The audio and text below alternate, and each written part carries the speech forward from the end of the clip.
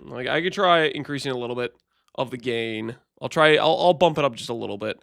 The main thing is I don't want to have, I don't want it to pick up too much, like, background sound stuff. So that's why I set it initially pretty low. We'll up it by a decibel and a half and see how that sounds. Hopefully that's not too loud. Hopefully that's fine. I don't know. We'll mess around with it over the next day or here and figure out a good volume for it. We'll miss the sound when you move your mic. Well, you're still gonna pick up stuff. Like, I'm pretty sure it still hears like me banging the desk, or it hears me tapping the mic stand or stuff like that, right? Like stuff that kinetically will move the mic, it still just picks up pretty much. Don't start yet. I'm watching your video. Too late. Too late. We've already started the YouTube stream. At least I think I clicked start on the YouTube stream. Did I click start on the YouTube stream? Yeah, I did. It should be live on YouTube now. Let me pull up the old treadmill, and while I'm doing that, do you guys want to do a bit of a wager? A bit of a wager on bring back this week. Well, I still have the same mic stand. Yo, Aeroplane, appreciate the raid. How you doing? Welcome everybody from Aeroplane stream. We're about to do a little bit of a league start testing with Glide Slams. I'm here. Hi. Oh, sweet. So YouTube is on then. YouTube is on, confirmed. Don't break your legs off your spine. Well, there's no promises there. It's part of the build, so it's gonna have to happen. What is Meow without Eye of Winter? Without the M, it's Eye of Winter. Are you playing Eye of Winter, Aeroplane? Dude, Eye of Winter is such a good skill. Treadmill gaming, yeah, we need to pull around the treadmill. So before I pull around the treadmill, we'll do a little prediction. I have not practiced a slam build to Act 5 recently. So we're gonna do can we do sub 2 Katava? And this is Glad Bleed Slam. It'll be Glad Bleed Slam by the first lab. I'll start out as regular. I'm going to start out, I think, Spec Throw into Sunder into Glad Bleed Slam in Act 1 or Act 3 when we get our normal lab. That's the rough game plan. Can we get sub 2 hours with that? That's what you guys are betting on. So place your wagers wisely. I'm trying to find where you are. I'm not on the screen right now. I haven't been doing like the like small mini cam much recently. It's a lot of effort to put on, and I don't know if it really helps much.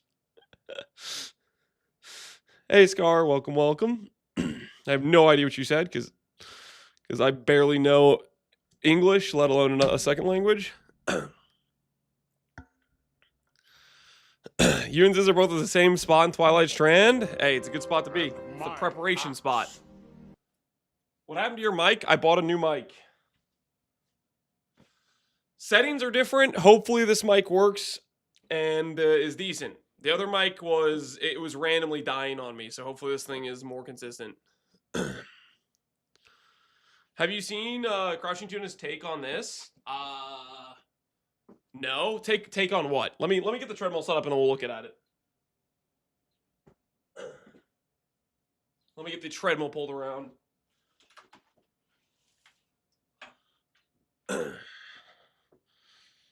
New mic? Yeah, we're trying out a new mic. Hopefully it works out.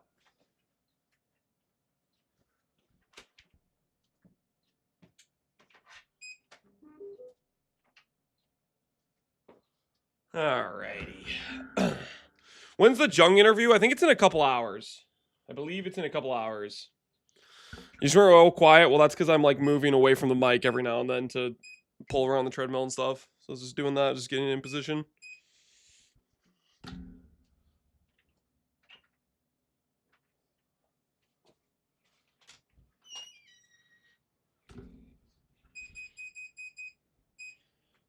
So this will be a test. I haven't tried out to see if this mic picks up the treadmill sound or not. Hopefully it doesn't.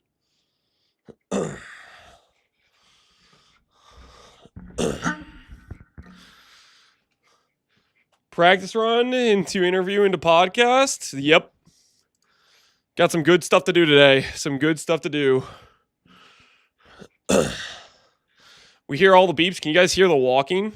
Like, can you hear my steps? I don't know if it's picking it up. I don't think it's picking up the steps. Hopefully not. Just you? All right, we're good. We're good. If it hears the beeps plus not the steps, I think that's a win-win. Where's the super small cam? Do you guys actually need a walking cam right now?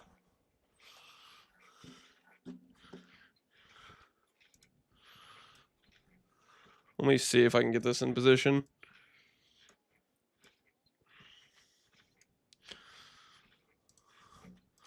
All right, there you go.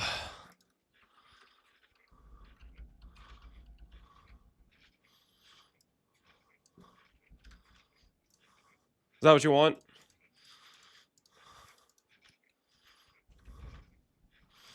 Is that what you need?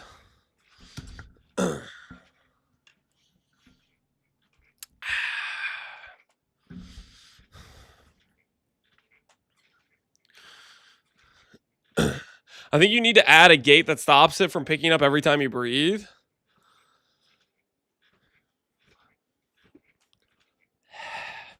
I think I just lower the gain again. Because I raised the gain just now because people thought it was too... I'm going to raise or lower the gain again a little bit. I'll mess around with audio stuff. But today it'll be a little bit more questionable. Just stop breathing? I don't know if I can do that. I don't know if I can do that. Is that a new mic? Yeah, it's a new mic. We got a new mic. Hopefully it works well. They only sent me like a 3-foot cord though. So I had originally a setup where it would like go around, but right now it's like kind of in the way of where my hand goes for the mouse a little bit. So I had to order a separate USB-C cable with a proper length because this 3-foot cord is not going to do it. Voice clear the previous one? Okay, so hopefully it's working well. All right, guys. Let's go ahead and break out the Pee-wee.re. Green, green, green, red. Do we want to highlight any specific gems? Let's see. How do we feel about Spectral Thorough? Highlight that. Leap Slam. Sunder.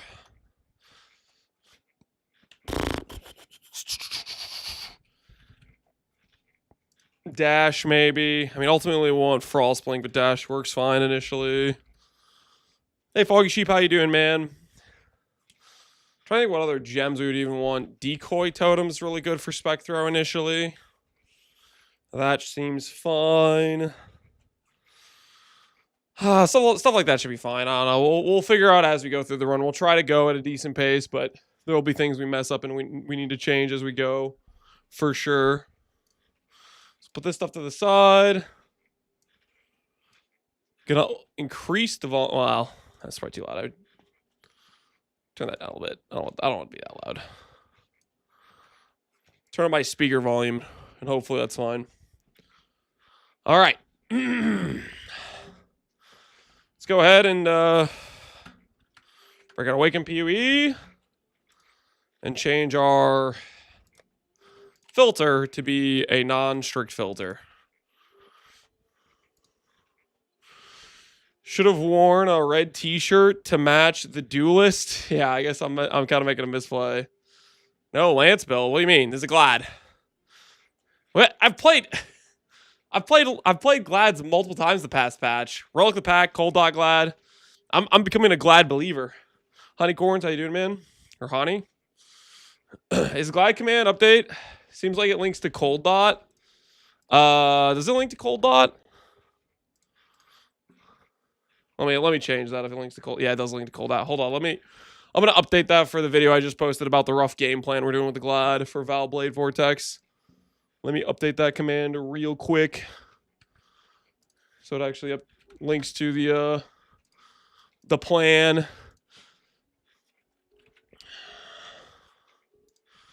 Do this, do that.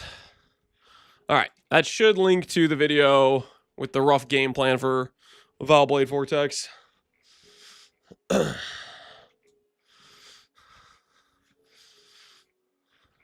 Glad Decorated Bleed with Explode, Lucky Block is pretty underrated. That's what we'll start out with when we're playing just through to progress. Then we'll upgrade to Relic of the Pact, which should be a powerhouse, and then we'll swap to Vile Blade Vortex. It really just kind of depends how rare that sacrifice support is, so I don't know how rare that's going to be.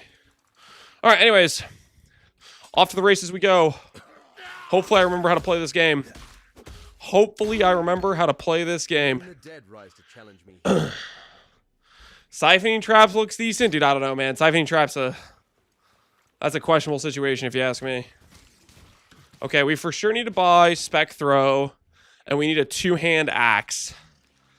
That's like two things we definitely need to spend our Wisdom Scrolls on. We have 3 Wisdom Scrolls. One has to be Spec Throw. One has to be that early Stone Axe. And then I think for our 3rd Wisdom Scroll, if we could get a proper linked item, that should help.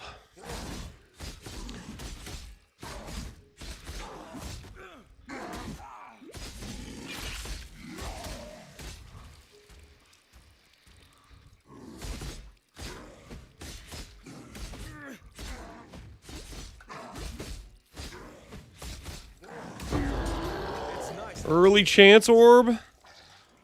Early green and red links. That's fantastic, actually. Now line out goodbye. Hello. Okay, I thought I put Spec Throw on here, but I guess I didn't. So that's my bad. Fine work. Splitting Seal is okay early on too, right? Axe. Put this on. Do I get momentum this early on? I don't think I get momentum early. Farewell. So initially, Splitting Steel is probably the play to use right out the gate. Not the most pleasant of arenas. But then Spec Throw is definitely the way later on for damage. But splitting will get us through the Roas, I think. Yeah, it's good. It's good for that. It's good for that for sure.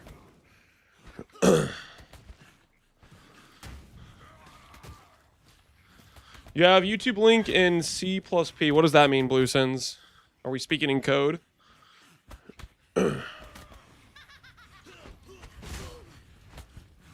Oh, for the regex, because I copied and pasted to update the command. I see what you guys are saying. Whoops. Yeah, that was not intentional. Small mistake happened there. Just a little. Those ID scrolls early can get us some iron rings early. Can this do Big Boom? You mean Expedition? Probably could do Expedition. I think the most ideal builds for Expedition, honestly, are kind of like dot builds, but you can do like blocks can't be evaded, and it's not the end of the world, too.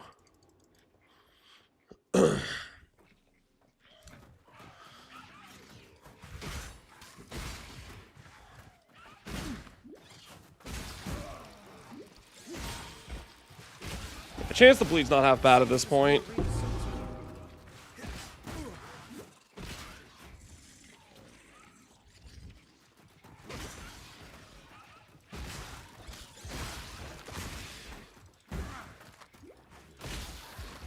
That's Rowan Nest.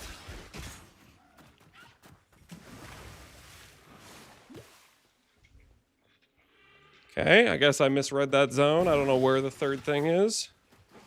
This is embarrassing. Yep, I'm missing one of the conch shells.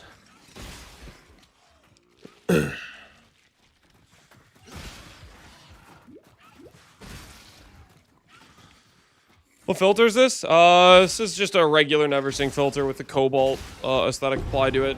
I usually just download NeverSync's filter with one of the random styles and then play with it for the whole league.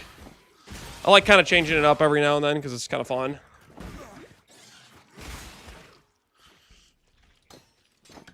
This is ideal because now we can get momentum plus volley on our Spec Throw. which is very, very good for us.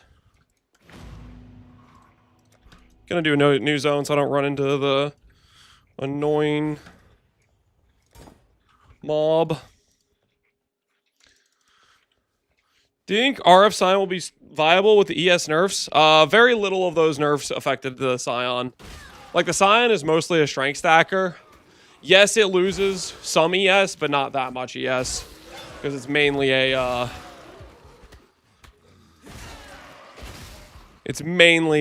what you call it? A strength build, not really an in-scaling build, if that makes sense.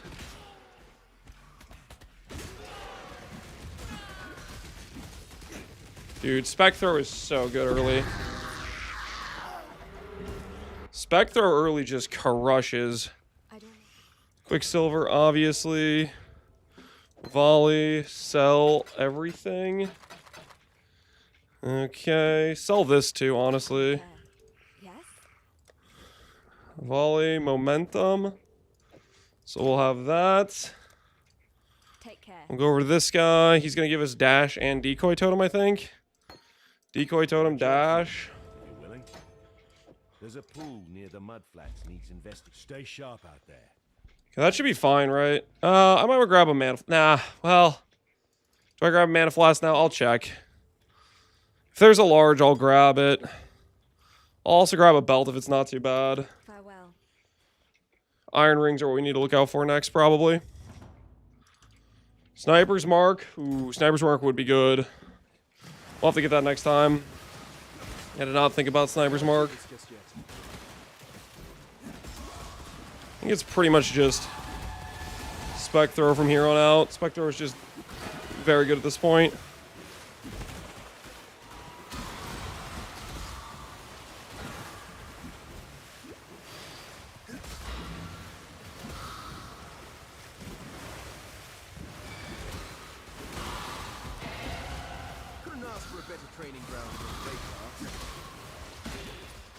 Spec Throw, go burr!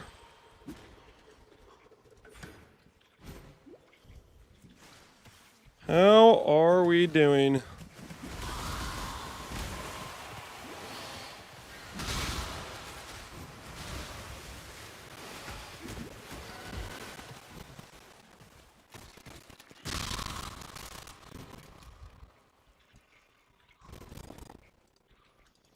Is this another minion build? No. I prefer Splitting Steel for like the initial clear. I mean, Splitting Steel is pretty good clear. I don't know. Spectral Thrower just seems like it's such a good single target at this stage. That's why I'm a big fan of it.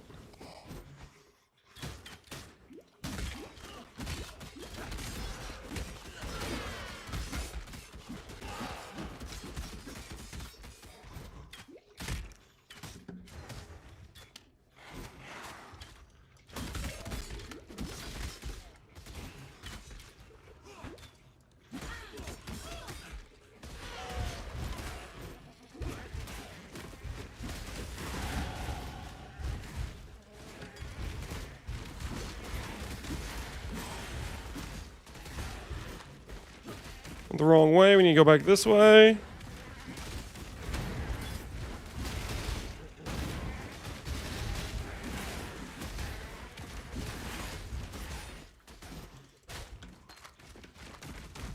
There's a dash.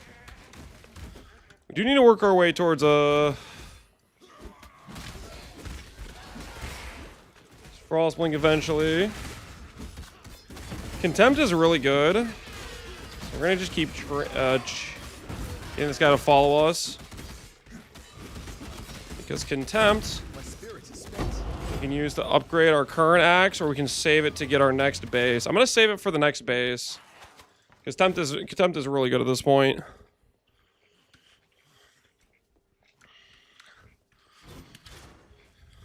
Soft core HP? What are you talking about? My character's very low level. What are you on about? It's like I could send this on the current axe, but I do think we save it for the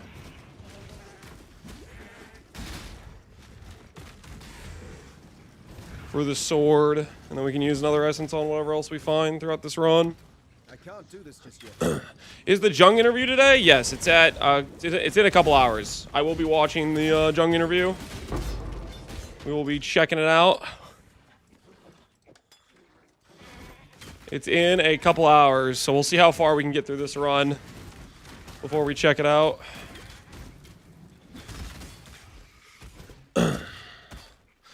You know the Val BV plan? Yep.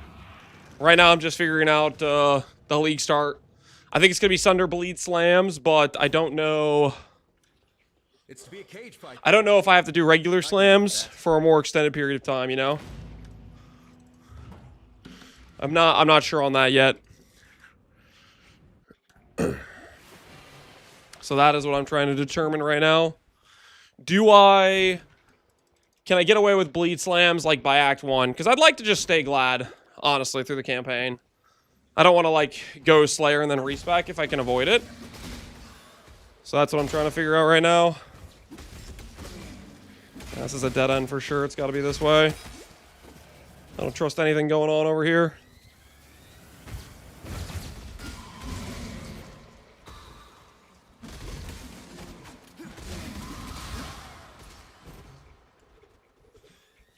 Back this way. Hopefully doing a banner thing. The banner thing seems pretty strong. There's probably going to be a decent amount of people playing the banner thing, I think. I feel like there's a lot of people talking about it at the very least.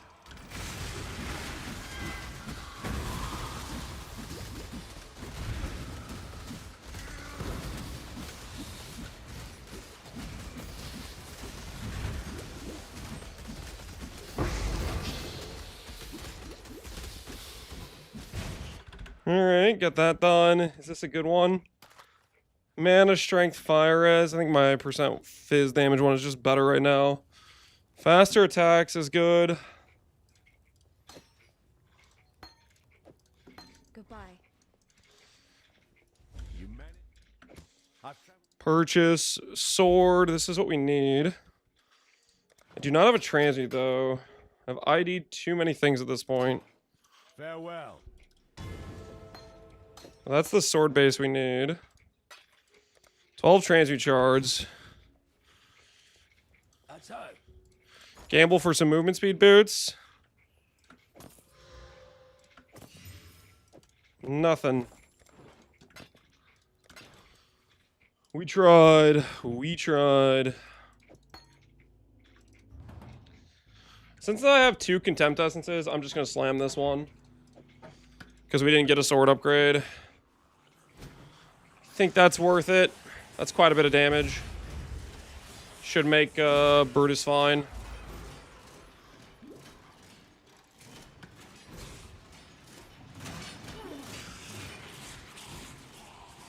I can't do this just yet.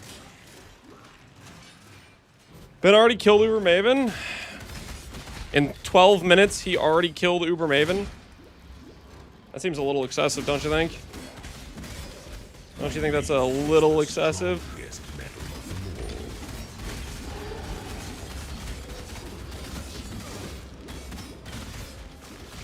I do love the stink of victory.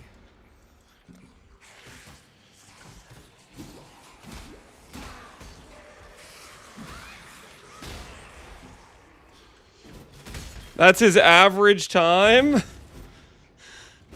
Okay. I'm glad we're fully connected to reality on this one. Very exciting.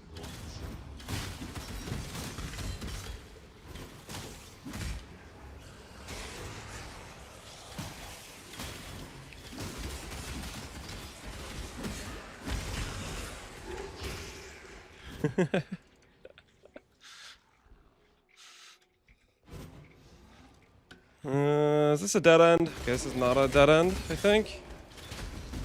Or if it is a dead end, it's a very long one.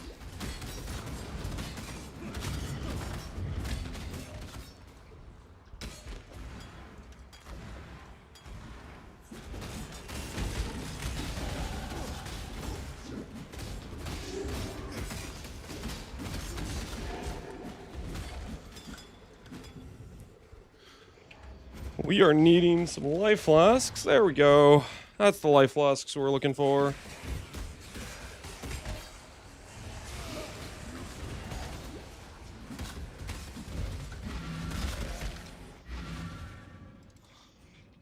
Holy. Hopefully that's not a portal scroll I needed. Well, it might have been on Brutus. We'll find out, I guess.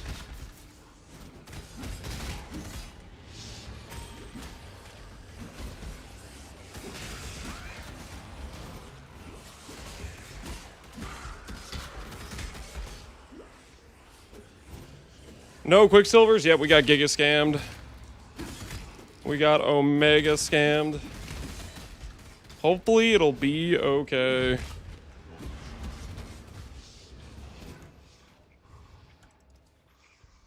Alright, do we just grab percent damage? I recognize that pretty face. We just grab percent damage the whole way. Just grab like that. I think that's the play. For our early slam scaling. Just pure DPS.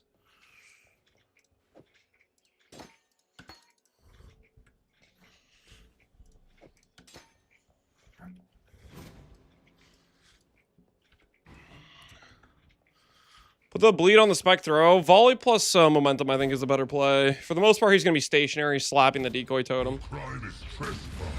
Your sentence is death.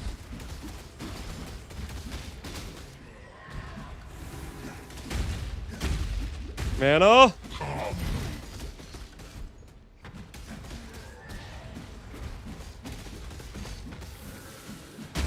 Yep. Boarding axe. Let's see what we got. Watch this boarding axe just be more fizz than my current weapon. No, it wanted to be, though. It thought about it. It thought about it. It very much did think about it. Leap slam, intimidating cry. These are all things we would want now at this point. Splitting steel, chance to bleed, get rid of that. Farewell. Get rid of this. Yes?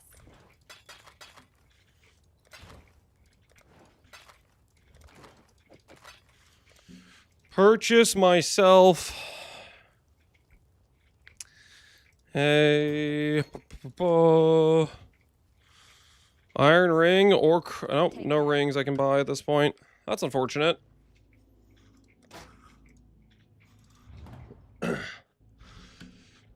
So early in Sanctum I should use regular shore brand. That is what I believe will give you the best bang for your buck based on the changes. You can try out different skills and stuff, but I think Stormbrand will be the best option for early Sanctum.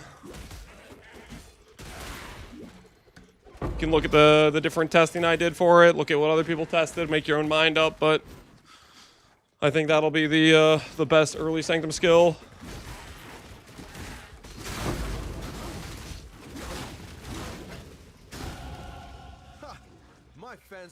No Frostblink. I have no int. We do want to do Frostblink, but right now my character's just an idiot. Too stupid to use it. Can you believe that? Can you believe that?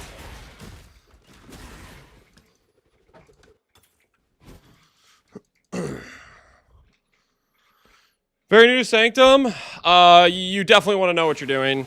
I wouldn't particularly recommend it if you've never done Sanctum before. Like, you definitely want to, like, you know, get at least a practice run or two so you know how it works with the early Sanctum gear. Because what could happen is if you don't do any practice, you log into, you go Sanctum, and you do something. Oh, I don't have enough. I don't have a portal scroll. Oh, this is awkward. What could happen is you could run in, you could do Sanctum, and then just fail because you click some bad afflictions because you don't know what's bad versus what's good. And then you're in this really awkward stage where your character doesn't have defenses, but you don't know how to run Sanctum. I do not recommend just blind sending it without any preparation, because that is a very awkward situation to be in.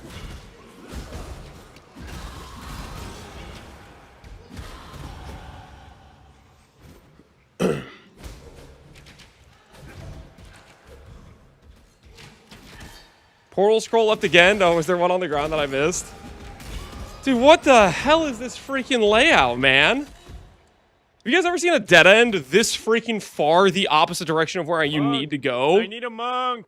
Like, what kind of bait is that? Mr. Lance. Oh, no. So yesterday I took it upon myself to email the CEO of Culver's, requesting her to respond to the B-tier product demos by McDonald's and Burger King.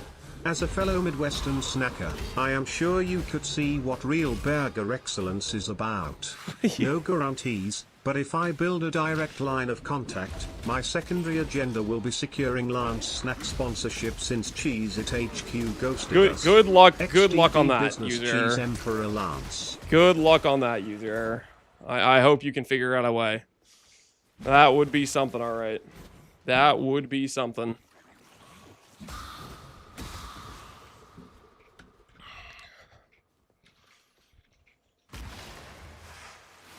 Can't do this just yet. Okay.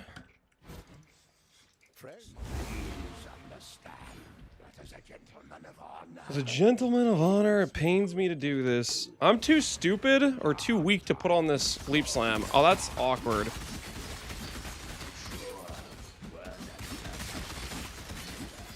Okay, so I need to make sure I grab that waypoint before I go back to town.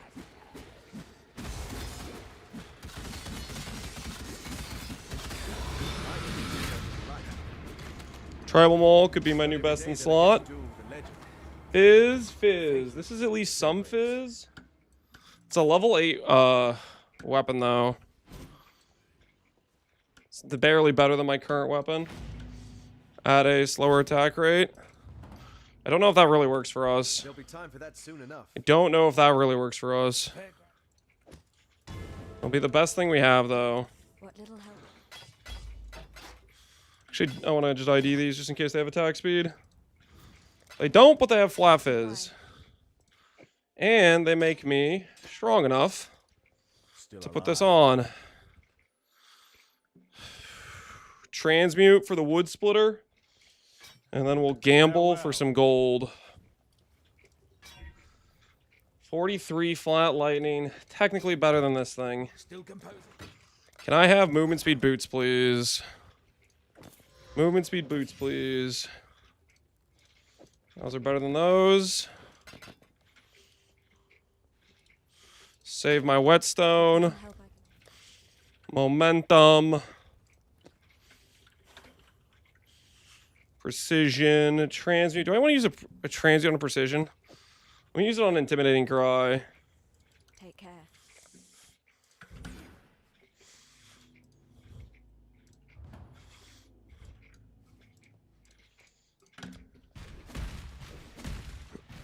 Sniper's mark. Oh yeah, we haven't gotten that either.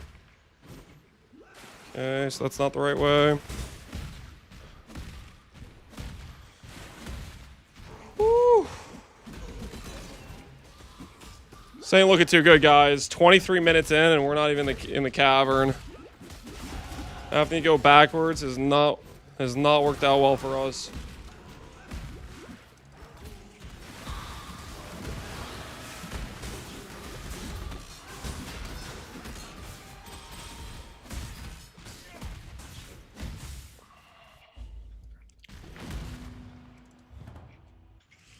I'm gonna grab Sunder. If you must. I don't even get Sunder. I get Earth Shatter at this point, so I have to buy Sunder. But I don't have freaking a transmute because I spent it on Intimidating Cry. What the hell is this? What is going on here?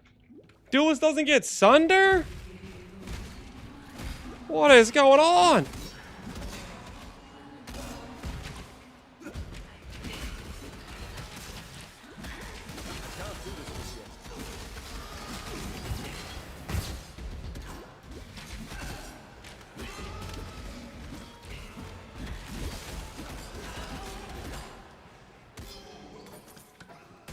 Pick up a bunch of magic items. Is that a reset angle? This is rough, guys. This is rough. I don't feel so good right now. I do not feel so good right now. Got a weapon with no fizz roll. This is bad. This is a bad situation. Do I even have a portal scroll? At least I have one portal scroll. Maybe that's enough to give me a transmute. I have... No, it's not going to be enough to give me a transmute. I don't have any transmute shards. I like need a transmute to drop.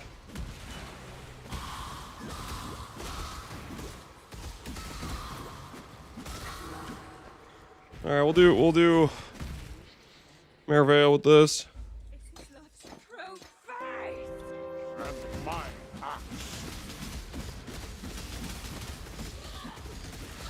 My spirit's spent.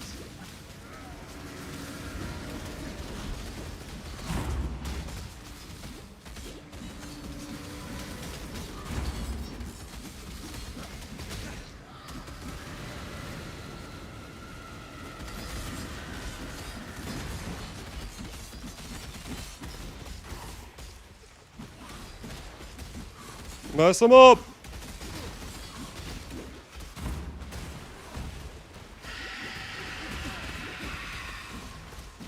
Sunder go burr.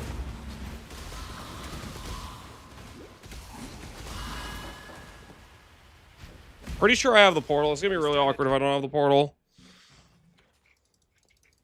I thought you. Come on, please tell me this is enough for a transmute. Nope. Because why would it be?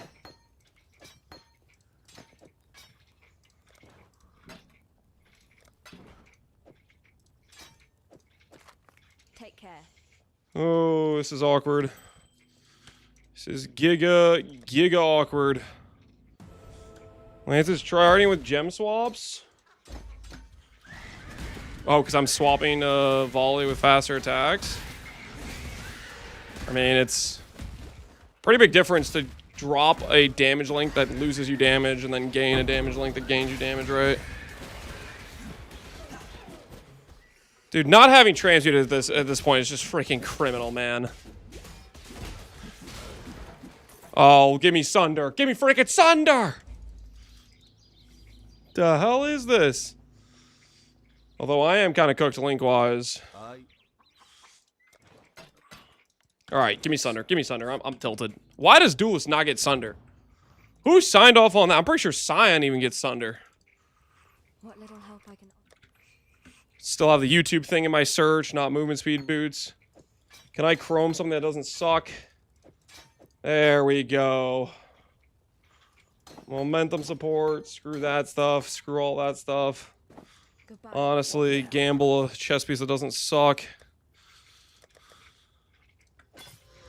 Life. Gamble some boots that don't suck. Movement speed. Holy. Was that so hard? Okay, so go over here. Little help. Can I afford Maim, or is Maim a transmute?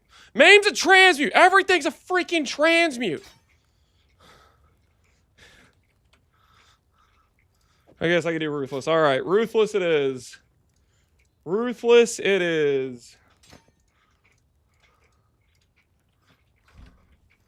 Frostblink now requires just the most int I've ever seen in my life. Grab that and then we'll grab the int nodes. I don't feel so good right now, guys. I don't feel so good right now. Hey up, buddy. Yeah. I mean, Ruthless is fine. Ruthless is fine. That's okay.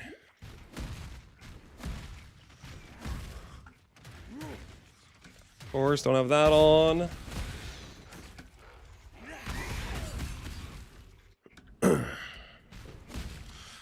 Because you have no MTX on? He thinks I have no MTX on. That is a theory, I guess.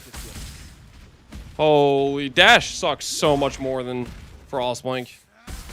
It's not even close. I can't pair it with my leap slams. What even is this skill, Dash? Oh, I have to like wait a second before I can activate it after leap slamming. Who designed this? Who designed this?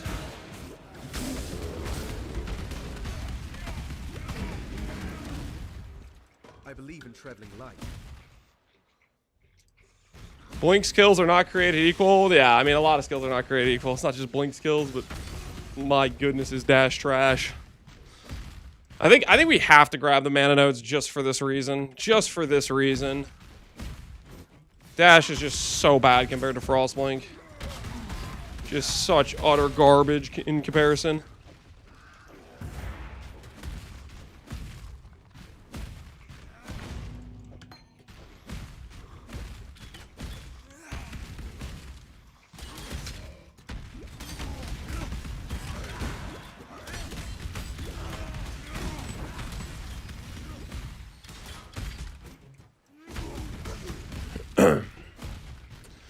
Energy Blade Champion? You could do that if you wanted, I guess. Energy Blade is very strong. You can use it on most things, to be honest.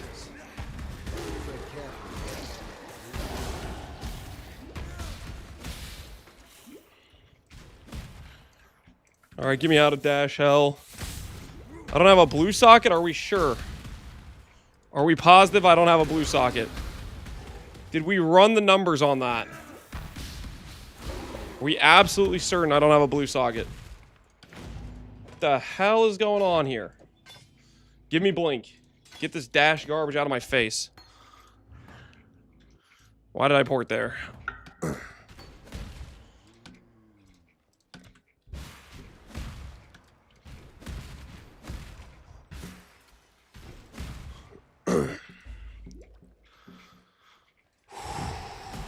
The Berserker with Ben for E-Blade. Insurance of user. Wait, what? Are gonna be make 10D. Is Ben planning to play Balmor Ghostwrath as well? Is everybody hopping on the train? Excuse me. Excuse me. Sorry, I wasn't trying to crush your guys' feeble, weak ears there.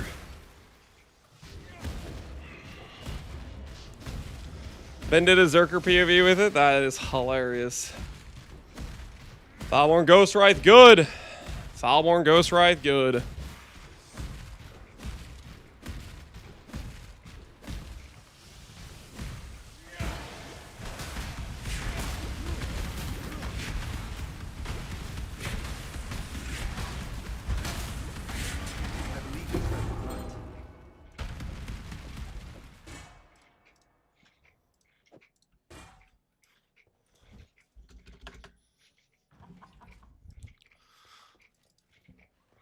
The white. Quicksilver 2. Identify. Oh, I didn't mean to identify. I need transmute! It was a misclick! Have mercy on my soul. Be well. Oh, what did we do? What did we do, guys? Chatty's throwing? Yeah, I am throwing. This is rough, man. This is rough. 30 minutes in. I don't feel so good right now.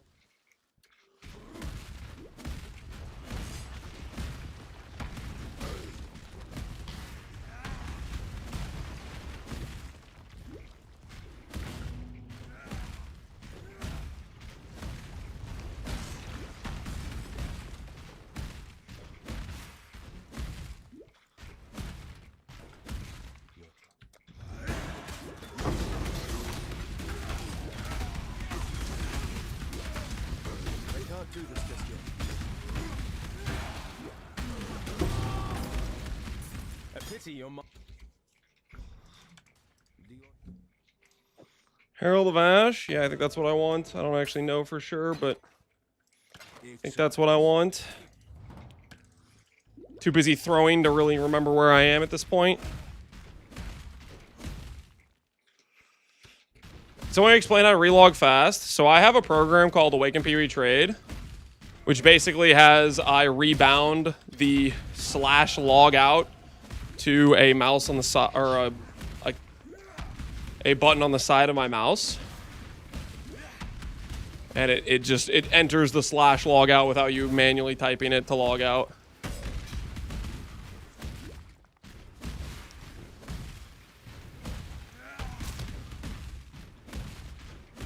Macro, correct. A macro for logging out. Don't log out, leaks are... Okay, well, sorry, it's not /log out. It's /exit. It takes you to your character selection screen. It does not actually log you out. Slightly different. Very important, because one, a full log out would put you at the back of the queue. /exit, you will still be not in the queue line.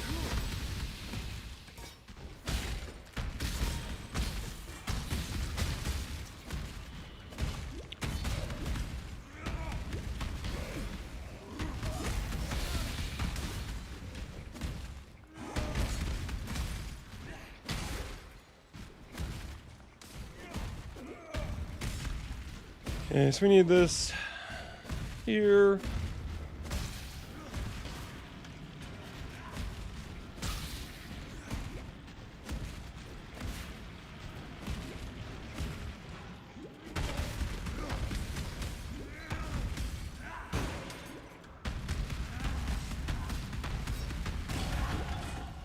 Shine boldly. That all may understand. Blah, blah, blah.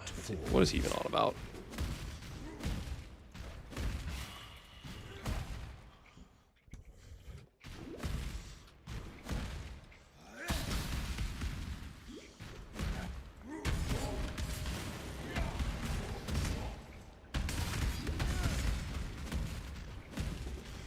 Where are we going?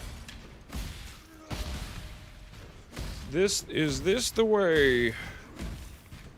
Doesn't seem like the way. Is this the way over here? This may be the way.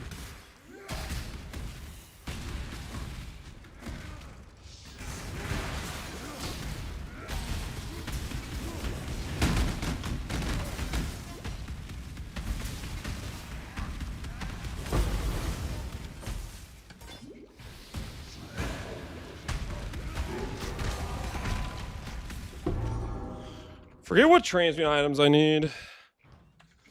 I forget what transmute items I need. Good fizz? Nope. Worse than my current fizz. Unfortunate. You are become. You the rogue.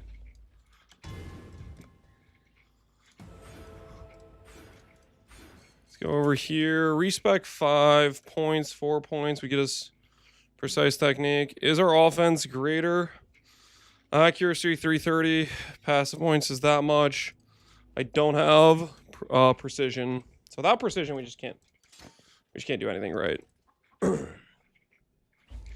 actually need precision.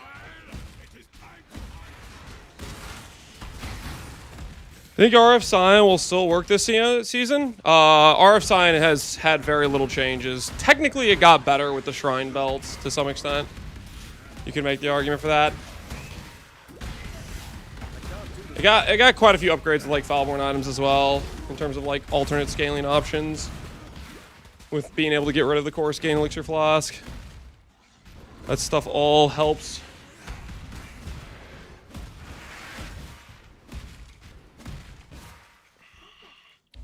How we living? To the fullest. Ooh, yes. Where are you, Oak? Where are you hiding?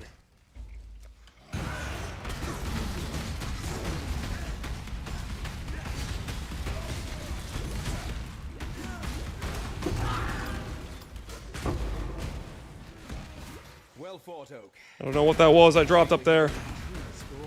It's gone now. Hopefully it wasn't important. Because this fast shrine stops for nothing. Except it does in 10 seconds, so I need to figure out where I'm going. New mic? Yep, we got a new mic. Hopefully it sounds okay.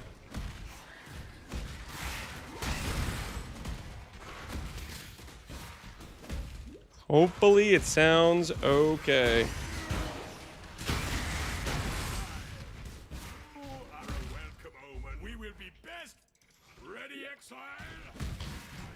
Wait, there you are. Yep, we're in the middle of the screen. How you doing? Go help Alira, because fixing res is annoying on League Start.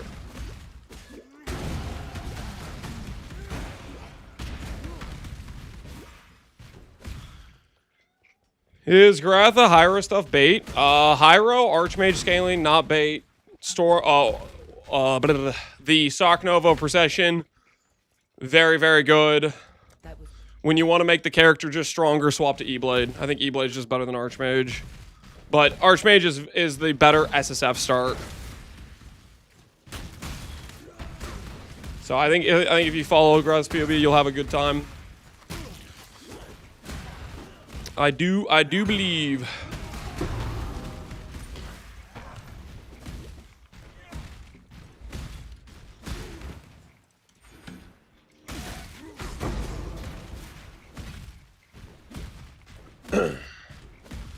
Would Grey Wind Axe work with Glad? Yeah. Just if you're doing a life stack Glad, sure. There's no reason it wouldn't. That item is quite strong to build with.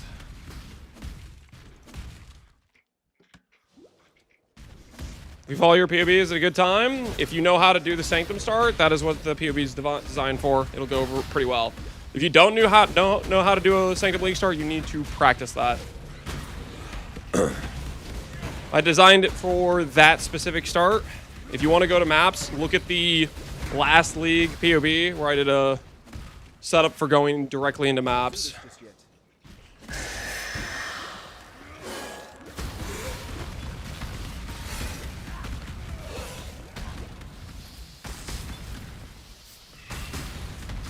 Did Lance get a new mic? I did. Hopefully it sounds okay, guys. Hopefully it sounds okay. Okay, do we have a transmute yet? I still don't have a single transmute. What the hell is this?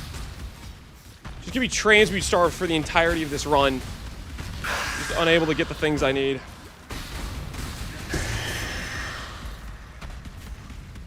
Just permanently transmute starved. Hello. Just the entire run, just unable to get transmutes. Return if you must.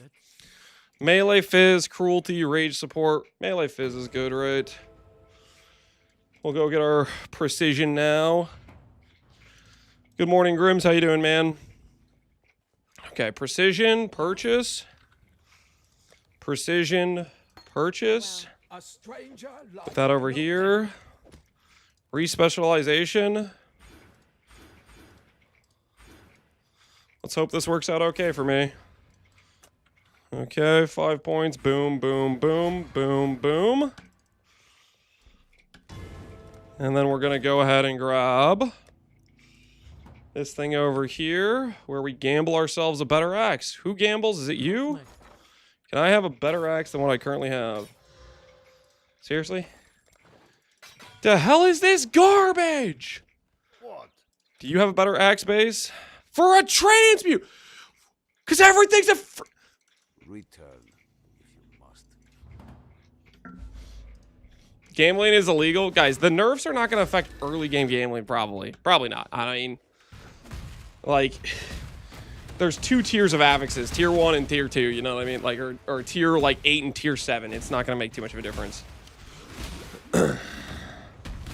I am losing to transmute orbs. Note to self, next time I do this run, I don't ID anything.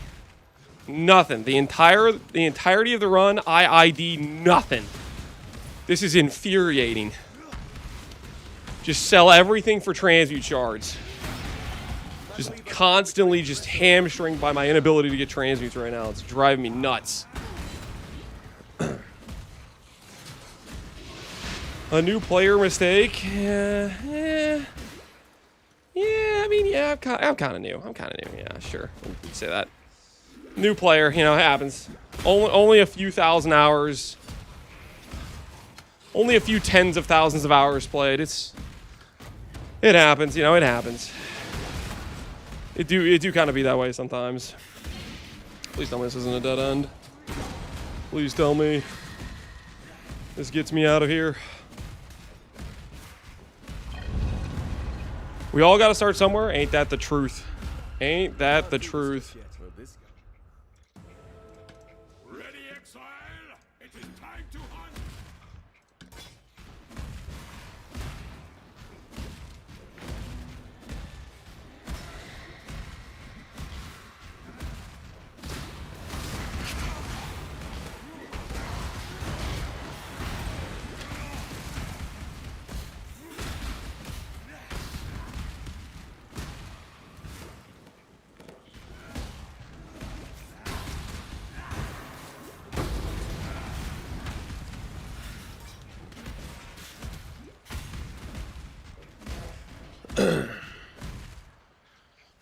I did hear a few people, new players, are sub 10,000. I thought it's more like 1K hours.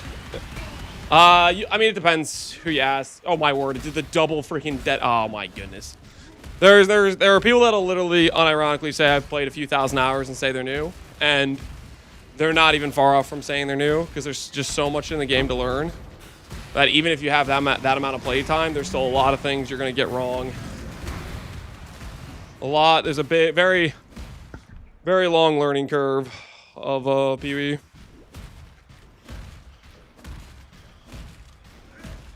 I'm just bad. Yeah, that also happens. Oh my word, I don't even have Blood Rage. So help me, if this costs a transmute, I'm gonna lose my mind. It should cost a alteration, right? Oh, thank goodness. If that was gonna cost me a, I was about to lose it if it was gonna cost me a transmute. I was about to start throwing some things.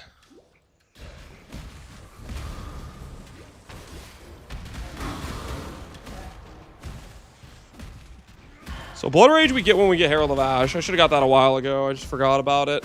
Forgot Duelist gets it. Too used to playing classes that don't get Blood Rage for some ungodly reason. I.e. the Templar.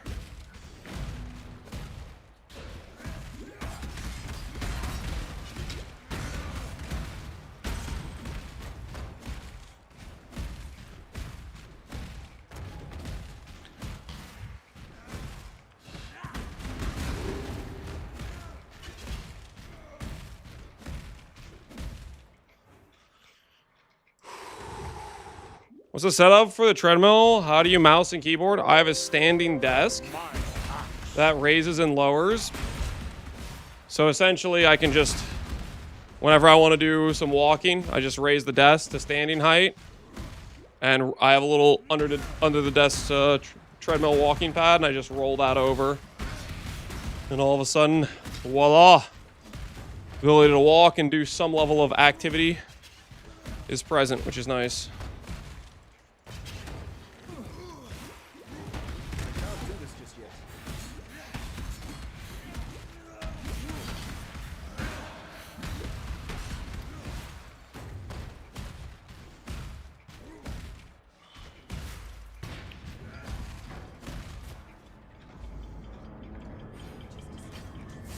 Level 21 to level 23 zone.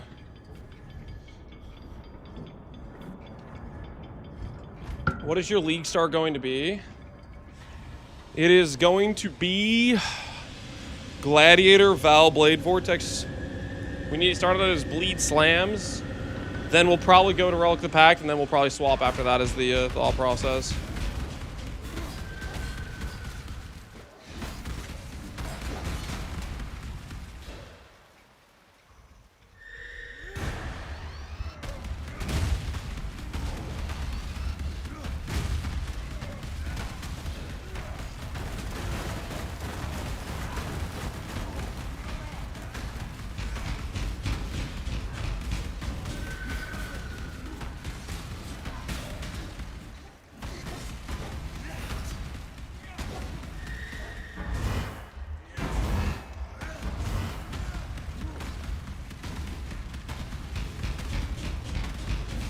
If you're wondering where my damage is, I can explain, okay? I have an axe from the end of Act 1, okay? I gambled a couple axes and got robbed both times. It was insane. How was that even allowed to occur? I do not know. That was insane, was it not?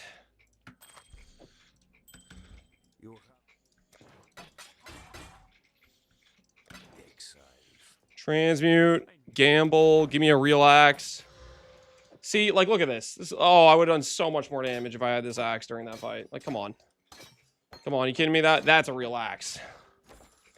That's a real axe. We did get robbed a little bit there.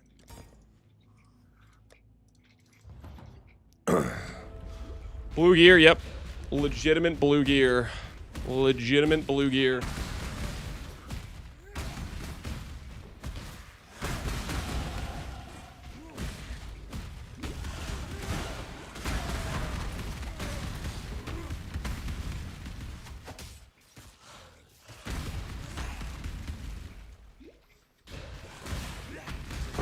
Question is, what should I actually be doing right now? My passives.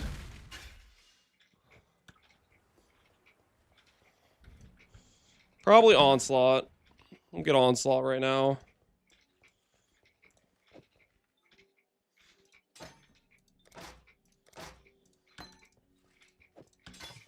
That'll work.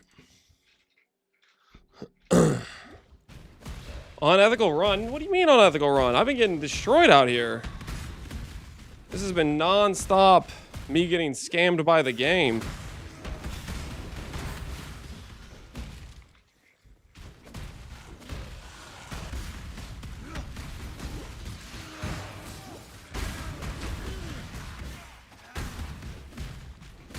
Just non-stop robberies.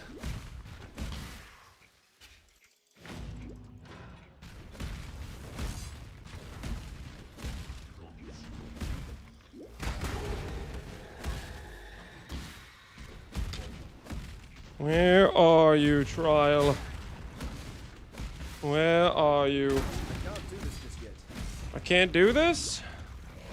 Well, what can I do?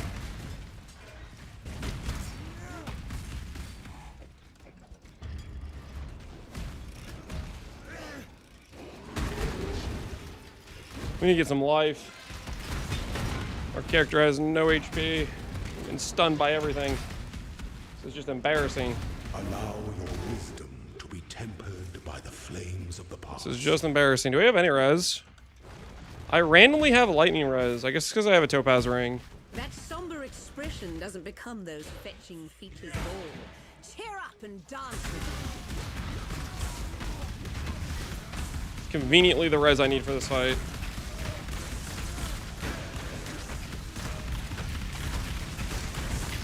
me. Enough of this.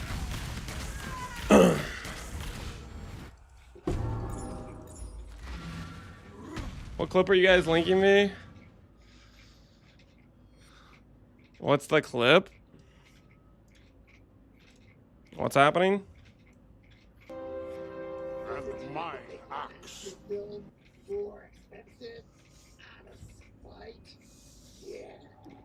Hey, what the hell? He's out of control. What is he on about? What is that about? What the hell? What is this? What is why is he going? He's going crazy.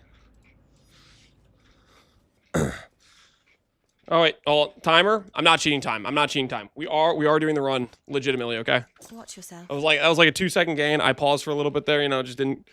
You know, I delayed how fast I'd grab the keys normally. He's unhinged. Yeah, he's out of control. He's out of control.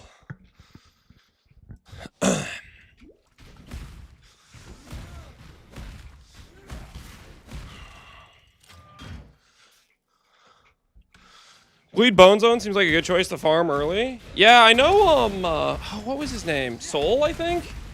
I remember in Gauntlet, Soul did, like, Bleed Bone Zone with, like, the Trauma Bone Zone or whatever, and that was apparently a pretty good setup. Because he literally did, like, 3 Ubers on a life build in Gauntlet. Like, that was insane that he did that many. So there must be something there. I kind of just want to play Bleed, Sunder, and just have, like, the Glad pops, and that I feel like it'll be a good time. Ultimately, we're not going to be playing Bleed very long. We're just trying to have an in-between where we farm our initial currency. Then, if we can go straight to Val Blade Vortex, but I think we need to do an in-between step with Relic of the Pact. And then, from Relic of the Pact, go to the Val Blade Vortex. I think it's the rough angle here. Apparently he almost won. Almost is a pretty big exaggeration. He did fairly good. He was still like 3 Ubers away, and there were Ubers that were much rippier than the ones he did. Hi Lance, back from the cellar today. Oh, welcome the couch back. Is pretty comfy, but you need to put more soda in the fridge. There is no The fridge. You are charcuterie delusional. board was nice, but someone ate all the cheese. There is Thai snacktator. no fridge. No fridge, no cheese. That chatter is delusional. Disregard that message from that guy, okay, guys? Ignore what Galactic Cat just said. He's clearly high on his own supply. Take the top nodes instead. The attack speed ones? Instead of the chance to ignite. Oh, wait. That's not even chance to ignite. Okay, yeah, that's fair. Get the extra attack speed. How much attack speed is it? 3%? So 6% for 1 point. That's pretty solid. Also having the better consistent chance to ignite is nice too. I thought the bottom node had chance to ignite, to be honest. The fact that it only has fire on multi is like completely useless. I thought it was helping me at least get my ignite proc. He found the snacks. There are no snacks, guys. Thanks for the tip, Tai. Tai, have you ever practiced bleed slams? I'm gonna literally swap to bleed after the first lab.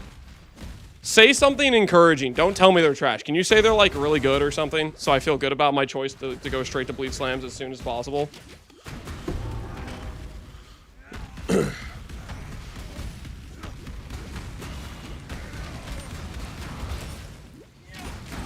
Not late game. Well, it's not a late game. It's just for our initial farming currency.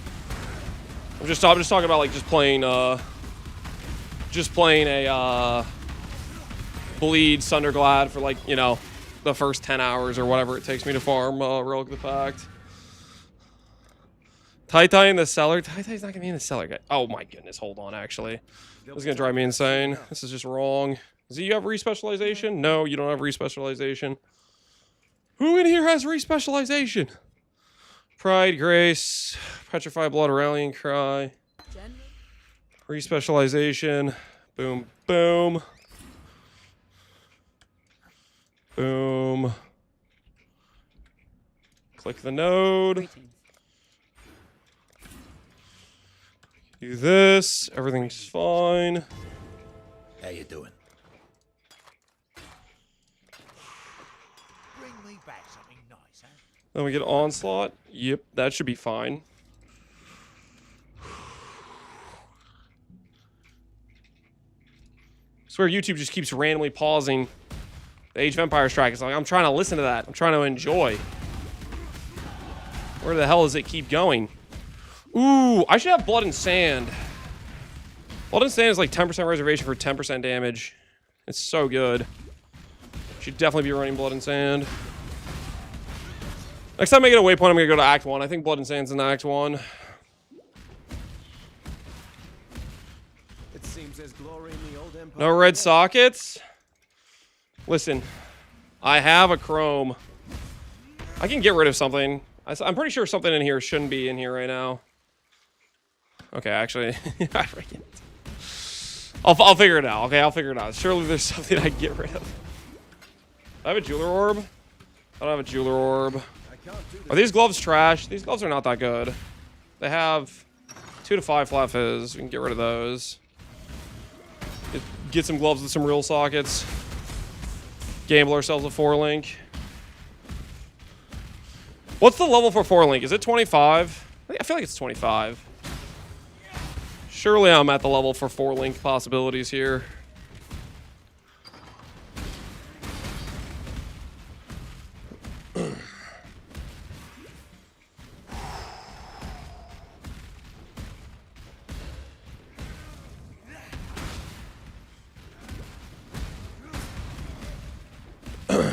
You have a plan for Explode, BV? Explode you can get from a few sources. You could get it from Synth Implicit. You could get it from Sublime. You could get it from... I mean, Oriaths, I don't think you'd want to go on a Fizz build. Unless you have generic damage scaling.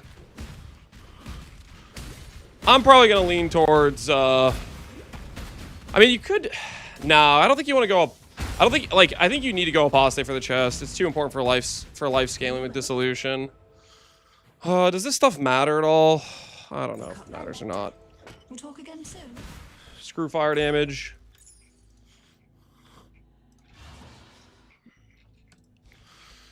Did the BV dream die already?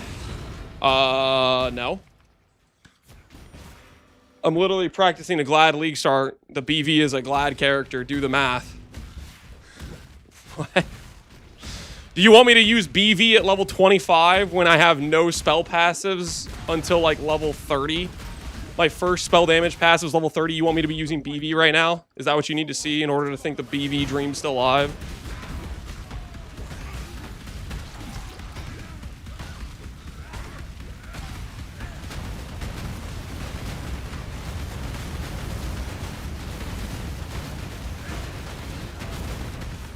Only my HP. Vendors should roll +1 often. So we check vendors at level 24, but gambling is random -2 +2. So we do 25 for consistency. Okay. I'm probably just gonna go to 26 because I'm already almost to that next waypoint. That's what I'll do.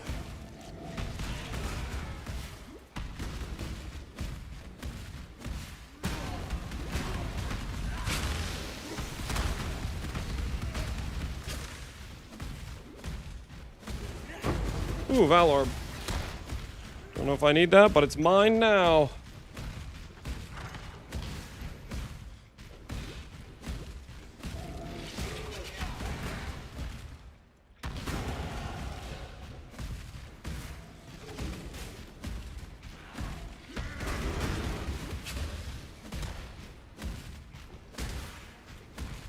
Ooh.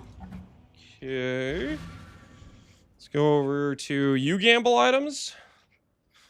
I don't know what the hell this garbage is. Can I have a pair of armor gloves? I'm broke! Come over here.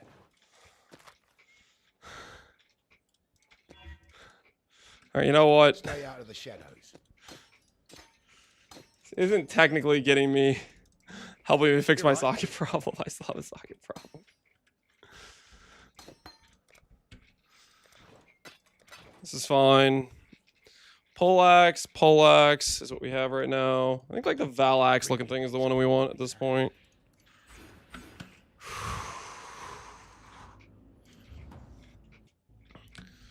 Poor Lance, yeah, we're broke. Oh shoot, we need to do piety. Dude, oh man. Dude, I don't know if I can swap this early. I don't have enough gold to gamble a pair of gloves.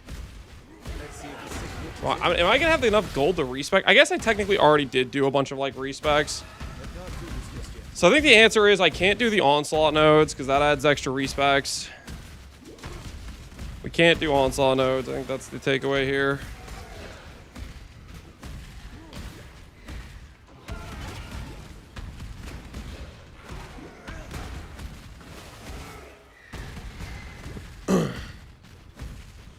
Look at Lance ID items, so he needs transmutes. Listen, it's not on purpose, okay? Sometimes I'll just in the zone, okay? It happens to the best of us, I'm sure of it. I bet Tai has transmute problems on some runs, you know, because he accidentally clicks the ID button. It happens to the best, right, Tai? You've also been in that situation where you ID something you're not supposed to ID, and thus cook your progression. I want those rare boots. Not because I need it for transmute or shards. I want boots that don't have 10 movement speed. I want boots that have like 20 movement speed. And I don't think that's too much to ask. I think I'm being quite reasonable here. Stare, what do you mean stare?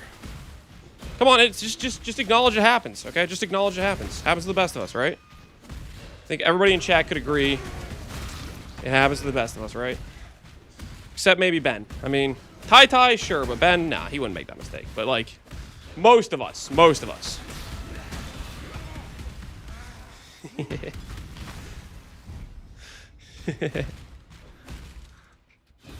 So you've chosen to end our I don't have vulnerability yet. I shall Holy, cherish those your boots memory. suck.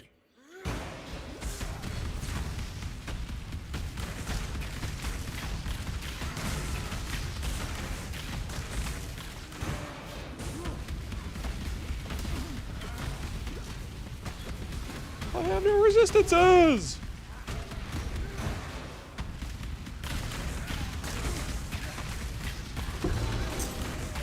Dead. There's my axe upgrade. It's about to be 100 to 200 damage. Boom. 54 to 96. Is that even an upgrade? Yes, technically, but it bricks my sockets. Because of course it does. Bring me back something. Alright, gamble, 1 pair of strength gloves, 4-link incoming. Okay, technically a 4-link. If I could get not a blue socket! Alright. Everything's fine. Everything is totally under control. Ruthless, I put somewhere. Did I bank my Ruthless? I think I banked my Ruthless. Did I bank my Ruthless? Be well. Oh, did I actually? Where's my Ruthless? Did I vendor it? Dude, what the hell? It's in the body. Oh my word, I'm blind. Watch yourself. All right, we're fine. We're fine. Temporary, small setback. A little bit of concern there, but it's okay. Everything's fine. Everything's totally fine. Get the passive points.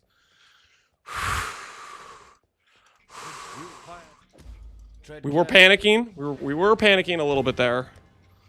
It's okay. We got it under control. I have no resistances. I have no gold. I have no resistances. Dude, how do people live like this? Oh. IDing everything, yet not finding upgrades. And then on top of that, I don't have transmutes. This is a dire situation. This is a code red. A worthy opponent.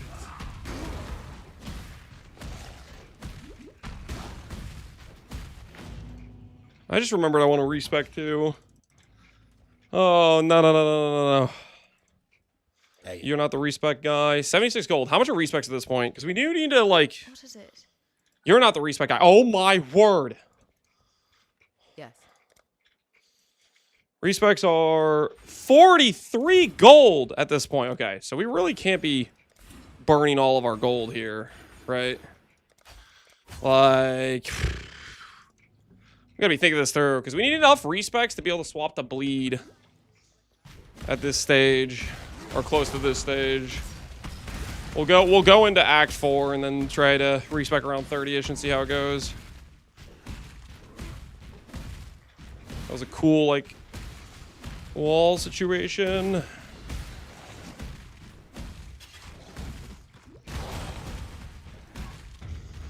Hey, Paul Hunger, how you doing, man? Emperor must know the Chaos Orb, we're rich. he stands. Chamber of Sins, and then something else that I forgot to do. I forgot to do the Act 3 one, that's what it is. So Chamber of Sins, right here.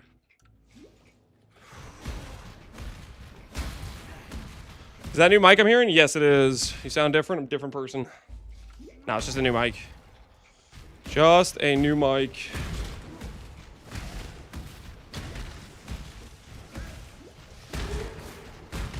Okay, so the 1 in a million chance that the gem room is down instead of up occurred. Minus all of my time. You hate to see it.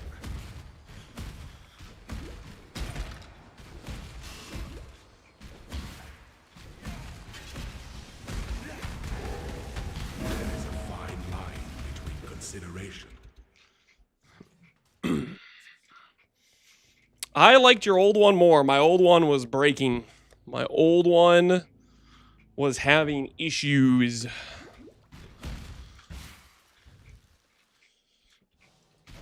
We can hear the snacking even better now. Uh-oh.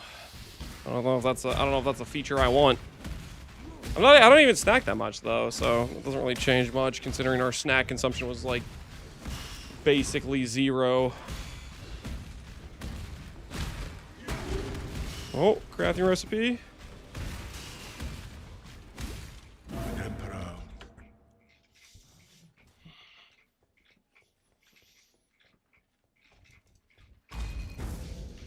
His mic does peak when streamer raises his voice. The current mic setup or the old mic setup? Lord's labyrinth.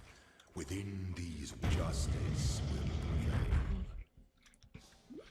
You don't sound as clear. The snacking will be fine. I don't know who to believe. I've heard people that say I sound clearer and people that have said I sound less clear. I don't know what to believe. Why am I doing the lab at this point? I'm level 500 HP. I should not even be in here. I should just keep going because, like, until we swap the bleed, Weary traveler. this Ascendancy is going to do nothing for us. Strength to It's clear for me. I can't tell the difference. You sound the same. Hopefully, it's just working. Yeah, I should not be doing this at this point.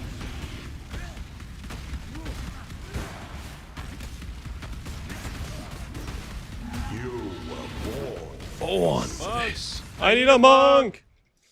On actual studio monitor speakers, not some cheap earbuds, your audio sounds worse than before. Headphone users might be less impacted.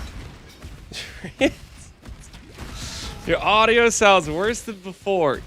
Would you believe it? I told you I had a better mic than I had before. Hold on, my wife is calling me.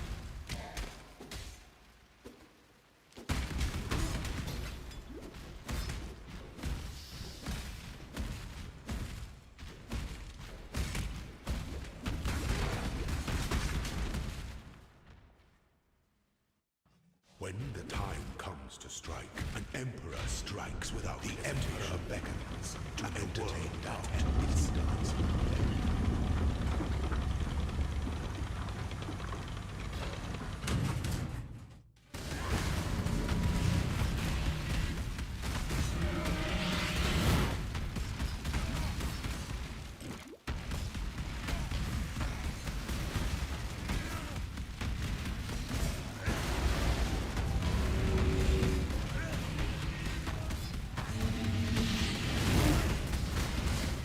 Inexhaustible. Loyalty is a fire that spreads quickly if the forest is dry.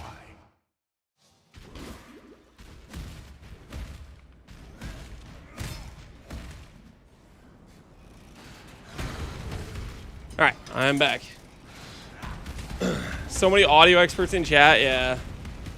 The audio is very clearly worse. You won't be able to tell if you have the weak earbuds. But if you have proper headphones...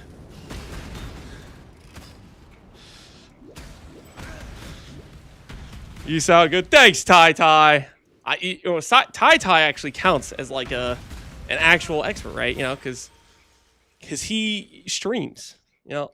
Use Error is trying to tell me that I made a terrible decision replacing my mic that kept randomly bricking in the middle of stream.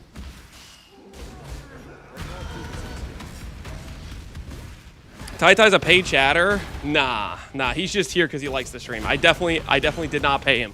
Tai, don't tell him. Don't tell him about the money. Don't tell him. The bonus gets cut in half if you say a word. Zip your lips. I believe in Treadmill right.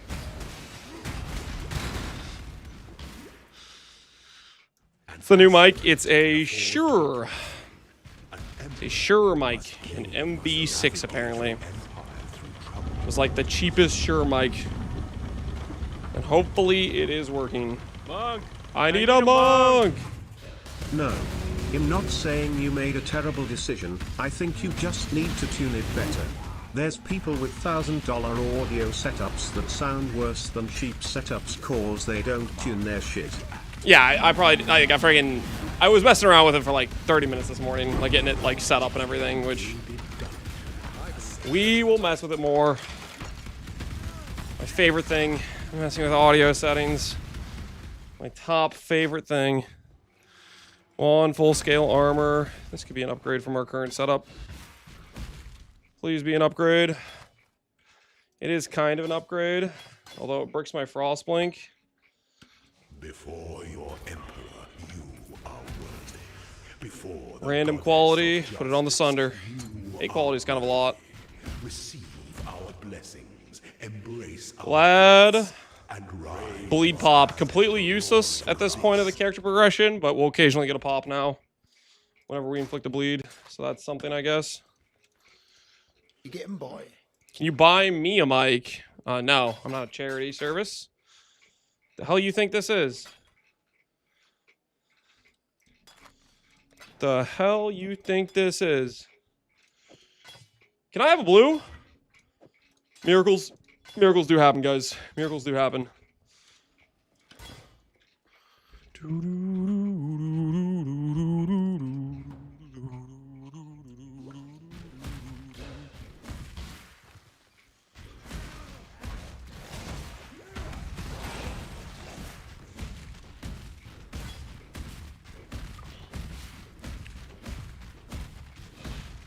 I need Wrathbith for swapping into maps for EB? No. Wrathbith is just a nice upgrade that basically gives you a ton of damage. The League start Sanctum setup has no Wrathpith, and it's way overkill damage at that point. It's Sanctum viable damage, which is like, if you're viable for Sanctum, you have like good damage already for like red maps at that point, basically. It's specifically set up for Sanctum. You can drop some damage, grab some defense, rejig it a little bit, reconfigure it, you know, if you want to go straight to maps. Look at the POB I made on the previous league. I did like a more halvesy approach of defense and damage for going straight into maps. And then just do Shock Nova Procession. You'll have a good time, I bet.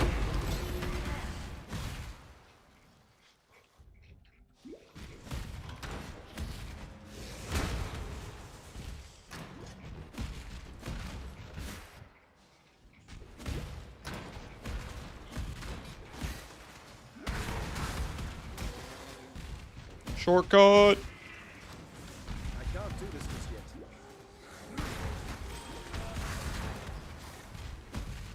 I'm going to the four corners. Yo, what the hell? GGG. Supposed to be in the opposite corner. What is this? Making me run around the planet here.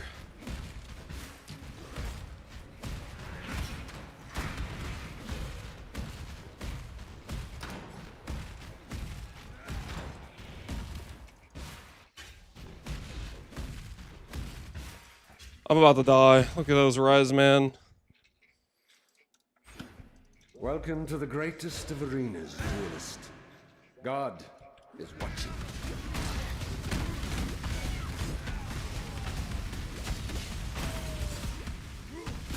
Submit, heretic!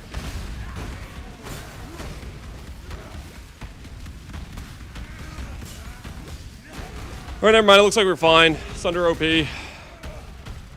Have you ever seen the Thought we were cooked with the res, but it's fine. It's completely fine. The touch of God.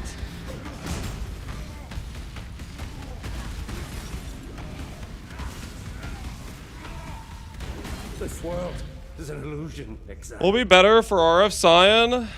The new belt is better than a regular percent stat belt. You could play massive shrine plus Excel shrine would probably be the quality of life approach for RF Scion. Mage Blood's still very good. You could do Res Shrine plus Excel Shrine or Mage Blood. Both those would be fine. I like the idea of Scion with the Foulborn Esh, if you want to be able to get rid of coruscating. Unnecessary for everything but Tormented Ghost content, but I would kind of want to try that if I was going to try to do Torment Ghost.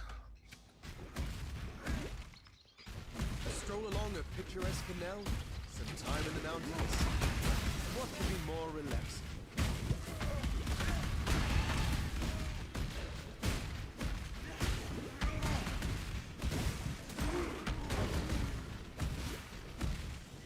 Regen Shrine?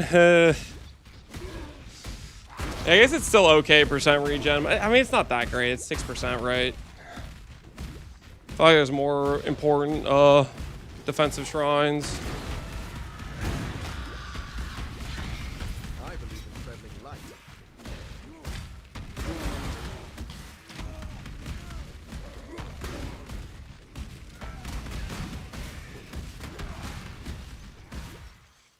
Name of the belt? Screams of the Desiccated, I believe. We pride.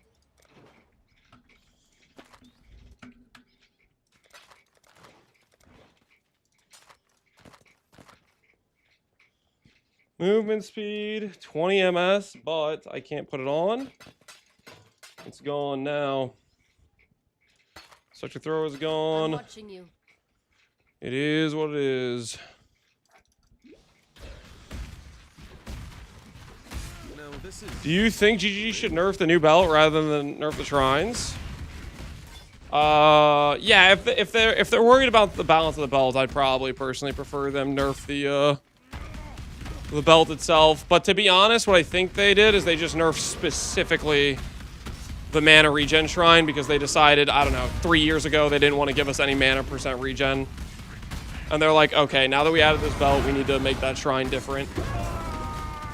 I don't think they're gonna nerf the other shrines, but we'll see.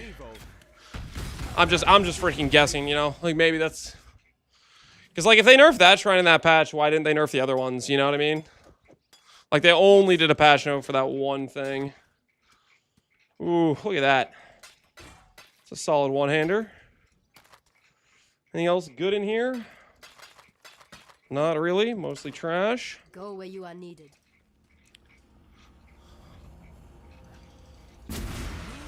Let's get the Deshret and see if we have enough to respec a Deshret. We could also wait for Fist of War. What do you guys think? Wait for Fist of War or swap a Deshret? I actually kind of want to swap earlier and see what it is without Fist of War. Is Energy Blade, League Start build, able to do Ubers?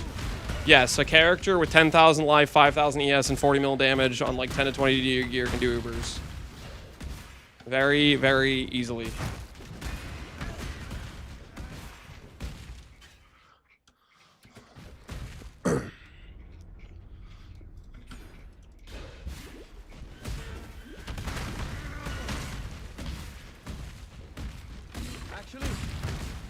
I'm really not sure I like the sound of that. I think they're making Sublime levels a rare. The belt? Oh, no, the belt. Yeah, the belt's definitely going to be rare. There's no way they're adding that level of a belt and it's not going to be rare. If people are planning on doing another league starts, that's crazy. My expectation on the belt is I think it's going to be like a 400D belt for the good rolls. I think GG's going to make them very rare. And it's going to be more sought after than Mage Blood.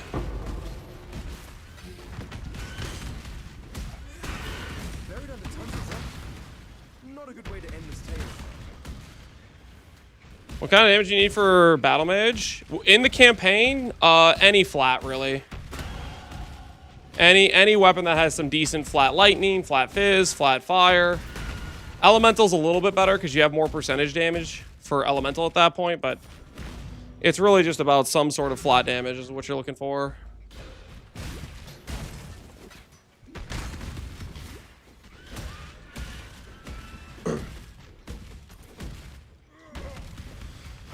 You say that, but remember when Eater and Exile came out? Do you think that belt is on the level of a Omni or an Ashes? I think that belt is much, much, much, much stronger than an Omni or an Ashes. I don't think those are comparable things at all.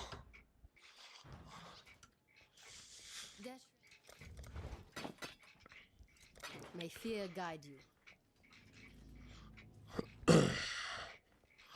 As you play Inquisitor, what mapping skill? Do the new Shock Nova. Seems like it's like 1,000 effectiveness and good AoE coverage. Do the new Shock Nova. All right, let's see if we can respec.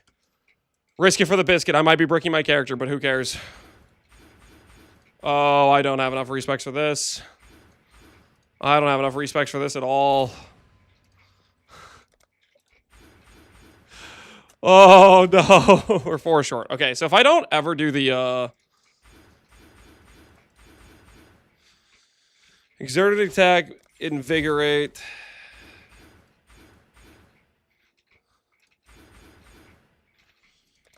Reduced attack speed. Mana. Actually, would rather have this stuff too than this attack speed stuff, actually. Wait, no, I wouldn't. This is attack fizz. That doesn't even help me. Okay. We're about to find out if we made a very big mistake. And by about to find out, we definitely made a very big mistake. Momentum is a terrible link here.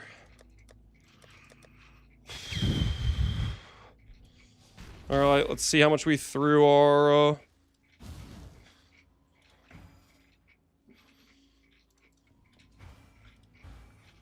See how much we threw our scaling here. What's our chance to bleed on this character right now? Chance to bleed is 85%. Let's see how we do.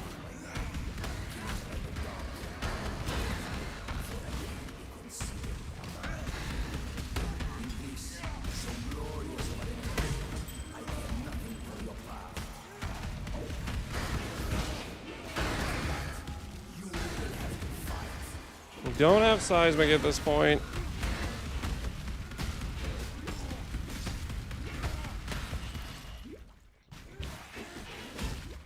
Chance to bleed. Yeah, I'm missing 15%. I'm on a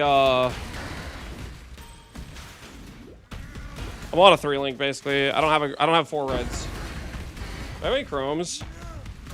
I do not have any chromes. That is unfortunate. So swapping without enough respecs to swap is definitely cooked.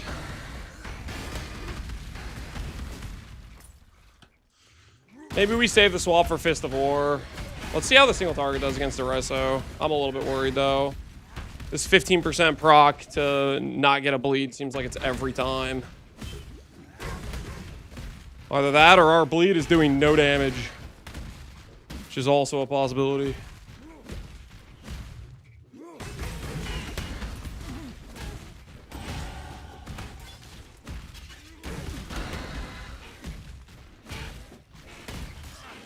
Is there a way to go straight into E-Blade? I never played it, but I don't want to do Sanctums. You need to look at the previous League POB where I talk about going straight into maps and put on the new Shock Nova.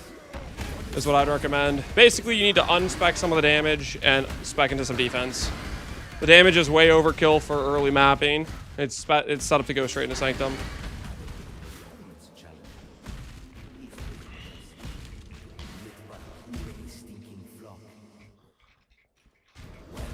So other good explodey build besides RF. Cultist has explode. Glad has explode. Probably depends on what flavor of pop you want. What flavor of explode do you want to occur, you know?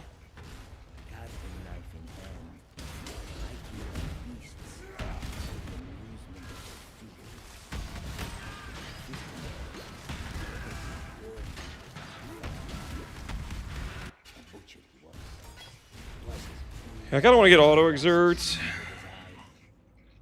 Let's go get some respec points. Purger of corrupt. Earned my way, kill by kill, out of the awful pit, and There'll be time for that soon enough. I thought Exert's in Act 3, I think. And then Seismic's in Act 1. Still breathing. I found Bring me back something nice. Are you gonna League Start with this? I'm playing a League Start Glad. my lady. Exclamation point Glad if you want to look at my League Start plan. Auto Exert. Is it Watch this? yourself. Herald of Ash. Intimidating Cry. You're both gone. Holy, those boots suck. These I could actually wear, technically. Act 1 Seismic. 12% reservation. Boom. Boom. Let's go get that 2-hand wheel. Yes?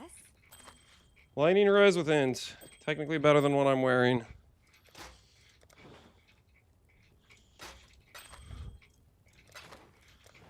Get Earth Shatter out of my inventory. I don't get Seismic Cry? Well, Nah, man, nah. Is it like a different level? Surely Duelist gets Seismic Cry. Surely it's just a different level, right? Oh, thank goodness. be well. I have seen many an exile. I was about to be a into the end of learning. very not happy camper.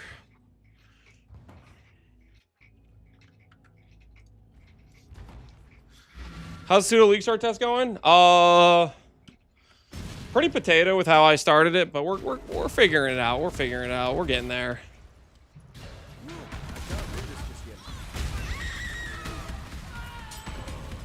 We're testing bleed slams out of the gate and seeing how it feels. My setup is let's just say I bricked my gold amount and my respec's a little bit questionable. We'll put it that way.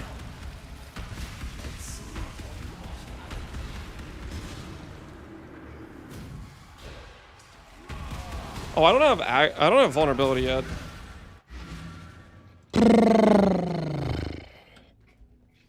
Vulnerability is an alteration or a chance orb.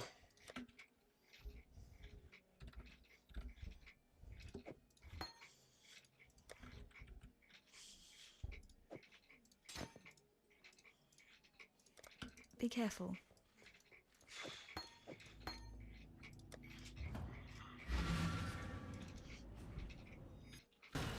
I was about to eat good. You think they're gonna eat good? Maybe. Definitely a scuffed League Star test.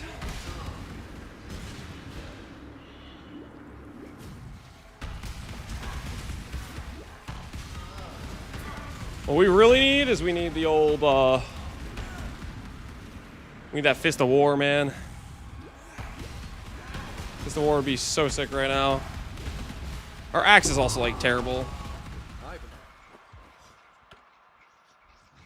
Damage good? It's okay. For the weapon we have, it's pretty bad, honestly. 130 strength, attack speed. Open prefix to craft fizz. Maybe we try that. What do you want? It's better than what we currently have. What we currently have is trash. Holy, not Gerzold. Not in the middle of this run. Gonna go Val, new support. E-Blade? No, not E-Blade. Gonna do Fizz. Val, Blade, Vortex. Not this. Respecialization. Slowly but surely. Getting our tree back. Slowly but surely.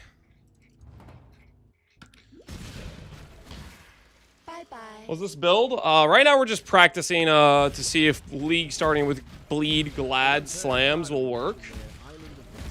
The end goal is going to be Val, Blade, Vortex, Gladiator with the new support gem and the Val Ascendancy and stuff, but currently we're just trying to see if we can do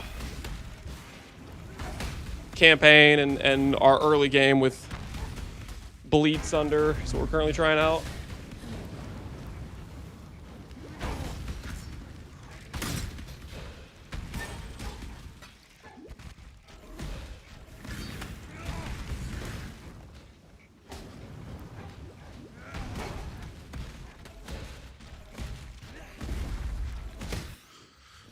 When's Jung's podcast? Soon TM. It's at 2 o'clock Eastern Standard Time, I think.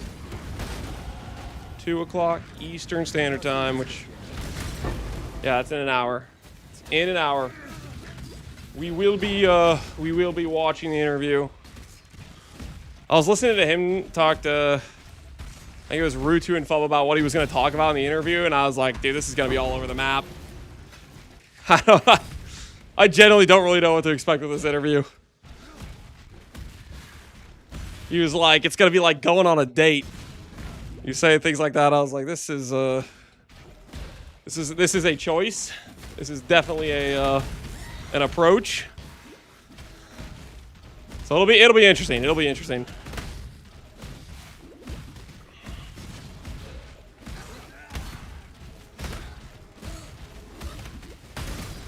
I do kind of like the pops.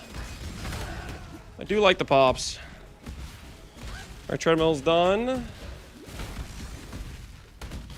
When I get the calm, I'm going to pause the timer to get the treadmill out of the way so I'm not standing on it anymore.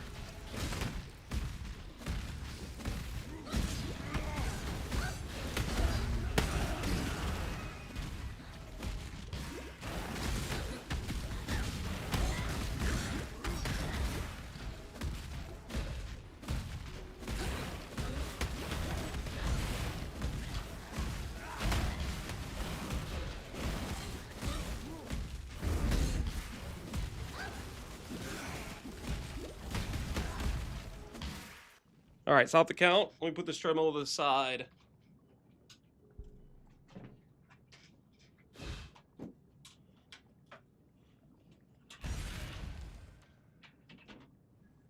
Less of an interview, more of a conversation with the devs. Yeah, it's gonna get personal.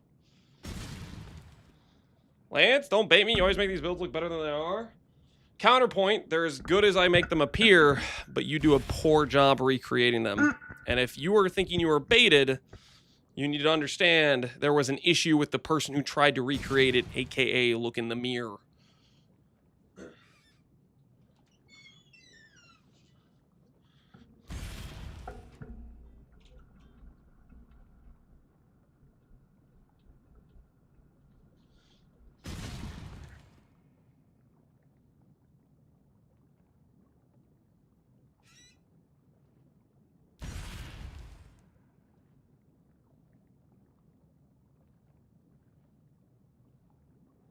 It's on you if it doesn't perform exactly how I showcased with the exact gear I showcased.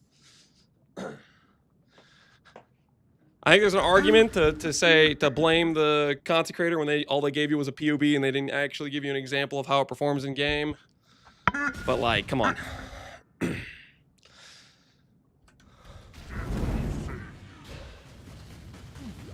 It's a lot of words to say skill issue. Somebody's got to say it.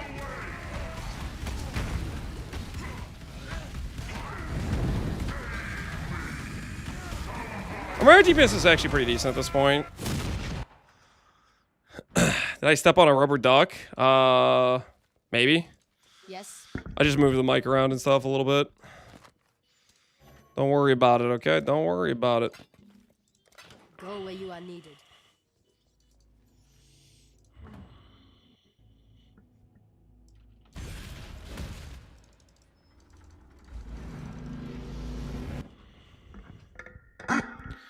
Duck sound. I think it's just the mic stand. I still have the same mic stand, guys. Just so we're clear, I didn't replace the mic stand, okay?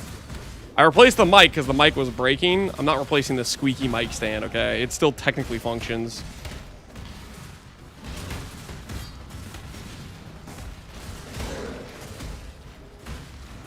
You dig?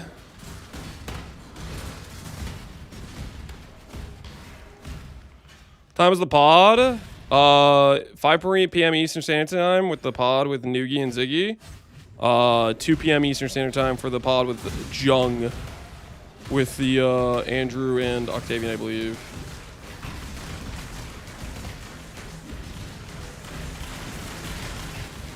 It's worse than before. You know what that means? It means the mic's picking it up.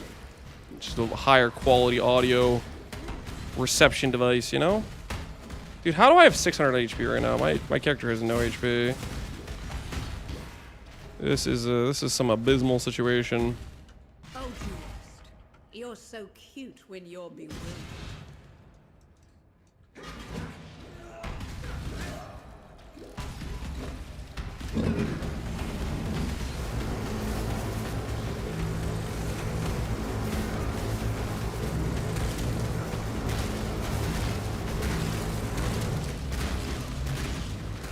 I'm definitely thinking the answer is just wait for Fist of War.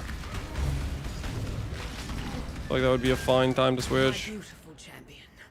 I knew I could rely. Because we're like faster attacking and whatnot. We lose a lot of attack speed when we swap this tree over.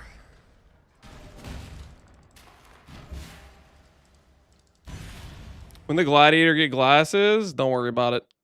All right, walking webcam is down. You have Fist of War support. You get Fist of War support at level 38. So instead of swapping at level 33 without the correct respecs or whatever the hell I did, I would wait till 38 when I have more gold and more respecs available, and do the swap then. Is what I'm saying.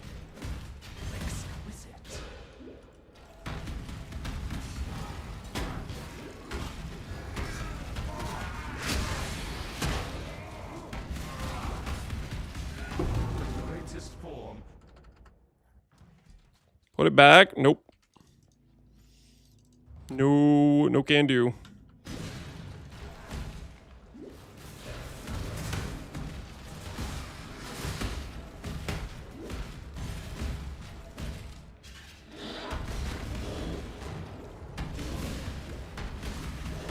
Oh, sure.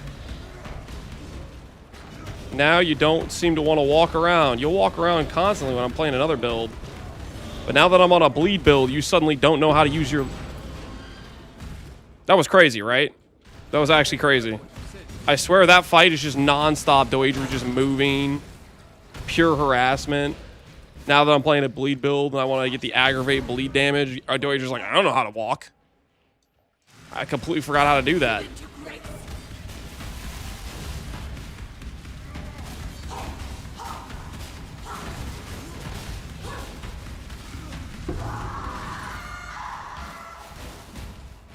She doesn't have legs? Yeah, well, she's got like a floating like tripod. I don't know what it is. For a UFO thing.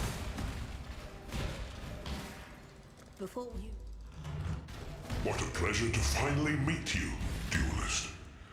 You and I will create the most beautiful of nightmares together. most beautiful of nightmares. Let us bathe you in blood, duelist, so that this world might be bathed in glory.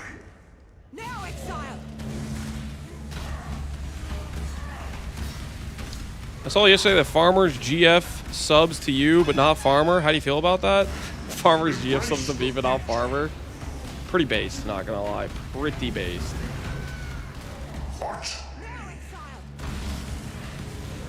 We don't do drama here. That's not drama, guys.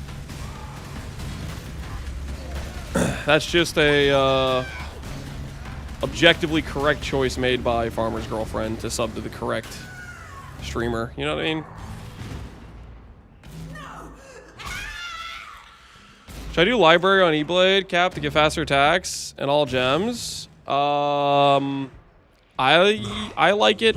Check what I did on my run. I think I did it for haste and faster attacks just to go faster for the rest of the run. You can also just wait for the whatchamacallit. You can wait for I don't know why I'm spacing on this, but the you know, the thing. Act 6 Twilight Strand, yeah, that.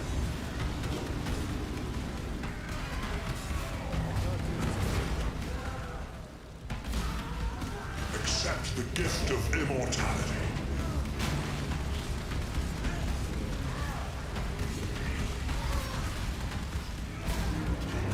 Nightmare is the true eternal. Why are you so in love with death?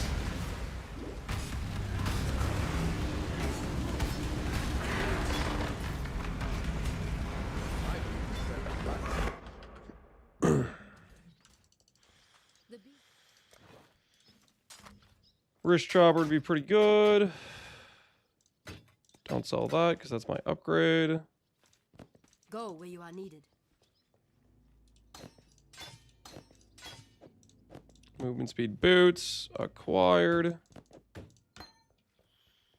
Fist of War we get here somewhere, and then I'll chrome my gloves eventually. I go. Or I'll just buy new gloves. Fist of War. Oh, look at that support, guys.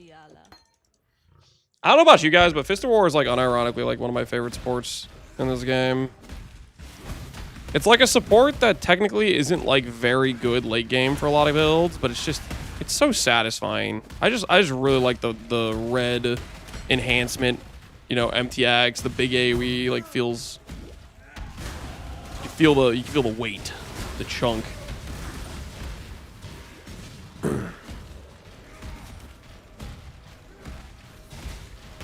You know, I get 5 links in campaign, which is pretty cool. Yep. I wonder if they'll be the same spot as last time or not. Guess we'll find out. Which skill should I use for Atlas progression if Shock Nova is bad? If Shock Nova is bad? I'm pretty confident Shock Nova is going to be good.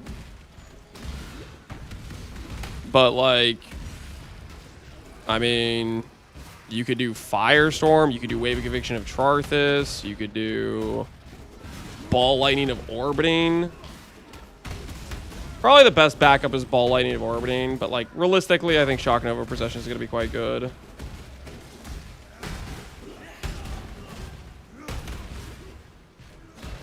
Eye of Winter, yeah, Eye of Winter's really solid. It's definitely one of the best DPS skills. It's just not as good in terms of, oh, what's it called?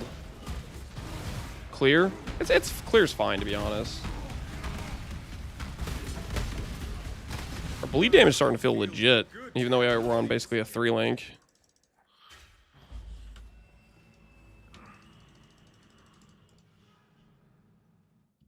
I like Eye of Winter. I like Eye of Winter too.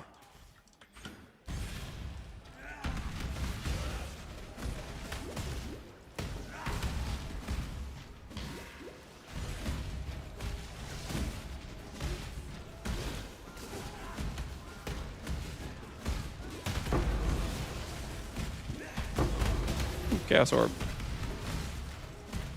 Don't mind if we do. What if the 2x currency is already in?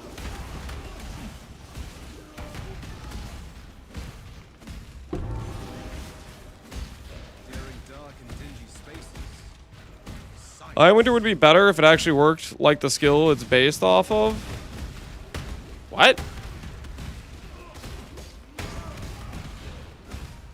What do you mean it would be better if it was based? Eye of Winter is literally like one of the best skills in the game. I genuinely think there's a situation where people don't use certain skills that aren't configured for PoB. People are too attached to their PoB numbers, and Eye of Winter is not supported by PoB.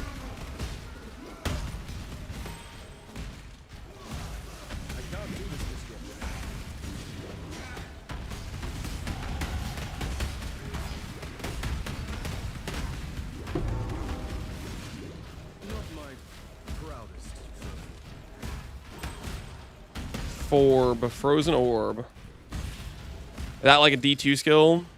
I have not played. I'm not familiar with the Forb game. I see the ugliness of Orange has finally reached the surface.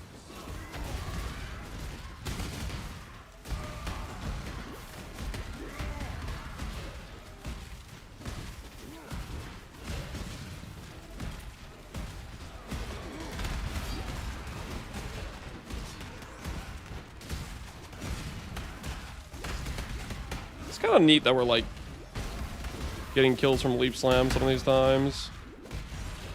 Like, I think I'm gonna enjoy the Glad League start. The bleed pops.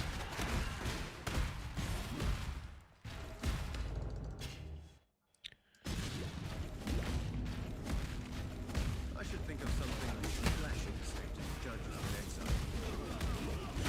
in Exile. D2R would be great to play in between PoE2 at some point. I don't know, man. I don't know if I have time for that. Last PoE League, I didn't even have enough time to play PoE 1 with how quickly the PoE 2 League came. I can't imagine having enough time to fit in another game on top of that.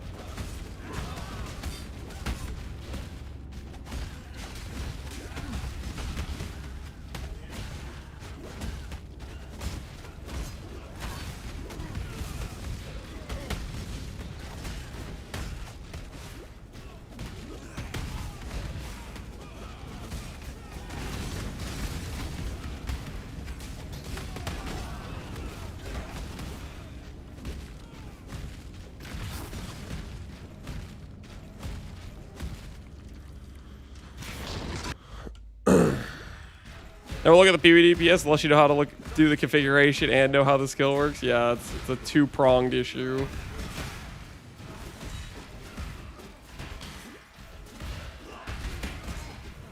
My shocks are always 50% as well.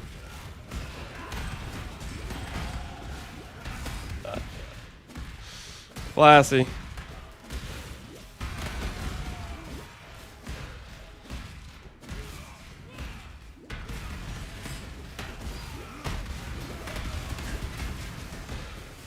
Toothman, I'd currently take D2R over PoE2. Is that nostalgia talking, or you think it's like legitimately a better game? I think PoE2 needs a lot, but I don't know.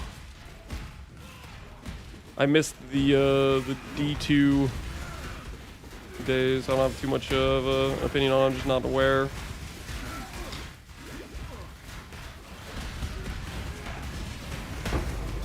Ooh, Chrome, we need that. I can't do this. The world must be cleansed of impurity.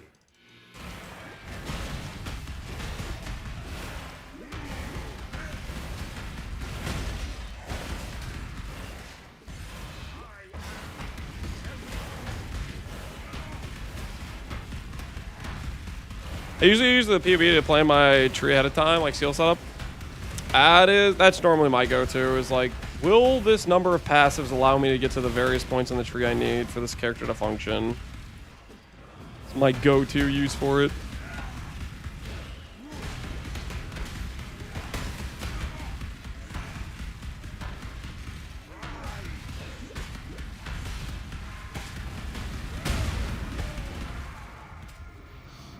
Why this instead of Inquisitor? Inquisitor is a build I made like 3 years ago, and I just update the guide for it because people want the update because it got changed.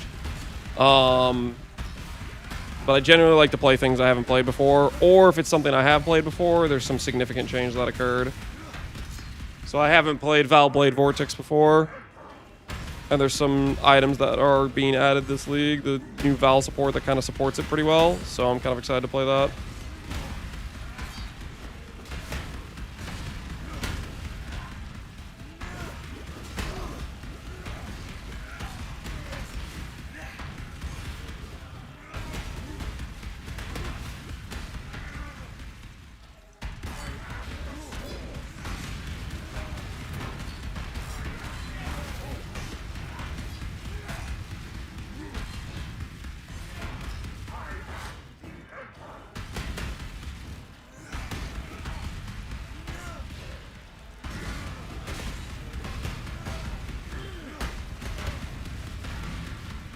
Is this mic different? Yeah, we got a new mic.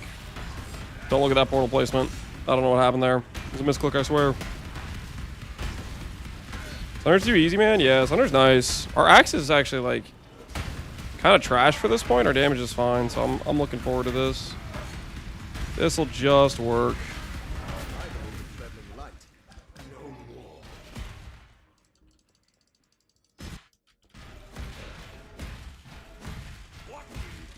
All right, 10 minutes to get the sub 2. Do you think we have enough time to finish Act 4? That was we were all over the place with stuff. Definitely good we're doing this practice run for sure.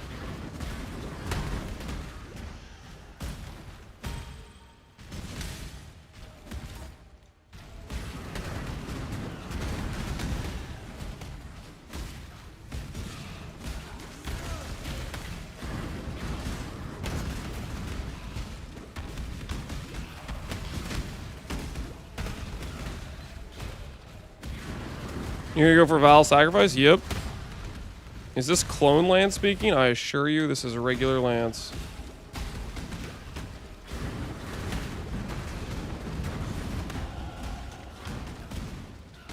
Swear it's me. You gotta believe me.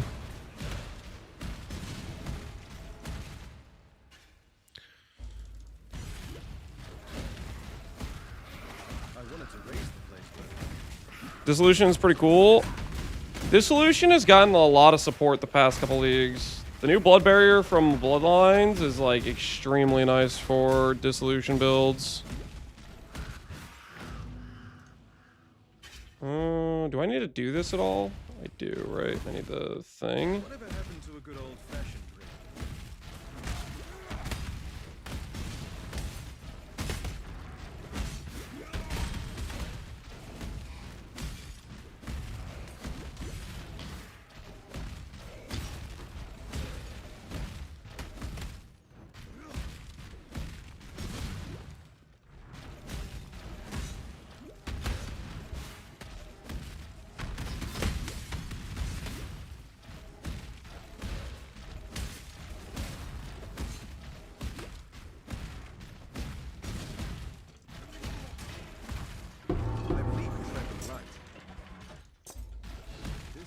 Feels like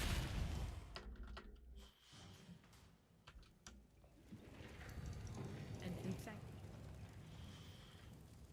thank you. You deserve it. Once Kita. Those are better than mine. These boots have no movement speed. This jewel's actually okay.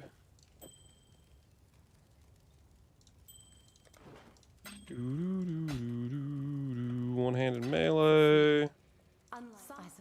Now, where was I? What's this music? This is Age of Mythology.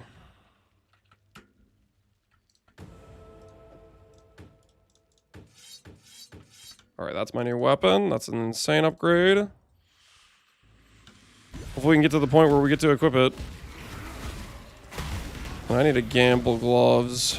We need to gamble gloves. 152, guys. 152. Eye on the prize.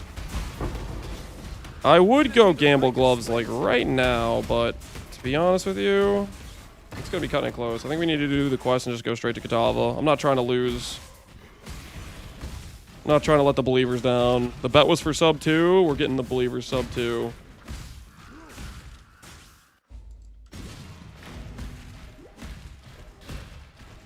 Oh, I just remembered. I shouldn't even be doing Pride right now. Like, Flesh and Stone, Maim, plus Blood and Sand is just more damage at this point, I think. I need to look up if, Blood and Sand is, like, area damage. I need to figure out if that works with... I think that works with Bleed.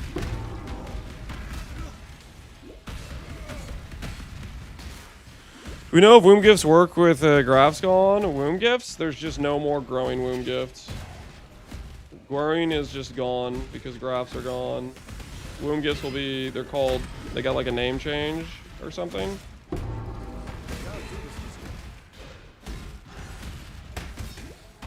Lance letting the believers down. Come on, guys. I think we all can agree if it's a skill-based bet, the believers have increased odds of winning.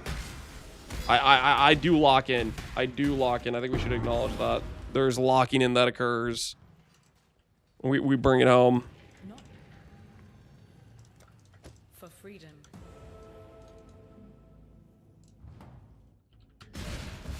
Sure? What do you mean, sure?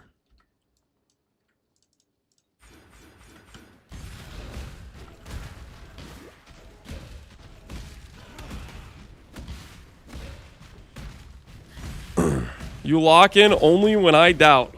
What? Nah, man, I lock in all the time for the believers. All the time. This is a gross misrepresentation of the facts, I think, right now that is occurring.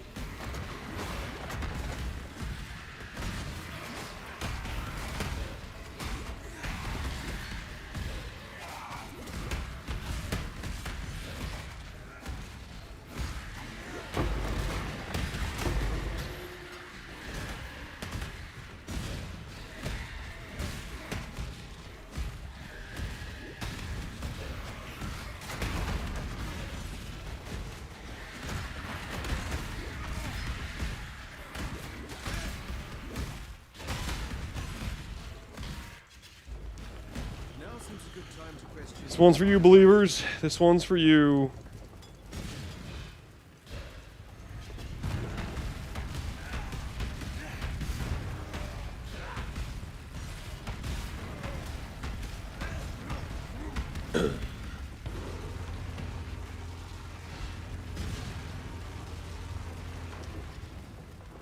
Can't find how people get Shock Nova to target enemies. Shock Nova is always placed around you, the player.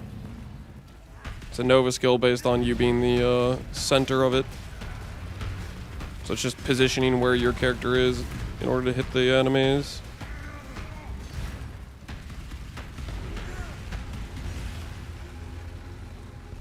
No safety portal is ballsy. I mean, I respect 2 inches away from the fight, so I don't think it changes too much.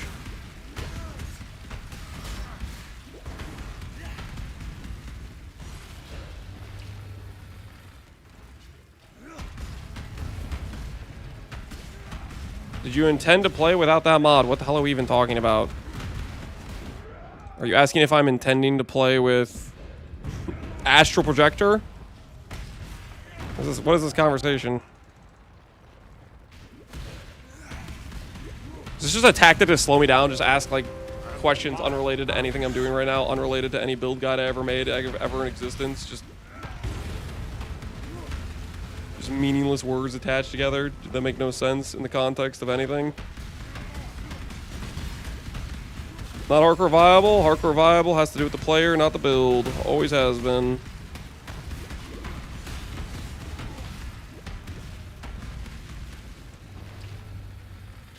So much for locking in. Oh, relax.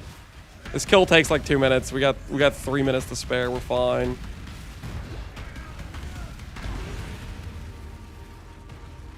Right there. There it is.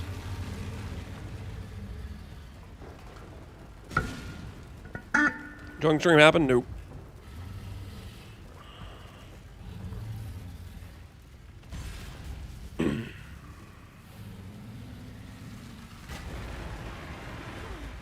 All right, we did get the sub 2.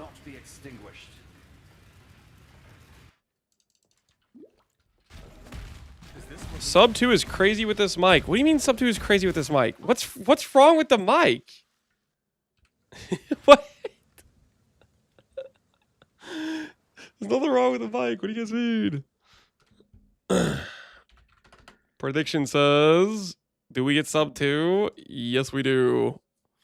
New prediction. Wait, do I do a new prediction right now?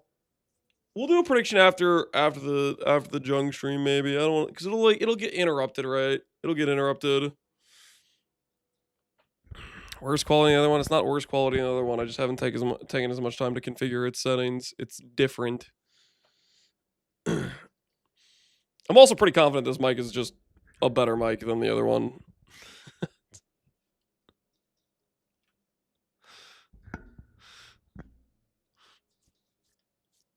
It just cracks like a geese every now and then. I do not have a different mic stand. It's picking up the mic stand better with the current filters, aka I have like no filters.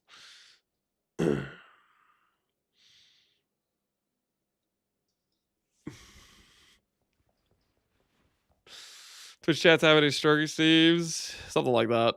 Can you look at my chaos damage or the pack build? Ramrod, I'm not doing like free build reviews. You know what's gonna happen is if I start doing a build review, then a bunch of people are gonna be like, look at my build, and I don't even have the preparation for this character done yet. Let me swap the pants, by the way. It's pants swapping time.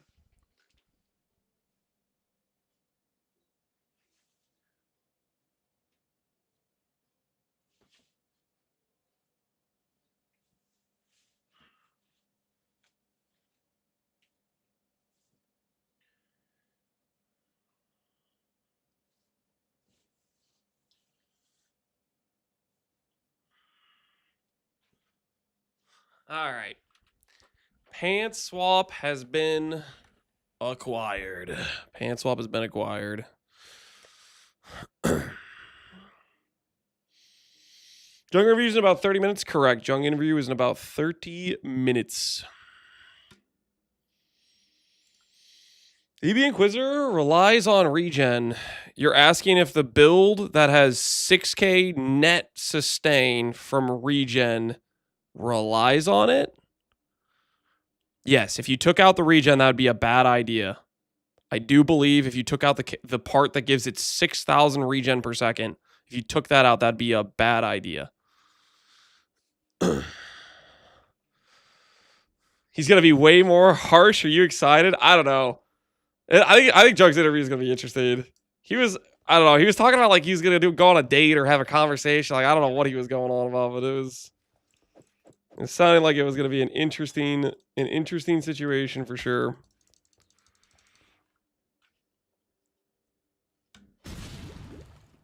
Did I join you being swapped? We swapped around like level 30-ish. It was like a scuff swap. I didn't have enough gold. I wasted gold on too many other things. But yeah, we have the Bleed Slam character online. We're about to swap to having not an Act 3 axe. Wait, this isn't even an Act 3 axe. This is an Act 2 axe. This will be an interesting swap. Hopefully it feels it should be a lot stronger when you swap. We're gonna have over like 2.5 times the current damage, at least, with the new mace.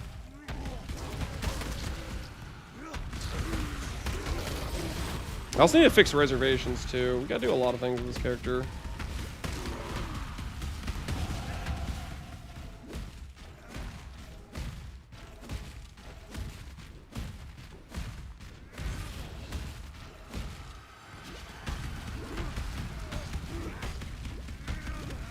Please just say I'm done. Talk to Lily for reward. Nice. Do we know?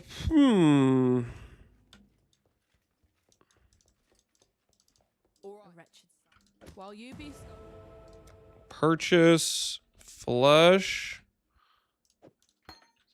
Blood and sand. Does anyone know if blood and sand more area damage while in blood stance? Do you guys think that works with bleed? Who in chat would say 1, yes, that works with bleed, versus 2, no, that doesn't work with bleed?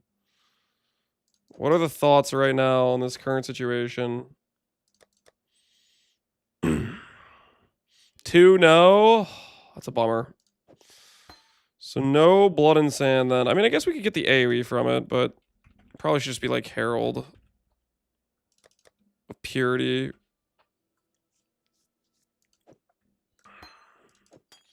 Let's do Herald of Purity. time and tide wait for no man. Okay. Let's try that. New weapon.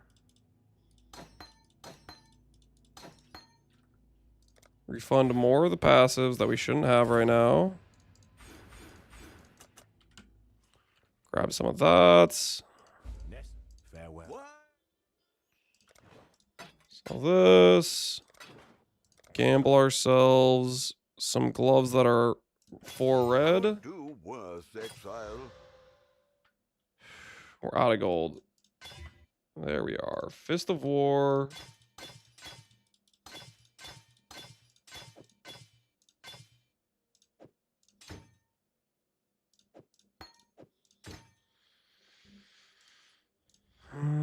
Pride, where are you at? Pride is gone. Get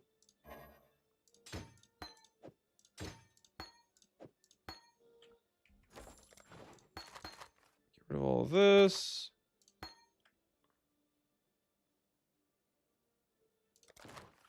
Blood Rage goes over here.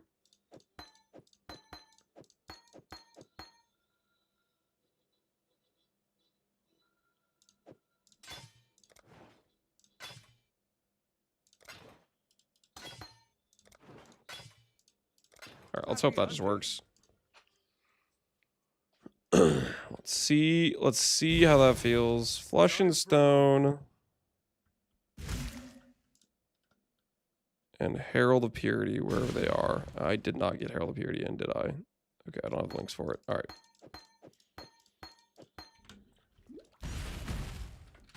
See how our new stuff feels for bleed.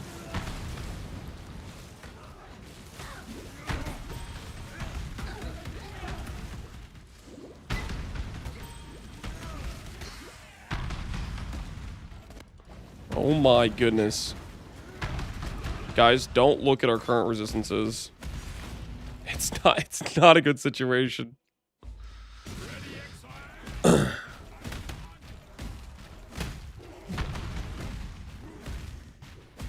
is it that bad? You know what? My next two passes are going into those res nodes and Marauder. I don't care. That is such horrific resistances. Ooh. Yo, our damage is actually kind of insane right now. Okay, so this is probably fine. This is probably going to be completely, like, chill throughout the campaign. We just need to make sure we actually upgrade our weapon. Exile is already at maps. Well, he is fast at the game, guys. He is fast. Okay, that does help. Teach you the laws of war.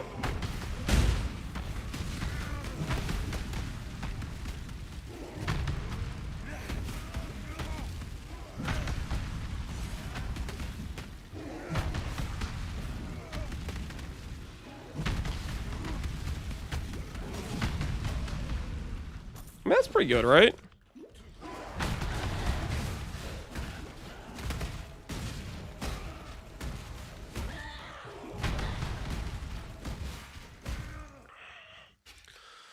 Do Glad bleeds pops scale with AoE? Pretty much every explosion in the game scales with AoE.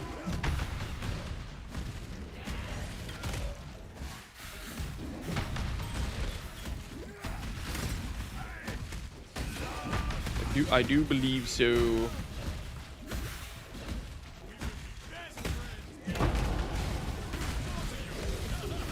Why is everyone baited into a Quinn build? What's your definition of everyone?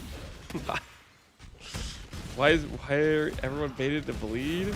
Are there actually that many people playing bleed? I'm just doing it because I want to do a Glad start. I don't think most people are even looking at Glad.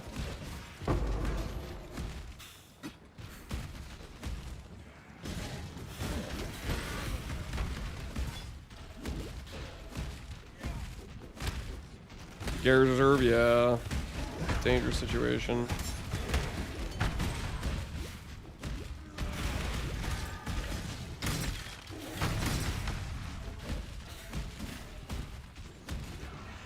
Everyone's playing Fusillade? Yeah, a lot of people are talking to Fusillade. That, I feel like I've seen a lot of. I've seen a lot of different instances of Fusillade. Bleed, not so much.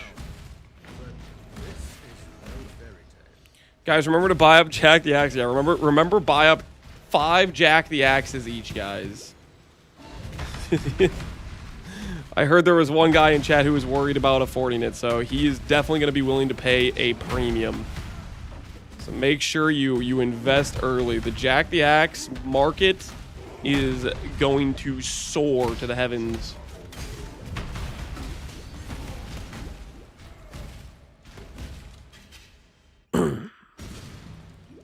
I did Bleed Glad a few days ago, and I thought it was pretty easy to hit dot cap.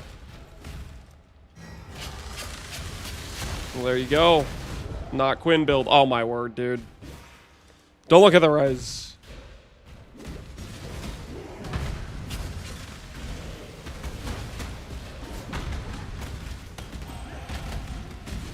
I really need to fix the res situation. It's so horrific. 30, 40, 30. It's fine. It's totally fine.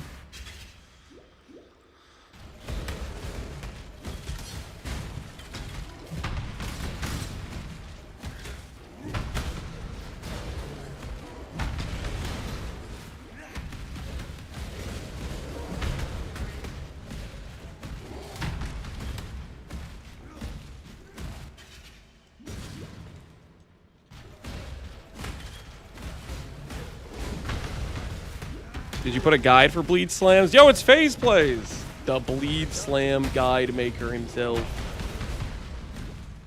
FaZe, what are your thoughts on me playing a Gladiator right now?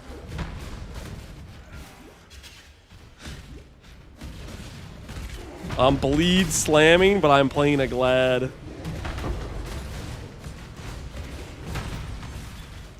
I could have Leech, DR, a lot of damage multipliers, but right now I have some pops.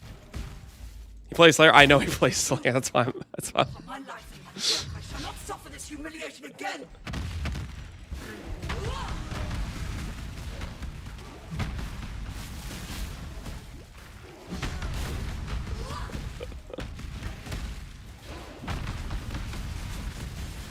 You popping off or popping something? You're popping something. I mean, it's kind of working, honestly.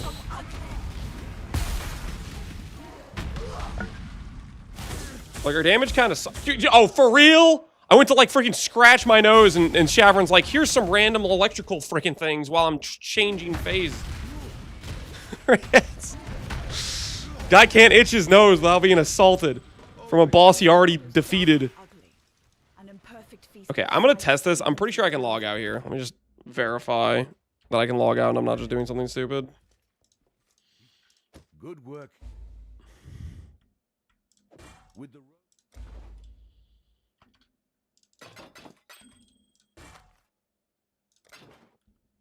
Is this actually a downgrade from my current helmet? It's actually a downgrade. How is it a downgrade? farewell.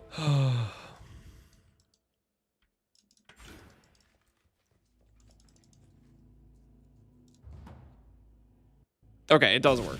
It does work for us to just port there. Okay, since we're already this close, we'll go to the next waypoint and go back.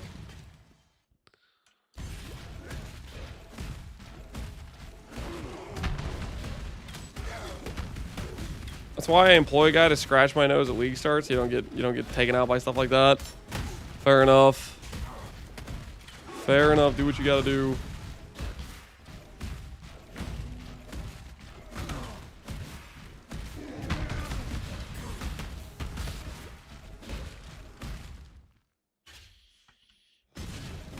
Shortest prisoner gate I've ever seen. Yeah. I mean, they can actually be pretty scrunched up like that.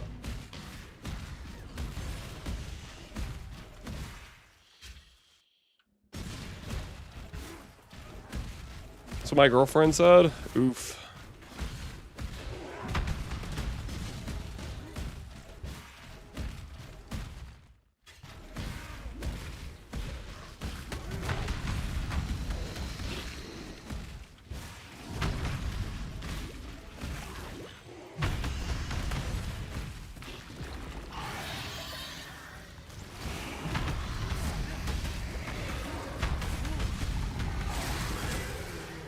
Dude, we're like kind of good damage at this point, actually. Stay sharp out there.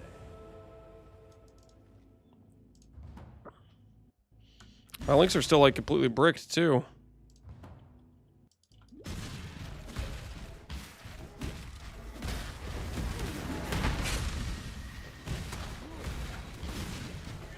Or not my links, my like auras and stuff, because we could have Maim on Flesh and Stone, we could have Herald of Purity right now.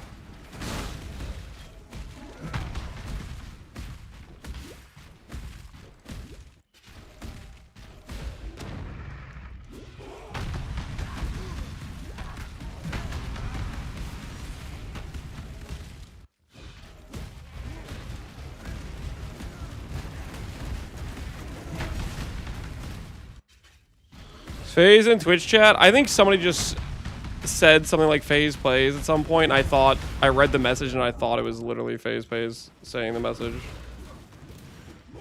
I was reading like a reply to a message. So yeah, it's kind of the voices in my head a little bit. Ever so slightly. Holy, give me some res. Guys, we're on the up and up. We're on the up and up. About to lose lightning res. We'll put lightning res on the helmets.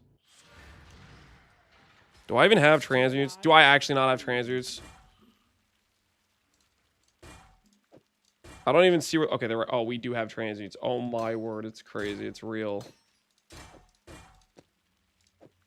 actually have transmutes, guys. This is crazy. Is that really the belt I'm wearing right now? Is that actually the belt I'm wearing? Are we sure?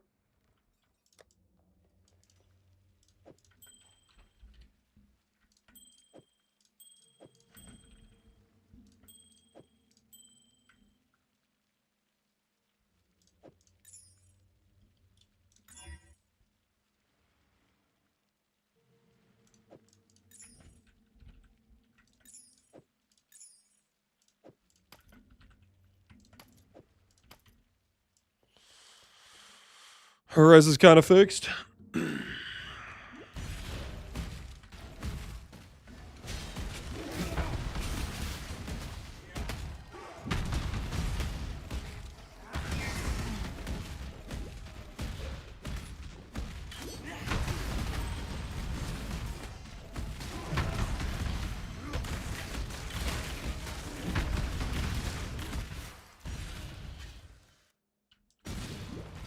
Between new Stormbrand and Stormbrand of Indecision, which would I choose? Regular Stormbrand is just better than Indecision. I showcase Stormbrand of Indecision because in the current patch, Stormbrand of Indecision is closer to what new Stormbrand will be.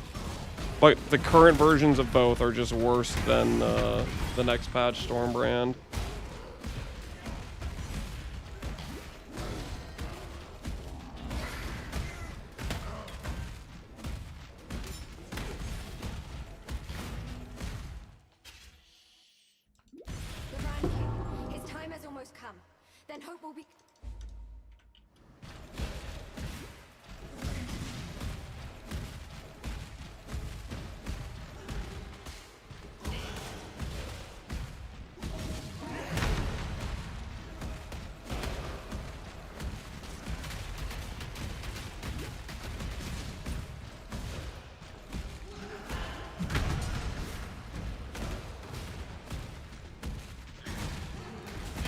We don't have Chaos Brand? What you talking about?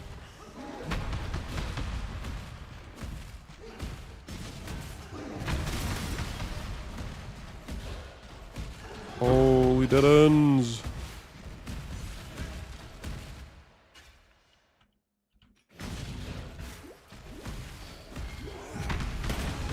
I was thinking about starting Relic of the Pack, but looking at the new Orb of Storms plus Shock Nova is looking pretty juicy. Orb of Storm, Shock Nova, the Squall one. I think Shock Nova for sure. I'm not as confident about the Orb of Storms. Maybe the Orb of Storms would feel good. I'm just a little bit reluctant to want to do like a 2-button playstyle because it definitely doesn't work as like a main skill on its own right.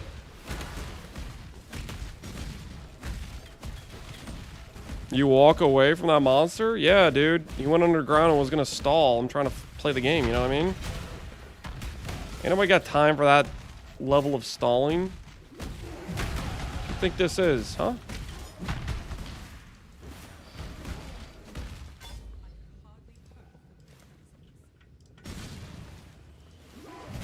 Two points away from RT.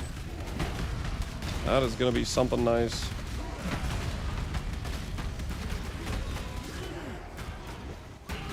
I can stop caring about accuracy.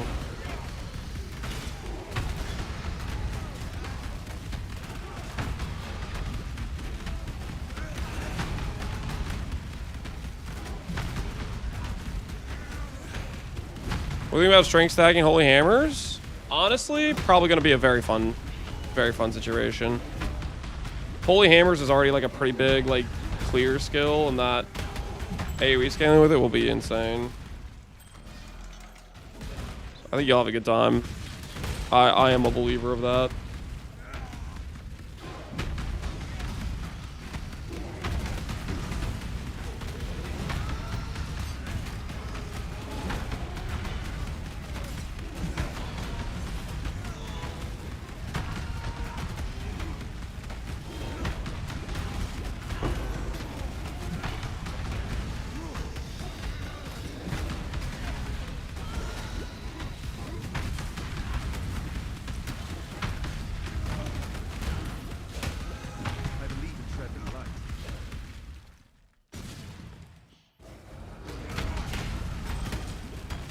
Why not yoink Garathos, Retaliate Glad till something else comes online? Why not yoink Retaliate Glad? Because I don't want to play Retaliate.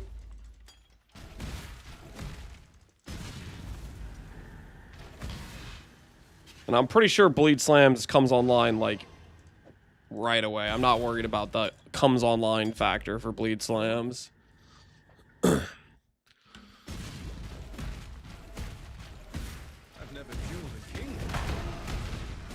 Podcast over 3 hours. Yep. We're about to have Jung's interview with Andrew and Octavian. We're going to watch that as well. Probably in like 12 minutes, so we'll get partway through Act 7.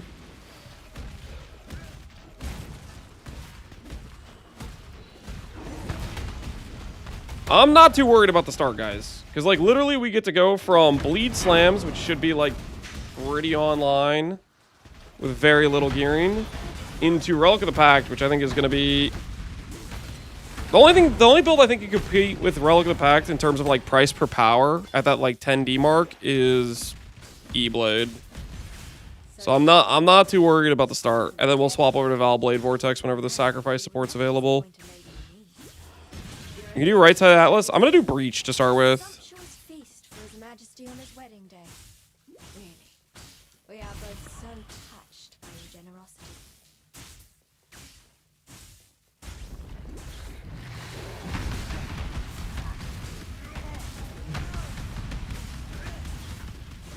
Thoughts on starting Stormburst, Hyro, Totems? Yeah, you could do that. I don't see any reason why you wouldn't be able to do that. Stormburst is one of the best totem starts. I would look up maybe a Tatiana build on it. Tatiana is the foremost expert on totem spell starters, I would say. I think he probably has some POBs for Stormburst as well. I know I've seen him play Stormburst previously. Lance's scheme is to push the build that needs the foul ward and then farm Breach. I mean, I like, you could kind of make that argument. Yeah, I mean, that's fair. I mean, like, that's not what I'm doing, but you know, I will benefit. But my farming strategy will. Think of it this way. Put it this way. I am providing a valuable service to those in need. Think of it that way. The way you're framing it makes me sound like I'm like the bad guy or something. Like I'm some kind of economic terrorist. Like, you need to frame it a little less bad. All right, you know what? All right, that's another hockey. That's annoying me. Okay, hold on. Where is it? Pantheon. Screw you, NVIDIA, for overriding all my hotkeys. I just found another one that usually I have a hotkey for.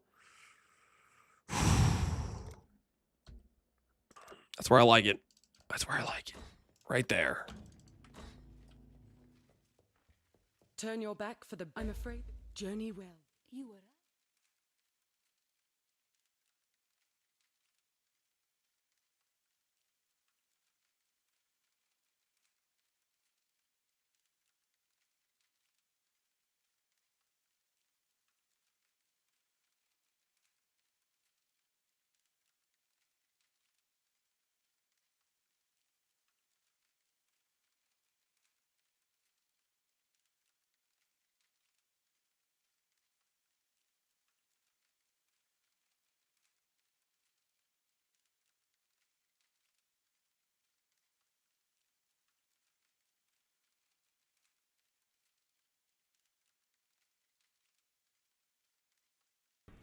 There's so much stuff that's incredibly problematic out there, I think, in terms of narratives and what people say and whatnot. And you can say what you want about, like, us, but I think, at least in PoE, you're not worried about a lot of things, right? I think we have a really welcoming community. And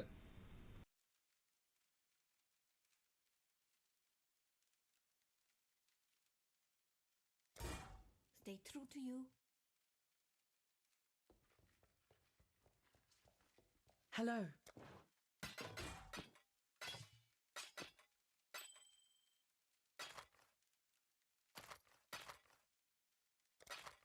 Farewell.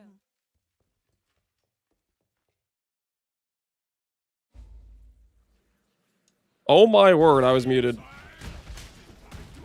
Sorry guys, I muted myself on accident. I was saying I was like asking what the heck's who was the other guy, and I concluded Jung was just yapping, and we should keep leveling until the interview actually starts. Who's Jung interviewing? The interview is going to be with Alex and Octavian, I believe.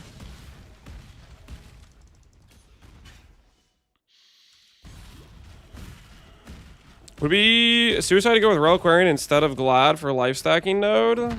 I think it would be much, much worse. I don't think that node is that good damage-wise. It does alleviate some gem level pressure, but not enough to replace it.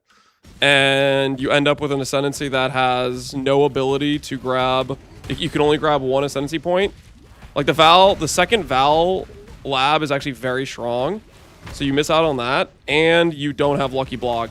You have like 3 max res. It's like absolute trash defense by comparison in terms of options. I'm not a fan of the new Reliquarian. I think it is fairly weak. It has like one use case, which is like Pyroclast.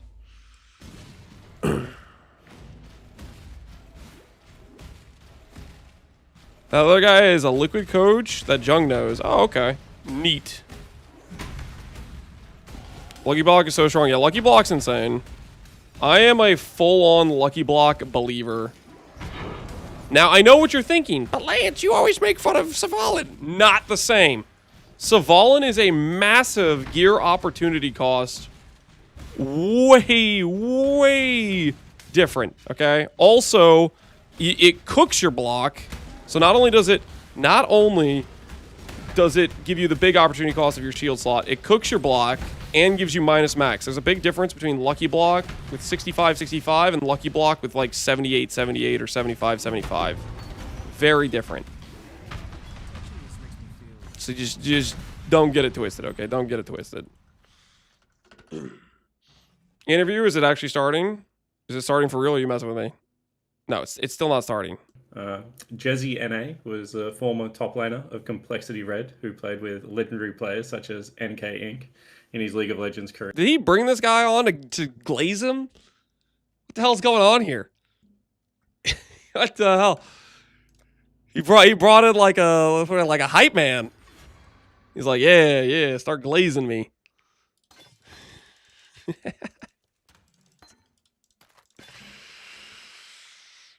100 life. Okay, that's worth. That's definitely worth. That's gotta be worth.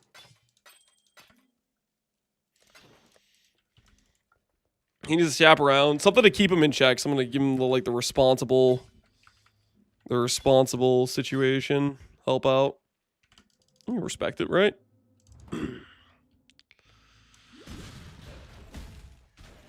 What are you league starting? I am league starting Glad. The video on Inquisitor is just me updating the guide for Inquisitor. The Inquisitor is very strong. The Glad is what I want to play because of the cool Val stuff. I generally don't like to play builds that I've already done if they're pretty much the same. Now, granted, the Inquisitor is a decent amount different because of like Foulborn Ghostwraith. It's kind of a different approach rather than doing like the Ivory Reserve Your Life approach. But it's still not really that different. And I already know E-Blade's insane. Whereas this Val Blade Vortex stuff sounds like a lot of fun to me. I did some Val skill builds in previous patches, but those were dot builds. So the question is whether or not we can make it work with some hit-based characters instead, which will be a fun endeavor to take on.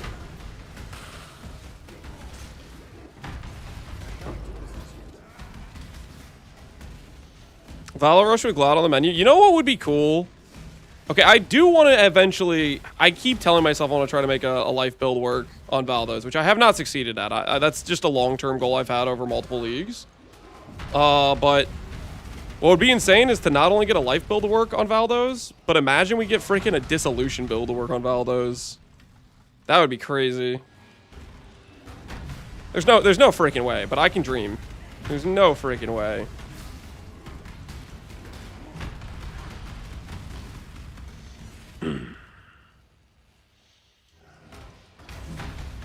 Are you thinking about doing the Holy Hammer, or are you stick to Blade Vortex? I'm gonna do Blade Vortex. Later on, we'll do some other new skills for sure, but I want to play the Val Blade Vortex stuff. That just sounds fun to me.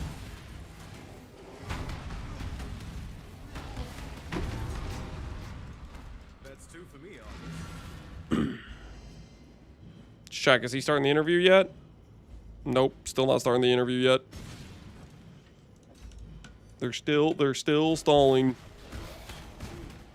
Is Dissolution your favorite skill? Dissolution isn't a favorite skill. It's a jewel that changes how damage works in terms of what it does to you. It changes to reserving your life rather than doing damage to your main pool. And is it my favorite? No. I like it. I think it's a fun thing to build around. I think they've added some additions that help it out the past few leagues.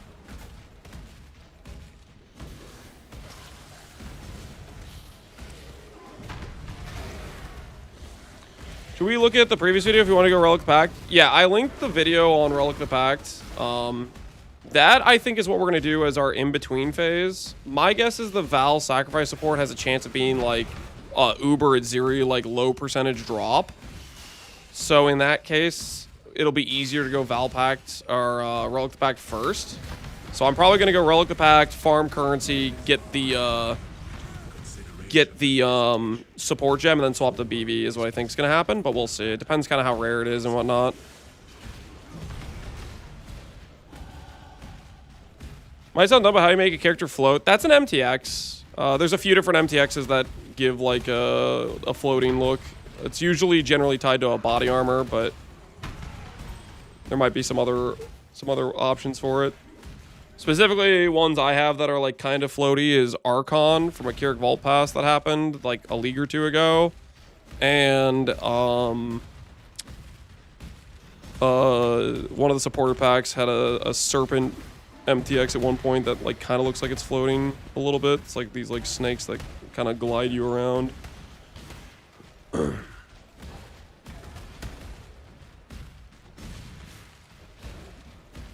Monk!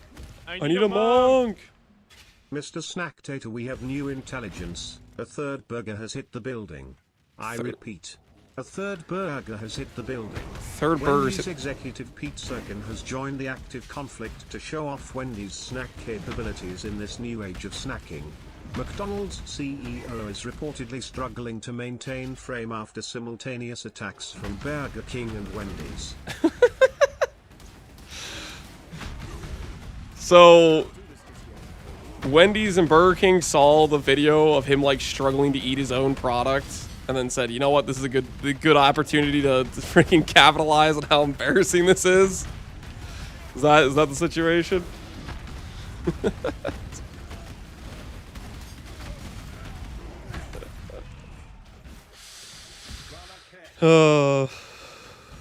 The smallest bite ever. I don't think I even watched it, but I like saw different posts about it. People making fun of him. I never like opened up the clip. Is it actually just like the tiniest little nibble or something? Like, what I want to know is how did he not have like people around him being like, "Yo, that looks bad. It looks like you don't want to eat it." How did they not have somebody tell him to like not post the video?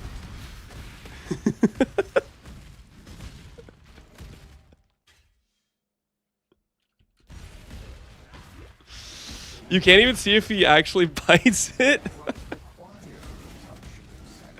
Yeah, I don't know how there wasn't somebody in the room being like, "Yeah, this is a bad idea."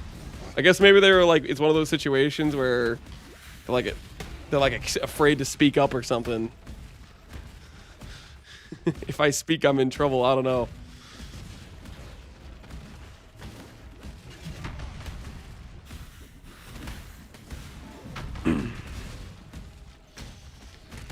Surrounded by some yes men? Yeah, it's gotta be something like that. I don't know.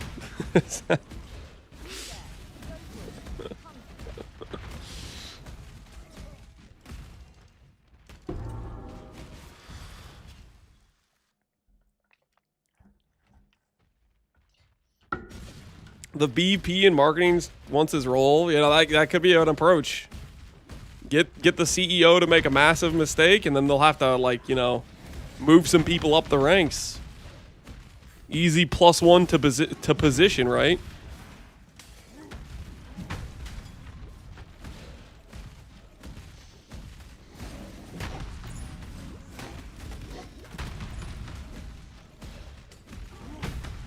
Calling it product.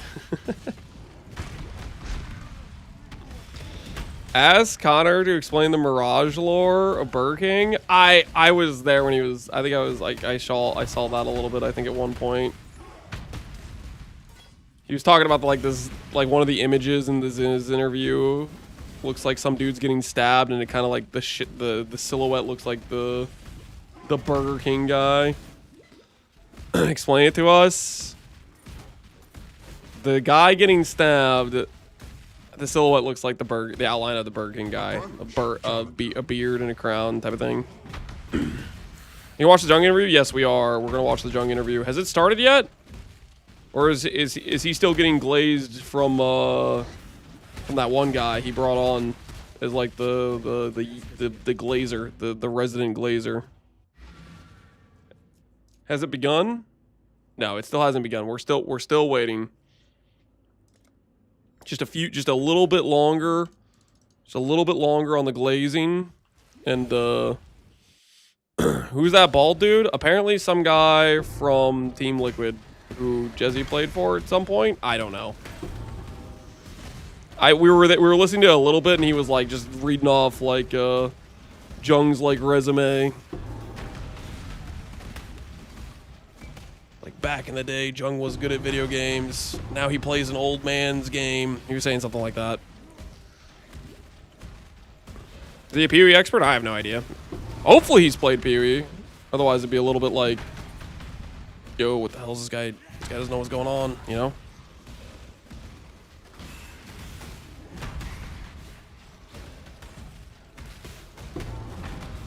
Deliver the flies.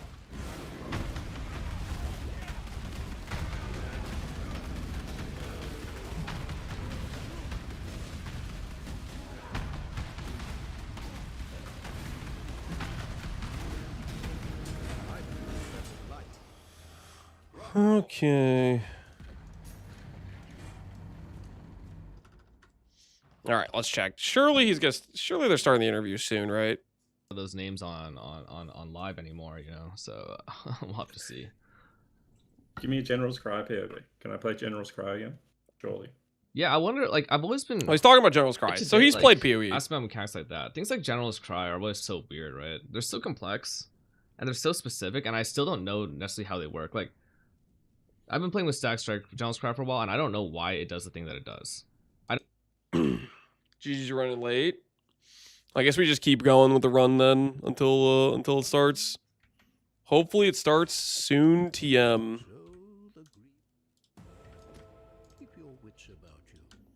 Hopefully it is soon, TM. Farewell. Fair winds and calm seas. Go with the agreed. This is good. This is better than my current helmet, but at the same time, I can't put it on. This is also better than my current helmet, but I can't put this on because of reasons. Can I put this on? No. The spirit. Be kind if you can. Grab this stuff. What else do we need right now? Axe nodes. We don't have an axe.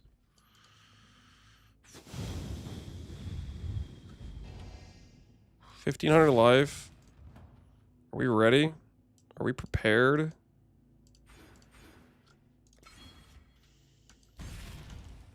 Let's do it. Why not? Let's go get our crew lab. I don't have anything. Crypt lower prison. What have I been doing this run? What have I been doing? If you consider other classes besides Glad, for early game, you could definitely do like Slayer or something. For late game, no. Glad is where it's at. For like the way we want to go with the character, the progression we want to make, to do like Dissolution. Glad is just so freaking nice with Dissolution builds. I cannot overstate how important the avoidance is to pair with Dissolution and making it feel like a good situation. It is a very big deal in my opinion.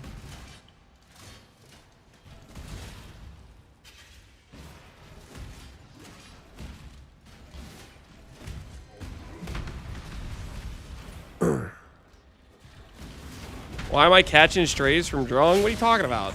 Is he talking smack over there?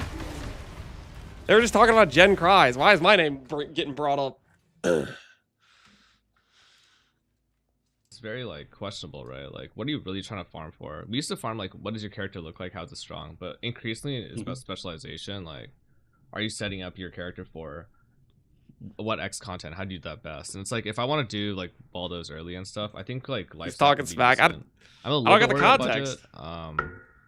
Because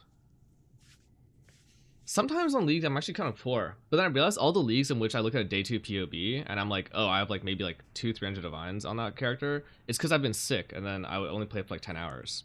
But if it's like, if I'm not sick, it should be fine. And I would make a really cool character, showcase some stuff, maybe see him, maybe it'll flop. Like, I don't know. What time is the interview? Soon TM.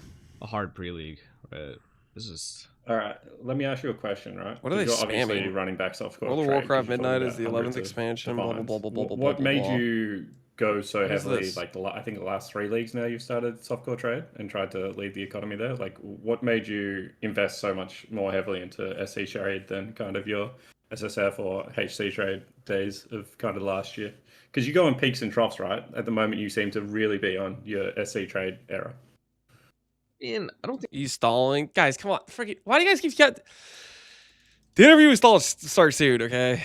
Forget that. Oh man, I forgot what I was supposed to get. The crypt. I think it's the crypt. Hopefully this is the correct one. Look at the VOD. Did you guys just want me to watch clips right now? This is Rutu reacting to Jung. Getting lazier and lazier. I think I was really inspired by like Captain Lance.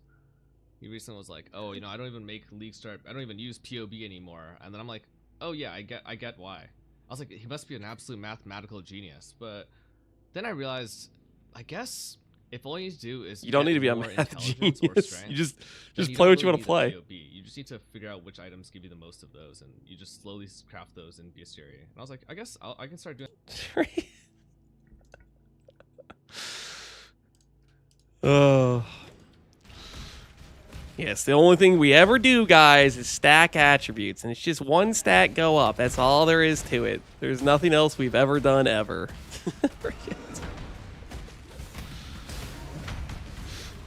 Oh.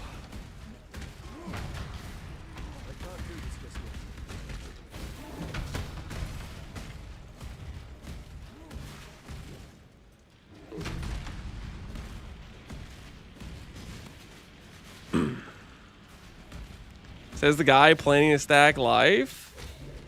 I'm planning to go Val Blade Vortex, okay? Dissolution, Blood Barrier. The amount of mechanics in that stuff is way more than the standard issue.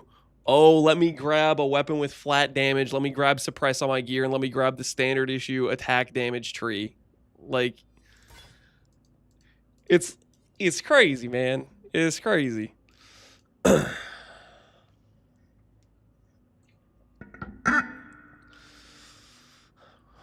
We all know you play minion builds. I don't play minion builds. What are you talking about? Okay, did we get our labs yet? It's time to go. Into the lab. Hopefully interview soon. You guys will let me know when the actual interview starts, right? You guys will let me know. You'll say interview is actually happening. Fearless Dumbo, Wave of Conviction Minor he put out. Fearless Dumbo, Wave of Conviction Minor. It's probably solid. I do not know much about the build.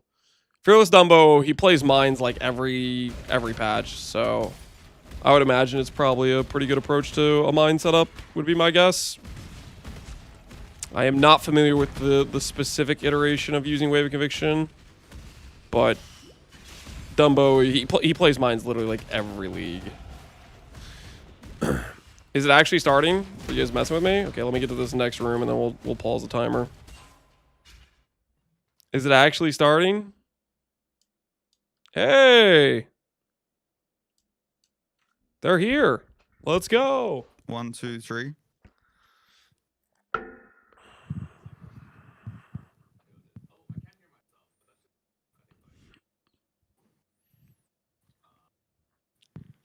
Hopefully not super echoey and loud.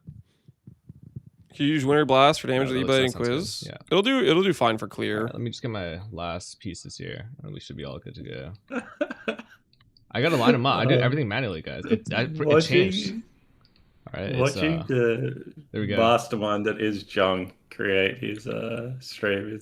This is peak entertainment. You know what they say? It's not about this. No, wait, that's not right. He turned Jung up. He's up as much. We're focused as we on can the get him. content and stuff. What's up, guys? Octavian, Andrew, hello. You guys good? You guys can hear me all good? Yeah, we can hear you. Amazing. Welcome to the first EP of Take the Bait with me and Spawn. I thought I'd be able to take the chance to introduce you guys again shortly. I know that you guys got introduced recently. It was Iz's pod, but yeah, are we all good for that? Sure, sounds good. Cool. All right, so formerly described as the bedrock of PoE 1 by Octavian, and similarly described by secret, well-respected informants as the GOAT, my GOAT, and base savior, responsible for a lot of the major work on Path of Exile 1 these days. This is Andrew. It's someone I would love to hear more about, more gloat and glaze, a little bit behind the scenes, but can't wait for the future. And our second guest today is Chris Octavian, renowned amateur League of Legends caster from the time when I was playing amateur League of Legends too. You could call us actually both former amateur content creators. On the real, I've watched a ton of your casting reel from back in the day when I used to scout for NACS, and he's actually one of the most underrated PoE build makers back in the day. I've stolen your Rainbow Trapper as inspiration for 2 races actually. In the late Jung, what the hell are you talking about? Remade that on a quiz. Saw the old Krima Necro stuff that I really liked back in the day too. I know Rise was part of that as well, but really underrated from back in the day, and can't wait to be talking to you here today. Welcome, guys. Thanks for having us. Yeah, that's a deep cut, man. I mean, the contact. It was actually a smaller world than I remember back then too, but maybe we can get into that a little bit. You know, there's some cross-cutting stuff, as you know, Spawn's a caster these days, or it was. I'm not a caster these days. I was a caster 7 years ago. So it's like these days, man. So our podcast is called Take the Bait. A lot of our questions we've already we've talked briefly about what we might want to cover, but at the same time I want to kind of start with something that you guys can choose to engage with or not. I think it's just something I've been curious about.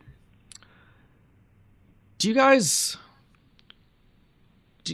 both work mostly on the PoE 1 game, right? Almost exclusively? At this point, yeah, we're exclusively on PoE 1. I mean, both of us have jumped between the 2 games over the years we've been here at the company, but yeah, as of the last few expansions, I've been only on PoE 1. I think Andrew has too. Yeah, I think generally maybe from that period of 2020 up until 2024ish, I would have said I was exclusively on PoE 1, and then in the lead up to 010 and PoE 2's release, I was flicking back and forth a bit. But I'd say now I'm back on PoE 1 solely. Amazing. So then do you guys think that PoE 1 is the best ARPG on the market right now because you guys work on PoE 1, or do you guys work on PoE 1 because it's the best ARPG on the market right now? It's the best. It's not close. Come on, let's be real. Well, I don't really think of ARPGs as best and worst.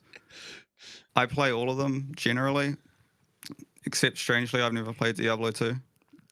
But I plan to play it at some point. I'd say my favorite historically might have even been Grim Dawn or over Path of Exile 1, but it's pretty close between those 2. Sick. See, I'm a far less educated gamer when it comes to this department. I'm very much a very singular kind of person. I have an obsession and I focus on that to PoE 1 probably the detriment of a lot of other things. So I've really not played very many other ARPGs. Good. That's when what I go to play a video game, it's usually Path of Exile or 1 or 2 other games. I just don't have a lot of breadth when it comes to that. Yeah, I think I'm actually the same as you. I've had very limited ARPG experience outside, and I think actually over the past couple of years, seeing a lot of convergence and cross-cutting from the 2 PoE games has been unreal now. And it's once upon a time when they said yo, the benefits, you're gonna see them in PoE 1, and we're gonna see the iterations between both. I really didn't believe that, but it's so much more present now. Yeah. Well, that's sort of the nice thing of having the 2 games now is both games can just steal the best parts from each other. And it's you don't have to use them in the exact same way because they are different games, but it's have we talked about the volatile Varlord Would you be okay if you want to explain it? Or Oh my is that goodness. spoiled? Thank you, Andrew. Oh, well, you know how in PoE... He's like, let's get some actual 2 you content have into the this corruption outcome freaking where interview. it divines the ranges of unique items outside of their normal ranges. I think there's a Mirage currency that's going to be doing that, which we haven't talked about yet.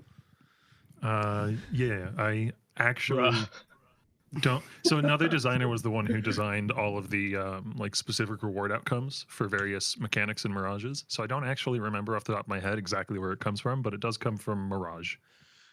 Okay, so how much of those mechanics are like, hey, this cool thing exists in 2, I want to bring it to 1, versus, hey, let's design something that's going to go into both games simultaneously? Rarely is something designed with the intention that it cross-pollinates into both games. I say rarely, like I can't think of an example. Often it's, you know, this is a cool thing that has been in one of the games or the other and has been, you know, has shown through battle testing, so to speak, that it's something either players like or we like, or hopefully both. The Valor of Divining why not adapt it? You know, if it's a good idea and we can adapt it to one game or the other, working around however that game, you know, the constraints, so to speak, of whichever game, then wouldn't you want to do that? Yeah, for sure. And do you guys like feel like the selfish plagiarism in that sense then like exists in like across other games as well? Like Andrew, like how often are you picking up like a different ARPG and thinking like, hey, I need to figure out a way to do this in PoE 1? And then like hopefully therefore it's like going across like multiple teams, or is it something where you guys try and stay internally with that? Like how does the actual design philosophy work with kind of how you look at mechanics in that way? I mean, there's definitely conscious decisions to not straight up just like plagiarize something from another game, for sure. I guess most of the things you'd pick up might actually be like you'd unconsciously gather like certain cool aspects from other games. Like a funny story actually is like we started developing all these holy skills like right at the very start of this league cycle. So Chris was coming up with all these cool holy skill ideas, and then I think it was a few weeks later, Diablo 4 announced Paladin. So we were like all worried. It's like, oh, hopefully they don't think that because Diablo 4 dropped Paladin that we're going to have to, we're just like straight up copying them. You guys should have copied the monetization strat. Oh, sorry, go ahead. No, that's it. You should have copied the Paladin monetization strat too. Super smart. See, this is where my lack of knowledge of other ARPGs gets in the way, because I have no idea what they did for that. Octavia's gonna make him say it out loud. But yeah, even like the fact that Holy Hammers is called Holy Hammers, apparently there is a skill in Diablo that has a similar name, and I got some feedback internally that like maybe we should change the name. No idea. Because players will expect it to behave a certain way that it doesn't, but I don't know. Holy Hammers is a cool name. I like alliteration. That's okay, yeah, because when Spectral Helix came out, that was sort of, I remember thinking at the time, like, that was the thing that's most related. And we were really excited about Helix, but obviously it's gone through its sagas as a skill. Actually, it was kind of really dominant for a while, right? I think we had that as the premier, like, skill for a while, and I think I'm going to use that to segue into what I really am interested in, which is balance, because I think that kind of set melee weapon balance back for a long time. For about, like, a year, Helix was the skill. Damage numbers weren't there for anything else. And I guess the thing that I've always been thinking about is PvE game balance is really weird, right? In a sense of you're not actually balancing for like play rate against other players or win rate against other players. And I've always been curious kind of what the core priorities you're thinking about are. There's a lot more specifics, but how do you guys see that kind of concept in your context, in your domain? Well, I think the goal isn't necessarily to get everything perfectly balanced, just because of how ever-changing our game is. I feel like it's a little bit of a futile task, and we don't really have the time resource to develop to get that into like a perfect spot every time. But what you'd prefer to have is really, well, me personally, I just like a variety. I don't want the same skill to be running the meta for like 2 years or whatever, like historically. I mean, to be fair, we probably have had some skills that have been on top for quite a while now, and maybe we should more radically shift them out. But I think, yeah. Sorry, I lost my train of thought there. You have any follow-up to that? I think like I want to hear first, I think, because I think as you're talking, it doesn't need to be a clear answers, but getting the direction of where you guys are at is the most interesting for me to start this. I think, yeah, like how you guys individually feel about it. One of the important things as well is, you know, you're correct that it's not a PvP game. So like if skill A is strong, it doesn't make, you know, a player's experience worse who isn't playing that necessarily because they're not playing against skill A. But it still does in a way if something is like, you know, the whole premise of a game like Path of Exile is here. We have this really big puzzle. I don't think it's going to make a solve difference. it. You know, we have all of these moving pieces, all these uniques and ascendancies and skills and supports and whatever. Come and solve this or solve some little corner of it. And if there's a skill that just does a bajillion damage out the box with basically no effort, it's not a very interesting puzzle anymore, is it? So like that is part of it. Like there needs to be some, you know, balance needs to be in place so that it isn't just like I slot this skill in and win without any extra effort, which, you know, you can have your own subjective opinion on how well of a job we've done on that historically. And then you also don't want players feeling like, you know, there are a lot of choices that are basically pointless because this thing over here does everything better than every other choice. So like those are probably the two driving reasons why balance is important, even in a game that isn't PvP centric. Do you guys feel like you're a little, or is there a reason why it's a bit more conservative these days as far as changing goes? 'Cause I understand the resource side, but let's say that the concerns then that you're bringing up right now are things like a really stale meta where things are like constantly the same, and then having like false heterogeneity, or false choice, like an illusion of choice where you could pick all these skills, but like, you know, lightning strike is better than the rest. Not anymore, but hypothetically, right? What's sort of the hesitation these days? Because I remember we used to have those massive balance patches. We'd see like 20 on the low end or like a couple hundred skills just have their numbers changed. Is that a matter of resources these days still? Is that just about care? Is that like, what are the drivers behind not doing that these days? I don't know. I guess it just hasn't been brought up very much. Like, I think there have been times in the past where the higher ups are like 15 minutes. Don't shake the boat too much because if people don't have their like tried and true safe skill, then they'll be more reticent to play the next league. So like from a personal point of view, I'd love if everything just got scrambled without even like a huge amount of thought going into like what goes up and what goes down. But going back to your like whole heterogeneity comment, that is one of the other axes of balance that we can address. Like if all the skills scale exactly the same, like a lot of the spells scale in the same way and a lot of the attacks scale in the exact same way. So if one of them is 10% better than all those others, then why would you play any of the other ones? So you need to kind of like try to differentiate all the skills as well in terms of like their damage shapes and their clear speed and their single target potential and their scaling axes. So I have a question. I want to jump in here a little bit. Andrew, I don't know if you've played League of Legends, but Jung, Octavia, and I obviously have. Strangely, I've never tried it. Okay, cool. So then you're going to absolutely miss this one. But in League of Legends, when they balance, they like take an average player, like a gold player, and then they balance around that. But if there's outliers, say, you know, a champion is fine in gold, but then has like 100% pick rate in pro, then they'll obviously slap it down and be like, well, we don't want to see the exact same thing played in every single pro game. I was wondering if you guys could speak a little bit about what areas you look at when you're looking to balance skills. Is because like I was talking to Jung about this. Like you're not balancing for Jung. He's playing like 20 hours a day on League Start. Are you balancing around someone that plays, you know, 5 hours a day and the journey that they have through Path of Exile, League Start? How do you look at that? And then I think that a lot of people talk about skills in terms of how League Start actually works around the abilities, but what other levers do you look at as the journey of the league happens? Because, you know, sometimes we're very slow to actually pick up which skills are good and bad as they're introduced into the game, in my opinion.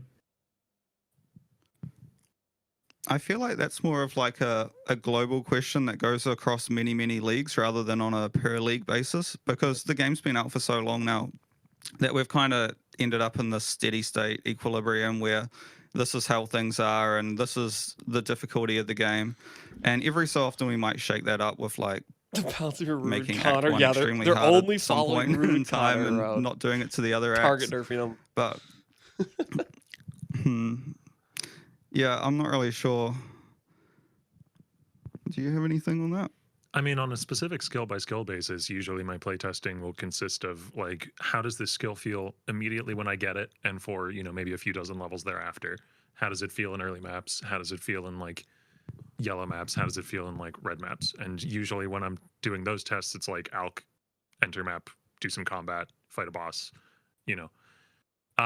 So yeah, I'm not necessarily doing. I mean, we do have a QA department that also will test, and the QA department actually skews mostly, in my experience, towards testing things in their endgame and like giga juiced and super entrenched established player sort of context, because usually when we're hiring for QA, that is the kind of person that we hire. We're hiring people with thousands and thousands and thousands of hours in the game. So often what actually gets overlooked in testing is that stuff that I try and test while I'm, doing the major tweaks in the implementation to the skill. Is the experience of it when you first get it, and the experience of it in like, on a crappy character who's just hit maps. Because, and that's not to say that we always get that perfectly right. There are skills that I have implemented that I would like to go back and try and improve that specific experience on. But that is, the first impression, and that is quite important for sure. So then you guys are speaking from almost like a vacuum, not in a bad way, but from like your guys' perspective. There aren't like kind of key vignettes of like player vignettes or like player archetypes that you'd be thinking about, like, oh, we need to think about like Joe Blow who enters maps at like 20 hours. Like this guy is going to be weaker in this kind of way. Does that sort of like, is there kind of average player or like medium player that you're thinking about when you do like balancing changes? Or is it just about like this skill compared to other skills? Or is it the tools in the system compared to other tools in the system? I'd say it's more on the skill compared to other skills and this tool compared to other tools. It's like I said, we're at this like sort of equilibrium state with the game where if we're thinking about the average player just getting into the maps, we're probably thinking on more of a global level. Like for example, in Settlers League, when we like decided to buff basically all the melee skills scaling massively. So that's a thing of like, okay, melee players aren't having a good experience. Players typically think that melee is behind other archetypes. So let's bring melee up everywhere. Rather than on a per skill basis, to me, it's more like this skill is relatively worse than another, or this skill is relatively better than another, and we should bring them more closely in line, while also trying to differentiate them in like ways that aren't just damage.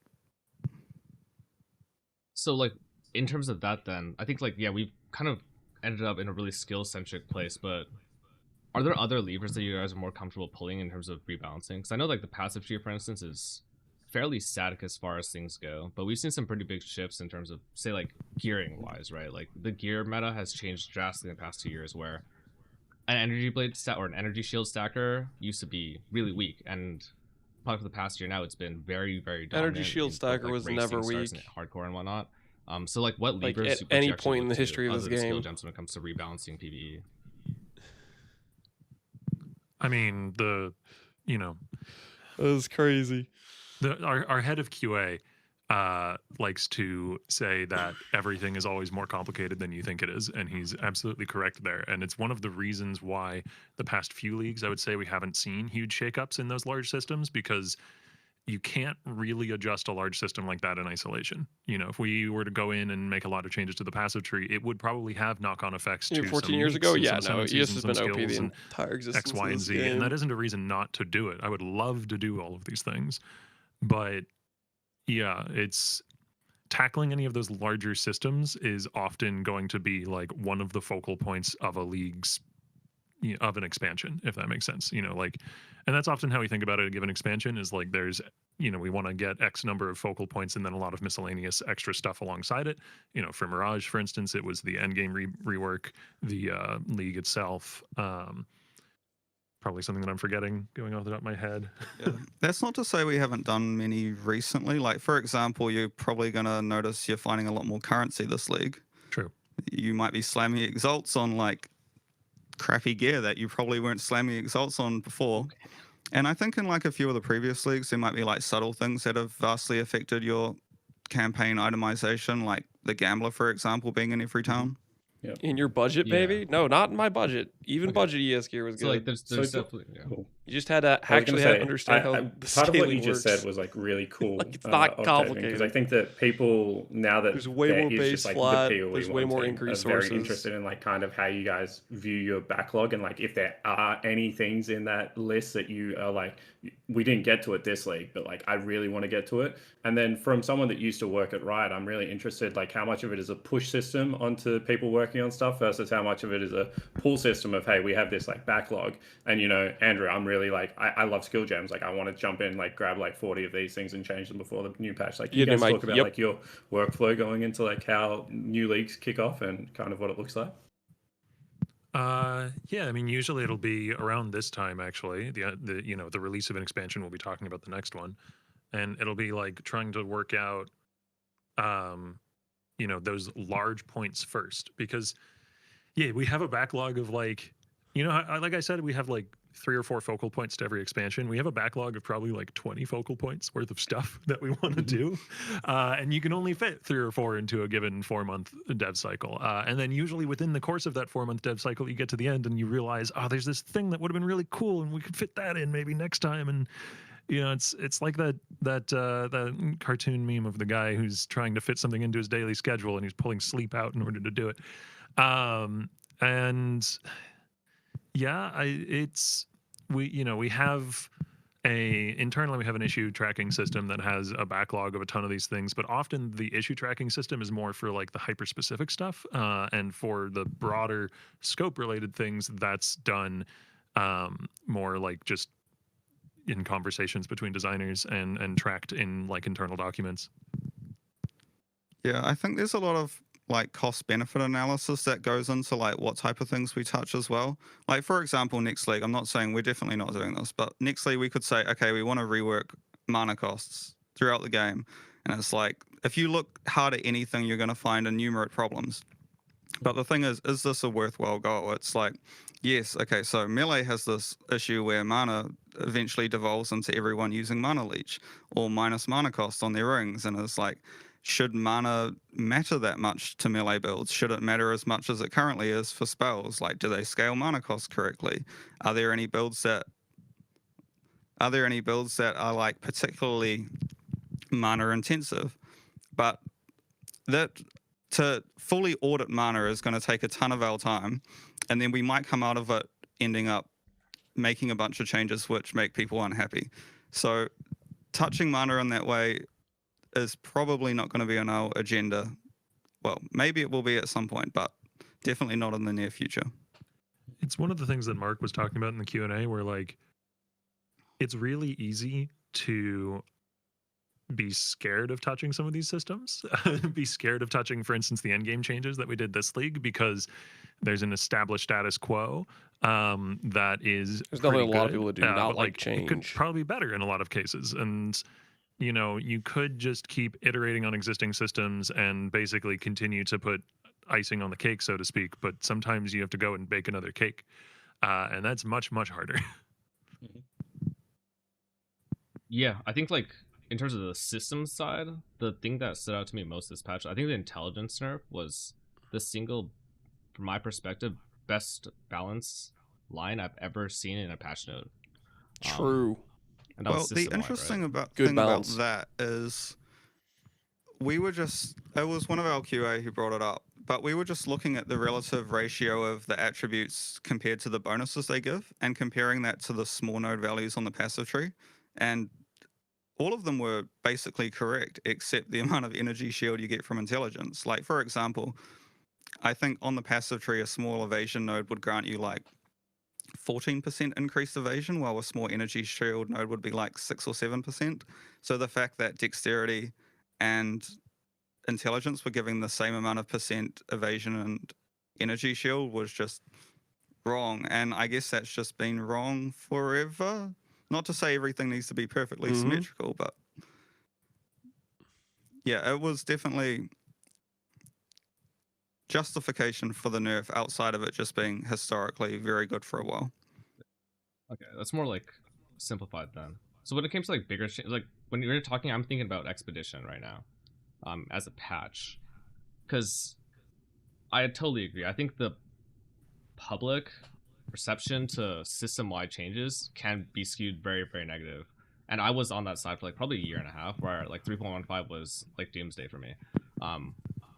I probably wasn't as vocal back then, but like I remember thinking, oh my god, I'll never be able to go through a map again or go through the campaign. I remember walking to Blood Aqueducts in a race, getting frozen, and not pressing my flask and dying and thinking this game is doomed.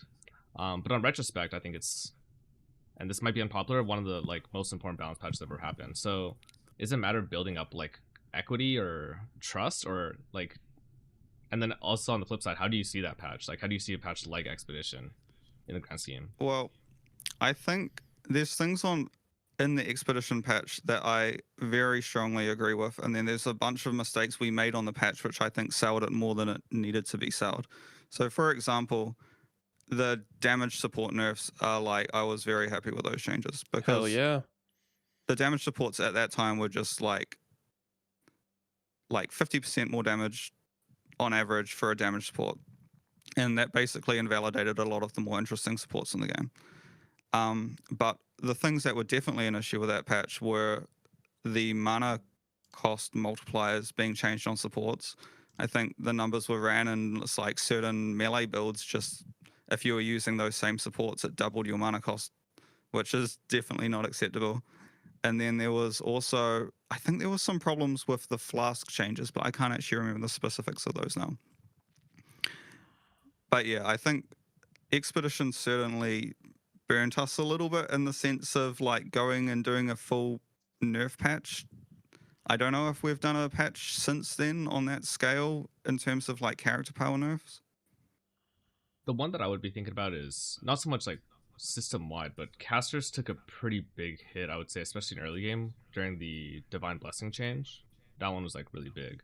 And then the changes to inspiration, going from additive to multiple. Jung is definitely a Divine Blessing addict. I think that's probably responsible for a lot of like why there's a dearth of casters right now in like the early game.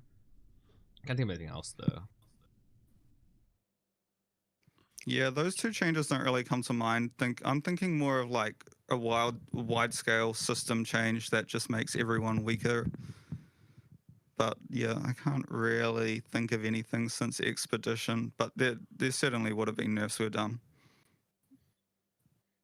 Well, like, I guess for me, like that kind of was like like pretty large scale. I mean, I guess there were casters using mana, and there was Archmage, and there was the buffs there, but for like a long time, I think EB and like EBMOM specifically, those two things were really dominant of like at least the league start caster meta.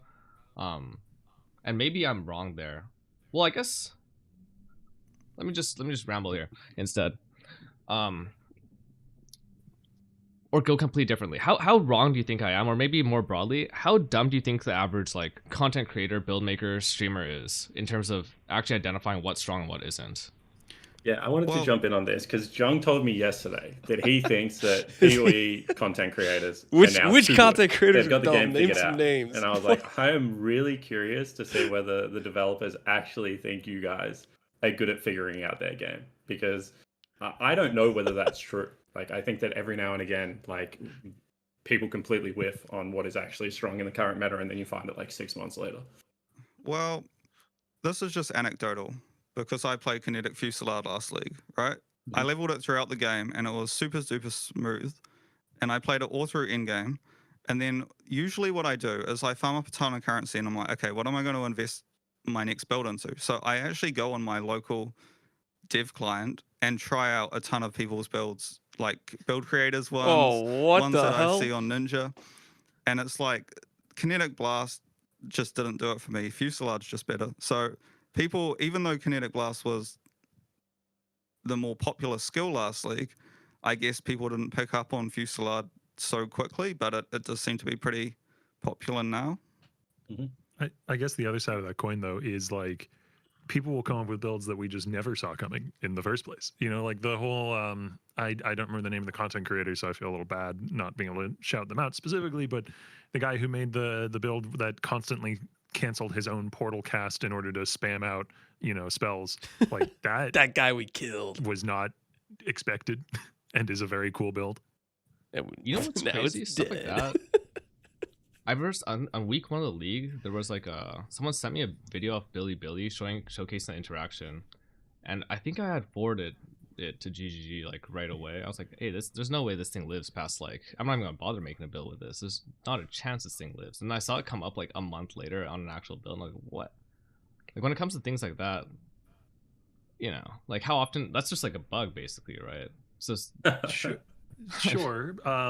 You know, I mean, you're correct. It is a bug. I think that has been addressed in this patch, but it's still extremely creative and cool to leverage that. Like, wait, can I clarify right there then?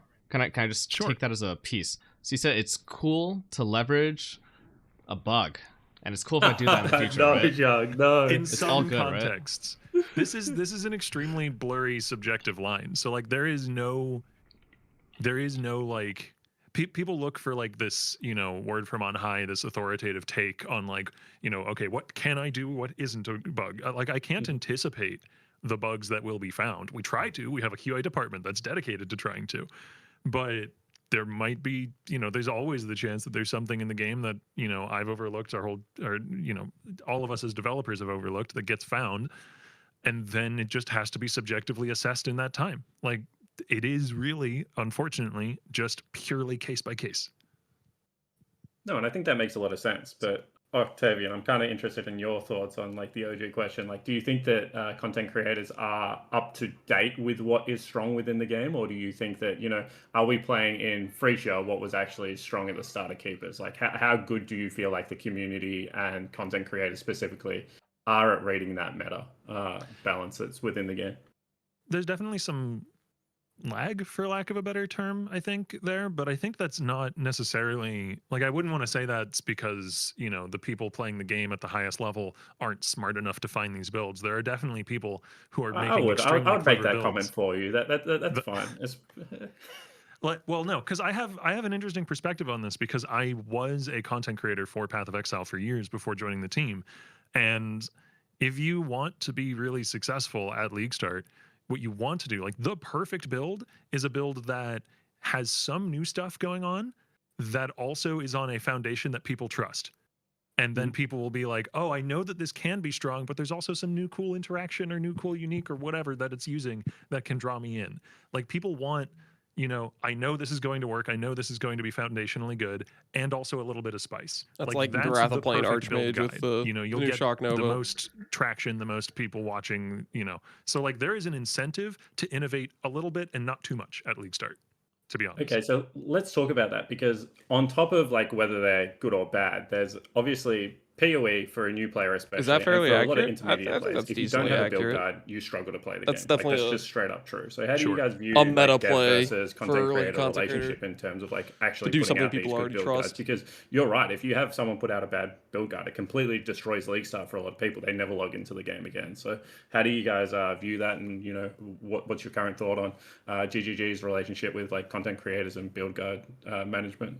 And, you know, third-party tools as a whole, right? Path of Building is like just so handy to be able to actually use all these things. And I know that people have been asking for like in-client mapping out the passive tree and things like that. How do you view all of this symbiotic relationship? Well, I mean, I think overall content creation for the game and build guides and stuff have been a massive boon. You're correct that there are occasionally, you know, maybe there's a build guide that goes out that doesn't do, you know, that people get baited into, for lack of a better word, that is, you know, maybe does ruin some people's League Start experience. But what we can really do on the dev side about that is just try and make the game more approachable in general, so that, you know, I don't think we'll get to the point where you don't necessarily need any build guide at all. We'll see.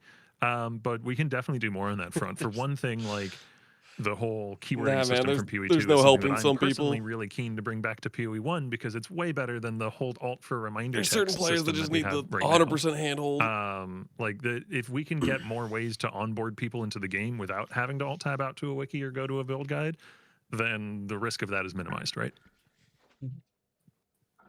When it comes to like, just where does the name of this podcast come from? Just heard the word bait. I think people are really incendiary. You know, people will say all kinds of things. The truth is, I think that I have never ever made a bad build. There's just bad players that copy them poorly. And if You're better than me. if a Like, you go back good and look at player some of my copied my earliest bad builds build on my it would be YouTube good. channel, they do not hold up. Actually, maybe I mean, there's been. I think where does that come from is actually kind of interesting because let's say I have a reputation for baiting people with a build. Let's just say hypothetically, not saying that's the truth. I think a lot of it has to do with skill complexity. So there's a skill that I'm seeing on this current patch that I think might be incredibly bait. I think it is potentially powerful, but looks to be weak, and that's. I think it's Holy Hammer. It's the one where it's like you consume a power charge and you have the cascading thing. Is that Holy Hammer? Mm-hmm. The row of hammers, yeah, sure. Yeah. So there's been like speculation about overlaps and how much damage does this do? Because I think a lot of times we're trying to moneyball skills to get it down to if you do everything correctly in this way and you have the correct scalars for this skill and package it correctly, what is that damage effectiveness when you calculate attack speed and everything? I think there might be like overestimation on the Holy Hammer, for instance, because we don't know about the consistency of overlaps and how much damage it actually does. So from my perspective, I see that a lot of that risk or like whether something will be good or bad and that sort of like unknown factor and the complexity is actually just about not knowing how a skill functions, specifically as it pertains to hit rate, right? And I'm not sure like what you could or would even want to do to elucidate that better for players.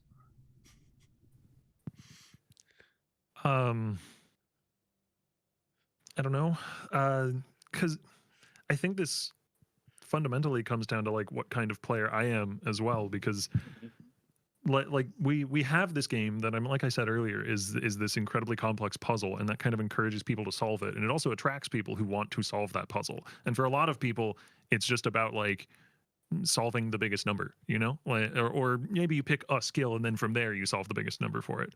Whereas when I'm approaching a build, I more want to like get the numerical aspect of it to a point that's comfortable, and then it's about Target dummy solving how the solve. Target dummy playstyle doesn't feels solve for me. anything. The game has target dummies in not every answering zone. your They're question called super well. I'm bosses. not trying to dance around it. I think I have a very different way of thinking about this sort of thing than necessarily translates well onto like a DPS estimate or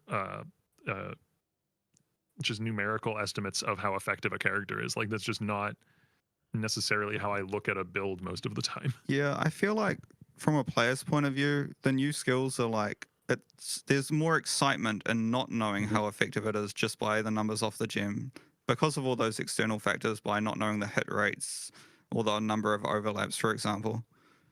So I feel like I sort of like there not being perfect information going into a release for that. I think I do too. Yeah, that's interesting. Mm-hmm. I was going to say that's interesting because you got someone like Jung that's going to look at a skill and he's going to pull it apart, and if the damage effectiveness isn't high enough, he's just never going to touch the skill, right? He's like not even going to do it. Then I assume that there's like the average person that is like, oh, I played Paladin in all of these other games. There's now Paladin skills. No matter how little damage I do, I'm going to try and grind this one out and stick with the skill. And I guess like that becomes like nearly an economy question, because it's like, okay, if the skill operates in that way, then how far ahead or behind do you become in the economy? Because if you play a great skill, you get ahead if you play the game enough, and then you're able to make the skill even better. So I think that that's actually quite interesting, going back to the first area of like balance of like how you approach like how these skills operate within in a game that has such a big economy on League Start, because I think that that is something that we were also quite interested in, is like, do you guys balance your skills around like, this is mainly a SSF player that's going to interact with chat a little bit? Or do you guys think about your skills as in like, hey, we have, especially in softcore trade, we have like a completely wide open economy. You have access to completely every single item in the game theoretically, and a lot of them are quite cheap after like 2 or 3 games. That's what we expect the players to be able to utilize to be able to create these build guides.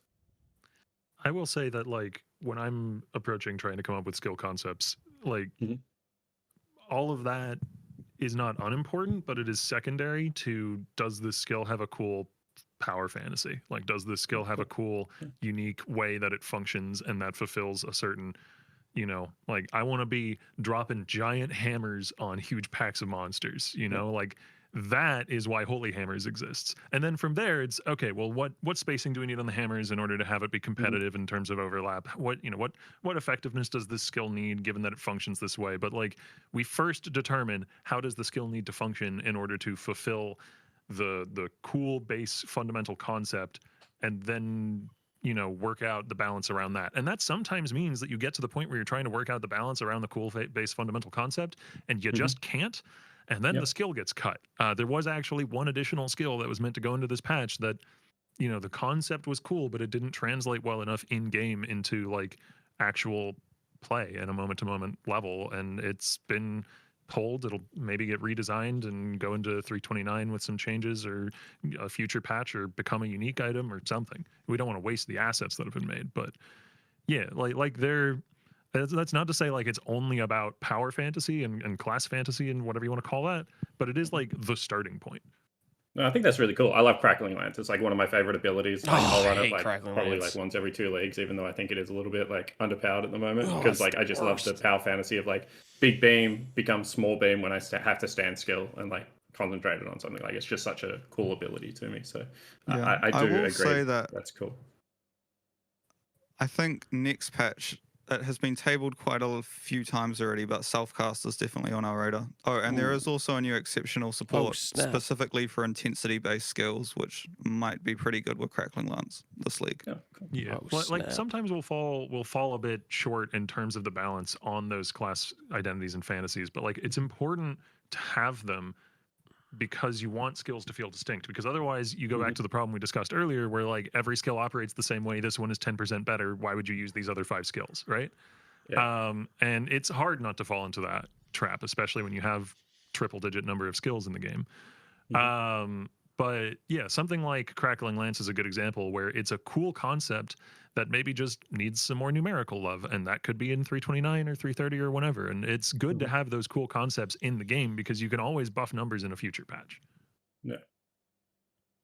To me, it seems like arriving on the right number has got to be really hard because of certain things as far as design space go. Like I think there's certain mechanics and items and skills that restrict the design space of everything else, because in their absence you could be a bit more like relaxed, but with their presence it becomes ridiculous. Like things like Penance Mark, for instance. I know like on release, I actually do want to hear about that specifically when it was like introduced, but at the time of Penance Mark's release, I remember building around it because I saw the trailer. I did a bunch of like screen measurements to see, okay, is this within 1.5 radius sometimes? And I made a whole Longer, you'll be low-tolerance slightly path under proliferation 50% setup. reservation Still with comes out. Vital plus Forget about what Petrified. Peacock did on League Start, but now it's at 3.5 to 4.5. Or you'll be slightly radius. above. And I Patrol saw, I guess, Blessing how makes haste problematic it free. would have been, but there's like that aspect. But then I think about like, even now with that in Southbound, you get like massive issues with overlaps. I think Nimbus is another great example of an item that might have greatly restricted design space. I've always thought about what if I just like didn't do that. But like you need blood projectiles, magic. kind of Maybe you're missing blood magic. Sorry. setting what you can and can't do versus Malachi's. introducing new projectile skills, balancing that. Do you think there's like big problem outliers that you wish weren't there, or is it just something that's more interesting now for your problem solving to create that puzzle? Well, I think something like Nimbus to me is more fine because it is such an extremely rare in-game item. Like, yeah, for the average player, they're probably never seeing a Nimbus. What was the other example you gave, sorry? Penance Mark. Yeah, no, Penance Mark is getting near Worm Blaster in terms of like, or the Writhing Jar in terms of levels are problematic. Whenever we design a new skill, someone's like, but what about this and this with Penance Mark? So maybe it will be adjusted at some point because it does keep on cropping up in terms of our like QA testing. Now, this should not be taken as there being any changes coming to this keystone, but like definitely not. Though maybe this will get clipped out of context still, we'll see. But like CI is the biggest example of this. You know, just immunity to a full damage type is very cool. Like that's super iconic. CI is an incredibly iconic keystone, and it's great that it's in the game, and it means we can't have an endgame boss that's full damage chaos, right? Because otherwise you play CI build, you're immune to it. You know, you can't have this thing that's supposed to be threatening and challenging do full chaos damage, or else suddenly you can click a keystone and be completely immune to it. So like it is, yeah, exactly. But like if you want to put cool stuff in the game that's transformative and game changing, you have to build those constraints for yourself. It's impossible not to, or else everything is milk toast. Everything is like flat and vapid if you don't have interesting spiky constraints that you have to build around.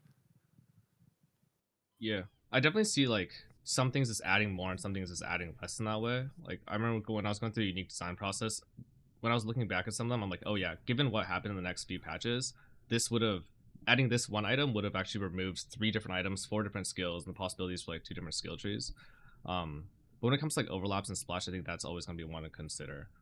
The other thing I had about that was, I guess like it was reminding me that penance marks, that specifically, the implementation, it basically, and correct me if I'm wrong, it changed from the time that from the trailer to when it was launched, right? The skill functionality.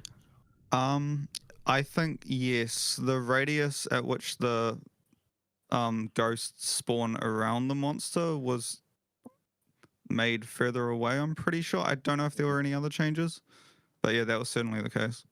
So then do you think there's been like an increasing degree of comfort from your guys' side in terms of changing the game, or like changing what's the state of balance or skill functionality or item functionality from the point at which the patch release happens on Thursday to when the patch actually drops on Friday? Or sorry, the trailer on Thursday to when the patch drops on Friday? Because I feel like from my perspective, there's been a lot more. Every day we have like a brand new list of notes, whereas back in the day it felt a little bit more conservative in that way. Well, I guess also it is, we used to drop the patch notes on the Wednesday before the release, so we do the patch notes far earlier than before. So I guess it hasn't really changed our like freneticism You in want to have terms a of Legion like with Viability trying to get more and more changes. You should. in You just need before AoE release. investment though.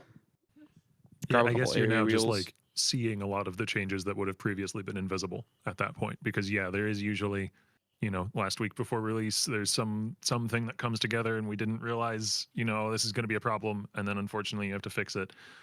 I want to avoid that as much as possible. Like, I really dislike, one of my favorite things about the role, about the job, is being able to like show players cool stuff, and I really dislike when I show a player a cool thing and then it's like, oh wait, no, actually we have to change that. So I want to try and minimize that as much as humanly possible, but sometimes it slips through. What do you guys think about your timings at the moment? Because I know, Octavian, in the Ziz interview, you were saying that you love that there's a certain amount of undiscovered things going into every new patch, and sure, it gets data mined and stuff, but the average player probably isn't looking at that. Do you guys now like the change where the patch notes are way earlier and people get a longer time to plan, or do you think that there is a way that you would go back to, like maybe later patch notes and having a little bit more surprise going into the actual league start week? And I remember like waking up, like I'm Australian, like waking up at like 2, 3 a.m. putting the final touches on builds, the morning of the league launching.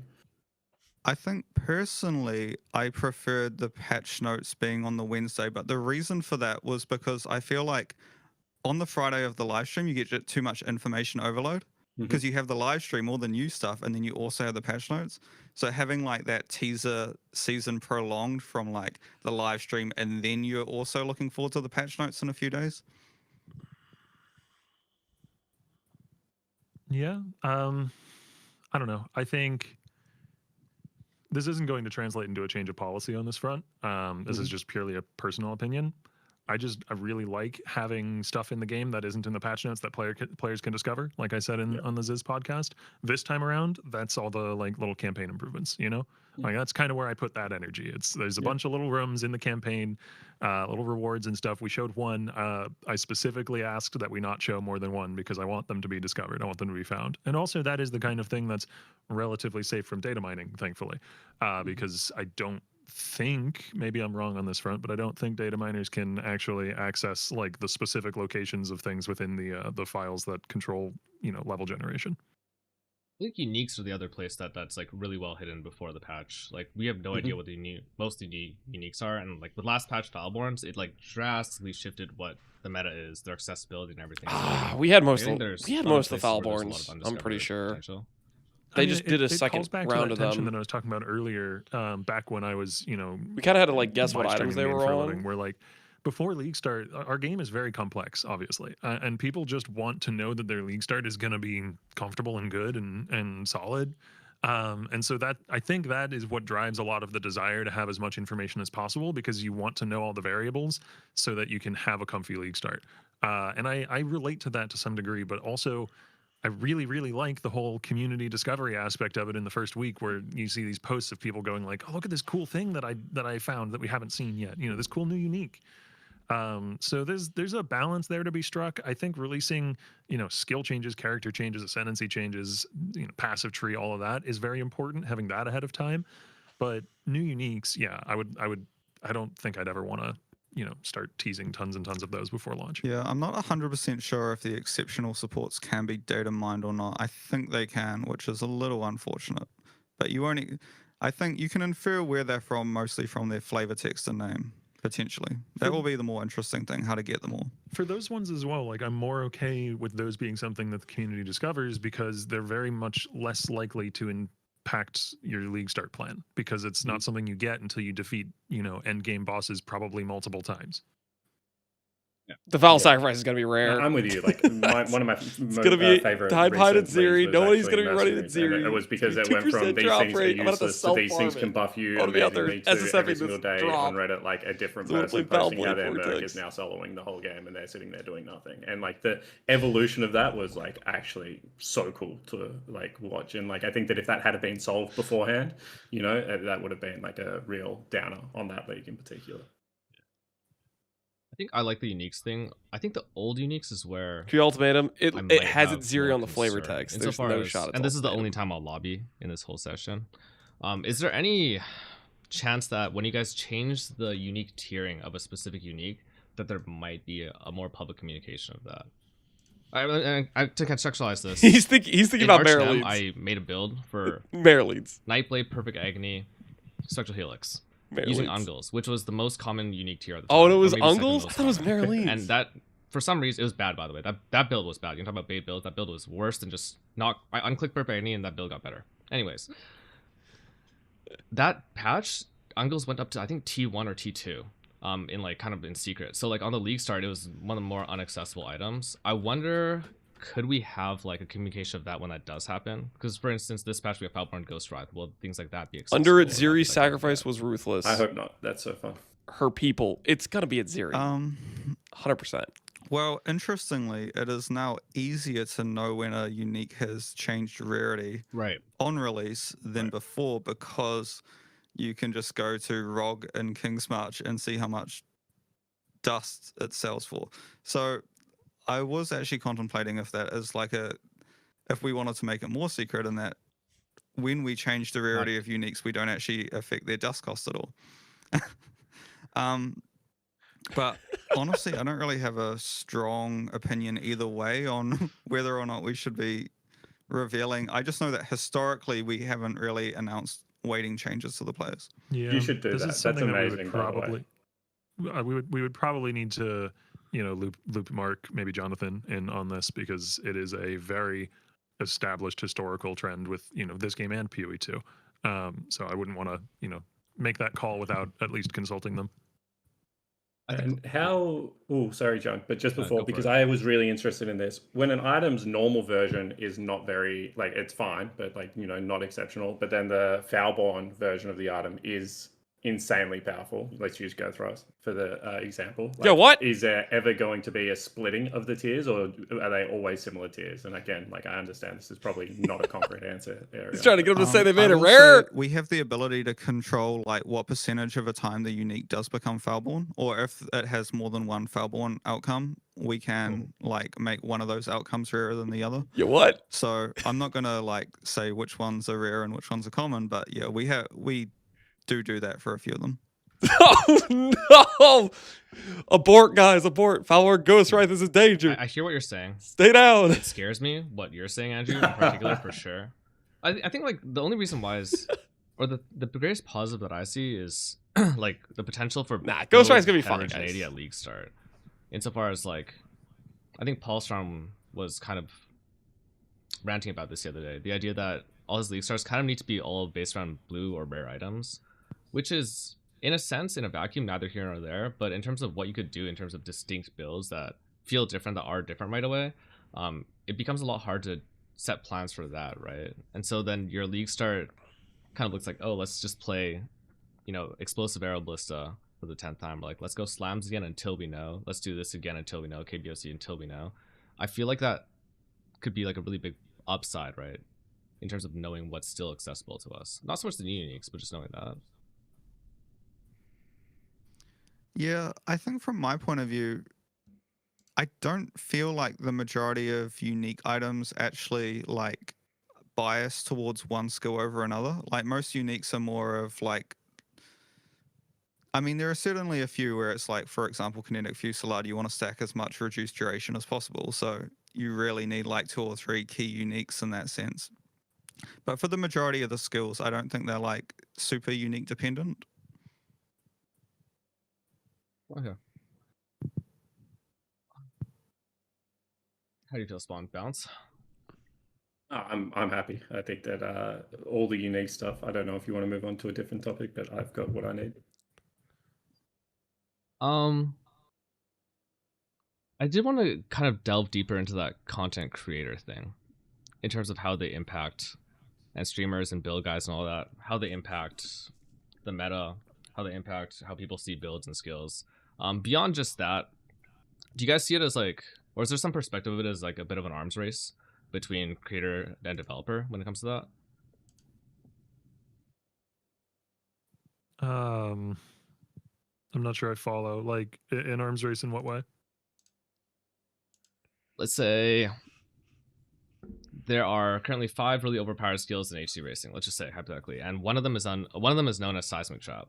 And then next patch we discover like I'm gonna wait and then release like DD ignite for next patch, and then you guys are nerfing that, like, oh, can't wait for this guy to do this again, and so on and so on. Are you guys worried about, or are you guys excited about that sort of dynamic appearing? Because I've felt that way at times. Let's put it that way. Sort of adversarial nature in terms of balancing.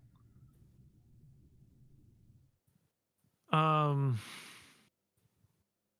don't know that there's really much that we can do about that. Like oftentimes it goes back to the whole philosophy of skill balance in PvE games being partially to try and make it not feel like there's one thing that is just drowning out everything else, right?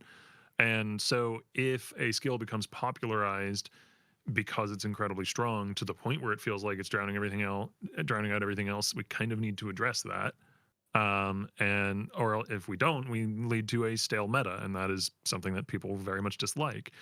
So whether that was because it got popular just because the numbers are obviously insane, or got popular because one person was super responsible for that popularity, like how it got to that point doesn't seem as relevant to me as like just addressing a stale meta if one comes up. Is how like biggest popularity of skills still factoring in? Because I know it used to be like really publicly mentioned as the premier thing that you guys look to in terms of reducing power. It's probably because of the perception, or I don't know, probably because of the fact that people will become very unhappy with a stale meta. Popularity factors in because that is a large part of what determines what a meta is. I wouldn't say it's the sole factor. Like any time that I come to Andrew with, hey, maybe we should take a look at this skill or this archetype or whatever, Andrew's response is always to pull up a bunch of spreadsheets and start comparing balance numbers and comparing damage numbers. Like it's not like, ooh, this is really popular, make the numbers 20% lower. But it can be an impetus point for like looking at it and seeing, well, is this actually a problem? Is this actually overpowered? And in the case of why like RF doesn't get nerfed. Yeah, the answer is often not was that often strong. yes. Actually, I had one more thing, but yeah, go ahead, Andrew. I was going to say there's like often it's not necessarily the skill itself, but there's external factors around the skill which could be problematic instead. Like Detonate Dead. Well, Detonate Dead is very, very closely tied to Desecrate, but for example, the whole we had years and years of players having lots of different specters so they could pollute their Desecrate pool with more and more high life minions, which is a very PoE thing to do, but at some point it's like we're balancing around a very non-intuitive way of playing the skill, so we that's the reason we'd want to get rid of it. You know what's really intuitive but I hate is stackers. How do you guys feel about stackers right now? When you say stackers, are you talking about like attribute stackers or herald stacking, or is there a particular type of stacking? I think the last time Just I every ever build in talked the to Chris game, 'cause Wilson, that's what you do. he You said make a Righteous number Fire go was the up. most problematic skill in the game. This is a decade ago. Because it lets you scale life and damage at the same time. And I talk about this a lot. These days, the premier builds, I think, for Endgame are still Energy Shield stack. There's a life stack, Great Wind setup, Power Charge stacking with Eternal Separation, like Elgin Hubris, and then Strength stacking. And seeing that kind of convergence, I think, in the endgame towards stacking has made some people kind of feel like build making is more linear now, less interesting, less complex, I guess, at least in terms of horizontality. Do you guys like the presence of stackers, their current power? Do you guys like that kind of building? Exile here's Just throwing general shade. thoughts, I guess. Yeah. If you can't get It- your and build armor. from a Korean YouTuber, it's not It's a very complicated. thorny balance right? problem that I've been kind of bouncing around in my head for a number of leagues now, because it has the upside of giving you builds that have these like really high ceilings that you can keep incrementally improving, and that's a good thing. We like, we don't want a build to become static, like at reaching level 92 or whatever, and you have, you're just kind of done. But then the other problem is exactly what you're saying. Like it sort of funnels the build making meta into, pick your top level thing that you're stacking around and then find ways to stack around that, be that ward, int, dex, strength, ES, life, whatever. And PoE 1 has become so complex with so many different avenues at this point that like it's just proliferated to a lot of different parts of the game. But it's not something that we should be like super hasty with going and just chopping away at. Like, there are upsides and downsides here, and the perfect solution would retain some of the upsides while making it feel less one-dimensional. Make it a harder This is choice. also the kind of thing that I feel like is a problem for the 1% of the 1%. Like it's a problem for people who are getting to that level 95 plus build and really investing in like, then making another build and maybe making another build and feeling like all of the build making is very similar. It's not the kind of thing that's a problem if you play one build a league to level 90 and then finish. So I don't know. I feel like I maybe went on a little circuitous rant there, but regardless, like it is something that's been on my mind. I just can't speak to any specific changes because I haven't figured out any specific changes. It's the same thing. There's a number of problems at any given moment that are always just in the back of my head, and I'm trying to come up with a solution, and usually something pops into my head at 2 a.m. some random day. Mercenaries is on that same list. Like how mercenaries? How? And eventually my brain will present some kind of answer. We'll see if it's a good one. I hope so. The way I see it is that it's about a separation of offense and defense, right? Because all the skill and mana and armor stacking are the same. All of these stackers are able to really scale at a very high level, both offense and defense at the same time. But you'll notice one I'll never mention is dexterity stacking. Because I think the only defensive scaler for dexterity, save for like during free and whatnot, is guard cons, basically. You could say Shaper's Touch, right? So isn't it about the separation of those things, which kind of, from what I understand, used to be one of the core principles in terms of introducing like mechanics, items, and skills. Yeah, I feel like over time we have added more and more things that scale both offense and defense, or scale damage off life, or scale damage off the energy shield. Just stuff Lamau like that. decks. You only get a And little it's bit of life certainly, from 2 uniques. like it's been brought up as like the more and more of those mechanics you add in, they're like multiplicative with each other. So it's like making those builds stronger and stronger over time. Like it certainly has been on our radar for a while, and we are making a couple of nerfs this patch to energy shield stackers in particular. But we will like, I think we probably will make future nerfs to these type of builds. Okay. I was wondering if it was like quantitative or qualitative from your perspective, but that's interesting to hear it that way. Swan. Yeah. Cool. I want to completely change the topic for a little bit. Crafting is a skill in PoE that I think like is really entertaining to watch, and the people that craft the best are like actually like can separate themselves into another tier. I think crafting leagues lately have become a little bit, they do all crafting better than the other crafting mechanics in the game. Like, the tree, for example, just spit out fractures better than anything else, spit out like high DPS axes better than anything else, spit out like everything better than anything else. And then like I go back to Necro, that was kind of the same. Every single piece of the gear eventually was like double fractured off Necropolis. Then you go back to like even Harvest. Does that make you scared to introduce new crafting mechanics into the game? And if not, do you think that the current power level of like, because I think you need to engage in the league mechanic, it needs to be slightly better than the other mechanics in the game, probably on launch, but it just seems like the power dynamic seems a little bit off to me at the moment, because it feels like I don't, if it's a crafting league, it feels like I don't engage in the other avenues of crafting probably as much as I would.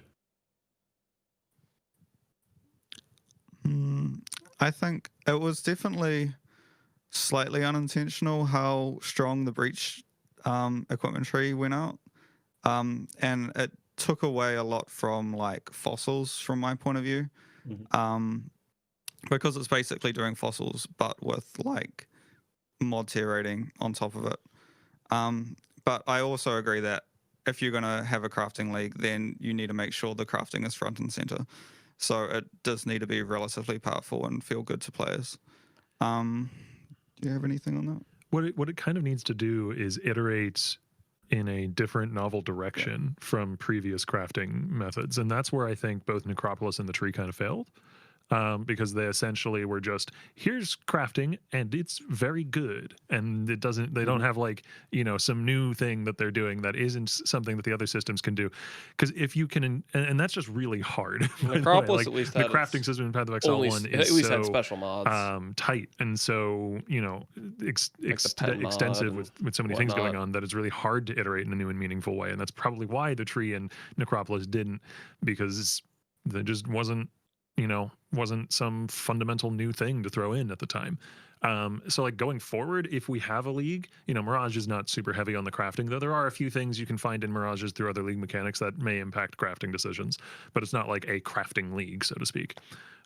If we have a league in the future that is more crafting centric, I'd want to make sure that it has some new, unique, novel selling point that the crafting can be built around, because then you can put the power budget there rather than putting the power budget into just, okay, it makes rares with really big numbers. Yeah, that makes sense, because from my perspective, the thing that I liked about Necropolis is, like, I was playing, I think, Poison Molten Strike at the time. Like, I still had to go to Heist to actually get the corpse to be able to make my pneumatic daggers, right? So I still had to engage with different parts of the game to be able to do the crafting that, like, I needed to do. Whereas it has felt like in the past, some of the leagues were like, you just did the core game of mapping, and then you were able to access, as you said, like fossils, or, you know, it seemed like strange that it would pull you away from the part of the game that that item came to. But I really like that you guys are addressing that at the moment. I don't know if you feel similarly. An emphasis on all league mechanics, and we're not in that place yet. We're certainly not in that place. But an emphasis on all league mechanics having some interesting, unique draw that you would want to do that thing for is very important to me personally. Like that, that I think is what gives the game its longevity, or is one of the foundational things that gives the game its longevity. Being able to go like, you know, oh, I want to specifically, you know, build around and invest into Heist or Delve or Delirium or Blight or whatever, and be rewarded in a way for doing that I wouldn't be rewarded in for doing one of the other choices I could have picked. This is a normie question, I guess. To that end, is there like a favorite crafting system for each of you guys? Well, it's definitely ROG from Expedition.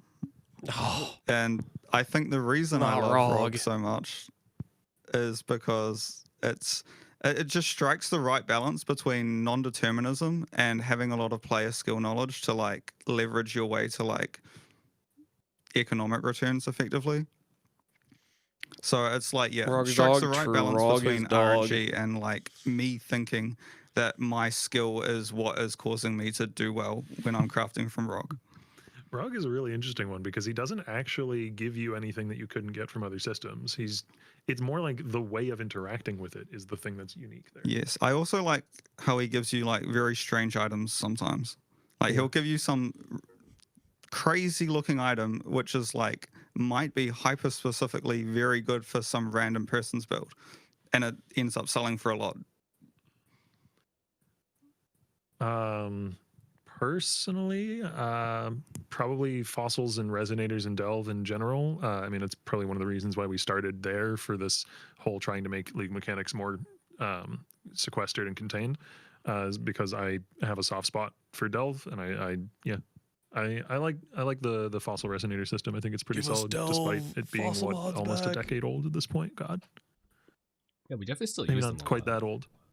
I think it's like, it's cool because Delve has like the two big like kind of cleavages in crafting where like you can just spam a dense fossil and get some pretty good stuff, but then when you want to make your higher end items, you can like deeply invest where every resonator is costing like 5 and 6 more plus divines per like slam. What? From my perspective, I really thought one of you guys would have said like You're talking about what hollow Combinator. fossils expensive. What are the thoughts? Because, or I guess Sentinel broadly, because it's a progressive crafting system that's like actually building on other things, right? But it's still separate.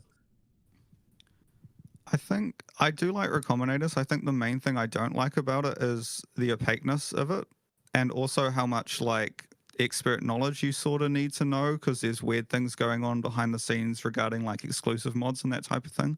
It's a little less clear to players exactly like how to take best advantage of it.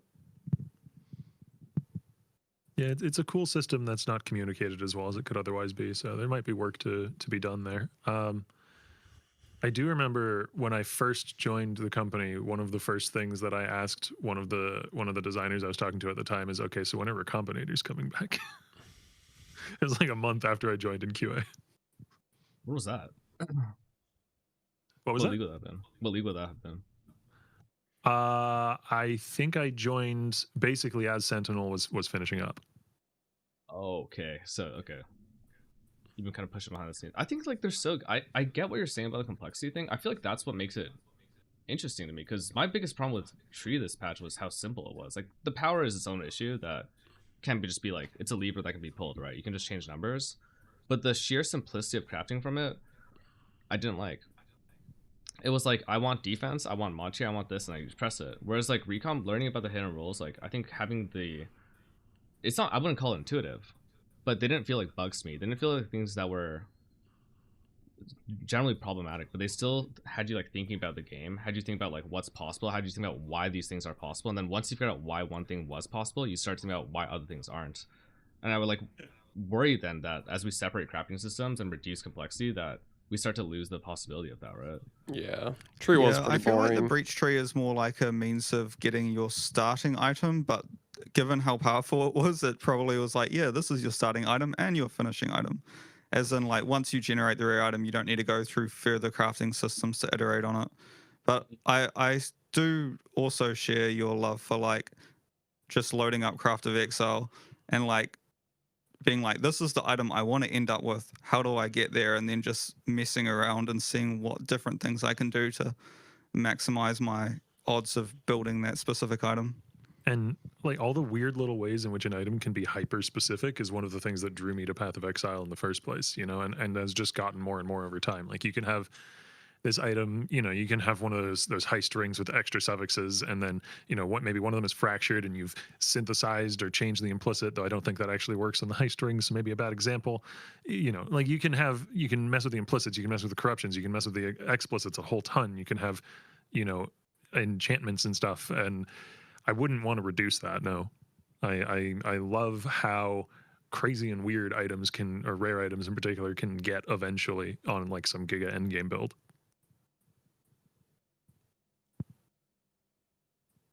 How's it feel that Jung's trying to get your builds nerfed? I play a lot more builds than just attribute stackers, and I completely agree they're overpowered. About that, I was like very happy random with the item nerfs. stuff I like the idea of like having these weird. I'm trying to get a character nerfed that was based for a around while. ring that had minus 200 mana on it. It was like a helical, and I got like. I think E-Blade's been overpowered for 3 years, and it's still overpowered. I did permanent Sap of Seasons with that because it also had like 200 mana regen. It was some weird bricked mirrored ring, but at the same time, what I'm thinking is like. All the systems we're talking about actually don't really interact with each other, right?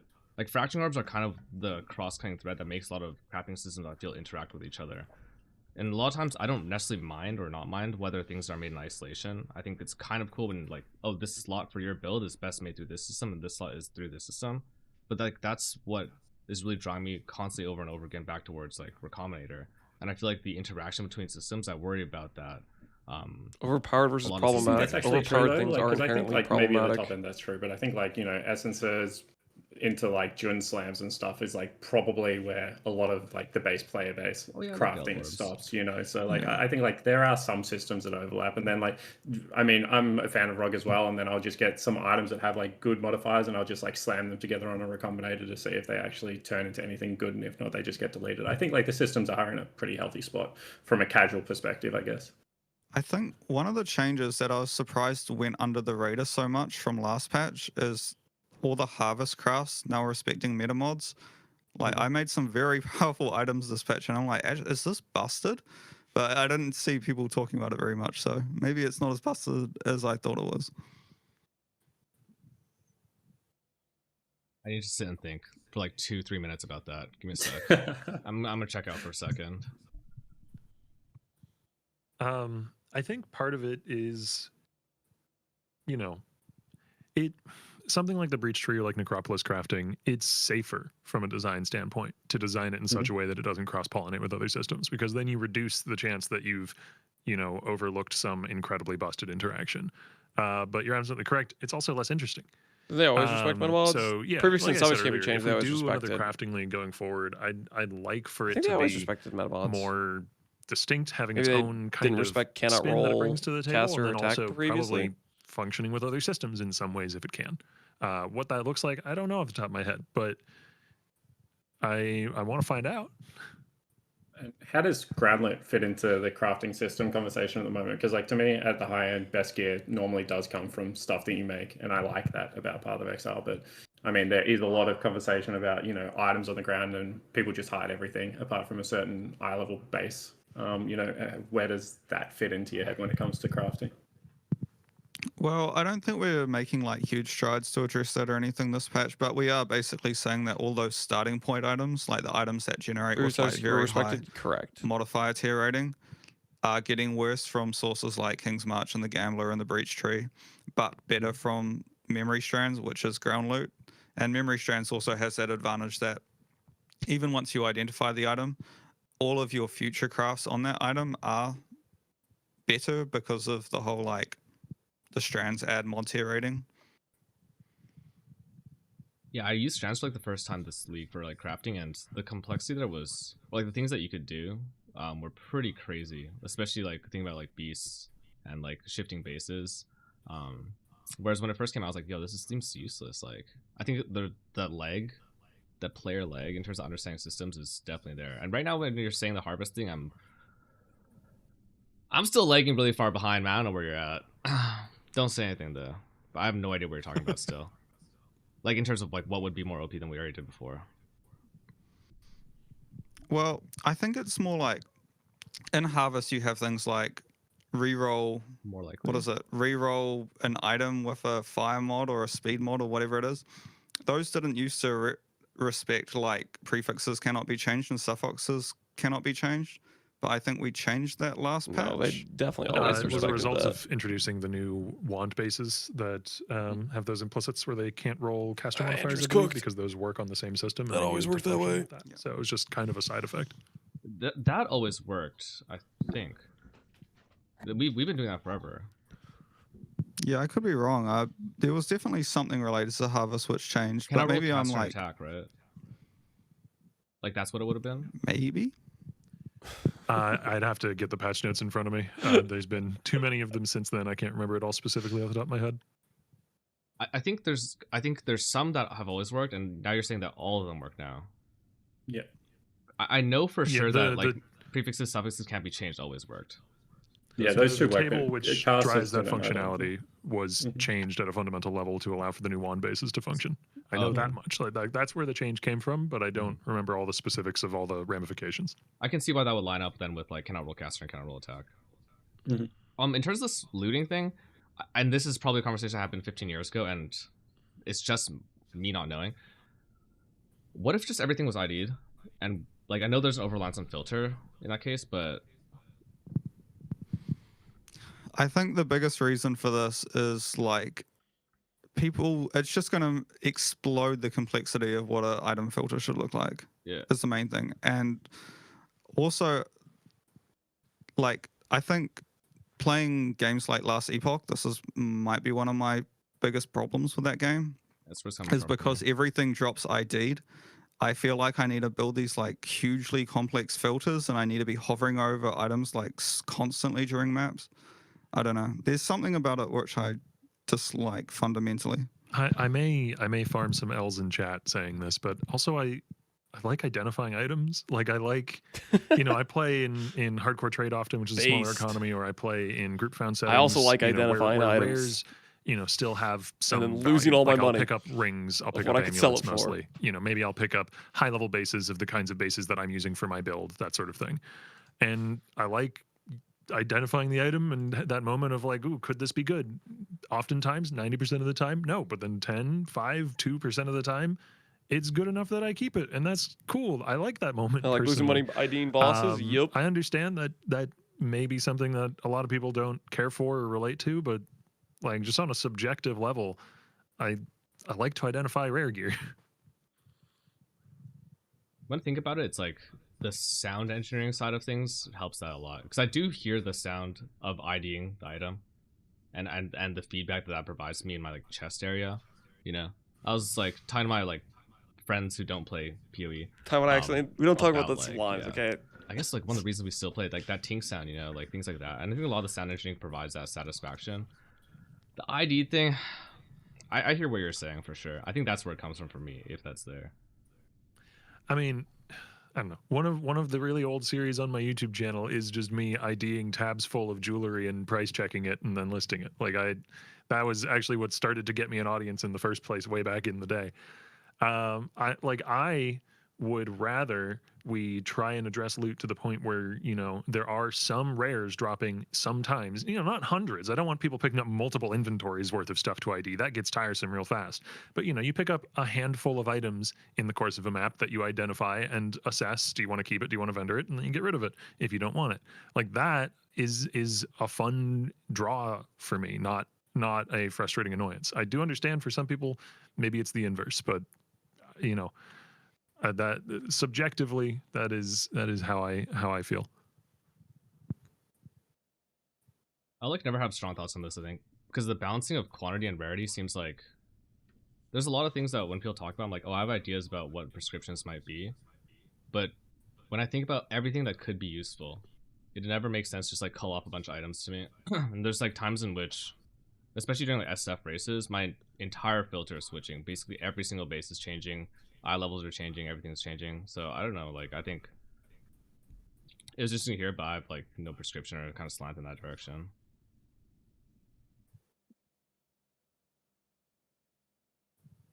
Where do you want to go, Spawn?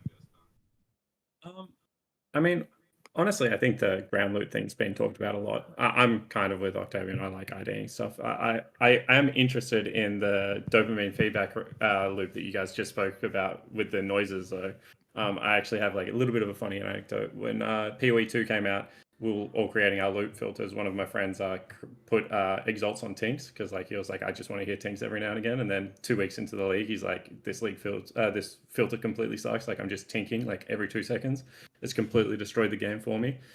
So how do you guys balance that dopamine kind of feedback reaction? Do you guys think it's in a good spot? I know that people are saying divines are too rare at the moment, like maybe chase items are not happening as often as they want. Like, is there a sweet spot that you guys talk about in terms of like how often you guys want people getting that really big feeling when they play the game? Because I've never dropped a floor mirror, for example, and I'm sure that like, I think I've got like 8,500 hours. So like the day that happens, I'm sure I'll be very happy. What's easy to design there is the mirror. Time to double that playtime, buddy. There is the thing that happens 1 in a bajillion times and is super a few exciting more when it happens, thousand because you hours. just set the weighting stupid low and you make the item really powerful. What's hard to design there is the middle class, so to speak. Like it's easy to make a super common currency that nobody cares about and they'll hide on their filter like a transmute. And it's easy to make a mirror, but it's hard to make something that sits in that middle space that is exciting but drops often enough that it doesn't feel completely impossible to get. And part of pulling ancient orbs and fracturing orbs into the core drop pool is an attempt to further populate that middle ground. Because if we were to just make, and we are making divine orbs more common with the currency changes, but if we were to make divine orbs as common as say alterations, just as an extreme example, they wouldn't be a tink anymore, right? Like everybody would have 1,000 divine orbs, so they would be worthless. So you can't just arbitrarily pull down the rarity so much that it gets to that point. But there might be some merit to like, maybe this thing is a little bit too rare and it needs to drop a little bit more often to give people a little bit more in the way of the thousands dopamine of divines. hit. I wonder where that would be. So yeah, I don't know. But you do that too much, and then you have the problem that existed, back when I was streaming the game and playing it regularly, where it felt like there wasn't nearly enough in the way of chase drops. Basically, for a chase drop to exist, definitionally, most people can't drop it. Or if everybody's dropping it, it's no longer a chase drop. I don't know. Like I said, those ones are the easy ones though. Like just set the rarity stupid low. That's not difficult. It's the middle class that's hard. Yeah, I think it's more to do with the fact that it's like what proportion of all the valuable drops in the game are coming from the ground, because what is a valuable drop is entirely constructed by the players and whoever sets up the filters. So it's Neversink has so much power. Doing a little bit this league is shifting more of the very valuable drops in the game from other places into ground loot. So powerful. So, and not to say we will monitor this topic and do it more in the future. Like, for example, it's the whole like contention between window loot and ground loot. Arguably, you could say it's boss loot as well, but I think bosses having a bunch of exclusive valuable rewards is completely fine. And then another thing that came to my mind when we're talking about this is the value of the currency to a player base versus the value of the click. I feel like divines at the moment, like especially for uniques, have like skewed very hard, where I assume the majority of player base like actually just don't click a divine on an item at the moment because they're like, I can buy something like way more valuable with this. Whereas in the past, I'm sure that was with Exalt. So like, what are your thoughts on like the actual value of a currency versus the usability of the currency? Well, divines are a very strange one because the value of a divine in a trade league isn't actually based on the function of the divine itself. It's based on what it's used for on the crafting bench. Yep. I think I was one of the big proponents of the big Exalt divine switch back in the day. Holy and that was based. The reason for that primarily was he knew Exalts it was are a currency we want players to be using quite frequently, whereas divine orbs are not really. They're supposed to be for like perfecting an item at the very late game, and having divines be like very expensive in a trade league means that random uniques you find on the ground are more likely to be valuable, because if it high rolls, then such a just good cheaply divine it. Yeah, that was like good. Moonstone rings like were on my filter last patch for like multiple items, which was like pretty crazy. Even when I'm like trying to push like 30, 40 D an hour. Never would have expected that. On the UX side, I've been really curious about that in general. So I'm gonna start with an example, the most annoying example for me.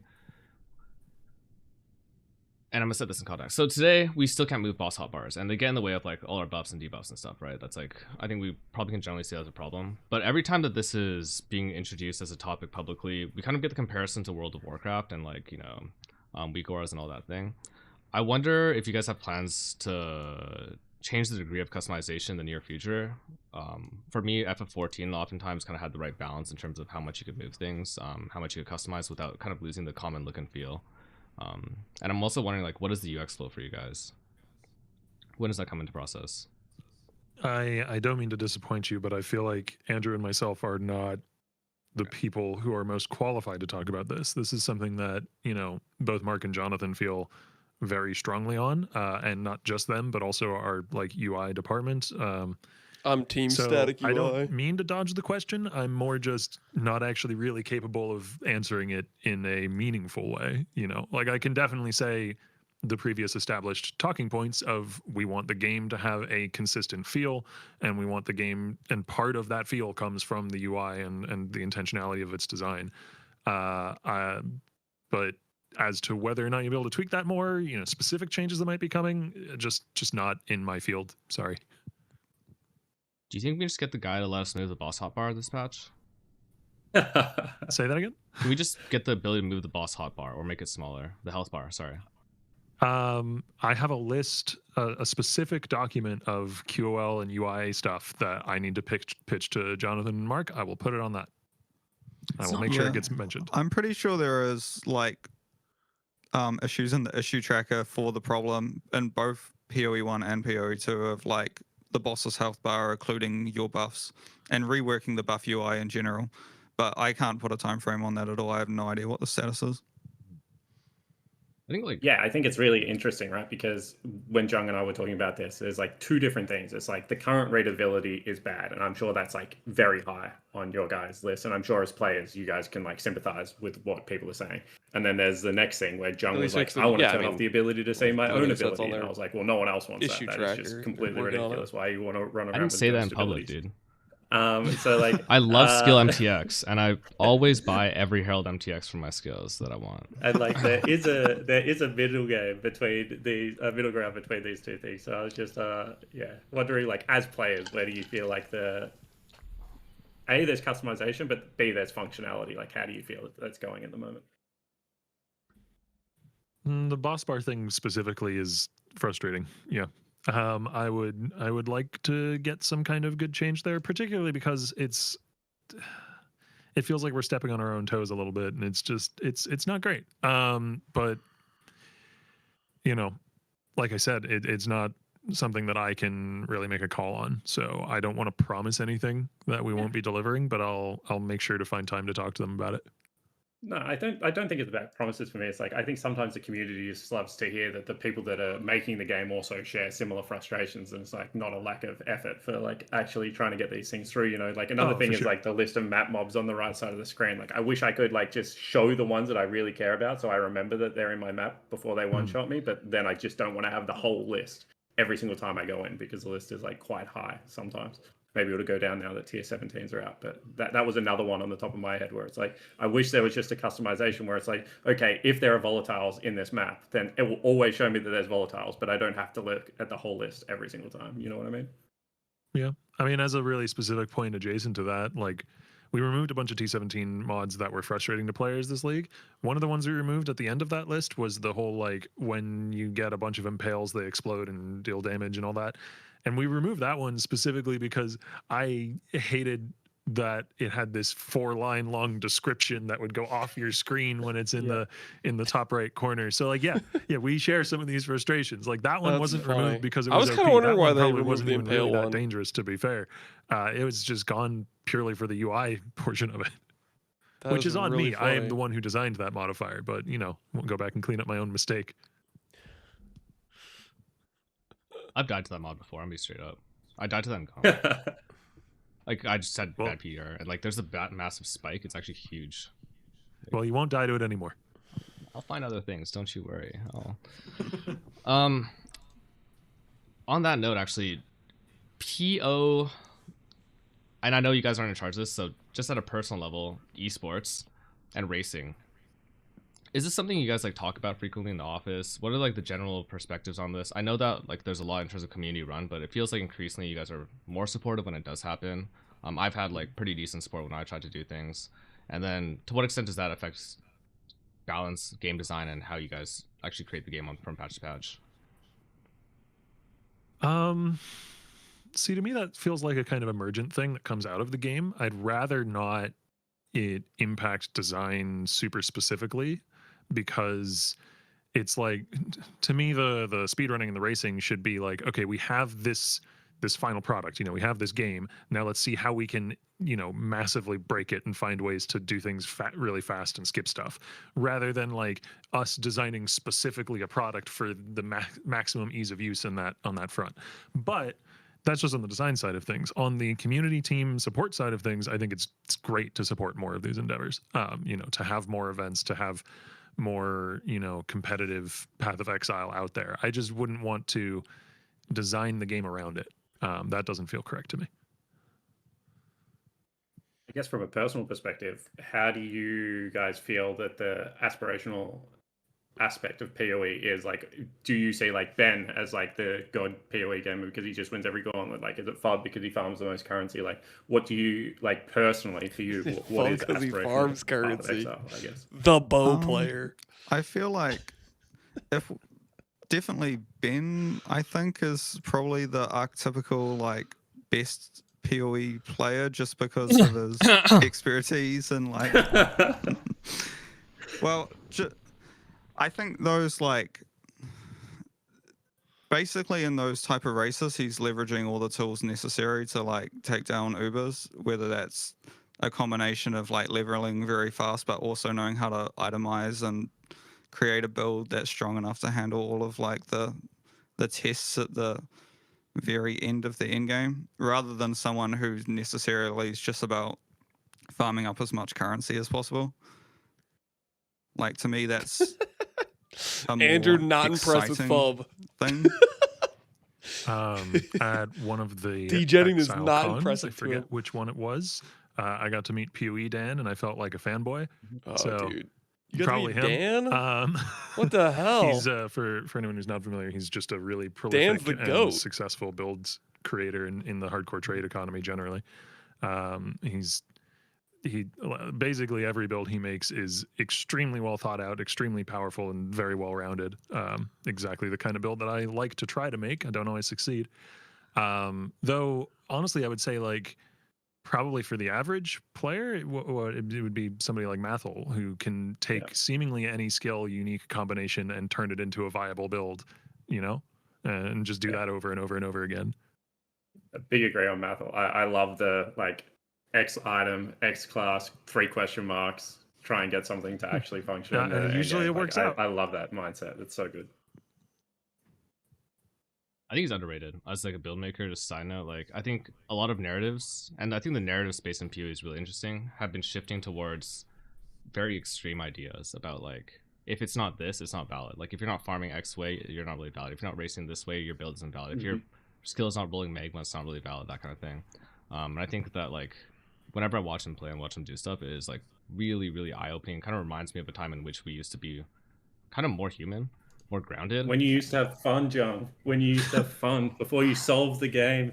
On like a very personal level, that is one of my evergreen frustrations from back even before I joined the company, from back when I was a content creator, is like it doesn't seem to matter the tier of content that gets put into the game. The expectations of what is minimum viability will just rise to meet that. So like ever since Uber bosses have been added to the game, for instance, I will often make a build that doesn't quite reach Uber boss viability and still be personally quite happy with that build because it accomplished what I wanted it to do. But it does sometimes feel like, particularly among entrenched players, there's a feeling that if the build doesn't, demolish every Uber boss in the game, that it's not valid enough, it's not good enough. And I would just encourage people to, cut yourself a little slack on that front. Like there are a lot of degrees of difficulty and challenge in this game. There's a lot of rabbit holes you can go down, and if you theory craft something that's cool and interesting, but it doesn't quite, kill Uber bosses in 12 seconds, it's probably fine. It's probably still cool. Some chatters. That could still be a really cool why build, is he doing no damage? Have just he didn't use the tone top back tier expectations skill. a little bit to allow yourself a little more room to explore weird, cool stuff. Yeah, you get bullied, I mean, everyone's. It's harder when you're in front of a camera with 1,000 viewers. Yes, not that my stream ever reached that level, but when you have a lot of people who are expecting you to consistently create, every build is reaching that same watermark, if not higher, I can understand that that's a little tougher. What's interesting though is we did add one bit of like super mega uber content to the game that didn't end up becoming the watermark, which is Valdo maps. But Jung talks about it all the time. That's why we actually brought it up. Because I think it's the watermark. The last has it now I have become not the watermark? slept for the past 4 days. I have not slept more than 3 hours on any given night because I'm really trying to get a make bit a about this build to be able to run every single Valdo map agnostically that I can get set up roughly by day 3. And do it in a reasonable time. And it's just like last night I did not sleep pretty much. I just lay there like this, staring at my ceiling, reading the list of Valdo mods, not on my phone, but on my ceiling as it's appearing before my eyes over and over again. So you say that, Octavian, but I'm like, it's a nightmare, I mean, maybe I'm not having fun, but it's cool that it's a thing you can aspirationally shoot for. That's great. But would you say that it's like every build guide that you see and that you put out, people are asking, is this Valdo viable? Because that hasn't been my experience looking through, the forums and Reddit and that sort of thing. And for my content these days, people are just asking if it's 5 or more buttons, I think, to play. So they don't like that, Andrew, can I ask, who do you like watching when you do consume any PoE content? I wouldn't say I consume much streamer content or YouTube videos. I think on League launch I will watch Quinn69 though, but I'm not watching him for expert gameplay. I'm watching him for other reasons. Based. I actually think he's. I am specifically not. I'm often lurking in either Pock, his channel. He's he's like a somewhat smaller, like sort of hardcore creator. Or Captain Lance. Sometimes I'll just be lurking there without notifying anyone, seeing what busted crafting methods he's cooking up. They're both both Pocket and Lance are much more like willing to delve into off meta really early and right away, right? And really trying to keep this caster thing afloat. Yeah, I mean, if it involves Ignite, Pock will play it. So, I think the benchmarking thing was pretty cool though. Who's yours? Ben, Jung, you turn off your stream. You're laying in bed. Who do you tune into? Is this Path of Exile only, or?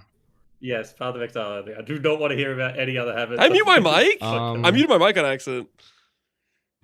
It's a shame because he doesn't really stream much anymore, from my perspective. And I mean, he's got stuff coming up, but I'm blushing right now. One of my favorite players might have been Steel Mage. At least one of my favorite streamers. I would say my favorite streamer of all time is, or at least the person I consider the best streamer of all time is actually Quinn as well. But Steel's stream, I missed it a lot. I thought he balanced a lot of things in there in terms of like having a relatively casual, friendly narrative, being pretty inviting, talking in the way that a lot of, and I want to use this word carefully, just don't contextualize this poorly, but like PoE elites, I guess, kind of talk with too much of an elitist lens. I feel like he really didn't do that, but I think it ended up fostering a really interesting dynamic with this chat, and probably winning Gauntlet made him try less hard, you know. Maybe when I win, I'm gonna quit, you know, just be washed up.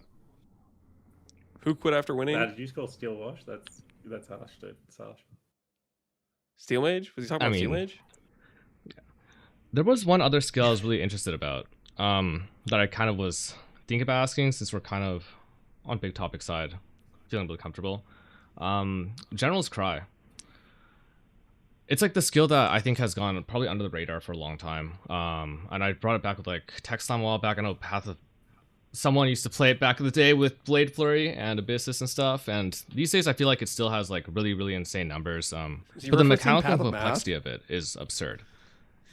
Every skill that I've tried to play on it kind of functions differently. I recently tried Static Strike, for instance, which allows you to have clones summon these static beams. The static beams are still there when the clones disappear, but then when new clones are resummoned, those beams will disappear.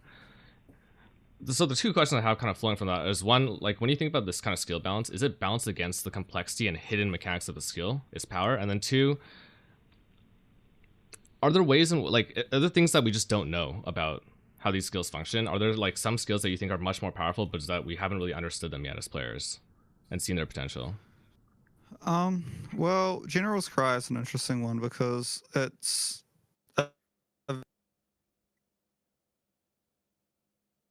often creates a lot of like unintended or even buggy interactions. Like I think for a long while there, you had like the alternate Tectonic Slam gem, and it's like the General's Cry minions did not consume endurance charges, but they still benefited from all your endurance charges, making it very strong. So I wasn't actually aware of that Static Strike case. Sounds slightly buggy, to be honest, so maybe we should fix it at some point. I was maybe in the league start there. Oh no, we're definitely not changing it in time for got him tomorrow. But yeah, I think I played General's Cry once on like a shield crush build, and it was, yeah, I agree, it has a little bit of jank, which might justify some slightly higher numbers, but it was pretty fun. Like the skill that had the most complexity that I ever worked with would have been Eye of Winter, right? Where like on Eye of Winter's return, I don't know if you guys ever saw that build come out, the Arcanist brand thing. Oh yeah, I think that's like the only build that I know from you quite well. I thought that was like a very novel concept at the time. That was the one with the Arcanist brand return, but you needed to use Arcanist brand so that the Eye of Winter projectiles could actually come back in shotgun.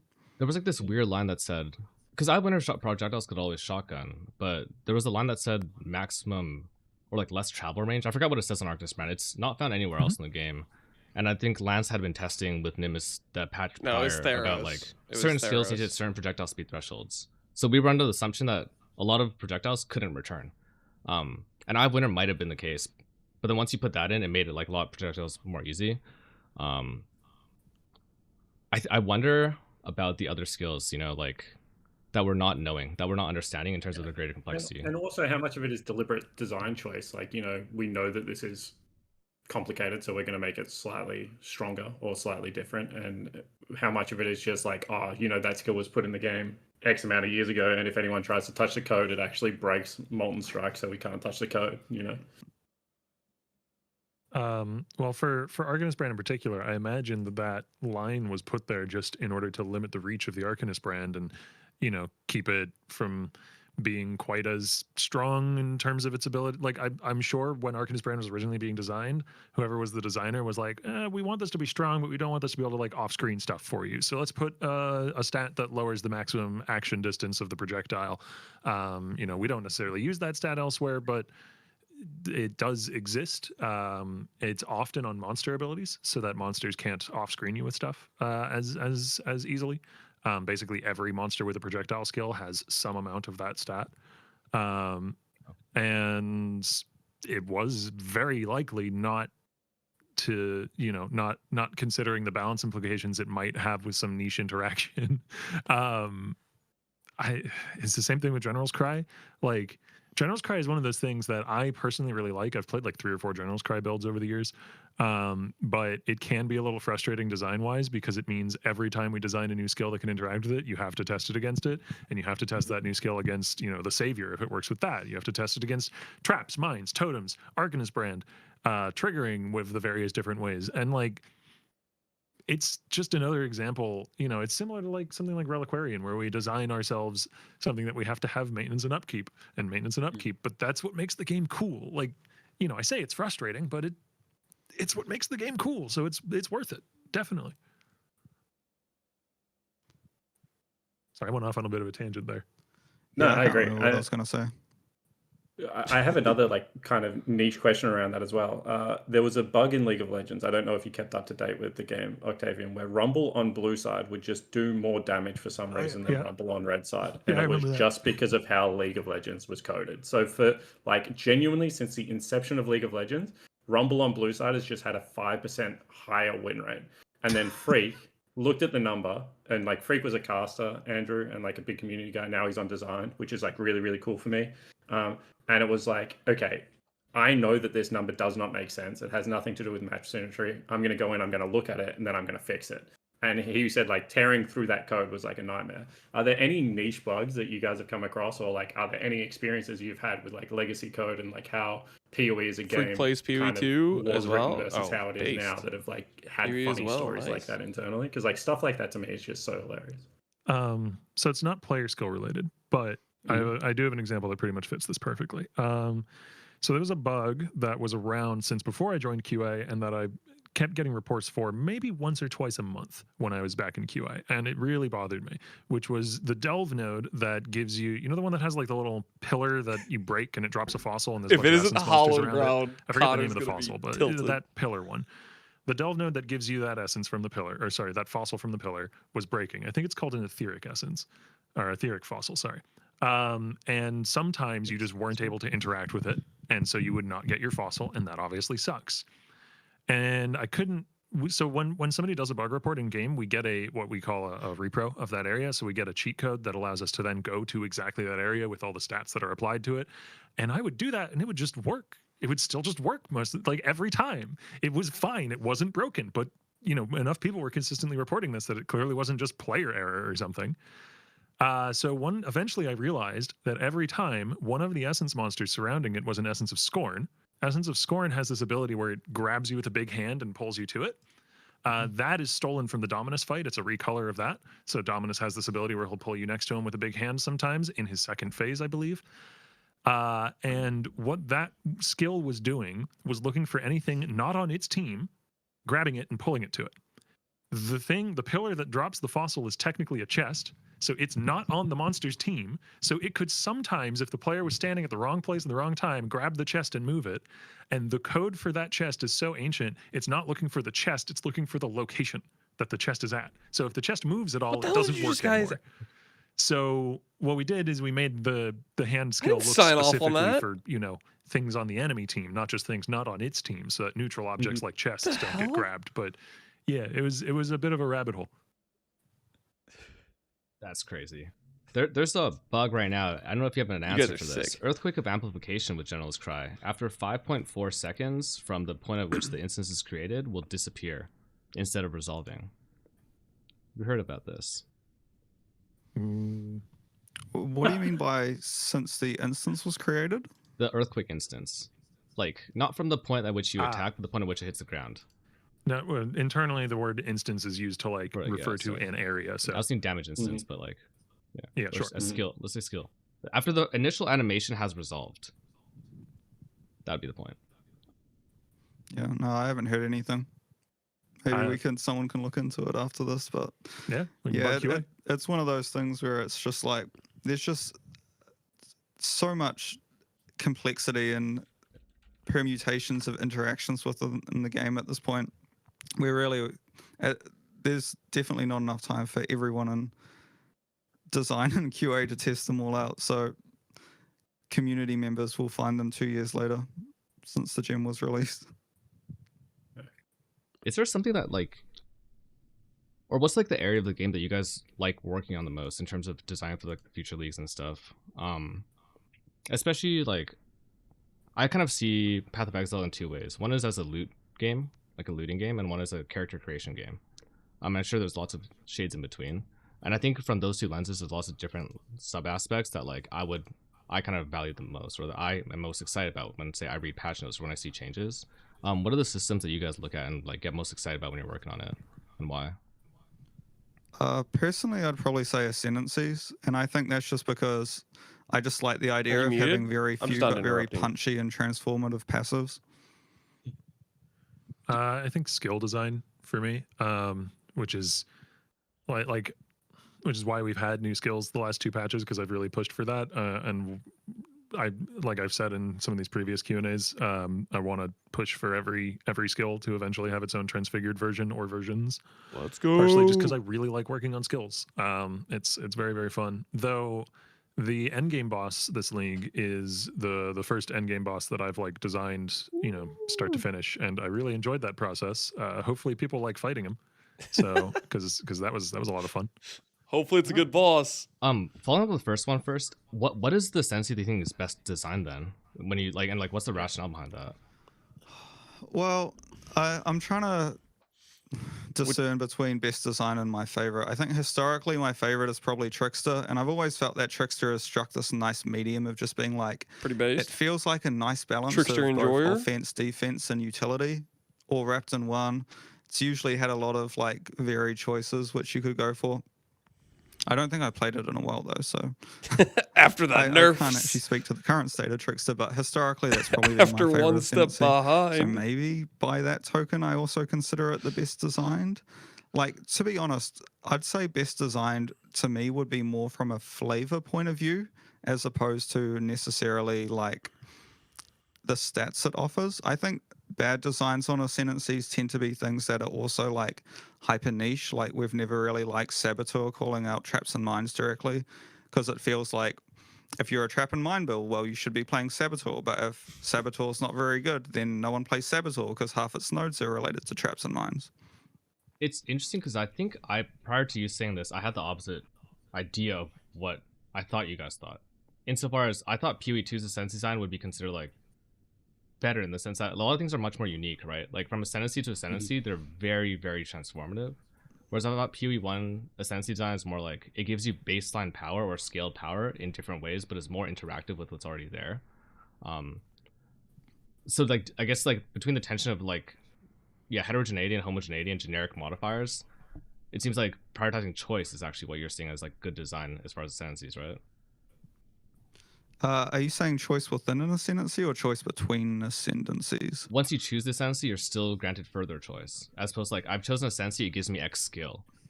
Yeah, well, I definitely feel like, say I'm just playing Fireball, for example, then I want to, like, I think we internally had this test of like a good Ascendancy. I think this was primarily when designing PoE 2, but we've also used it on PoE 1, where it's like, can you play this Ascendancy on Fireball? Do I have enough nodes to take if I'm a Fireball build? And can I play this Ascendancy on Flicker Strike? Is there enough nodes to play if I'm a Flicker Strike build? So if you can answer those two questions, then you probably have enough generic. It doesn't have to be super generic. It just needs to be like, it can be super weird, but you could still theoretically make a Fireball build around it. So yeah, having it be generic enough that you can do that is like probably one of our main goals. That's really interesting, because if you like working on that, and if that's something that you guys discuss internally, how do the Bloodline Ascendancies come in? Because I feel like what Bloodline was for me is like, okay, I have like a couple of hyper niche things, and then, you know, I have all the other Ascendancies where I can get my generic power, you know, and I think that that design choice was really like actually a beautiful solution to a rather complex problem, to be honest, because I was always like, give me Forbidden Flesh Flame for like Frasier, or give me the access to one Frasier one, and then you kind of came up with this hybrid middle ground, and it was pretty cool to me. Yeah, Bloodlines are certainly designed differently to regular Ascendancy nodes. They sort of are a bit more niche, and they can be niche. The reason for that is we don't really want you to be saying, oh, I'm an occultist.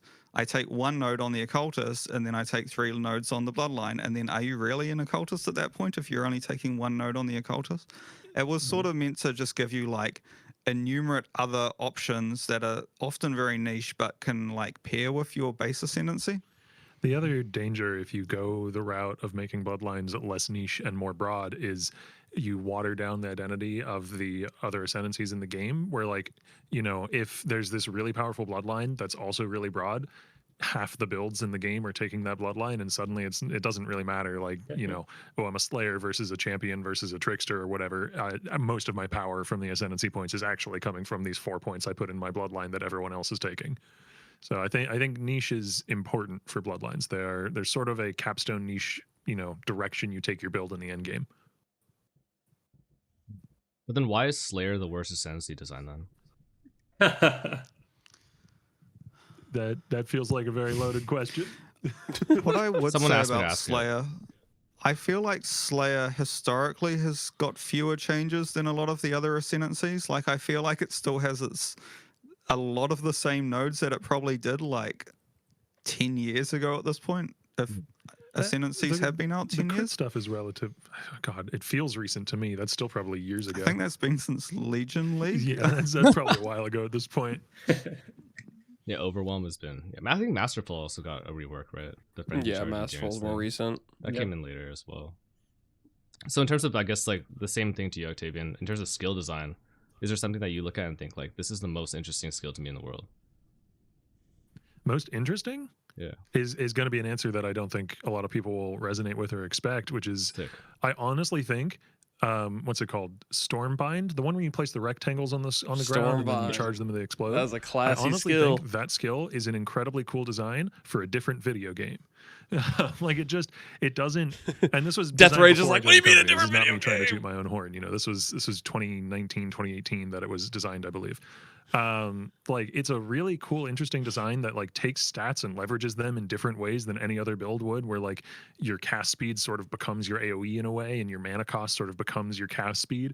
And it's really cool. And then, you know, it's that meme of like thinking about Stormbind versus playing Stormbind. Where like in another slower pace, one of these more days, guys, one of these days we'll do than what Stormbound on Path League of Exile Start. 1 is, it would have been perfect. But yeah, it's probably the most interesting. Sure. That sounds super leading. What's that? That sounds really leading in a more methodical ARPG, similar to Path of Exile 1, but not PoE 1. Yeah, it could fit there. For sure. I didn't mean it that way. Yeah, sure. I could see where you would interpret that. No, I don't. I don't work on PoE 2. I have no idea if Stormbind is going to PoE 2. Probably not. But I've kind of always held that opinion that it's this really, really cool skill that would do extremely well in some other video game that isn't PoE 1. As far as like some of my favorite skills in PoE 1 that, you know, I wouldn't put in that bucket of not really being too viable for the game is, I don't know. It's very basic, but I really like Shield Crush. I think that's mostly down to the audio, though. Like the sound team did an excellent job on that skill. It sounds great. It's really satisfying to use. I also really like Cremation. I I've come to realize over the years that some of the skill design that I like is things You have where you PvP for the place BB something character? in an Not area yet. and then it does something for a while. We're doing a I campaign run right now. Flamethrower trap, seismic trap, cremation. My other league start option in this league was siphoning trap of pain, the alternate one, because guy on the right, it's that same Andrew, sort of design. or a Team I don't know. Liquid coach. I could talk about this for hours. I love skill design in general, and so many of the skills in the game. Maybe one day, maybe in like a year, I'll come over. We'll have a conversation about that. Like I would just wholesome emotes. Listening Hell to yeah, why easy. skills exist and what like you can gain from them, I think is a really, really different perspective than what I take. I think it's really easy for me to get too distilled down to like this does X number in this content, and this does X number against other content, and kind of have that be too prolific in terms of like how it's affecting like my build creation. Yeah, I mean, a lot of the time, whether or not I end up going with a given skill design is, it's a mix of like talking to Andrew and other designers and seeing if they think it's cool, but then also pitching it to like somebody on the art team or somebody in environment art or somebody in audio. And, that's not to say these people don't play the game at all, but they're not at the, sort of analytical level necessarily. And if the base concept is enough to be like, oh, that's cool, I would play that, then that's the acid test, I guess is the term. That's an acid test for whether or not I think we should go ahead with that design. My axe. Melko appreciates think- I mean, oh, sorry, you go, Andrew. I was just gonna say that I think the skill that got me into like thinking Path of Exile is a like insanely cool game is Ray Spectre. Like when I learned about Ray Spectre, I'm minion like, player? what? You can just take No. like almost any monster in the game, and it works with all your support gems, and it's a viable build. It was like that just blew my mind when I learned about that skill. Fucking love Detonate Dead. Yeah. Yeah, I was gonna say that. Like, how does skill design work for you when it is one button versus two button? Because like I think that simplicity skill design wise is like always a nice thing. I love that you mentioned Shield Crush. I think it is a really good new skill. But then there's like things like Detonate Dead, things like Essence Strain, Contagion. Like how do you think two button versus one button skill design works, and how do you reconcile that as a designer?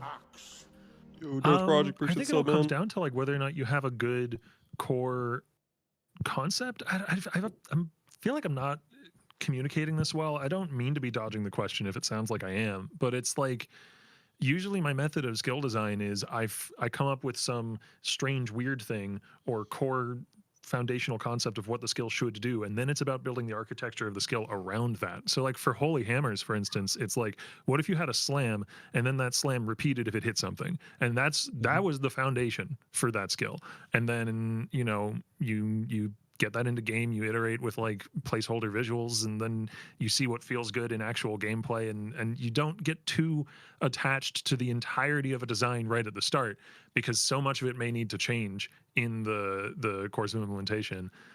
I don't know. I don't feel strongly that like one button versus two button versus three button is like there's nothing correct there. It's good to have variety. Like, I actually these skills this time around tried to put an emphasis on making things a little simpler, because I feel like for some of the wand skills, I probably overcomplicated a few of those. Like Divine Blast is you put a thing on the ground and it explodes, and that's kind of an experiment in like, how simple can you make a skill while still having it be compelling and interesting? And I think Divine Blast did pretty well on that front. That skill is extremely interesting because I think it's the first time we have an attack in the game that's not melee or a projectile. Yeah, in PoE 1 at least. I think there are examples of that in PoE 2, but yeah, it is just attack. Okay.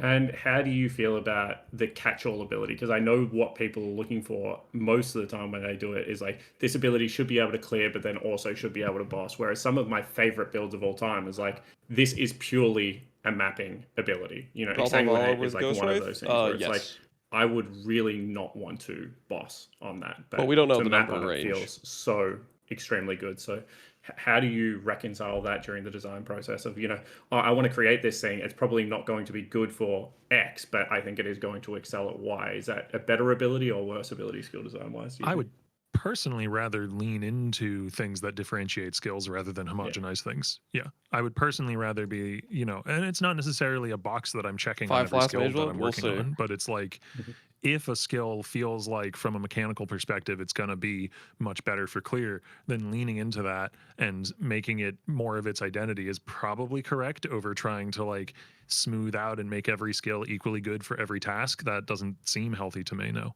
Yeah, I would say that PoE 1 sort of has a little bit more of an issue with this compared to PoE 2, just because it's hard to fit multiple 6 links into your build. So the fact that your support gems contribute so much of the power to your main skill means that often if you want to use multiple skills like a single target and a clear skill at endgame, you need to be giving up either a lot of utility skills to do so or having like some sort of pseudo 6 link in your like helm or glove slot.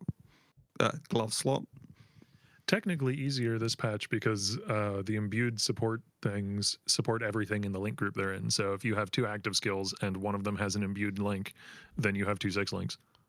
But you'd rather have 2 7s. Small clarifying question. So wand skill complexity you mentioned. Would you consider it a bug if, say, there was a wand skill that does damage and applies some sort of debuff, and then you have to proc that debuff with a different skill, but if you use secondary damage to proc that debuff, you can turn that into one button build? So you mean something like Somatic Shell plus Living Lightning? No, Impale. Oh, that's interesting. Well, the Impale isn't sourced from the skill in that way, right? Like that is working. I wouldn't call that a bug, because, and this is something where Mark 1 may, you know, contradict me in a forum post. So I don't want to get too much into super specifics because this is definitely his domain. You know, the specifics of damage being sourced from certain places and when the damage packet is occurring and that ordering is, you know, hyper complex. I have a broad understanding of it. I do not have the in-depth understanding that Mark 1 has. But from my broad understanding of it, I don't think that's a bug. That seems just correct from the way that the damage packets are occurring and like, because if Impale wasn't considered as something separate, then it would scale again, right? And that would lead to double dipping or whatever you want to call it, and that would be a problem. Yeah, well, I guess the bug is the fact that that skill gem does no damage. I can understand. Okay. Sure. Yeah, Somatic Shell is actually probably the one that is at the top of my list for wanting to look at it again, going into like 329 or 330 or whenever there is time, because I think there was a core cool concept there that didn't land. I think it's close. I think it definitely runs a risk because of that, of like having an infinite loop interaction, because of like things because like it chains off and then it chains off the next one, and I can actually go again and again. So like when I entered a map with it, it was slow because of projectile speed stuff, but yeah. It's the kind of skill where I feel like there is some small to medium tweak that could be made with the functionality that would massively improve it. And I just need to spend some time, you know, maybe with a programmer trying to figure out what my options are and then make that change. It's also the one that came in the hottest, so to speak, in 328. Like it was being worked on in the last week leading up to release. So like, yeah, it's one that I want to Frost still viable? for sure. Frost I can't is very promise good. exactly when, but I want Look to. up the occultist setup with Elgin Hubris. It's I think we've kept you guys here for a pretty long time. Is Pretty there any unchanged. questions you have for us, or is there anything you guys want to say to the community? Probably last interview before the patch hits in a couple of days. So how are you guys going? I don't know. What builds are you guys playing? I'm going to go champion or a bot, probably, and I'll probably play in like a 2 or 3 man party, and then I'll probably level as either slams, or if there's a cool strike skill that I can find, I'll try and do that. So that's probably where I'll end up. Or a bot. How many hours of work do you have available left before the last balance change can happen? Before I answer that. Well, who's to say we can't do them post-release? No, we pretty much always try to avoid post-release balance changes unless there's like extreme circumstances. Yeah, I mean, if you make something that can crash servers, we might have a different conversation here. I mean, I think slams need to be nerfed, but I think going Grey Wind, topside assassin, poison, with the new calculator risk, there was some interesting stuff there that calculator risk being the I would love to see you make that work. It looks like the most promising setup I had after, like, even comparing to War of Attrition numbers on Gladiator, even comparing to other things. I think that's looking okay for Valdez so far. So hopefully he's gonna do a life stacker, calculator risk, Grey Wind. Good luck. That sounds neat.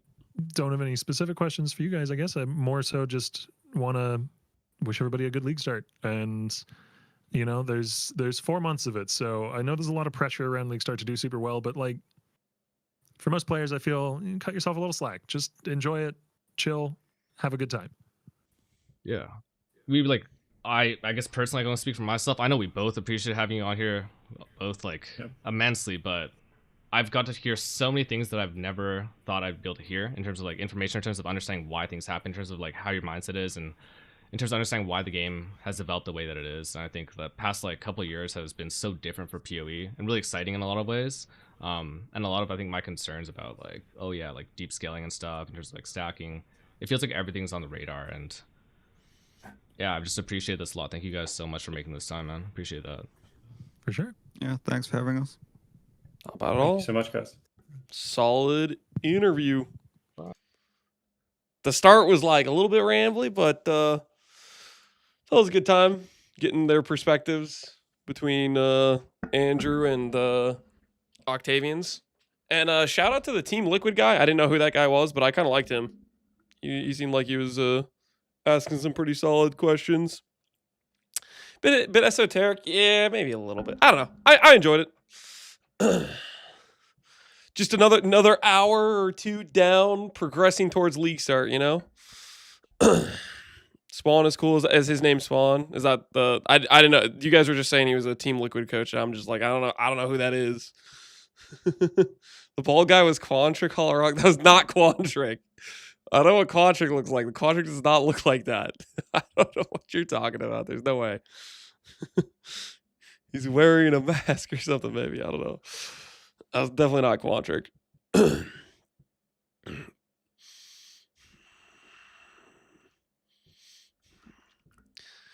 Is there a huge difference between Glad Lucky Block and just 70-75? Is there a huge difference? The difference is you avoid 75% more damage. The difference between 75 block and 93 block or whatever it is you were getting hit 1/4 of 1/4, you know? You're getting hit way less. That's that is the primary difference, which is you can play with 75-75, but it's with a dissolution build, I would say the difference is pretty dang noticeable. Like it is a pretty dang noticeable difference, I would say. I'm definitely a lucky believer having played it, for sure.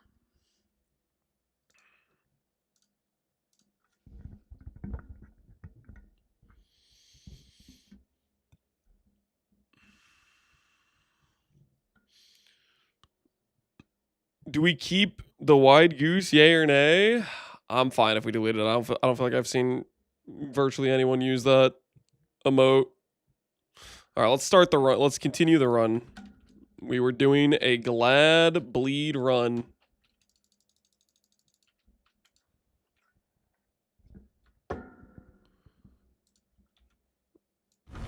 Game sounds back on. Be singular of purpose. You were born for this. One of your lessons was completed. With a new lucky triple shield's even more insane. Azadi's. I haven't done an Azadi's build, but I do want to do one at some point. That is on my agenda of things I want to try out for sure. Oh, I almost died to poison. I wasn't even looking at my HP bar.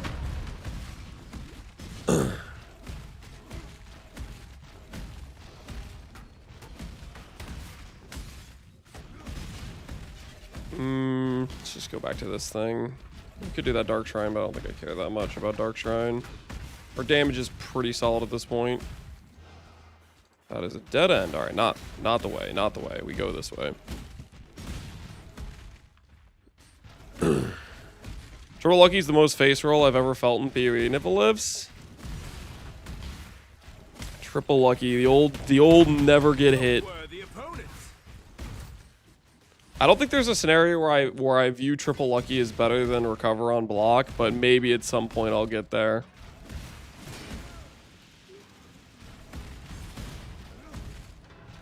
My mentality is just like that instantaneous recovery. I just feel like is so important.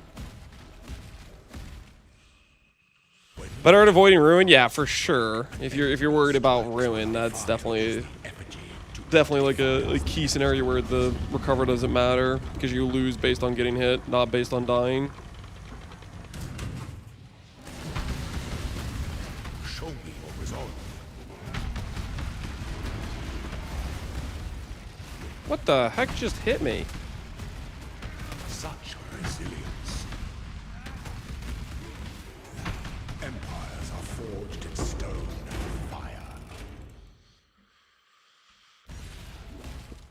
Monk! I need a Need monk! a monk! Alright, Mr. Lance, what's the official league start build plan and what's the likelihood a scuffed player like me can replicate it? Looking. What's the official league start build? So the plan is going to be what I'm doing right now, starting out with Glad Bleed Slams. Very straightforward, not going to be too difficult to replicate, basically SSF gear viable. We'll go into maps farming with this sort of angle, probably swapping to shield plus one-hander around the end of campaign, maybe doing two-hander into maps if one-hand axes aren't very available. And then the thought process is, I think it's Ziri's exceptional gem. That's what I really want to build around. I think it's going to drop from Uber at Ziri, which means it'd probably be pretty rare. So we'll do a in-between step of going to Relic of the Pack Glad, which should be extremely strong for farming currency early on. So Glad Bleed Slam into Glad Relic of the Pact into Val Blade Vortex. That is the game plan, and I am pretty pumped about it.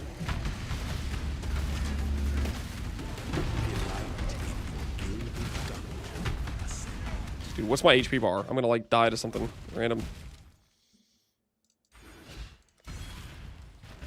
Did they share where exceptional gems drop? They did not technically share where exceptional gems drop, but they said in the interview that just occurred, they said that the flavor text can tell you where it drops pretty much, and the Val gem, it says it's Ziri on it, so like it's gonna be at Ziri, right? It's a Val themed gem. The flavor text literally mentioned it's Ziri. If it's not from Ziri, I would be like very surprised. Ooh, that's a really nice boot improvement. Now the question is, can I get a green socket? And it turns out I can, but my character is too not dexterous to put it on. So we're gonna buy another one. Blood Rage.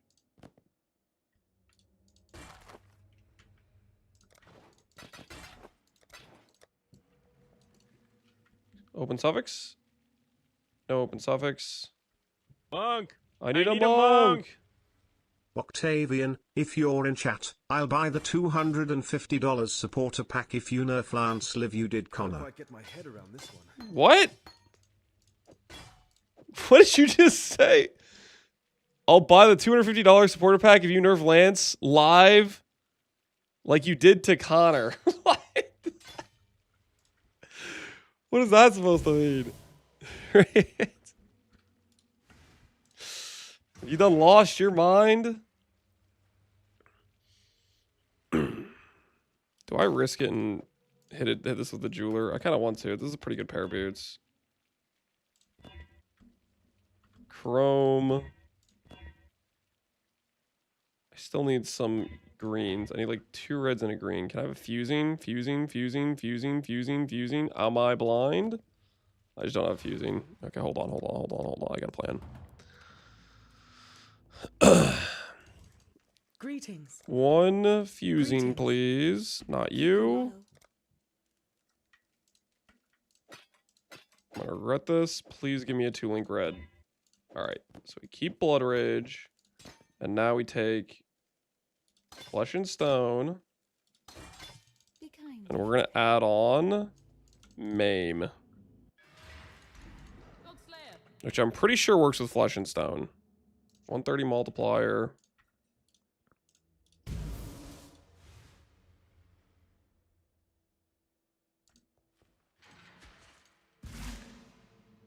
It doesn't anymore. They changed that? They changed it. Okay. That's good to know. All right, so no Maim. Never mind. I missed that when they changed that. That is Good to know.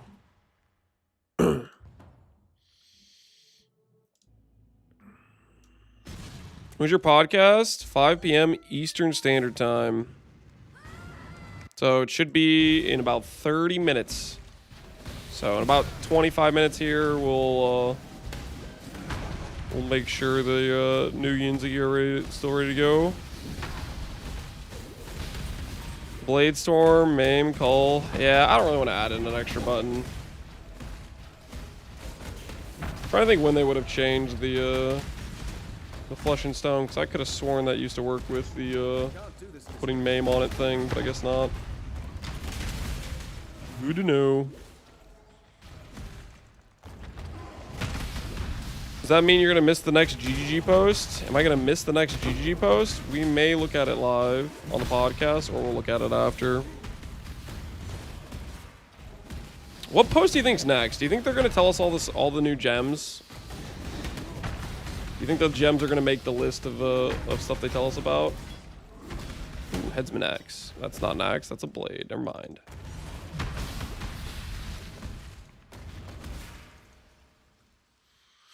Is this a Slam League start? Another? I'm planning to League start slams. I do find your choice of the word another a little bit weird. Did I League start slams recently? I League started Cobra Lash, Poison. I did... What did I do for Phoresia? Did I start slams in Phoresia? Slam? No, I did an Aristocrat in a Phoresia, didn't I? I guess, oh, you know, I guess technically Phoresia was slams until I got Jaquanes. So I guess, yeah, you are doing another Slam League start.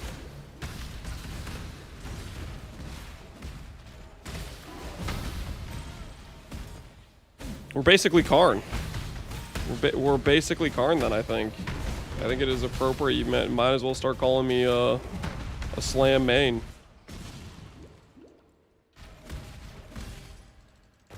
Into Bog Tai. What do you mean into Bog? I got schemazzed out of my mind. I got taken to the cleaners. I had to pay a premium price for that. That was insane.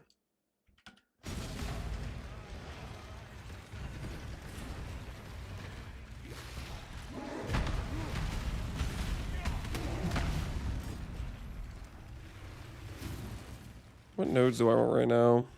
I mean, I kind of just need to get a better weapon like an axe.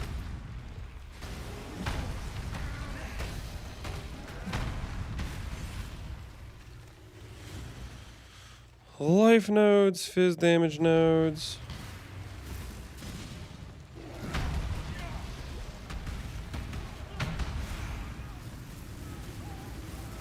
Change the pathing to go around like this. Axe node isn't relevant yet.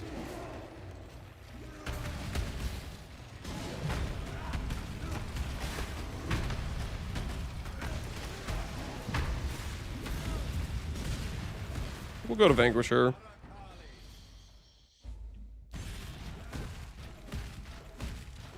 Don't forget you're on the pockets day. I'm not forgetting. You see Ziz bought the 250 mirror sword? Ziz bought the 250 mirror sword? I wonder if the gambling worked out for him then.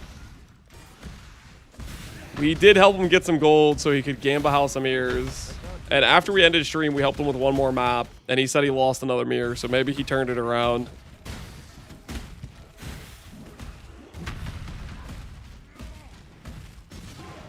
Patch notes have been updated with more changes. All right, once I get to Act 8, we'll check them out. We'll take a look at the new stuff. I do like that Glad makes the like enemies you leap slam into pop.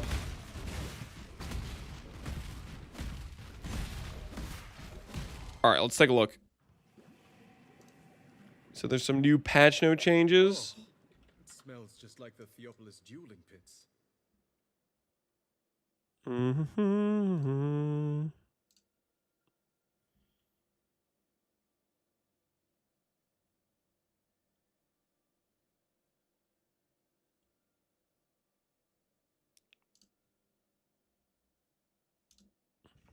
All right. To the bottom we go. Re-enable breach rooms in the Incursion Temple and Delve. They now contain unstable breaches. Okay. The home gem encounter mercy divinity now state they reward empower, enhance, and enlighten instead of exceptional. Cool. Enable the existing Crocolis armor set microtransaction for use in Path of Exile. Neat. The Herring Carapace notables and Ruthless Grand Scarab dropped in your maps have 100% increased chance to be influenced scarabs. Okay. Nothing too crazy. Nothing that matters. Yeah, nothing very interesting.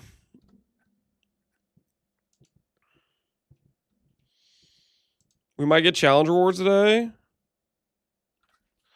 You know, the wearable feedback, blah, blah. Sounds like they're changing it from being armor sets to being a variety of stuff. Showcase tomorrow, 13 hours ago. Okay, cool. Neat.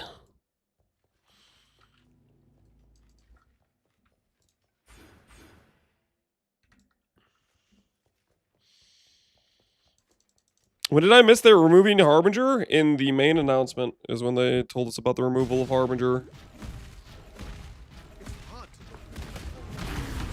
So you missed it at some point during that.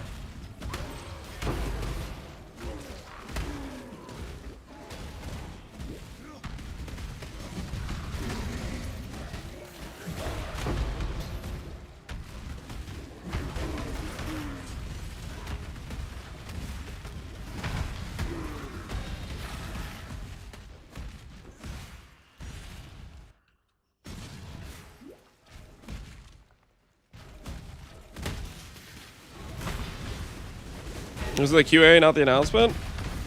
Did they not mention it in the announcement? I guess it all kind of blends together to me. It all blends together. It's all right back to back to back. It's for sure in the patch notes. Which I think I saw the patch notes before I saw the Q&A. I saw things out of order. Because we were late that day.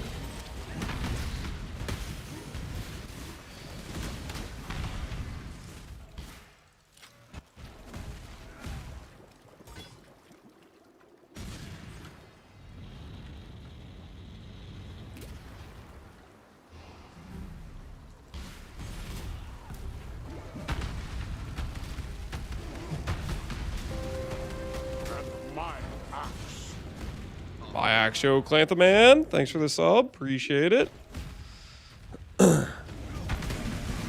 Octavian check, are you making a new emote? Are you just like trying to wish it into existence?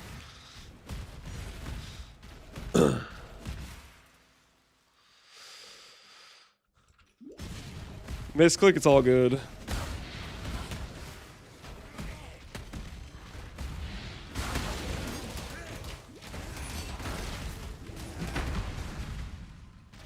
Okay, this level of life is definitely too low for this content. We're getting stunned and I don't like it. I definitely think we go for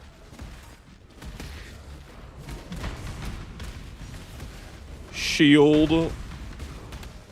Yeah, we for sure go for shield. We go for shield lucky block if we can. Swapping into mapping, I think. But we need to get a good one-hander to justify that. So basically I just swap as soon as I can get a better one-hander. Two-hander's just it's too easy to greed in campaign. I think Octavian and Andrew make for good interviews. I think so too. It's really nice to get their perspective on the current state of things and what they're working through and whatnot. I get the feeling like we got the A-team for PV1.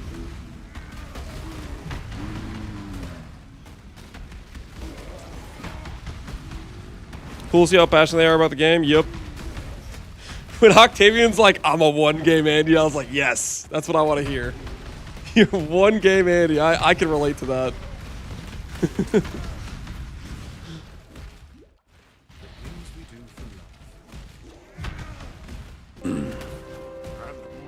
And my axe. Yo, Fat Pigeon. Appreciate the axe. Thanks for the sub, man. Pretty much any spell blade or spell with spell blade will work. Yep. Yeah, it doesn't. It's basically just, are you doing a spell that's a hit based? Like, don't try to play Wintertide brand with Spellblade, but any hit-based spell, the scaling works. It's just some skills are better than others, but ultimately just pick something you're going to have fun playing. I do like that this makes the enemies explode from my Leap Slam. Maybe, like, I wonder if I have enough extra support gems or socket links where I could justify actually putting some damage supports on my Leap Slam to make it more consistently pop some packs. Alert. Ooh, what do we got here? What do we got here? Stop the count. What is this? What do we got? Hello. Searing Bond. Searing Bond. The Mirage expansion, we're adding a Searing Bond donation. New Transfigure Gem. Check it out. All right. What do we got here? Summons a totem that casts a beam of fire at you and each other totem, dealing burn damage to enemies caught in the beam. Enemies near either end of the beam also suffer burning damage. Reaching a maximum active totem count will cause all totems from this skill to detonate, applying the same burning damage for a duration. Hey, that's kind of cool. +1 maximum number of totems per power charge. Modifiers of spell damage apply to this skill's damage over time. Burning damage applied by detonation deals 30% more damage per totem detonated. Wait, that's really actually good. That's really good. Isn't it? 2,500 base? And you get +1 max totem per power charge? That's really cool.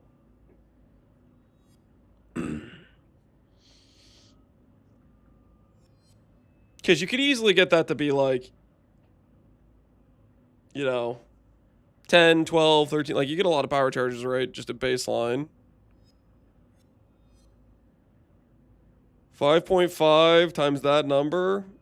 You're looking at like a 13, 14,000 base fire dot at level 20. That's really strong.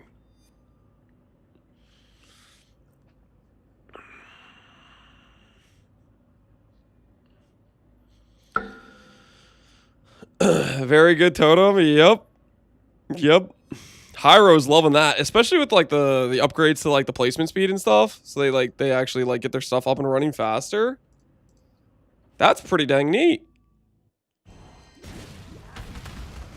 I am down to play that as a second build. I think I definitely want to play Valblade Portex more, but that's pretty dang cool.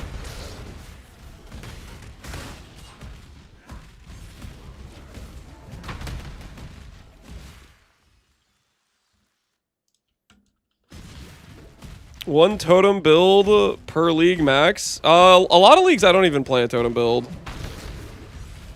Like, I don't think this...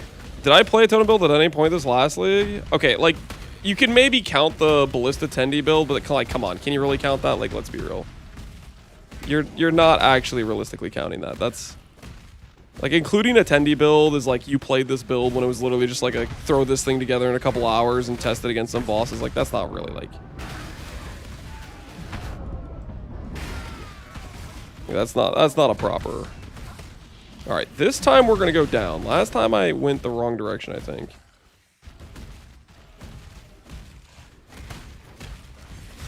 Using the tech Tai taught us.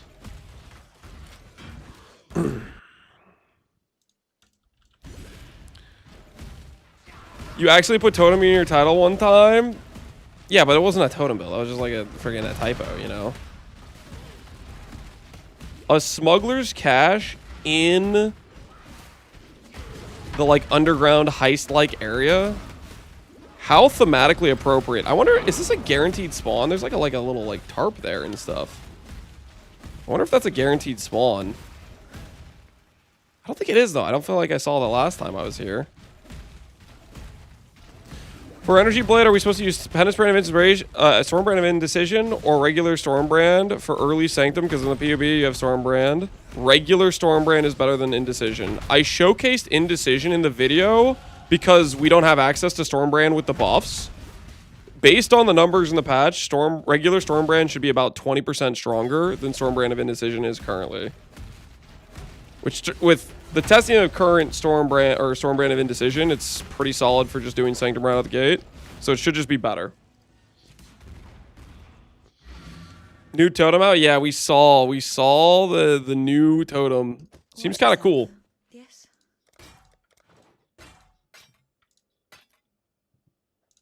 Watch yourself.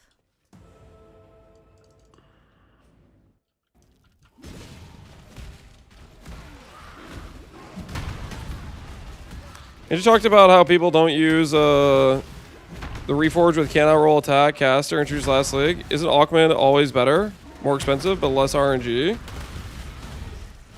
Isn't Augment always better? Is Augment always... It depends on the situation, right? What you're doing. Sometimes an Augment is something you can use to force a situation. Sometimes you can't even use Augment. Like, for example, you can't Augment on influence items. Depends on the crafting case.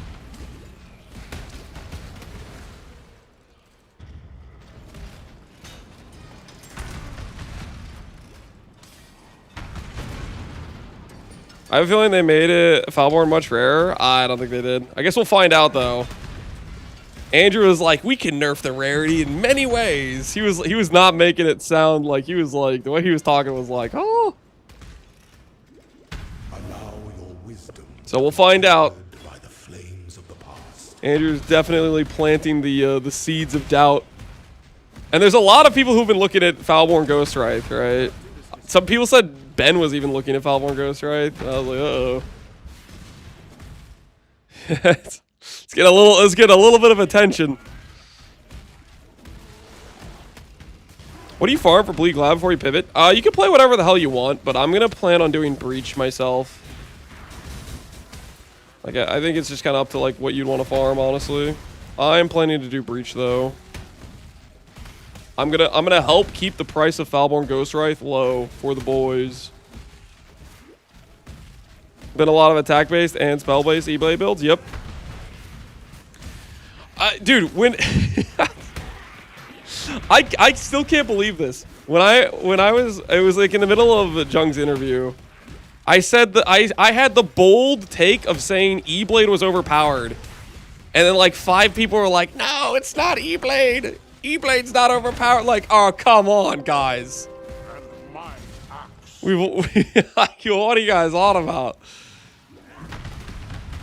E-Blade has been ridiculous for so many leagues. Battle Mage is OP. If you think Battle Mage is OP, then there would be a bunch of Inquisitor builds using Battle Mage, not using E-Blade. But E-Blade is the thing that's OP. You know what I mean? Like if it was Battle Mage was the problem, then it wouldn't just be E-Blade builds, right?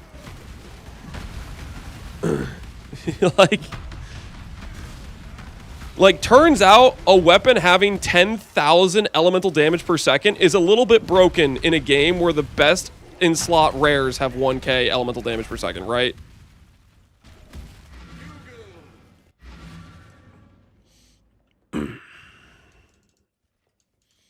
Once more, you go goodbye. Hello. Watch yourself. So in Quiz OP, you can use E-Blade on not in Quiz. Ay.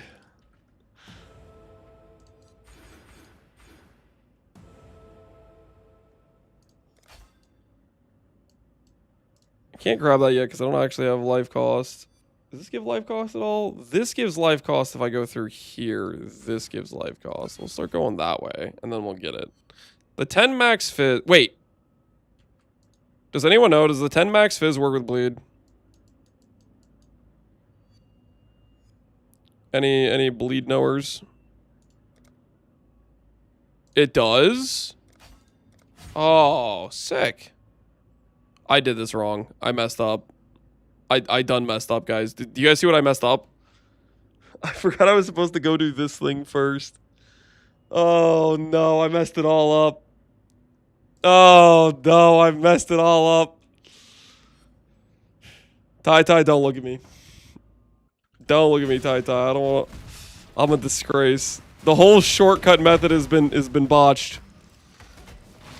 I let him down.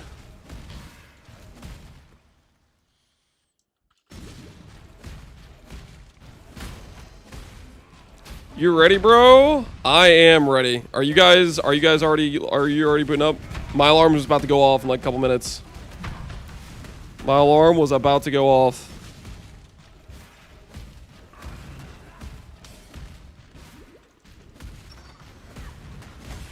Did you mess up? Nope. I got the right time, I'm pretty sure. Podcast is in about 10 minutes. I'm gonna go kill Solaris and then I'm gonna boot up Discord.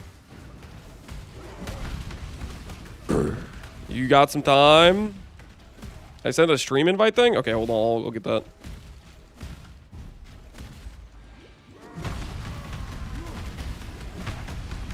How Weezy's cleaning house? He's keeping the streets clean, yep.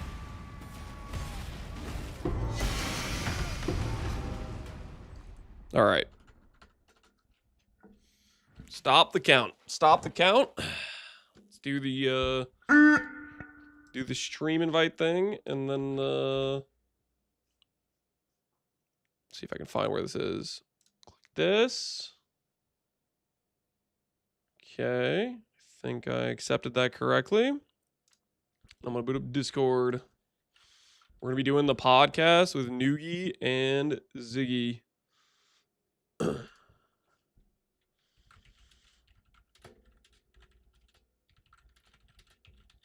All right, real quick before we start, before I join the chat with them, we are going to. I'm gonna top off the water because otherwise I'm gonna be really thirsty with the talking and whatnot. So I'm gonna grab some water. Podcast after. Get some hydration. A lot of streamers are doing multi-streams and podcasts right now. Yep, I guess it's the growing meta. All right, I'll be right back. I'm going to grab some water. I will return shortly.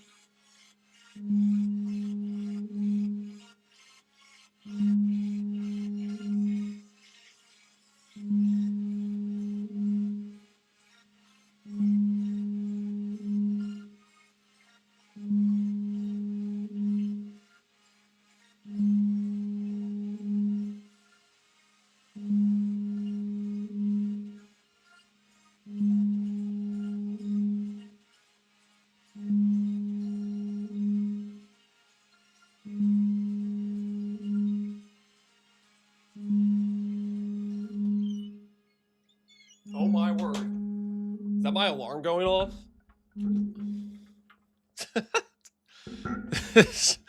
You guys listening to my alarm? That's my alarm to let me know that the podcast is about to start. All right, real quick, I need to do pause background stuff. And then we're going to make it so Discord can have my webcam. Make it so YouTube can hear. Check, check, check. And then we'll join the video call.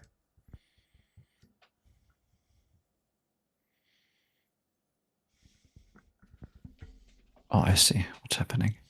Hello? Lance. How you guys Good doing? night. Okay, I need to... Oh.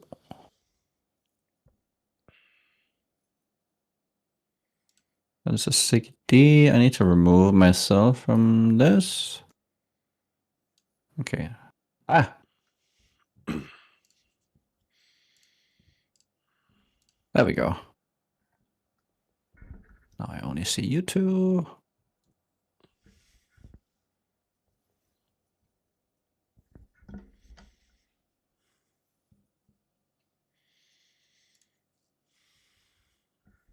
Oh, tired today, mates. How early is this for you again? Kids wake up every hour. Just for no reason. Oh my lord. It's not that early now, it's 9 now. No reason. The reason is they want to see you. They want to see their dad. Yes. Apparently. Yeah, I don't know. Maybe it was 1 degree too cold. But I don't want to see them. God damn it.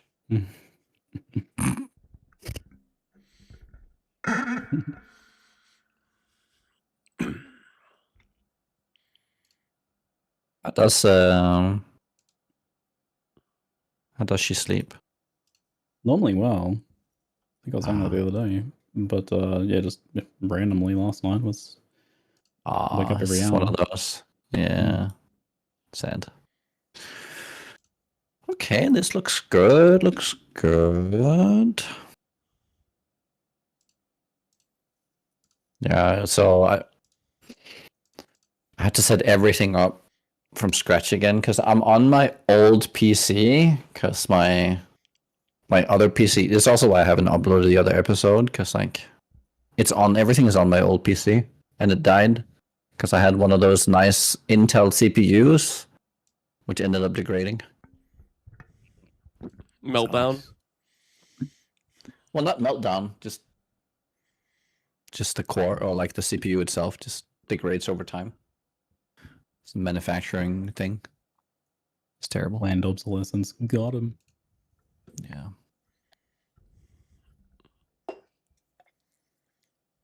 Oh, good. That's good. Okay. Is that good volume wise for them guys? Just let me know if one of them's too quiet or too loud. Decide I can have this here. No? Fuck. I cannot. What are you trying to do? You trying to put the... It's because I only have 2 monitors with it set up right now because the graphics card in my... So it's like for me to manage Canva, but my Discord is like it needs to be in focus, otherwise it doesn't show on stream. Do you have a new mic, do you, Nugi? Do I have a new mic? Yeah. No. Oh, okay. Why? Yeah, I don't know. Your audio is still like blown out. I don't know if it sounds like that to chat, but I just manually lowered him on Discord. Yeah. Yeah, but even then, it's like the gain is really high, so it's kind of like I don't know when you get that kind of like crackle and audio quality thing when you get louder.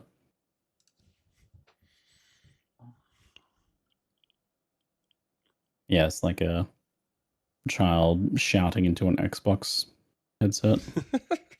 Kind of. Yeah, I think my microphone is just kind of dying. I've had it for like 12 years.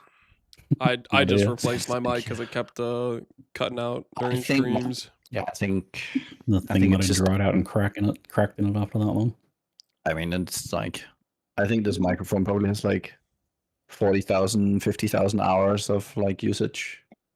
No, probably at least 50,000 hours of usage at this point. So it might be time to get a new one. Yes, I dread having to update But my is header. is it okay? I can like try and. Yeah, I reckon. Is it better now? Try lowering gain. Talk more. Hello, 1 2 1 2. It's like Better, a little better. worse. Not peaking as much, but I think it's the same. Mostly. What about now? Bah. Mm. Yeah. I don't know. No, I think it's the microphone at this point. Mm. It's just dead. Let's try not to yell into it. Blast our eardrums. Yeah, because I have like I'm surprised because like I don't know, I have like a hardware. What do you call those? I know what the timer was. Don't cheat it. I'm not gonna cheat the timer, guys. I think when you're talking quiet or not directly into it, it's not too bad. Everything's under control. Yeah, it's just like the compression should just take care of it. So I don't know what's going on. Maybe the compressor's But that one's. Yeah, that's the weird part because that one's new. I feel like you're sounding pretty good on my end right now. It's better now. A bit better now, yeah. I mean, I used to be able to just scream into it and it would be fine. Mom, get the camera. Okay. Ready to podcast, fellas? Yeah, give me just 1 sec here. I'll Sure just turn thing. off I'll have a sip of that one. Okay, so can I maybe move? Can I move you guys at all? Could I be over here? Would this work? No, I don't think it'll work. Look at all. Oh yeah, that's good stuff. Can someone help me with Psychedelic, Canva, appreciate the then? sub. I'm gonna mute the Like, I alerts for the don't have good podcast, okay, control guys? over it on this setup. I appreciate Lance, are you able the to sub psychedelic, move but I Canva want to mute the things alerts around? so they're not playing in the middle. We can't hear you if you're talking to us. Yeah, Dad. Yes, it's a tube of piss. I'm drinking a tube of piss, chat. You've correctly identified the tube of drink that I'm most likely to be drinking. What is it though? What is it actually? It is lemon tea. It's cold lemonade. It's basically chunks of lemon and orange peel and lemon zest and stuff. And it is delicious. It's like hot lemonade. So good. Very good. I can't really drink caffeinated tea, so I get tasty, delicious things like this instead. Oh, woe is me. This is so annoying. So in other words, a tube of hot piss. The color is definitely unfortunate. If you say so. Can I make it so that Discord is always I've never seen a man drink his own piss before. Come on. This is survival. It's do or die. Guys, Ziggy, do you know if I can make Discord always highlighted so it's like always in focus? Do you know if that's in what regard? And so it doesn't lose focus for the purpose of, so it's because my OBS is trying to capture Discord, but the moment I tab to a browser, it loses focus and it shows nothing. Uh-oh. Oh, are you using window capture or something for Discord? Yeah. Oh, maybe I should use a different one for Discord then. Is there a better way to capture? Well, it sounds like he wants to bring up something on top of it, which can cause issues with that sort of thing. Yeah. Yeah. Yeah, I don't know about that sort of stuff. It's fuck. It's like a performance thing where it like kind of disables the visuals when things are tabbed away. I don't know if you can avoid that very easily. Can I do program capture? Is that a thing? I'll look at my OBS options. Not that I know of. Can I? How do I program capture? If I could do it real quick, I would do it. I don't know. I just have window capture and display capture. Yeah, Were you able to drag things around on the Canva, Lance, instead of nugi? You want me to move things on the Canva? Yeah, I think that's all nugi wants to do. but he can't do it because Like he's this. scuffed hardware.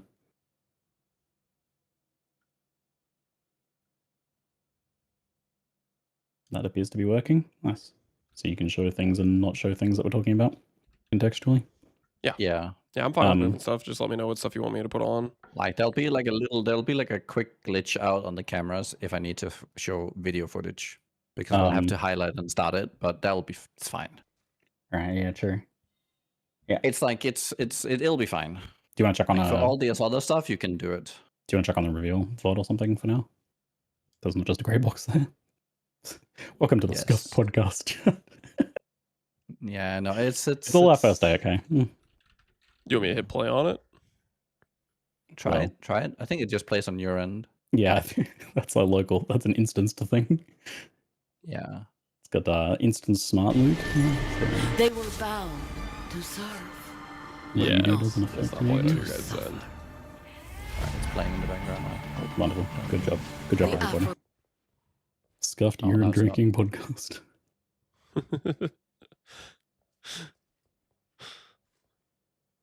Oh my god.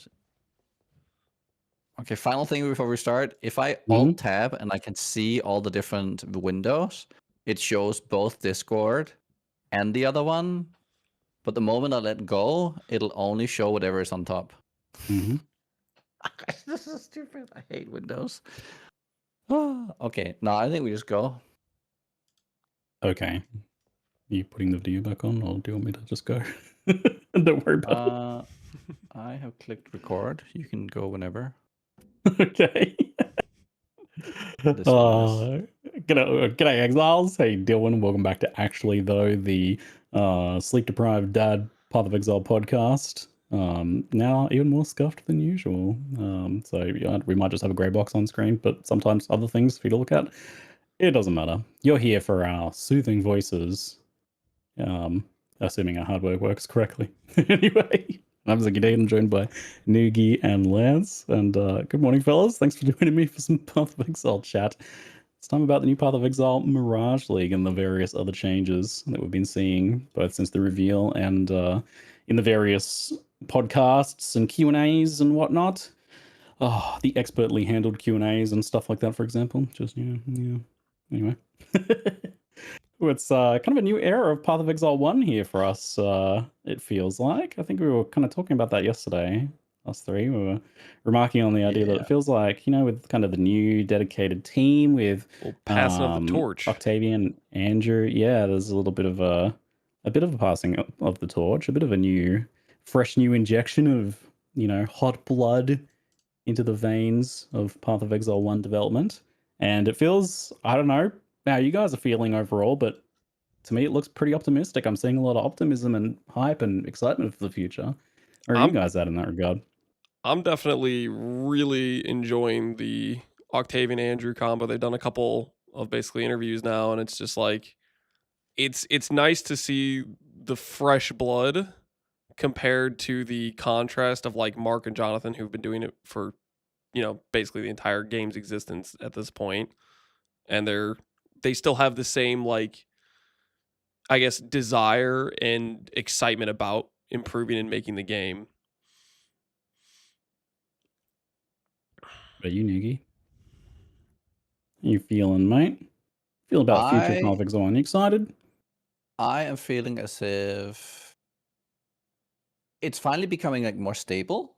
Yeah, I think I like stability. I like when there's more just overall, because I think the for many years, ever since they just said we're gonna make PoE 2 or we're gonna make expansion, right? The new Ascendancies and all that, and they started working on PoE 2 in whatever shape or form that was. I feel like they tried to make PoE 1 fit PoE 2, like that idea.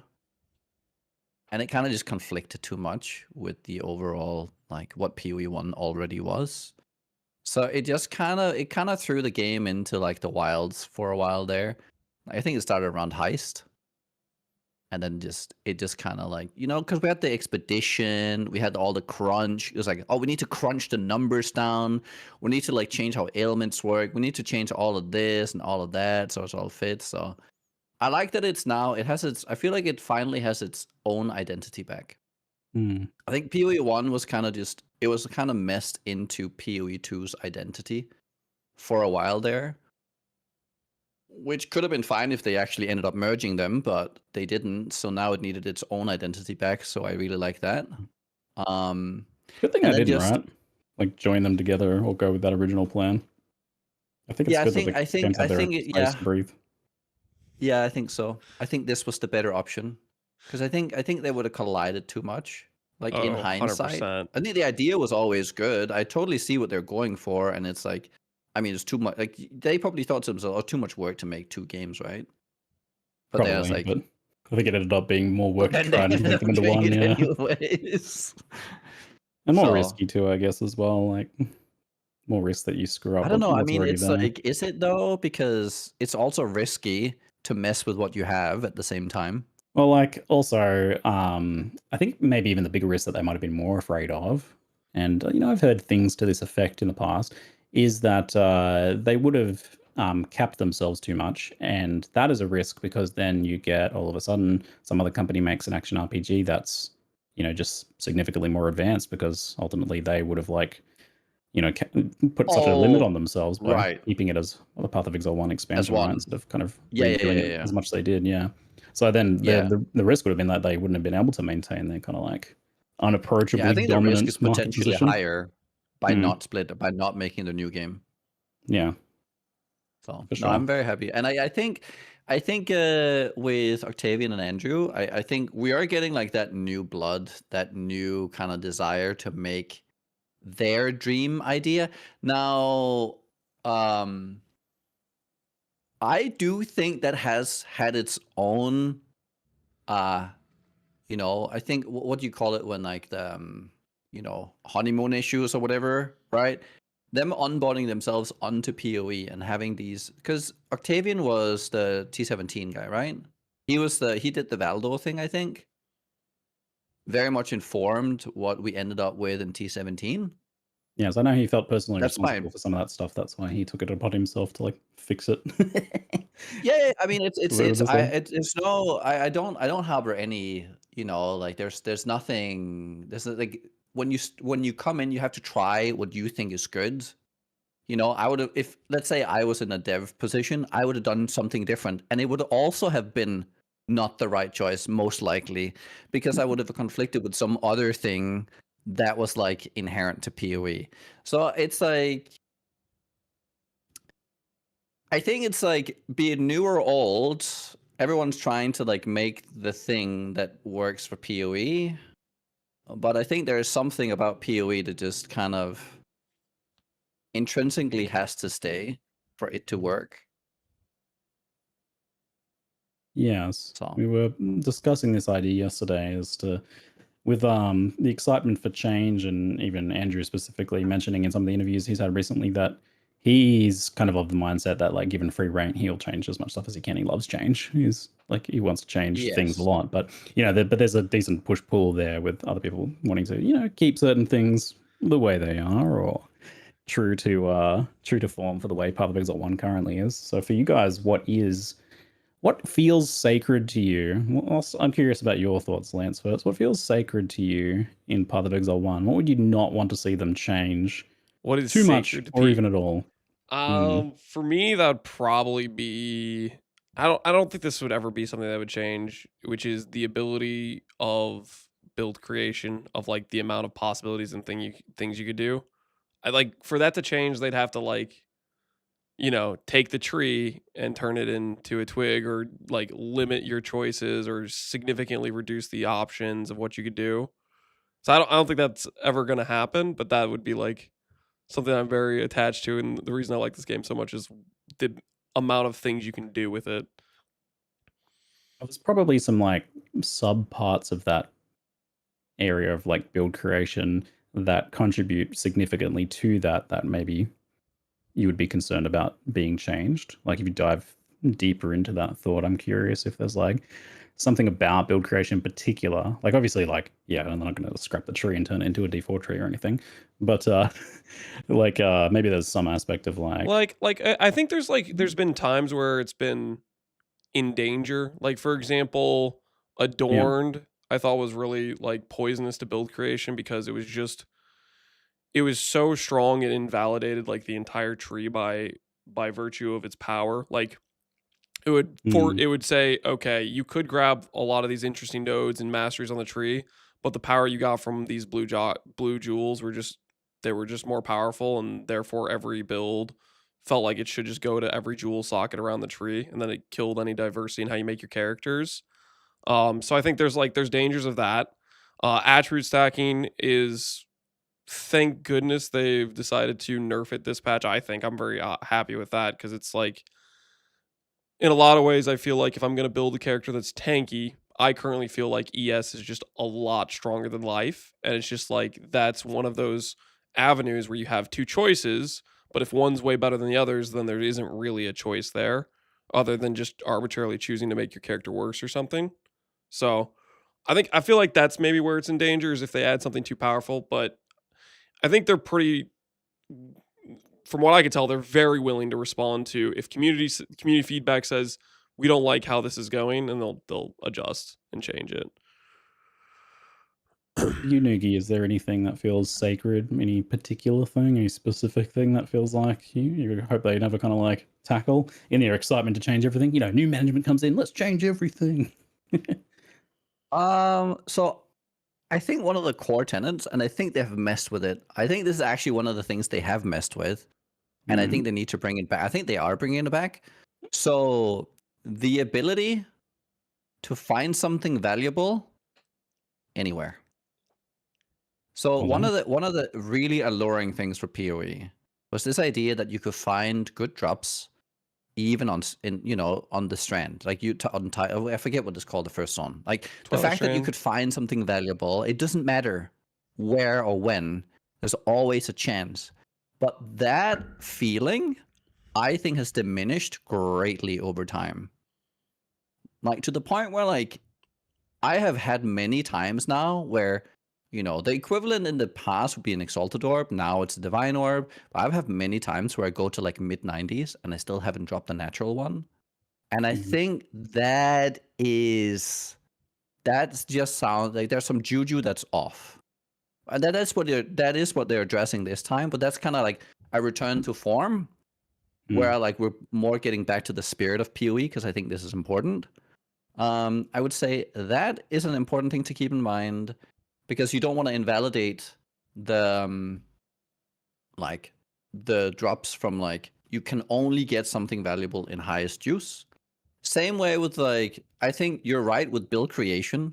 And I think this is kind of where 17s and those kind of modifiers also come in, because they kind of invalidate your creativity, right? You're forced into a certain playstyle. So either through power creep or through content power creep, where the only content you can run is the highest power creep one, because it's the only place there's something valuable. So making sure that there's more of a because it's kind of like World of Warcraft design. I've always been very impressed with PoE that every content stay, like all the different pinnacles stay relevant, right? So it's like you get up to these like tiers, and there's a couple tiers, but on every tier there's like a whole list of content that you can go through, and there's something to gain everywhere.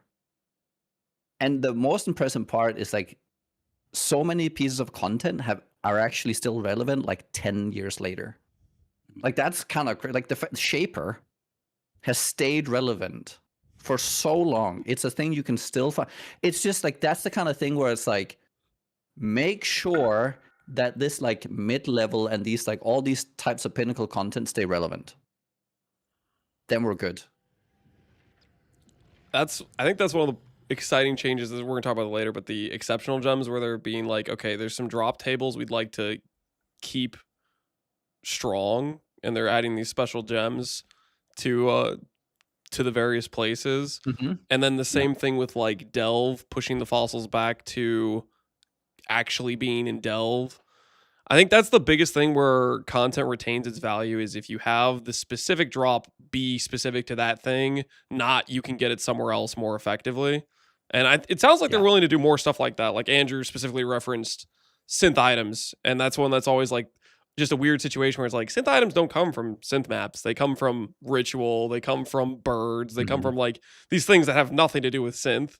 So I don't know. I'm excited that they have that kind of philosophy of trying to push that specific content back to where like its roots are, so that it has that, okay, I want this sort of thing.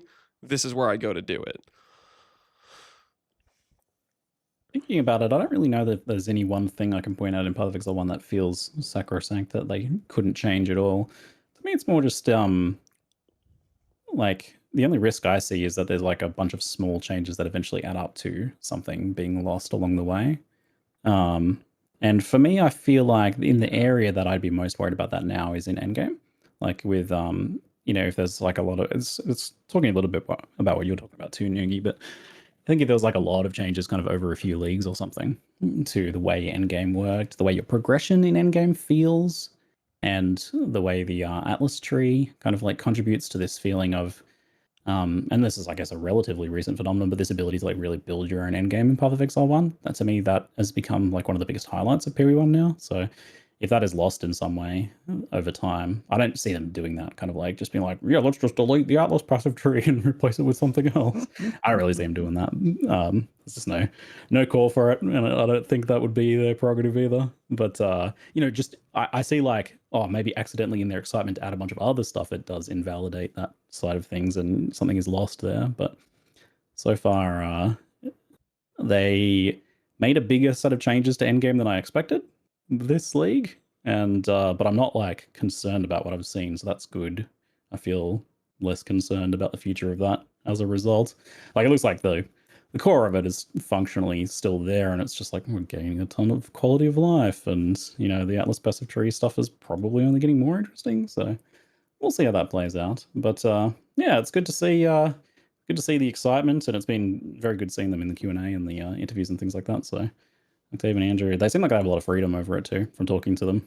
They like Mark and Jonathan, and especially Mark, are like still involved in it, kind of like on a big picture side of things, but they're given a lot of freedom in the middle to, do stuff they want to do. And they're having fun with it. Like, I know that both of them have a lot of like fresh and interesting ideas. A lot of the like most interesting ideas in the last couple of leagues have come from them. There's been some execution issues with some of them, I think. But that's just kind of them finding their feet, but they seem to be finding their feet quickly in that regard. Like the execution of this is already like leagues better than last league. Like it's a rapid advancement of like, okay, we've got really good ideas, but we're like making them work well more together. We're getting so much done too. Like this feels so generous. That was kind of my biggest takeaway from like just kind of like trying to assess all that's in Mirage in this update. Is it feels like pretty high effort. We've got a juicy mechanic with Mirage. We've got like it's got a boss. Some leagues I remember in the past they just came out without a boss. It's got like an endgame version of it, like big Mirage maps and stuff like that. It's got multiple reward systems. It's got interaction with existing mechanics, and for the first time ever, like actually making those do something new as well, adding new content to those as well. Like high effort to me is the is the brand for this. Curious, how are you guys feeling about the initial reveal and what you've seen so far of the Mirage mechanic specifically? Let's start there, I think. So I think they have I think it's not overcome. I think the way they get away with it as well, it doesn't seem that there's not too much that needs to be created in that sense, right? There's not too much if they're just repeating an old song with half of it, right? You can kind of get away with just creating content out of the content you already have. So I think it's a very this is like a peak PoE kind of design that just uses what we have, and then it's like we can just alter all these things, because I think they have a lot of ability to like pretty fast make changes and do these things if they have the right setup for it. And so I think they managed to find the right setup, which is always nice when they do. I mean, we'll see how much there's something I'm curious how much we're gonna get in terms of voiceovers, art, and because a lot of the how like a lot of the previous leagues would be very it would be very polished from an not like gameplay, but like they would build out lore, characters, and all these things. I wonder if there's going to be a cost on that front to all the content that we can play in. Now, I would probably rather have the Mirage side of things as a player, but I don't know. It'll be interesting to see how that like plays in. I don't know how much the two things necessarily impact each other in that regard. Like, you know, obviously it's different people kind of working on that stuff all the time. Like you've got like, you know, oh yeah, you've got this amount of like budget to do voice and stuff, and it's like that's not really gonna like you're gonna spend that regardless, right? That you're not gonna. It's more like it's if you get ideas right on until the end. How do you? Oh, but let's make another like let's add this thing in as well because it kind I think it that's stuff requires looking more. earlier. Yes. Yeah. But it doesn't like it's. I don't think we're not saying like a heist or something here where it had like it's a ton of that. No. But there's like at least 3 main characters, I guess, or in terms of like who are doing voicey stuff. From what I've seen and played, and yeah, and like there's new monsters, there's some new effects. He's counting. He's wondering. It's Suresh, the Varashta, and who's this third person? Who was the first one you said? Who? What are the 3 you're counting? I only know the boss and the Varashta. I guess maybe I missed something in the preview. Yeah, I don't know if it was in the. There's someone else who talks. You might not. I don't know yet. We might not see them. I don't imagine we will. But there's someone else who talks and has a bunch of voice lines too.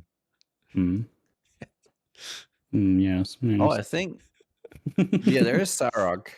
I think. Yeah, Zarok. Zarok is like taunting you the whole time. You're doing he it is basically. mentioned in there, right? I think he is through some of it. Yeah. So it's like building up to him, but I don't necessarily think it directly interacts with him. I think it's the story is about through other So people. he's but talking I don't really pay smack attention to the while you're doing the Mirage. story. Is it on like Trial Master level smack talk, or like what are we talking here? I don't know if anyone can get to the Trial Master level smack talk. Okay. Good old Trial Master. Oh man. One round challenger. But yes, I did play through the campaign and played a bunch of Mirages, so I can speak to my experiences in the campaign with that. If you two are curious, and if others in chat are curious about specific aspects of the campaign experience of that, but unless you have a specific question, I can kind of just like launch into an overview of my thoughts on it if you like. Yes. Sure. So I like that. Let's say the main way that I would describe it is Giga Juice, as like fat, juicy steak. Like it's got layers of just so much stuff that I said, and Lance didn't believe me that I was like 10 to 15 levels over. I still kind of don't believe you. That just sounds so insane. I don't know if I believe this still. I know I've got footage, man. I've got footage. It was like I don't think I ever got to 15, but it was getting up there, getting close to that when I was like, oh man, I gotta start skipping more stuff. Like this is crazy. But normally I religiously do the league mechanics. I almost never skip them, especially when I'm doing these like previews. But in this case, I started skipping half, and then towards the end of them, maybe like 2/3 of them. And I will say that doesn't feel like a failure in my mind, because, and I think this is the first time maybe that I've really done this. This is like the most generous to the whole. I never do the league mechanic in the campaign crowd that they've ever been, because even if you don't interact with it at all, it's just putting more shrines and strong boxes and essences and later on other things in your zones, right? Like it just, not to mention like it actually does add extra packs of monsters, the Afarud monsters, into the normal zones as well. And then if you do go into the, so you've got that. So you got like extra monsters, you got like, it seems like they said it was only supposed to be half of the zones. It felt very consistent though. So I don't know if they changed that, but it was like every zone or maybe every other zone. It was like, there would be like 2 shrines or a shrine and a strong box. So like an essence and a rogue exile just next to the Mirage. Pretty damn consistently. So it's just like a lot of extra stuff, even if you're just, blazing through. So that's like super juicy in its own regard. And then you go into the Mirage and that stuff is there again, but it's even more dense because there's even more Afarud monsters in there. It's duplicated all that stuff that was nearby, the shrines and everything like that, and then it adds more stuff to them too. So the lockboxes have like 2 extra packs of Afarood monsters that they spawn. The expeditions have like all these extra bonus skulls that spawn even more Afarood skeleton monsters or something. Like everything in there is like twice as girthy. And then there's these little mirages that you run over too that spawn like rares and champion packs and chests and things for you to open up. And then there's the wish on top of that, like that sometimes adds extra monsters. It's like, oh, the area is being meddled with by arcane monsters, and there's like 12 extra arcane monster packs in there. So it's just like so much. So I know What kind of more so wishes than do ever you before. get? Yeah, what's that? You What choose kind of from wishes one do you get? Oh, what kind of wishes? I in my mind I kind of grouped them into 3 rough categories. One was the like power fun category. So that's like double shrines, like you cannot die in Echoing Right. Shrine, or like adrenaline and onslaught are active while you're in there and stuff like that. So that's just like, I just want to have some fun, I just want to blast, or it's already really juicy and or whatever. I'm playing hardcore and I want to be safe, that sort of stuff. Then there is the wish for a specific reward stuff. So that's like, it drops a unique chest at the end, or it has rare jewelry and there's like a chest at the end with like 4 or 5 amulets in it or something. And then there is the adds more stuff to the zone third category, which is like areas being meddled with by arcane monsters, and there's like 12 extra monster packs in there. Or I also include in that like stuff that gets added to the area that increases the reward. So for example, there was like these ones where you kill the enemies and volatiles pop out, but in a good way. They're coin volatiles that give you gold. And you run over them and pop them and get gold. That was Ah. that was kind of satisfying. Yeah, you kill monsters and it's like every monster has a chance of spawning a queen volatile. So that's the kind of like just add more stuff into the area. So yeah, I think like also pretty well designed too, because there are some Specifically for concessions. leveling. Yeah, I think from yeah. what I'm hearing here from the leveling perspective is that you get to choose when there's something worthwhile. You don't have to Yes. hope. You don't have to. It's like, oh, that's actually something I could use. Let me just run that real quick. Yeah, it's the best That feeling excites kind of me like already. choice of whether you do it or not of any of like Yes. mechanic that I remember. Because yeah, you look at the wish and you're like, and that takes like 1 second to do. And then you're like, oh yeah, okay, I'll do this. That's got something I want. All right, or I'm already over leveled. I'm already over geared. I don't need this. So you just skip it. And then kind of like on a more micro level, you are also very able to take it or leave it how much of the content you do too. So you can go around and pop all those little purple shimmery mirage things and get extra packs of rares and extra bonus chests and things that pop out regularly. And you can chase that stuff down. Or you can just kind of like run to the end and get your wished for reward, depending on like the wish you took as well. Like, and on top of that, because they added this like button where you can just... How big is the zone? Like that you would enter? They're pretty big. Yeah, like, but not like they're nowhere near like a full zone or anything. I don't know how to even quantify it. But, Okay, let's quantify it with how many screens do you have to like pass? Like how many leap slams?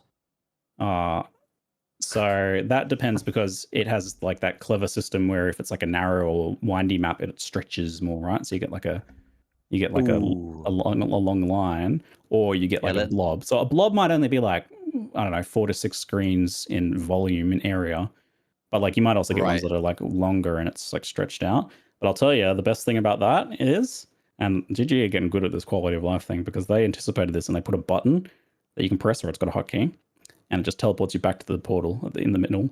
So either you're like, oh, I'm ready to leave, you just press that, and you go, your character just goes fist pumps, and then you just teleport back, and then you can leave. Or if it's like a long linear one, like I was describing, I know your problem there is like, oh, you go one direction from the middle, like then you got to backtrack, right? Well, you just teleport to the portal and run the other way. So I've found myself regularly using that both to like make the clearing feel better and also just to leave. Do you know which direction you need to go to get to the reward?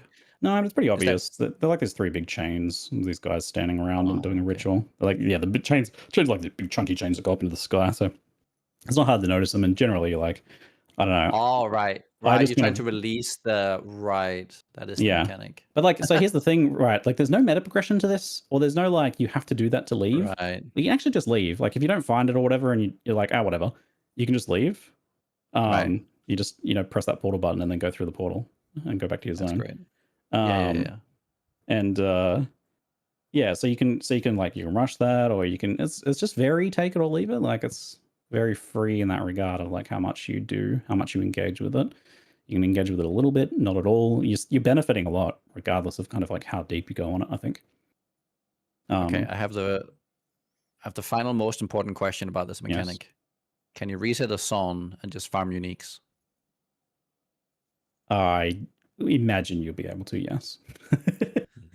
Like I don't see why you wouldn't be able to quarry and like spawn mirages for the. I would say like I got a lot of really good uniques on this run. I don't know if I was like super lucky or something. I'm making the video. I'll try and put it out later today.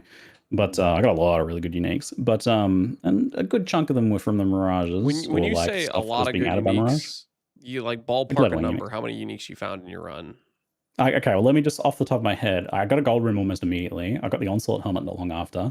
I got like the conduit gloves very early on, which is great. I was playing the Holy Warrior Templar, so that was amazing. And I got like the Rampage gloves not long after that. I got like 2 of the Praxis rings, which I didn't even need in the end. But like, oh man, mana problem's not a problem. I got Lahoop, I think it was, or maybe is it Lahoop? The one that's just got like all rares and attributes and damage on it, like percentage damage. That one, I think it's the hoop. Which that one's kind of rare. I was like, oh, that's a nice ring.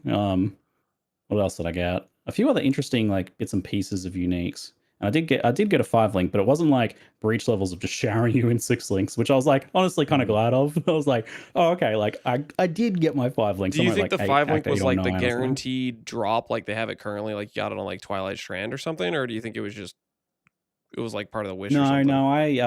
It was a wish. I'm pretty sure. Okay. That I got it from specifically. It was like a linked body armor or something. Wish. You should have wished for a 6 link, Ziggy. You don't get to just make up your wishes. Oh, what? I'm sure there is a 6 link wish. It might have been like fully linked items or something, but it was like I got it early or something. I don't know exactly. I don't know if there's a guaranteed. I don't imagine there'd be guaranteed 5 links somewhere like they did before. I was surprised that they did that at all, to be honest. It sounded like they were talking about doing it again, so I think there's one again. There might be. Maybe I'm there definitely is. doing the one in Twilight Strand at the start of it Act could have 5, been, just and in it was just case. done subtly. Like it didn't feel like one. It felt just kind of like a random thing that happened, but you never know. Yeah, might be one of the new. There is a bunch of new hidden zones. I have a question. True. Is there a shortcut sewer in what is the act? Act 8? It's the act 8. Yes. So when you go like left, there's That's- like a shortcut you that's can take. Is normally there a there. shortcut on the right? Oh, that's like a somewhat recent addition, is it? Yeah, 'Cause that I was haven't like- seen that before, and I like accidentally found so funny story, right? So I might not include this in the video because it was kind of like a bug and they fixed it. I don't want to like make people worry about something for no reason. So, but here's a good place to talk about it.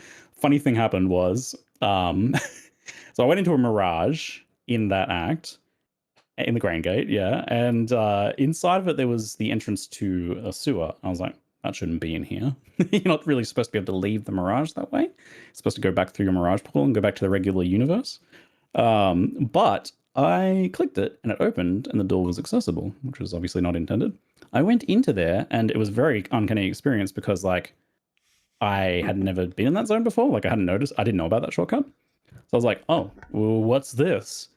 So I run through and I clear it and then I find another exit and then I leave and I end up like, I don't know, in Solaris Temple or something.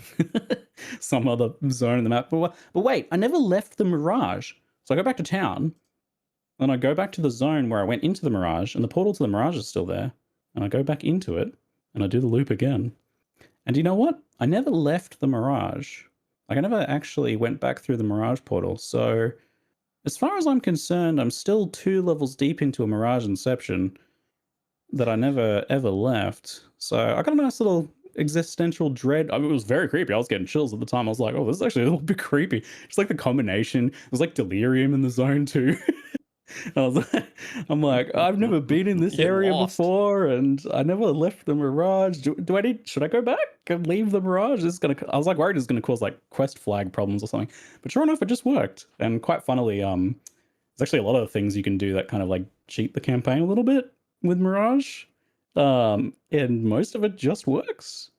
Like you can kill Piety in a Mirage and take the quest item and never actually kill her there in the normal world. and never get the quest item from it there, and just be like, okay, cool, I got it. And the game is just like, okay, it's got a robust quest flag system, but good. Yeah, I'm impressed. There's some stuff that like you want to cheat and it doesn't quite like let you cheat too much. Like there's the crab that has essences in Act 1. That was in my Mirage. I killed it in the Mirage and I got the essences, but then when I went and killed it out in the regular world, it didn't drop essences because those are like a quest flagged thing whether you've got them or not, and then it disables them after you get them once. So like the quest flagging kind of works against you there. I mean, you still get them, but you just don't get them twice. Sort of like anti-botting stuff.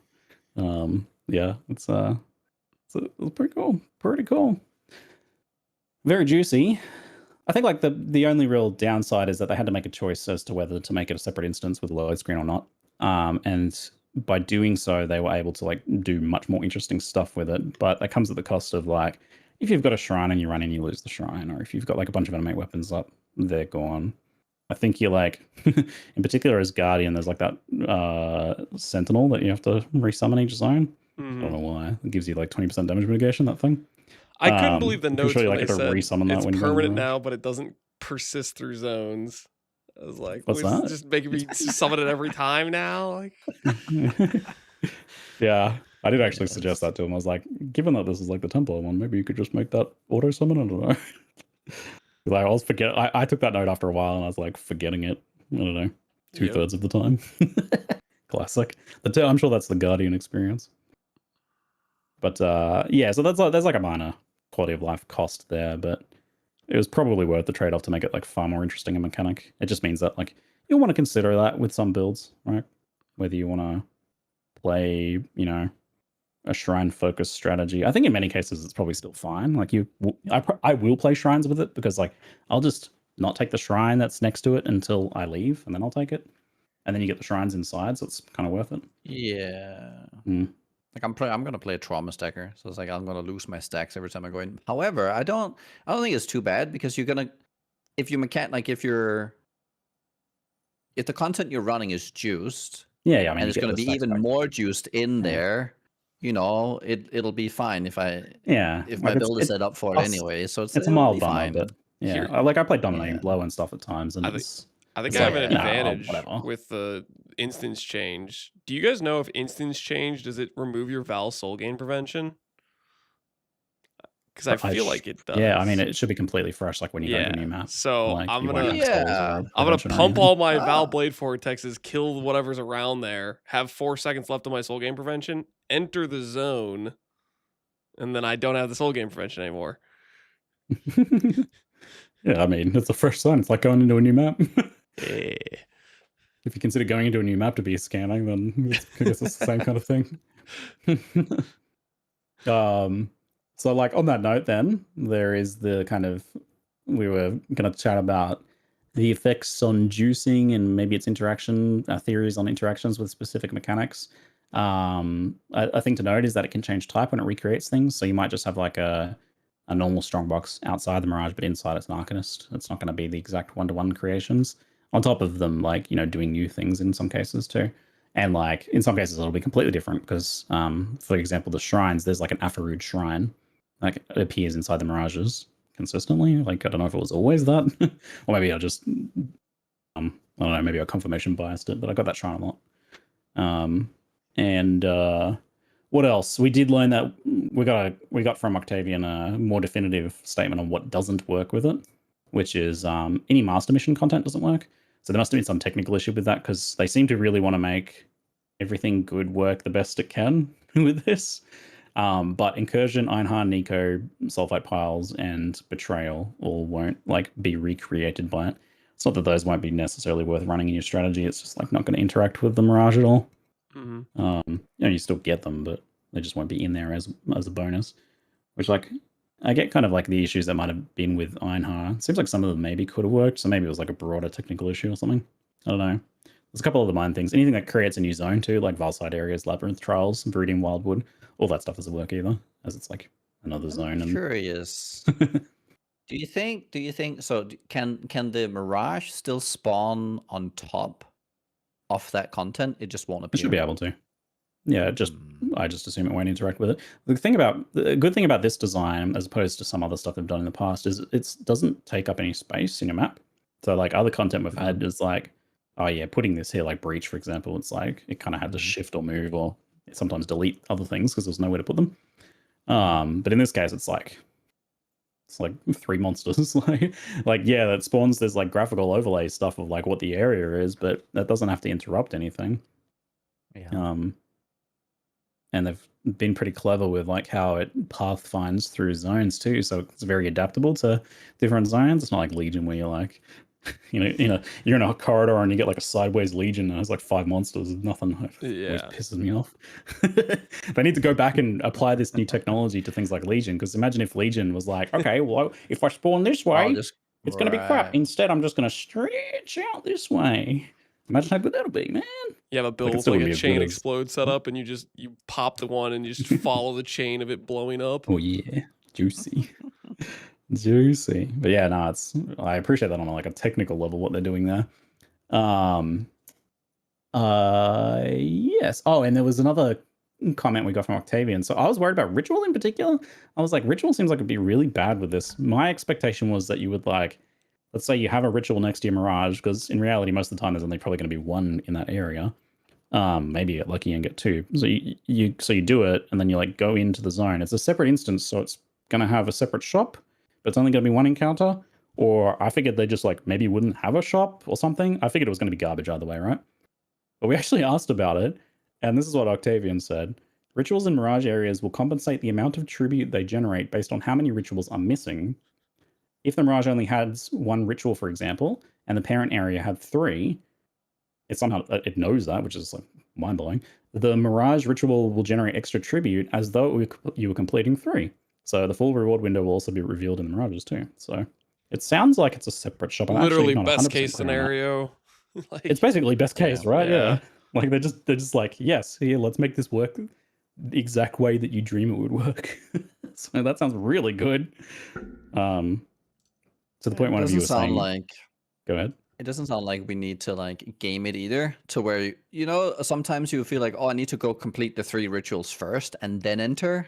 Ugh, if it just already knows that there's this many available, because like let's say you get a bad roll in your map and you actually don't complete the last one, but when you go into the Mirage, it doesn't matter. It's just still good because you get everything. Yeah, and I imagine the two being like fully disconnected means that you don't ever really have to worry about that sort of thing, because like it should just be a completely different ritual shop, I think. So it's just worth it. Yeah, and like it could be different rituals and stuff too. I imagine like maybe you get a rare ritual in there. I don't know how like how it changes a strong box from an Arcanist versus exactly armorers. Yeah. I anticipate it works the same way here. But that's juicy. I did do a blight in a Mirage, or even maybe 2, and it felt, I didn't know what it did to blight, but it was like way better than the blight that was outside the Mirage. Can you describe it a little bit? What like anything felt different? Loot, tower building. It was like an unusual symbol on one of them, so there must be some other like thing going on, but I'm not exactly sure how that worked or what it did. It was hard to tell from just the 1 encounter, and it felt like it had way more monsters too. So I don't know if they added Afarood monsters to it, or maybe I'd have to like look over the footage again. But oh yeah, and well, we know that they added like you can get a new type of belt base from them as like Blight's special bonus. Yeah, but yeah, just from doing one in the campaign, I was like, oh yeah, that Blight was way better. I started doing when there was like an expedition or something, I would do it in the Mirage, but not outside. I'd just be like, well, whatever. The outside one's lame. The inside one though, juice. Also, I was over leveled. So is there anything you guys are kind of like looking at this mechanic and how it works and thinking about the other mechanics you can add to your maps for your scarabs and Atlas trees? Is there anything that really stands out to you that you want to do or not do? I mean, for me going into this league, it's going to sound kind of lame because we literally just had keepers, but I do quite enjoy just the regular standard unstable breaches, and the fact we'll be able to stack like multiple in a row, open a bunch of them, and just kind of blast a bunch of monsters. I think that's what I'm going to be wanting to do. And if it gives you just like some more, I don't know, mobs on top of that, or special mobs with special currency and stuff like that. I know like they previewed the Zesh Foulborn currency. I don't know if that's specifically if you do breach interacting with the mechanic, or if that's just new currency they added aside to like the drop table of the Toll Esh fight. I don't know, but for me, it's gonna be. I'm excited about doing Breach this league, and if you're just getting more juiced breaches with it, I feel like that's gonna be a lot of like just wrecking monsters en masse. Chat brings up Delirium. I don't know the answer to their question as to like what it does to Delirium specifically, but it got me realizing something I didn't realize at the time was that like I did have Deliriums in Mirages, but Mirages are like in the middle of the zone somewhere, whereas the Delirium mirror is typically at the start of the zone, right? So it must just know that Delirium's on the map and it just puts a mirror in your Mirage. Like it makes sense now that I think about it or say it out loud, but I'm like, oh, well, that's really good because that just means like. Wait, was there's it always there? If you had Delirium on your map? I don't know. That's a good question. That'll be worth Like, then you testing can in always Endgame. Delirium, right? I would In see the my thing, that would be inner a pretty skeptic would cheap assume thing it to would be add. percentage chance or something to match like how the other mechanics effectively work. But it'll be worth testing. I don't know. They've been surprising us a bit. It might be really generous. It might be just that if you've got Delirium on your map, you either get it or you're very likely to get it or something. So From like a mechanics gaming perspective, because it's like if you have a lot of binary buffs that you can add to a map, I mean, does become it mandatory? Yeah. No, well, it's also like then we're just it's like I don't know if it's mandatory, but it could be a strategy to just stack binary things that either exist Yeah. or don't, and if they exist, they also exist in the Mirage, so you can have like 8 different pieces of content plus the thing you're juicing. Apparently, one of the interviews just said if it has Delirium, it will spawn in Mirage. It might just be guaranteed. There it is. Which is really generous, if so. Which I do worry that like you will feel compelled to like always have Delirium in your Mirages, and we go back to Greyland again. I just don't. I just skip Delirium every time. It's too depressing. Too much gray. Yep, it is. Yeah, that's interesting. I do. I really appreciate the fact that they have more or less like hand painted all these encounters. Like it's not just the encounter touch over. It's like if it like to make it fit this new content, you can't at a glance say, I know because this spawns this way. Like what you were saying with rituals, I get 1, I get 1. No, you get 1, you get 4. If like so, it mimics that. It's like everything will be designed in a way that is rewarding. So we can't at a glance say that's bad or that's good because we don't know what they've done with it. And I really like that because then everything will be worth testing because we don't know what's hidden. I feel pretty excited about like the end game Yes. strategies possibilities with this league for sure. Like it definitely gets me like, ooh, yeah, thinking more so than others. Because like you'll think, oh, that's gonna be bad because it's just a small area that wouldn't work in a not, but that doesn't matter because they've made it work. They've done something to it, and it's for us to discover what have they done that's Like, so good about it. I'm willing to go out on a limb and say that I don't reckon Legion will be that good. Because like I generally don't like Legion, but it has the same problem that Legion always has, is that if it is on the edge of your Mirage just by chance, then you may only get half your Legion, right, on occasion. Right. Or if it's in a bad zone in the overworld, it's also going to be in a bad zone in the Mirage too. Although I guess in that case you can choose whatever map you want to run pretty easily now, so the Dunes meta. that may not be an issue. Maybe there's like a special buff to like generals in there that makes it like it doesn't Yeah. matter that it's half. If there's a general It in there, probably is. it's jackpot, right? It's like you can't know. Yeah, It's it like probably is worth maybe doing this is like still. the- I mean, Yeah. they've also mentioned multiple like specific, unique like things that you only get if you mix Mirage with X mechanic. Like, I don't know if they confirmed this or not, but like they showcased an essence there, like that. They showcased a special essence on the announcement page. I bet that's tied to having an essence in Mirage for whether or not you can Yeah. spawn it, type Yeah. of thing. I feel like they probably did that to a lot of different things. Like in the podcast with Jung today, they mentioned a Val Orb that's similar to the Val Orb in PoE 2, where you can kind of multiply the effective uniques type of thing, which I'm assuming that's like some special outcome reward based on a certain mechanic. But I don't know what. That's what I'm just guessing.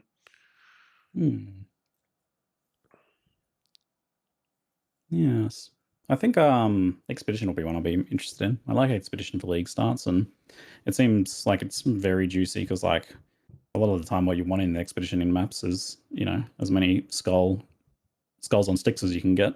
And there was just like so But, many. like- There was so many. run me through this. So, like, let's say you have Expedition. What are our odds of Expedition being hit by the Mirage? Is it just if it's randomly in the zone, or is there some? Do we know anything about that? So in the campaign, it's like force spawning things near it. But as far as I know, in Endgame, it is just random. But like the point is at Endgame, we're like adding so much stuff to our maps or whatever. Or you pick in layouts that favor it to help that along. Yeah. So, yeah, I'm sure sometimes you'll like, if you have Expedition because it's only one thing in your map, you will just miss it. I don't know, maybe half the time or something. Okay. Yeah. Okay. But I think there will be ways of gaming it a bit because there are maps like Glacier, for example, where you put certain things on the map and you know they're pretty much all going to be in the starting area, like that big open area at the start before you go in the cave. Yeah. There's stuff that feels pretty consistent in that regard. So like more often than not, I imagine the Mirage will also be there and it will capture those things. So I imagine Glacier is going to be pretty good again. Chat saying Glacier's removed. They're accounting for it. Glacier's removed from the pool. Never mind. Anyway, I use that as an example. Well, there'll be other maps that generate this in a similar way to Glacier, right? So it's like the point stands. We won't be endlessly farming Glacier. I'm glad because I hate snow maps. They're just bright white flash. I love snow maps. Snow maps are goated. What? You guys can actually hate see your eyeballs? Yeah. I guess there is a nice contrast between the monsters and the ground. So that's something, I suppose. Not a thing people usually has a lot of. You know what we need? We need dark mode for PoE.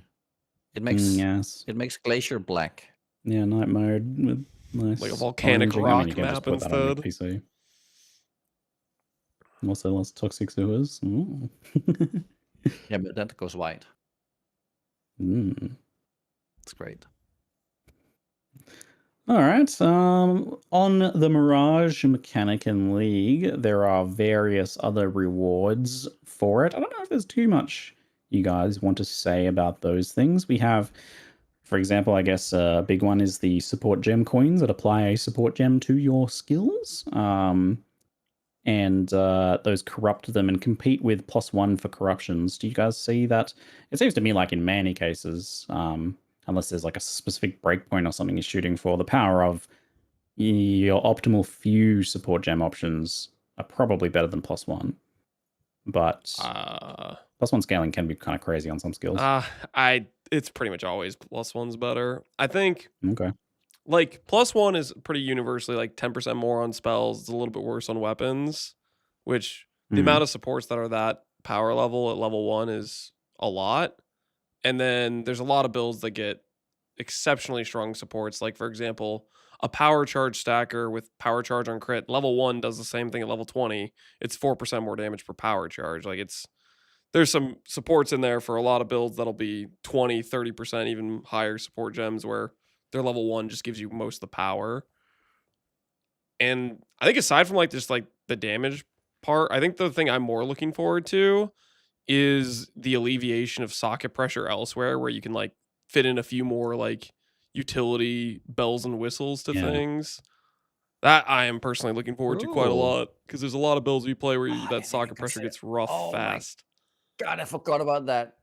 Yeah, I only had it as a consideration for my main gem, and I'm so like starved. You just socket saved pressure, man. my Socket build. pressure is brutal. Yeah. Oh my god, I can get life tap on my immortal call. Oh, I love it.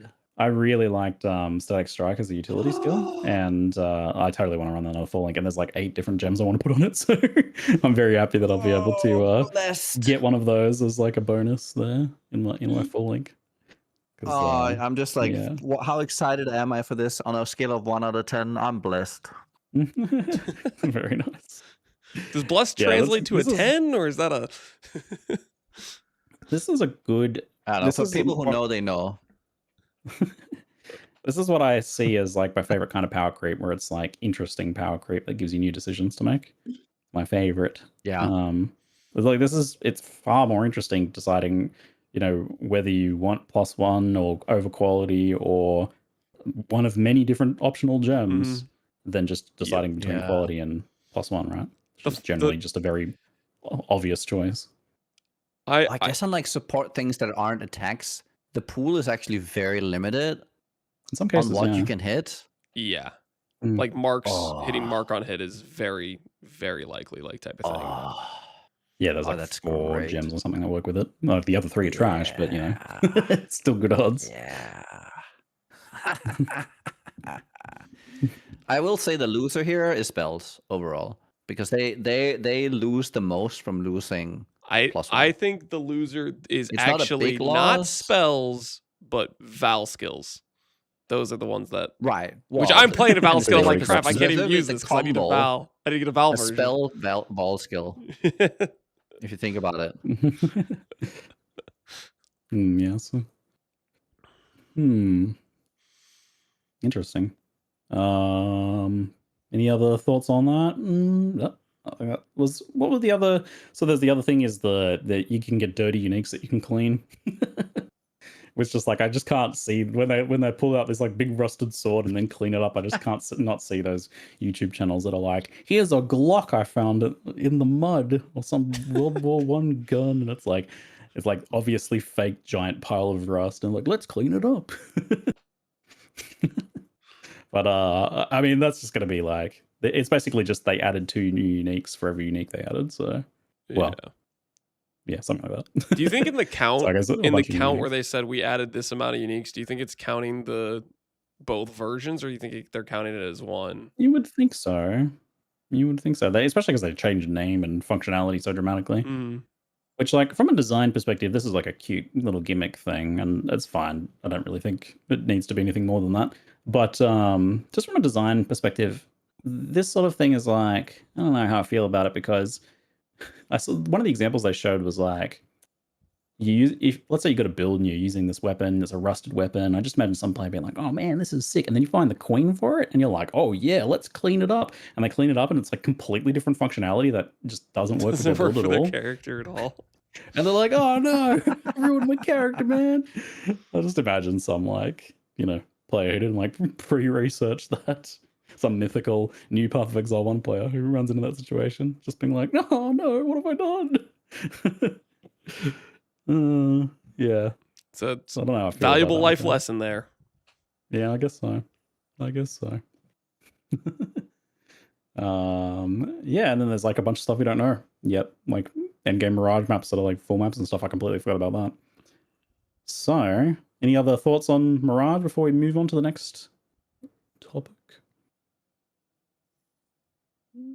Going once, going twice. No. All right. So the other another big thing this time around was what they did with skills, passive tree, reworks, new skills, supports, all that stuff. Nearly all of it, 90% plus of it, all focusing on the Holy Warrior Templar. This is Templar attack / summoner builds, either the hybrid of them or one end or other of that spectrum. Basically gold skills on the Templar. And we got a few new supports, and we got a few new skills and some reworks to some classics. Starting with the new skills, there's Holy Strike, Holy Hammers, Divine Blast, and there's also a Retaliation skill too, but we don't have to talk about that. Do you guys have any thoughts on like the new skills? Anything you're excited to play, or I guess planning to mess around with? Specifically, I am salty that the Holy Strike says the word minion on it because it looks cool and I want to play it, but I know my chat's just going to make fun of me and call it a minion build. It's clearly like an attack-based character, but they had to include the little minion tag on there. So now it's like if I play it, they get to make the joke, and I'm a little bit salty about it. Doesn't really ultimately matter, but it's that's an interesting. So I played all of these. Yeah, so I think I played basically everything that they did new, and apart from all the transfer good stuff. And this one is interesting. Holy Strike is interesting. So this is the skill you didn't see that when you hit an enemy, it summons a copy of your weapon that floats around as a minion next to you, and you can have up to 3 of them. It's more just like a floating weapon, not really a minion, right? Like it's more like a lightsaber or something. It's a minion, bro. Counts as minion damage, but it is an unusual minion in that it's like animate weapon or whatever, where its base stats are based on the weapon rather than some base minion stats, as far as I can tell. But and they're untargetable and they don't take damage and all that stuff, so you don't have to worry about any of that. I compare it most to something like Dominating Blow, where you're like attacking enemies and then minions are popping out. But as opposed to that, this is much more focused on what you do as attacks. So like they only attack when you attack. So your attack speed matters. Not necessarily your damage. Like you could go damage, but I imagine if you're really focusing on a skill like this long term, you're probably going to be scaling their damage. But you want to be scaling your attack speed to scale their attack speed, which is interesting. I guess you can do it at the same time with the Well, that's conversion easy node, right? with the Yeah. Yeah, that certainly makes it very like nice and elegant. I'll just say I really like this skill. It's it felt like I had better stuff for clearing. It could clear well with melee splash. I hate using melee splash gem though, so I didn't really want to do that. Plus I had other skills that were very good for that. But for single target it was very good. Very nice. Hey, don't say it's overpowered or anything. You try to perfectly I balanced. feel like it's gonna be. They're not gonna do it to me again. It'll definitely be a. I think this will be one of the ones that'll be feel like an overpowered campaign skill, because I think the mechanics of the skill is so like it is a very melee skill. Like once you start mapping, because it doesn't have the tools that usual melee characters have, where you can get extra strike, extra like melee splash, like on an anoint, all these things aren't inherent on the minion, so you have to pay for them through gems. So like once you get to maps, you will like how do you find enough tools to help you clear, because you are so melee and like you need to move to all the different packs. So I think people will feel really strong campaign because everything's kind of fallen into you. You don't have to go out of your way to clear. Once they hit maps, it won't.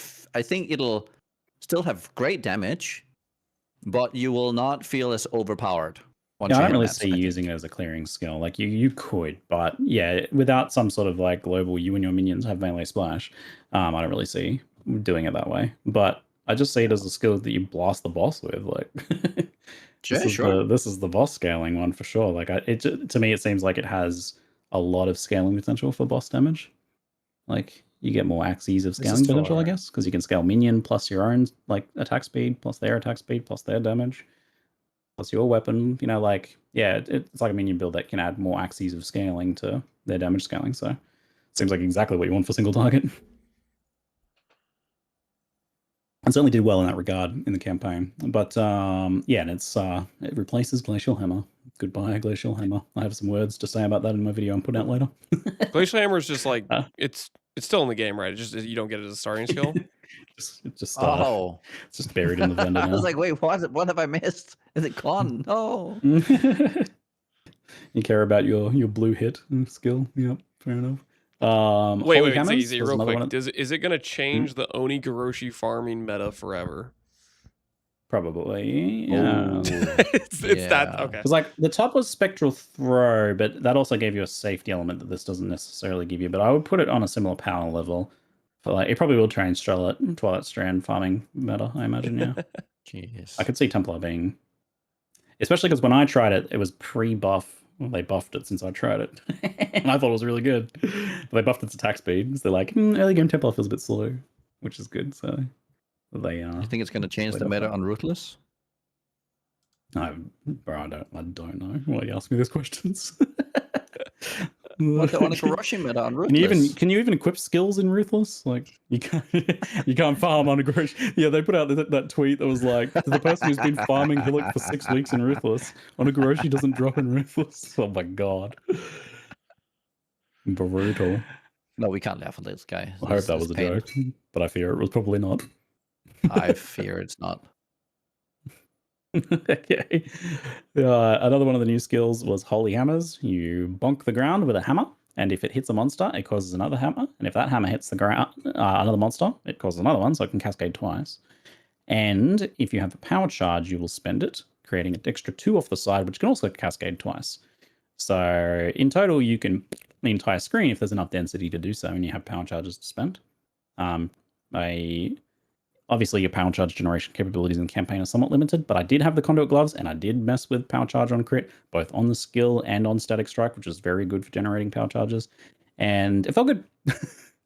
Yeah, it's a slam skill. They're nearly always pretty good, right? It's like a somewhat conditional slam skill, but like generous enough. It seems that yeah, you can get a like full screen AoE clear on it, and especially once your density ramps up in Endgame. That'll be pretty consistent. And it does seem like you can double hit bosses with the areas in many cases, maybe with a bit of Which positioning. areas are you double hitting with? Would you Probably like the tilt first it and to the second hammer. side? Or also you stand back a Oh, bit? you can probably or could triple you... hit with the side ones, actually. You're right. I imagine you can probably Because the triple hit with the side side, ones. okay, I have a couple questions. So, okay, so you can overlap the airways. Do you know Yeah, it which seems hammer like it. gets the buff? Which is the first hammer? Is it the one in front of you? It's got to be the center Or one, the right? first that's should be the whole or thing. the center one? What do you mean gets No, the no, no. buff? There's like there is a first hammer that gets double damage. Oh, I didn't notice that. So the first one would get that. You're always going to be hitting with the first one anyway. So there's a bit of contention of, is it the middle one or the first one that gets the buff? What? It would be the first hammer. Like I'm there's pretty always sure the it's the one first that hammer strikes where first in the it middle. reads to me. Yeah. Yeah. But it's the first. So so there's also the you know how you spawn the sides? They're all because are they not new cascades on their own? Do you not get 3? Oh, when you say empowered middle, ones? you mean the second hammer? Do you like the second hammer? Yes. Yeah, no, the first one is what I call the middle one. It's like the first strike you get. Yeah. I think what Nugi's asking what is, do about you the think two to the first sides? hammers on the sides count as first hammers as well? Are they Yeah, I also don't know. first hammers? I wouldn't imagine so, but I feel like it would just be the one But, hammer that's the first one that goes down before the sides. quality or does the give cascade. 20% more damage with if you spend a power charge for the whole thing too, which is kind of nice. So it's just got a juicy quality on it. So you're most certainly going to want to build power charges for that one, which is not exactly hard to do for this playstyle. But obviously this, compared to something like Holy Strike, which is much more of a minion skill, is purely an attack skill. So I see it either being done on Templars or maybe other builds too, potentially. I don't see why not. As long as you can get some power charge generation going on.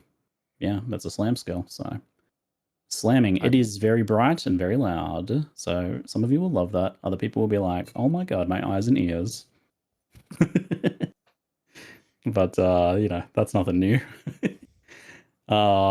Divine Blast is the new shield skill where you send out a small pulse and so it's like a little beam that makes a pulse. All of that seems to hit the enemies. And then on a 1.5 second delay, I think it was, or something, they go when they explode. It's a shield scaling skill, scales like all the other ones do. It felt all right. I tried it with and without less duration, but it felt like the most normal skill in a way. Yeah, it's got a delay, and I don't really see a mechanic to take advantage of it, so I don't really know what its appeal is necessarily, other than that it's an AoE shield skill. That looks different. I mean, I think the only appeal it is you can kind of throw it away from you rather than needing to stand literally on someone's ass. Like Shield Crush, which is the thing that people play. I've played it a couple times. I hate playing it. It has good numbers, but I hate playing it because you have to it's so melee. It's so annoying to overlap. Yeah, you can pre-stack with it a little bit. So there's that, and but yeah, I don't say there's a lot of mechanical advantage there. But yeah, it is, I guess, a ranged AoE shield skill. So that might just be enough for some people, and it looks and sounds pretty satisfying. But it is also a delay skill. So every single shield skill is way too tied to that one shield, and it's annoying. It's a bit sad. It's like every shield skill more or less builds and plays the same. It's just it's either in front of me or I throw it away from me, and I build them the same way every time. So sometimes they bounce around. I don't know. I would have liked to see them kind of find a new way to make a shield skill, so it's not always the same setup. And you were talking about Emperor Vigilance, were you? Yeah. Is it just one that's got a lot of armor or something? Yeah, it's just a lot of armor. Armor, yes. It's the 400% armor, yes. It's more than you can make on a mirror tier well. synth shield in terms of raw armor, yes. Right, yeah. I see the problem. Yeah. Yeah, they gotta be careful. Every build more or less ends up with that. Yeah, it's not bad. Every build, but Glancing blows, spell block, and shitloads of armor and energy shield. Yep, that's pretty much what you want, isn't it? Yeah. It's got an upgraded glancing blow even. Well, Weird. Yeah. Okay. Cool. So yep, that's a skill, and then there's a retaliation one too, which it was like this feels chunky. So yep, but it's a retaliation skill. I feel like, especially with the attack speed Templar has early on, I feel like I could be a bit more generous with the retaliation window. It's quite often I'd be in an attack animation, I'd hear the bong and I'd go to use it, but by the time my attack finishes, I'm like, oh God, I don't get a chance. I'm like, oh man, come on. Especially if you're using multi-struck or whatever, and you're waiting for those to play out. That's a good point. Yeah, retaliation skills. They're a thing they somehow keep making, and there must be a few people that like using. But yeah, it looks like they made it as chunky as possible. Bleed versions are good, but they're it's for old people. It's Mm-hmm. I guess you have to be. You can't be too old because you need to have. Yeah, I mean, you gotta have reaction timing. Like a second.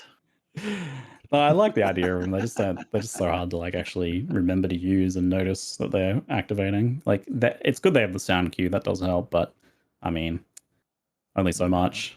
I don't really want to be playing a game where I sit there looking at my UI to know if I have my skill active or not. I don't know, man. I don't know what you use them for. They need utility or something. I don't know why you would ever use one that's just pure damage. Are there retaliation ones? Yeah, I mean, there's been a lot of different setups recently with retaliation. I wanted this one to put out consecrated ground or something when you did it, so that it was at least had some kind of utility that you could take advantage of. But anyway, reworked and buffed skills. Static strike got a buff, increased duration and beam damage, and there's also the transfigured version of gathering lightning, which works completely differently. It every time you hit an enemy, it gives you a stack of a buff, and each stack of the buff makes it chain more and deal more damage with its beam. And I actually crazily got that skill in Cruel Lab, which what are the odds of that? I'm running 1 in a couple hundred or something now. And but I think this is the question everybody has about that skill. When you hit with it, does the beam shoot out from the enemy to the next enemy, or does the beam hit that enemy you hit with your strike? It has to hit the main enemy, right? I don't actually know. I'm going to try and find the footage and have a look at it now. Surely it's just Wild Strike and it shoots out it has from to, it. Right? Yeah, it feels and Wild Strike's a good way of putting it. It feels like I hit something and then arc happens. But, I mean, I guess it's a valid question of whether it hits that main monster. It's I gotta go. I'm pretty sure it's copium to hope that it hits twice. It would be a 1400 damage skill with 12 chains. It's an important Can we get serious? Can we get serious here? Well, 1350 effective damage with 12 chains. There have been instances before. Yeah. Are you saying that it can't possibly beam the target you're striking? Yes, it would be completely overpowered. Yeah, I guess you can. It would put lightning strikes greatest hour to shame. How do I even tell? Because it would be that good. Does it look like the beam's coming from you, or it's like a wild strike where it's shooting out from the dude? Bro, it's instantaneous. How can it? Let me go literally frame by frame here. How do I do that again?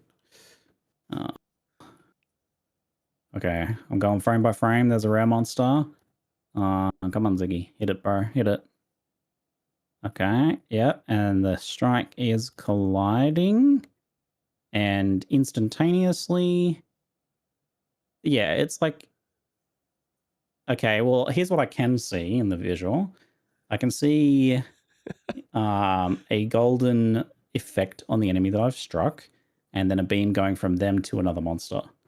That would imply that it's chaining off that monster, but that could just be the visual. I don't know, man. That kind of sounds like it's more like Wild Strike, which would be the balanced situation. That'd be the right way to do it. Yeah. I've been I as a person who advocated for making sure that Ellie hit was pre-nerfed. I have to advocate that we cannot have this double strike, static strike I assume it doesn't situation. Hit twice, right? And if for some reason it is internally like that, they need to change it before. And it's more scaling for this, so that you'll strike or whatever. Well, the scaling applies to the hit as well, if I recall correctly. I've got the gem page open. So like you still get more scaling for more stacks, right? That's the idea. Anyway, it seems like it's a skill yeah. that you want to have like 3 or 4 attacks per second so that you can attack pretty quickly and get that buff nice and juicy. Yeah, you've got just more damage for hits and ailments per gathering lightning. So you get 12 stacks of those for 100 something % damage. Yeah. Anyway, I tried it for like just running around a zone, smacking mobs with it. Turned off all my auras and other stuff just to see what it felt like, and felt like it worked pretty well by itself. And then I put Shockwave on it, and it worked very well. As Shockwave tends to work quite well with things like this.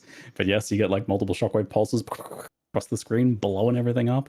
And it didn't feel like in my setup more single target than Holy Strike, but I had like the minion nodes and stuff, so I presume like, and I was a bit slow. I couldn't really like get up to full stacks on it. So it's not really like, it wasn't for my character exactly. It's a bit more of a build around.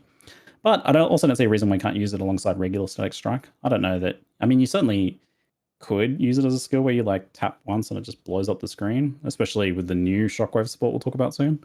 Like I could see something like that maybe working, or just even original shockwave support. But you can also just use it alongside old static strike too. Use that as Euclid's skill and utility and stack that on top of this one. I don't see why not. So seems good. I'm sure people will be using that one. What was the other stuff? Holy Sweep.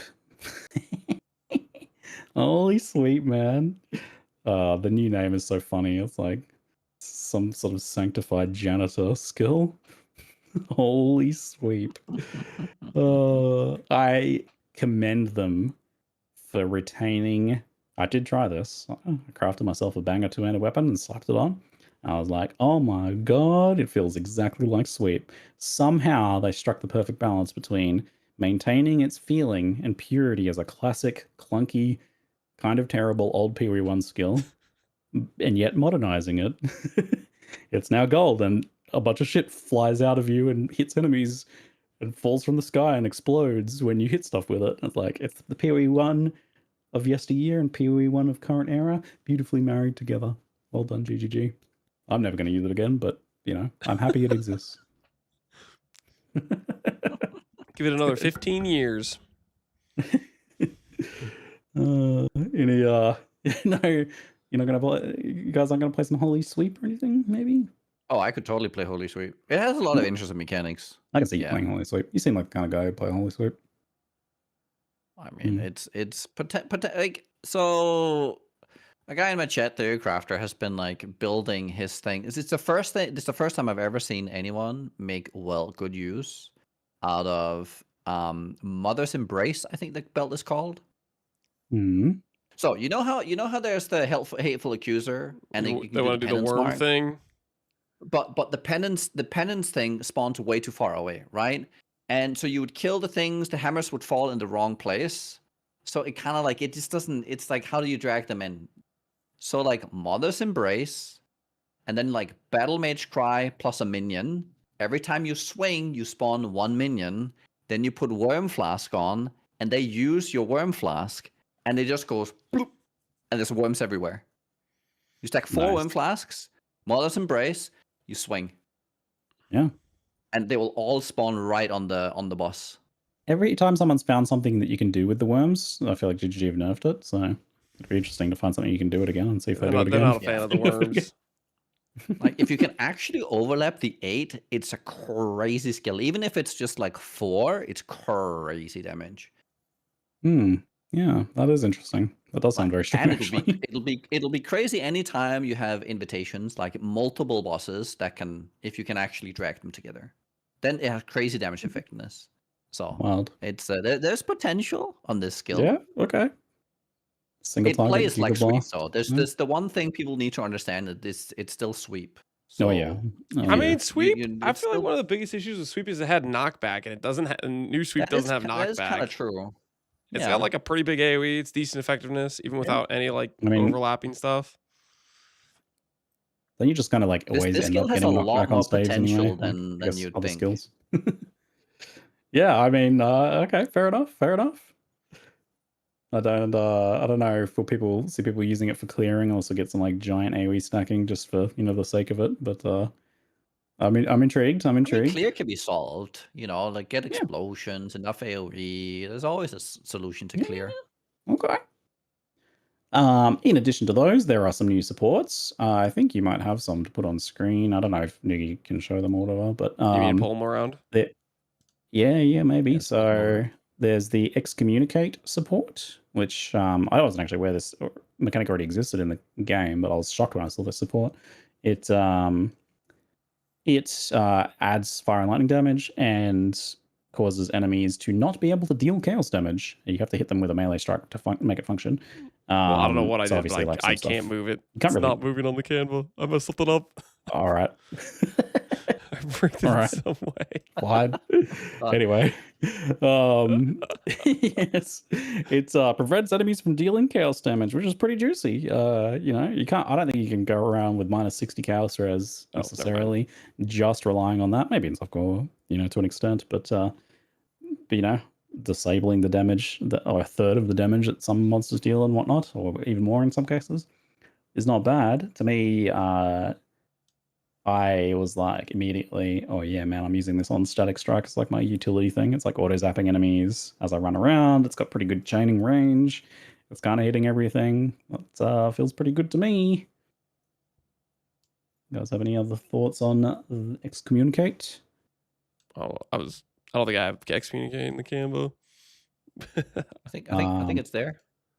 I think we did something. There's things on the screen. Okay, excommunicate. I mean, if you could do stuff where like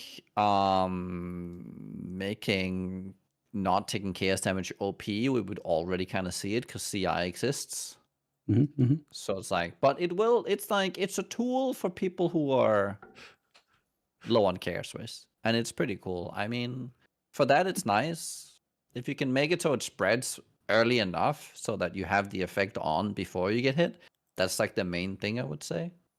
Yeah, any like So maybe like melee skill bow that. builds and stuff. Melee is rough. I think you want to be like one. Well, it only works on melee. Yeah, it's only to be only clear. melee. Oh, only melee? Yeah, it only Oh, works on that's melee. It has to be a whoops. melee hit. So yeah, I like don't know about skills that that then. have some projection or some area to them or whatever are a bit better there. But yeah, like what I ended up using it on was static strike. So, you know, I'd activate that and run around and it'd do the auto zaps on everything. And that, you know, that actually works. Static strike zaps actually work with that sort of thing. Yeah. So it felt quite good for that. So if you can kind of like get it in like that into your build like that, it's a pretty nice extra layer to have on. Yeah, I can see that. You know, with low opportunity cost potentially. Yeah. Hallowed support is somewhat contentious. This is a new one. It's the one that Templar starts with. It is basically added fire for your minions, but it's a little weird. When you hit an enemy, you apply a debuff to them that your minions or allies can then consume with an attack. I don't think it has to be a melee attack. I think it would be any, or maybe just any hit even.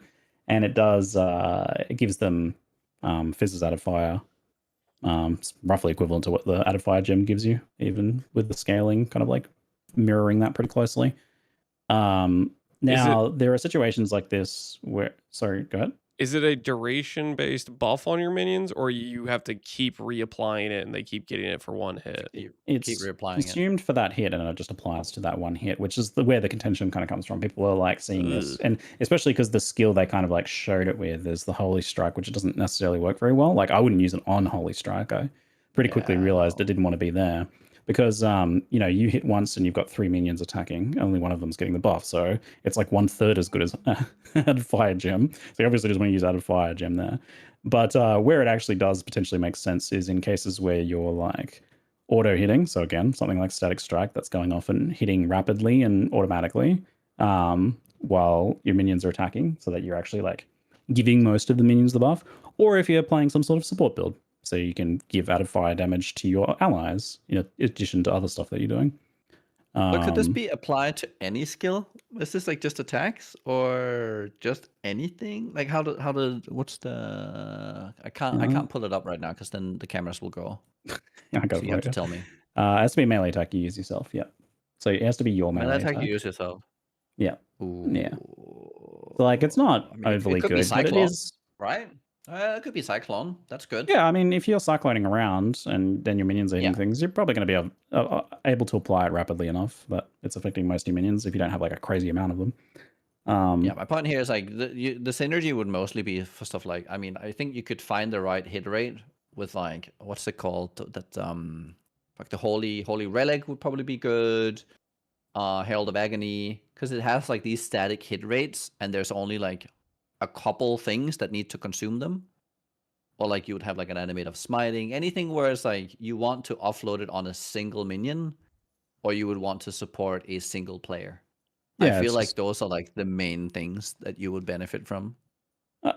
I mean, it's just kind of like a niche support gem. It's kind of neat. It's mechanically a little interesting. I don't know what people were expecting. Like, I think because they showed it with a little bit of maybe a bit too much emphasis and excitement, and like the Templar starts with it. I mean, like it's better than Elemental Proliferation.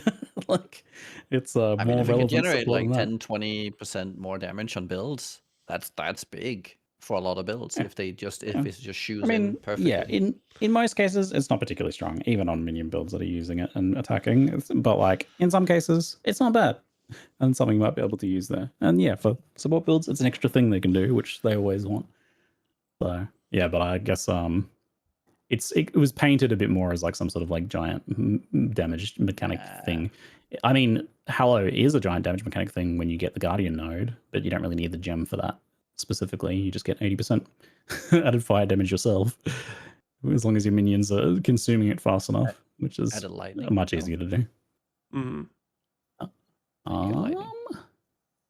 Next up, there was a Blessed Call support, which allows you to put Consecrated Ground down whenever you use your Warcry.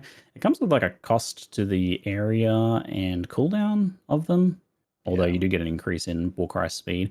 The area and cooldown cost was like a bit too much, it felt like, because I was looking for ways to apply Consecrated Ground, and I was like, oh, like, man, that tiny AoE Warcry didn't feel very good. So yeah, I'm not so sure about that one. Yeah, I wanted like some extra ways of most- doing Consecrated Ground, but it's most costly. ways we can generate Consecrated Ground is kind of weak, like overall. I think, like, either yeah, around totem or like it's always like you can't really stay in it. It's very guess- rare that you can actually stay in it. I think that's why they tuned it this way, because it's like very on demand. Like you can just use Warcry whenever. So I think that's why they kind of like tuned it the way that it did. Actually, does it work with auto exert? I might think also it's be part of it. no trigger. Has to be like a self That are rock. not triggered. It's specifically, yeah, it says not triggered. So 2020's got 40% less AoE and 20% reduced cooldown rate, which is costly. Costly. So yeah, what else The is right there? setup. The Exemplar support, a new blue gem that gives minions from supported skills have increased critical strike chance for each time you've crit up to 200% and multi up to 100%. It's very strong. Yeah, that obviously is very strong. Like crit scaling for minions is historically quite good. That's another way of getting it. It's usually quite limited too. Seems good to me. I would even argue like it's been pretty hard to cap on a lot of builds your crit chance.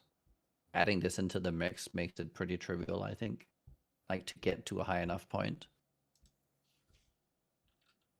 It's yeah, it's definitely not gonna like it is an interesting one. Like obviously fundamentally somewhat niche though, because you need to be critting enough to make this, stack the buff up to some degree. There's a lot of builds that attack really fast on minions. It's very like there's a lot of builds nowadays that does that. What's Yeah, the I tag? guess- Is it any attack or is it again melee? Well, it just has to be support skills that create minions. Wait, specifically, yeah. So you put it on a minion skill, like you don't have to put it on your main attack, which that's quite nice. But Right. And then you need to just have crit with anything. So you can do. What can is you do it? Lancing Anytime you Steel? critically struck with an attack, it has to be an attack, but any type of attack, it seems. Because like if a Lancing Steel works, it's or not Lancing. What's the? Is it Lancing Steel? The 10 things. Yeah, I mean, if it's an Lancing attack, Steel. Yeah. if it's an attack, that should work. Very strong, but very niche because, like, ultimately, I feel like at some point you have to make the decision as to whether you're dealing damage or your minions are dealing damage. So if you're scaling crit, if you're going the minion side of things, you'd be the sort of person who'd want to use this gem, but you also do have to be having some crit chance. That's true. So there is like a cost to it, but Yeah, I mean, that when is the true. when the cost is like your investment in crit gives your minions crit effectively, then that's not that bad potentially. So yeah. And I mean, it might be good enough to just like, I don't know, I mean, between Assassin's just like Mark get power power charges. charges. Yeah, just get power charges. Yeah, I guess Assassin's Mark benefits both, so both you and your minions. So something like that might be well enough if you're cycloning or hitting fast. And on that note, there is the Awakened gems changing to exceptional gems. And with that, the there big one. is, there's like a couple removed. Some basic, anything that was just kind of like basic damage maybe has been changed or removed. We know for a fact that Awakened GMP is gone. And there is a lot of new ones, and what they've teased has been pretty strong and impactful looking from what we've seen. And these, we'll talk about it a bit earlier, but these are required from putting void stones in your atlas, and then that makes map bosses drop them, which is a fun way to spice up the drop pool. I like that sort of thing. Do you have any thoughts on like the Awakened gem changing to exceptional gems overall, Lance? I am pretty excited about it in terms of like what it used to be was literally just like an upgrade where you're just like, okay, I have reached the point where I have enough currency to say I'm going to get 10% more damage, which is like, it's nice. It's like something that you can do an upgrade wise. It's like, okay, I'm progressing my character. But compared to the ones they've showcased so far, which are actually like interesting, you can build around them, you can design your character. Like, I am definitely more excited about this. It's much more interesting options compared to like just having 10% more damage arbitrarily, nothing changed about your character. So I'm excited about it because I'm literally like, I'm looking at like they showcased the Val exceptional support gem, and that made me like, oh, I want to make a build around that. That's something interesting. So I'm a big fan of this, I guess, swap from it's just extra power to it's something interesting you want to try to build around. Lance is referring to Vast Sacrifice, which sacrifices all but one of your health and energy shield to echo your Vast skill, which like seems a little bit memey to me, but sometimes you're going to be able to use that to Giga Blast a boss or something. I guess it just seems like massive overkill. Oh, and you like it's won't great. be able What? to use your skill normally, like unless you have like a plan to instantly recover that. But We have like bloodline stuff now. We can cast. Also, does the repeat actually pay? Does it double the cost? I don't think it's going to double cost. It probably doesn't. No, I mean, so I think that's the whole you reason it's you're just using it is for the wins. repeat. Yes. Basically. Yeah. But it's also But- like you can pair it with the bloodline, right? And it doesn't. You're not paying. Like you're not getting all this. So you can have. Maybe you could support 4 before. Now you have 8. Crazy. It's so strong. Yeah, like Lance was saying this yesterday, but like anything you can kind of carry with you is potentially good with that. Or are you saying blood, like, or that has some sort of persistency to it, like duration-based things, File Blade Vortex, that sort of stuff? You could be. That's the one I'm decent. looking at for sure. Nice. Do you have any overall thoughts, Nugi, before we mention some of the other specifics? I mean, this is so. I saw a lot of sentiments early on about the changes that people had overall to balance. And it was like, oh, I wish they had done more. It's not going to do much to the meta. And I'm like, these exceptional gems will completely upend the meta. Like, I don't Bold see it claim. not doing that. No, I mean, just every shockwave build is now infinitely better with the new shockwave thing, right? So it's like that thing now contends with any other clearing build due to how powerful that one gem is. Like you have like the banner skill that is like that just puts like any fizz dot build to actually have like insane single target DPS now. If with the right setup. Like I think all of these exceptional gems will introduce insane power creep. That scares me a little bit. I will say, I think we're gonna have way stronger builds with this than we have with the Awakened gems. Outside maybe like, you know, some builds that use like Awakened multi-strike and stuff, and like maybe the top end of that will be like an equivalent power, but spread out on way more builds now. I think this will change things way more than anything else. I think there's a good chance that there's going to be some pretty dang overpowered things in here that could be a bit concerning long term. But it also seems like, you know, they're going to be chased, they're going to be valuable, they're going to be expensive, they're going to be powerful, they're going to be interesting, they're going to be impactful. Like, yeah. So I'm excited about that. I think that's a price worth paying, at least for a league, to give us some wild gems. yeah. So one of the ones you mentioned was the Void Shockwave, which, unlike regular Shockwave, can be used by axes as well. So it kind of opens up Shockwave to more builds in a way. It does function differently to Shockwave. So the way Shockwave works, if you're unfamiliar, is it only works with maces and staves and scepters.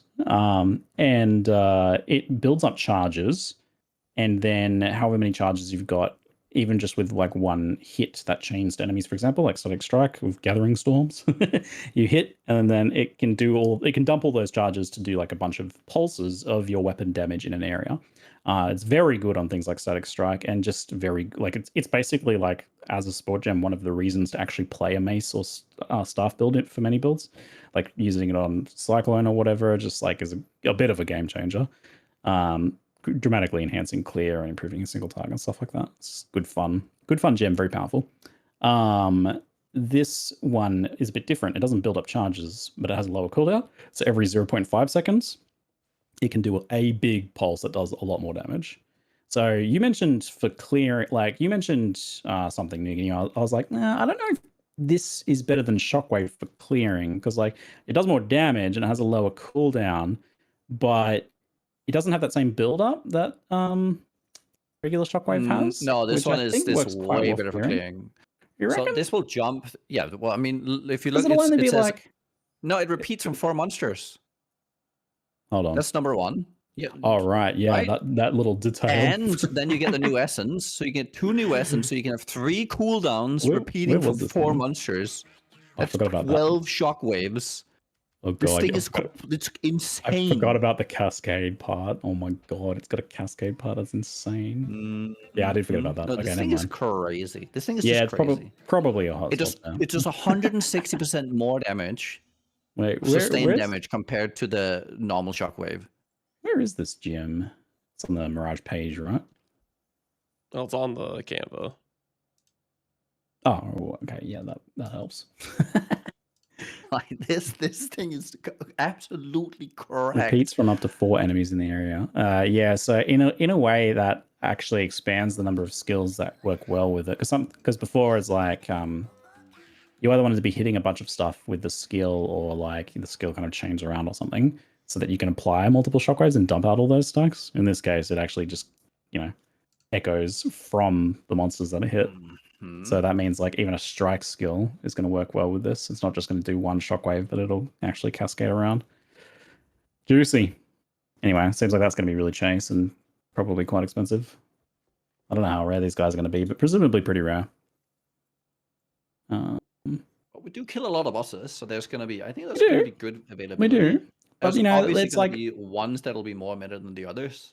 But I yeah, think, like it sounds like some are going to be from certain spots though. Like maybe this drops from one of the nightmare bosses or something. So I imagine that is the way that they can kind of control that aspect of it a bit more. Yeah. I'm hoping they're pretty rare, so that way there's the draw to the bosses and they don't just get instantly saturated. Yeah, I mean, the Awakened I was gems were pretty rare already. Like, you didn't get them very often from bosses, even if you're farming the bosses that could drop them. I think rare gem drops scattered around like this, especially because it's like hard as a player to kind of know where they all are, so they catch you by surprise a bit, even though they're technically loot table drops. Because I had a similar experience where I was just like fighting. I just did one of the bosses, one of the like minor bosses in PoE 2 recently, and I got like some gem that was worth, it was like the one of the big chase lineage gems. It was like worth like 46 divines or something on day 2 of the league. It's like, oh my god. That's very, very satisfying, very exciting little tink there. So I think we're getting a bit of that here, and I like it. One of the big ones, probably the very rare and expensive ones, it looks like it's going to be, I believe it was called Eclipse, which is gives quality and levels, right? But Nugi, I think you pointed out that it has like crazy attribute requirements. 273 or something attribute requirements from all attributes. It's just hilarious. Yeah.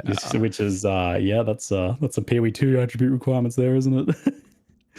Damn. So it's just like that's combined previous exceptional gems, right? This support's going to encourage one of my new current favorite ways to do characters, which is actually Elegant Hubris, the old Caspero remove attribute requirements, get to use the thing. True. True. We still have empower in those, right? Yep. Enhance This is empower. separate. Oh, okay. Oh, yeah, I forgot the other. It does the other third thing, which is not blue text, but it's tucked away in the top. It's the 94% mana cost and reservation Yep. multiplier as well. It basically gives you another level 3 enlighten, essentially. Which I Yeah, bet you so can that's just corrupt all- that, and it probably goes to a lower percentage too. You know, like if you have a +1 corruption. Oh man. I'm guessing level 4 is like some quality and lower reservation. Probably wouldn't get to a +2, but pretty wild, man. Pretty wild. Think All right, was there... You think you're gonna get level 4? You're gonna get level 2. That's true. At least you can always level that one back up. Dream. Something. Juicy. There's a few other good ones like that have been maybe teased and mentioned, but on the whole, these things look very impactful. It was actually hilarious when I first saw the preview for it because they were using like this tiny little range skill that puts a flower on the ground, but then like giant chaos explosions came out and it's like that's the support gem. It's like way more impactful than the actual skill gem you're using it on. I think they did that a lot of still more these, decent where about it's that. like a support that's kind of like it's got a skill built into it. I like it. I think it's fun. Let's build your own skill stuff. It's neat. There's also on the build side of things, there's the Reliquarian, which they committed to be changing every league, giving a bunch of unique stuff. I just don't see how they can possibly manage to not have ridiculous things come out of this every league that they don't anticipate. Just because you can stack uniques you couldn't stack before, and you get combinations you couldn't get before. It's like even if they kind of like make a list that they check each time, it's like, oh man, they're not gonna account for all the possibilities there. I feel like it's something gonna. you guys are excited about at all? It's gonna have a like ebb and flow effect where some leagues it's gonna be like the dominant meta because like there's some I guess overtuned thing they added with it, and some leagues where it's not gonna be too picked. Yeah, it's a bold choice because like normally this something if it was like this for every Ascendancy, it would be terrible. It would be a terrible idea because people need their consistent build. Some people just want and need their consistent builds, and even if you're not like making the same builds each time, it's nice to just have like a touchstone on what Ascendancies do, kind of what, so you can build around that concept. This is complete opposite of that. But if you're gonna put that anywhere, Ascendant is the place to put it. Like this fits perfectly. It's kind of wild that we get an extra Ascendancy for this class after all these years. But it's perfect in that, like, the same way that Ascendant's, the Scion's, like, Ascendant thing is also forgotten half the time, too. It's like sometimes it's been really powerful, and other times completely forgotten and unused. So I imagine it'll be a similar effect here, maybe. But it's a good build puzzle for people each time. Looking at the addition of the Ascendant, I was getting really excited when they announced it initially because I was like, oh, sweet, finally Ascendant gets some forbidden flesh or flame power like the other Ascendancies do. And then they're like, yeah, we're not going to give them FF jewels because we'd have to change it every league and it'd be a lot of extra hassle. And I was like, oh, dang it. And like, it makes sense. But I was like, part of the reason I was excited for is like, okay, now you can get something that would be powerful for you on the other thing and get a little bit of extra juice in that class. But no. Just crack open Pandora's box. Just like let every single unique effect go on Forbidden Flesh and Flame. Oh, and there you go.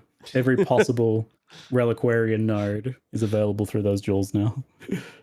Have fun. This is thinking about like this actually might be a way. So you know how like sometimes they allow you to, with rarity and everything, right? There's those leagues where everyone has a mage blood or a headhunter or whatever. Right? So this gives them an avenue to where they don't need to make those leagues where we have to give them all the uniques. Because you can just cycle them through the Reliquarian. So if this is ever a thing they were doing, they're not going to put some minor, just some minor version of it that gives you a taste. Right? It's like everyone gets a taste. Yeah, I'm just saying. I mean, they're doing it this time, right? Retaliation is on there, no? Like some lower version. Okay. Yeah. Am I wrong? Yeah, give me a roll mage blood or something in there. I don't know if it was on there. I forget. Maybe I'm wrong now. Yeah, I don't think there was invert res on there. Maybe that's period too.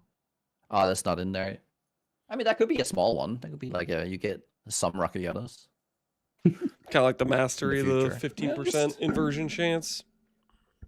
Yeah. I don't know. I see a lot of I see them like having like, giving people the forbidden taste through this one. It's fun. You're going extra forbidden. He's like put some PoE2 things in there, right? Yes. No. Okay, next up, let's talk in-game loot, ground loot, currency drop changes, and endgame. So, the first thing in this whole thing, let's not get too bogged down in the ground loot discussion. I think there was they had a real nice discussion about it in the Q&A if you missed it. That was like the first 40 minutes of the Q&A or something.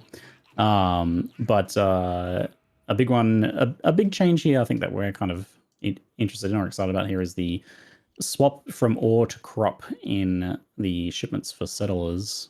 So basically now, instead of the passive crops that you just grow without having to interact with League and kind of giving you currency through shipments, meaning that you were kind of just obliged to do that. Now it's the ores that you have to actually like go into maps and get that will give you currency, and the crops give you the other stuff, so random rare items and stuff like that. In addition to that, they've like allowed you to reroll port quotas. They've buffed how effective they are. They've added a new port and be more specific about where you get certain tattoos and runes and stuff from, like which ports they come from as well. So it's a big shake up of how shipments work, and it should be less just kind of like dumping crops into the same port over and over, and maybe a bit more interesting than that. And I don't know, maybe tackle the kind of just like obliged free currency issue. What do you think? Do you think like people are still going to feel like they should be using this even if they don't want to? I mean, like, people will probably still do mappers, right? Where they spend gold and they set up their 36 maps or whatever it is before they go to bed. I think that's like really unfun gameplay of setting up those mappers, but I think people still feel like they have to do that to some extent. But the crops were definitely the biggest AFK. You felt like if you wanted some nice easy divines, setting up your shippers every time you go to bed or get up from before you go to work or stuff like that. I definitely like the change of putting it on the active element where the currency reward is based on the ores, because I don't think people will feel that same obligation when it's your shipping to get like some rares back versus like a raw divine. Also, they made the mappers. Yeah, they made the mappers more expensive, so there's like even more. Oh, did they? I missed it. It was in the patch notes, was it? Yeah, it was the patch notes. They upped the mapper cost by like 25%. So that pushes that incentive down. Yes. What about you, NieNie? Any thoughts on this? On these? I have mappers for leagues. Mappers is my least favorite thing they're about just all of this. They were too fiddly. Like, they were definitely worth it, but they were too fiddly. And I hate feeling like a gold farmer for them as well. It's like, like the ports I somewhat enjoy already. I think the currency part of it was just way too oppressive to other things to do.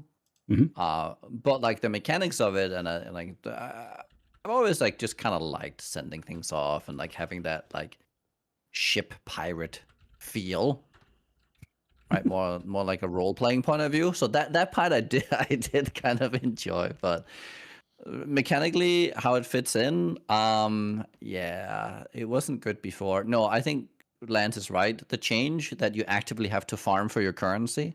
So now it's like what you're doing in maps is you're farming the ore for currency, or you're farming currency for currency, right? There's a real contention now on like what are you generating out of it, and it's like it's more tangible. It's not just some gold to feed your farm. That can happen anywhere. So I really like this change. Wonder if it'll be more clear. Also, I think it's good that I'm also happy that it's just random now. I think that'll be a big thing as well. Like you're not just printing divine orbs.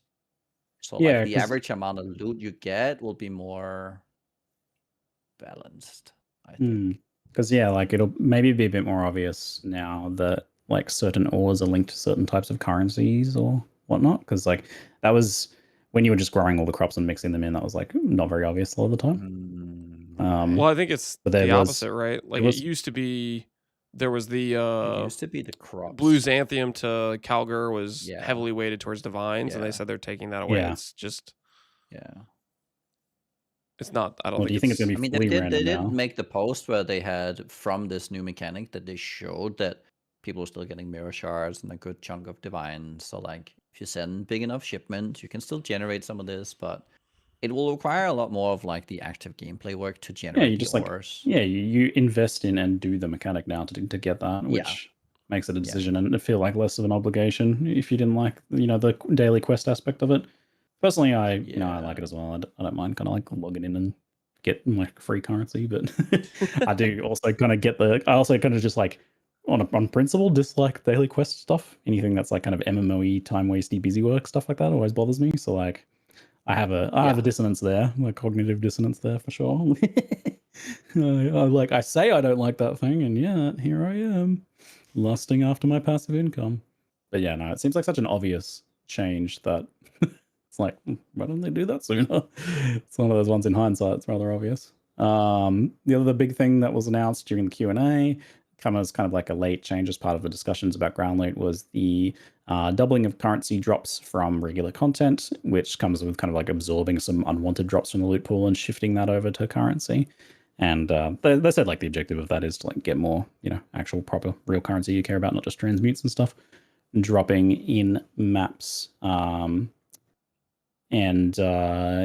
There is like, we'll have to see if it's something that you feel on a map to map basis, that change just by itself, or whether it's like more of kind of an economic shift, or it's just kind of like a subtle thing.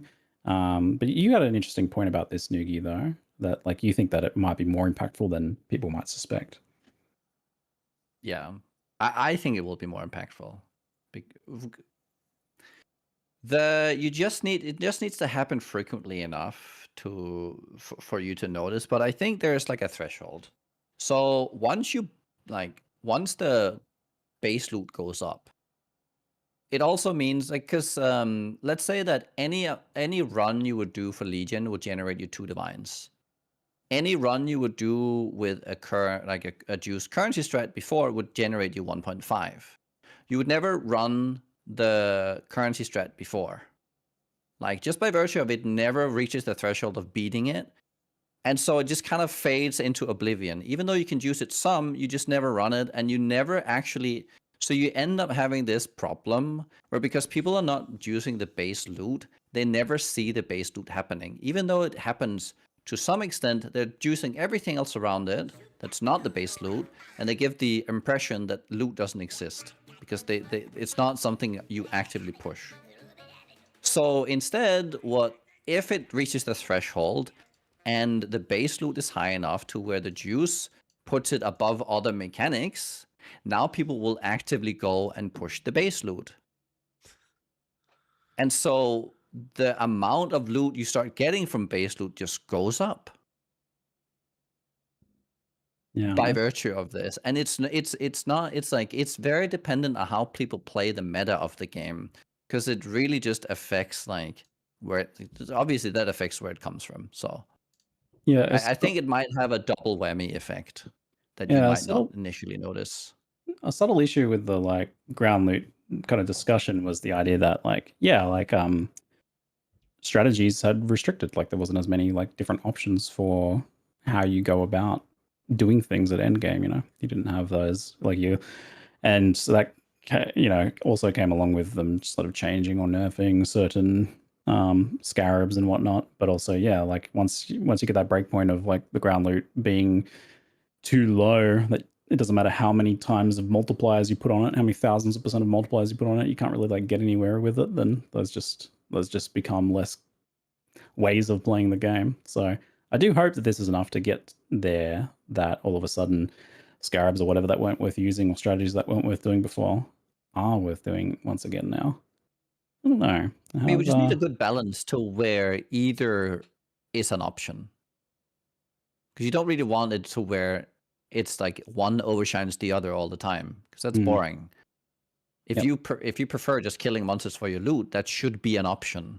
It should always be an option in PoE. I think the gap is wide enough that they can be pretty aggressive with this before it becomes an issue, I think. I don't think like loot tiles stuff is in any danger of losing out for a while at least. It's very hard to say. Not without mean, some Like sort they're of also they're affliction-esque not giga-scaling. they're also like dropping, you know, like so rarity tables and how things upgrade and all this is always finicky. It's hard to with affliction, you know, it's like, oh, it's just rarity, and all of a sudden it just up tiers everything that drops, and it just becomes like guaranteed uniques all of a sudden. And it is the systems are weird What's also in the back interesting with end. Mirage is it feels somewhat potentially even in this regard. Like it seems like it could contribute to normal content juicing, but also to just like doubling your loot tile content in maps too. So like it seems good for all of the different strategies. Like it's not, I don't think it's not like Affliction where it's gonna like super bias one way or other. Like obviously that became just insanely good for giga juicing rare monsters from Abyss and a few other things. I think overall it's going to have a much bigger impact than people realize. Go ahead. I was gonna say, I feel like overall the biggest thing they need to worry about in terms of like if they're overdoing balance, I think is not necessarily the baseline. I don't think that's the concern. It's just the like higher end scarab combinations in terms of like if you create something that's just so disproportionately ridiculous. I think as long as they keep those top end multipliers in check, I think raising the baseline is not going to create some disastrous situation. Yeah, no, I don't think so either. Another change that's occurring is Delve fossils only from Delve. It's been removed from the other sources. It's been added to Delve. It's been buffed. Delve is now the way to get Delve fossils. Once again, crazy idea. They said they buffed the fossils behind it. I'm getting the sneaking suspicion like we're gonna have some pretty expensive fossils next league compared to current. Like the supply of it's gonna be a lot less because fossils were everywhere in other mechanics. Yeah, ultimately, like this will get some people doing Delve, and it'll probably be like really profitable to do. The darkness farmer builds. Yeah, it's also like you just when you play Delve, you're playing Delve. Like there's nothing else going on. You just play Delve. Like you spend a little bit of time occasionally on a Delve to go get some sulfite, but pretty much you just play Delve. You don't get any new mirages. There's no other guest content. It doesn't use your Atlas tree. It's good content, but it is very isolated and lonely and dark. When you're digging a hole, you don't have a lot of friends. Yes. Some people thrive in that environment. They enjoy the isolation. I want to be the deepest I can, to be the furthest away from other people that I can be. But I think the appeal there is somewhat limited. But in general, I like this idea though of like each thing having its appeal, having its unique set of rewards, because it's cozy on an economic level. You know, it gets people working together. It's how you foster like interactions between people, because like you go to the guy, do it and Delve. I know like nowadays we're just like instant trading things through markets and stuff, but you know, conceptually you go to the guys doing the Delve to go get the Delve stuff from them. You see the one listing with 20 hollow hollow fossils and you know that's Steve. Good old Steve. I've been to his hideout 50 times this league for crafting supplies, and I'll be here 50 more times. It's good fun. That's good stuff. Need a bit more of that. I mean, by the same, like, the Devil's Advocate was that, like, adding rewards from other mechanics was an effective way to spice up reward pools for various league mechanics. That's why they did it in the first place. And at the time, we were like, ooh, we loved it. We were addicted. Like, yes, give us fossils from our legions and all this stuff. Like, oh, yeah, it's so juicy, so varied. It's many different rewards. I hated it. It was the worst change they ever did because they just made content flat. Like even back then, it was sad that you can get like the uniqueness of doing a special mechanic was just lost. It was so sad. I'm so happy they're bringing like that they're doing this now. And if we can just get synth Tyson from synth and then they actually like make some mechanic around it so that you can interact with it properly or something. I don't know. Just give us back these unique zones where you go a place and you're getting the special thing, and then it'll feel much better. It'll feel special to find these things. It was the easy solution, right? We can just add these current rewards we already know. But I feel like it's just such a better situation if you have mechanics have their own special loot. their own thing going on, which I'm hoping they just keep doing that whenever they add new mechanics. Like Foulborn items from Breach is a very solid, unique loot.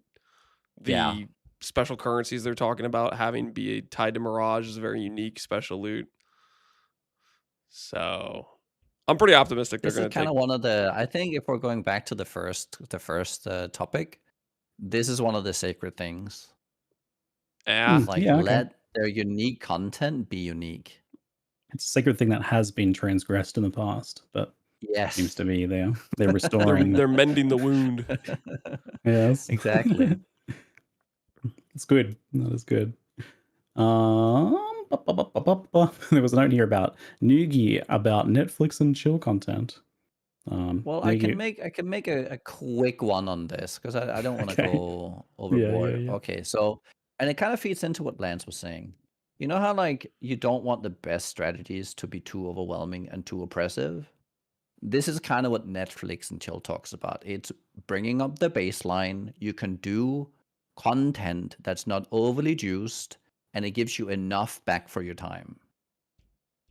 Right? You don't need too many intricate things to go and do. You get a good steady stream of currency. And I think currency is the best place where this actually exists. Like if you want to run like some ECT10s with a lot of monsters, it drops a good amount of currency, right? Like killing lots of monsters is how you get currency. Or you could go and juice and you can generate these like special rewards, like higher eye level stuff and all this, and have the currency on top. So you're gonna get like you're getting the double whammy, you're getting good currency, and you're getting extra items. As long as you're not killing the currency generation in the easier content, we're good. Because I feel like currency is the great equalizer. A good piece of currency can be applied anywhere. So you give the opportunity for everyone to farm currency, and we're good for playing the game, not just running settlers and farming. Because that's kind of what that did. It did what you should be able to do in maps. So having this baseline currency loot, I think, is really important. Because then we're back to you can just relax, and you will get, stuff in your inventory that has some nominal value. It's not just bad uniques you can't sell. Hopefully, Alk & Go becomes a bit more rewarding, but I feel like Path of Exile 1 is in a pretty good place for a variety of strategies that do fit this build, though. Like usually you're doing a little bit of something, so like you just throw in your divination cards for stack decks and on your ritual map and blast sewers and get 100 stack decks per map, and that's just currency. Like that's good Netflix and chill content. It doesn't matter what tier of content you do it in, really. I think like the game's got a fair good amount of those. Like this. Yeah. But like the Alk & Go stuff that is a bit simpler could come up a little bit. I do have, this is one thing I do have a bit of a concern where if pushed too far though, we do get into the issue where it's like, well, yeah, like it only makes sense to do legions on Glacier, tier 4 Glacier, because it's just so much faster. It's so much more efficient for your currency per hour. We get back to the, I feel like we've finally started to ease on the, yeah. There was a time where it was like literally every discussion was just, exalts per hour, right? I feel like we've actually finally started to move away from that a little bit. Like I don't see that mentioned quite as much now. Well, it's because it's divine now, Ziggy. Okay, yeah. They changed the word. Oh, I see. No, okay. Kidding aside, no, I think you're somewhat right. Well, I would say, okay, there's two things to this. One is that everything turned into tile loot, which we didn't like, and the other one is like, I think we've swung both ways. So first, it was like I think the Legion when that happened was like, okay, we swung too much and we're just farming T4 maps and doing this thing. It's too easy, or like just running in like. Remember when we ran to Delve as well? Like you would have a low level character literally just sprinting with movement speed and clicking nodes, and that would generate more divines than anything else. Like it was kind of degen, but that was too much in one way. I think we swung just as badly in the other direction. The whole like risk reward crowd is what generated T17. This whole This whole like craving. No, I'm serious. The whole craving that any amount of risk must necessitate equal amount of reward is equally bad for PoE. Because it means that like if you have a character that has like infinite EHP and like 10 billion damage, that should, and it can run content that is equally hard, it should generate like a mirror per run, which I think is very, very bad for PoE as a game that has an economy. I don't think Nah. either is good. I disagree to an extent here. It's okay I think to like disagree. tier 17 is just like a matter of execution. I think it was just a bad execution. I think like more ways of scaling risk reward is nearly always a good thing. It's not. Yeah. Well, it's not about not scaling risk reward. It's whether or not it needs to follow. Like what kind of like return on investment to risk are you getting? Yeah, Is it I think like it'd be I have a diminishing, honestly. build that's like a mirror worth, so therefore I get a mirror per? I mean, how to work with arbitrary numbers like this. I want No, to but blend. like you I just feel like just look at what T17 is now. They took the majority of the currency away, and people will still run them.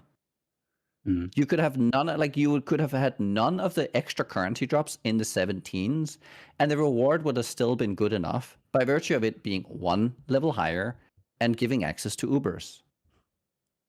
I'm on the belief that I want reward versus risk to be a thing, but not in the realm Yes. of just raw loot. Like in terms of like I like the idea of you make a strong character, you beat the hard boss, you get the cool drop from the boss, but not the I'm just doing the same concert you're doing but harder and it just drops 10 times the same loot you're dropping and what you're doing is now like completely worthless because of this. The boss side of things is far more interesting. Like unique challenges is far more interesting, but we have like there has to be some sort of content reuse stuff going on in action RPGs generally. So I think like it's good to have a bit of both.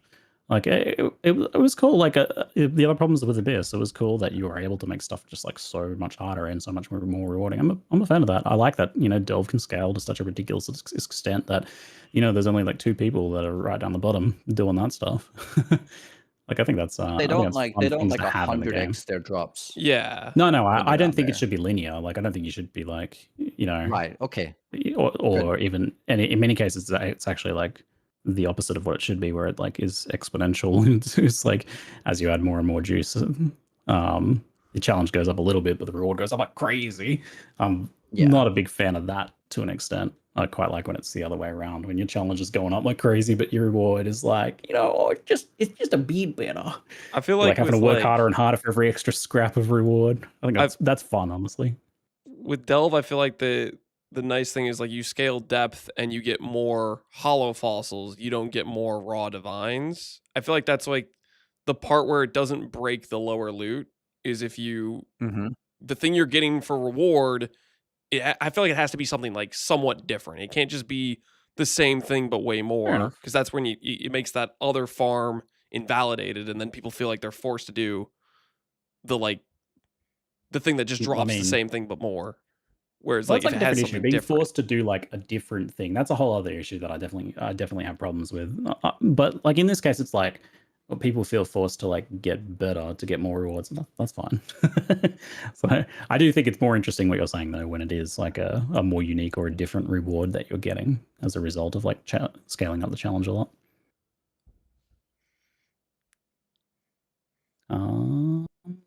All right. Do you have any other thoughts on that, NieNie? Or are we good to move on to the other endgame changes? No, that was good. I think Lance pretty much summed up my dream scenario.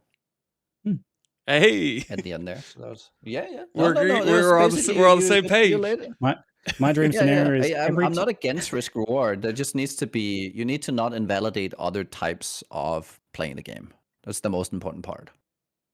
Yeah, well, here's my dream scenario. If we're talking dream scenarios, every time, let's say 5 people beat the current hardest, newest boss, they add another one on top that's harder and newer and cooler.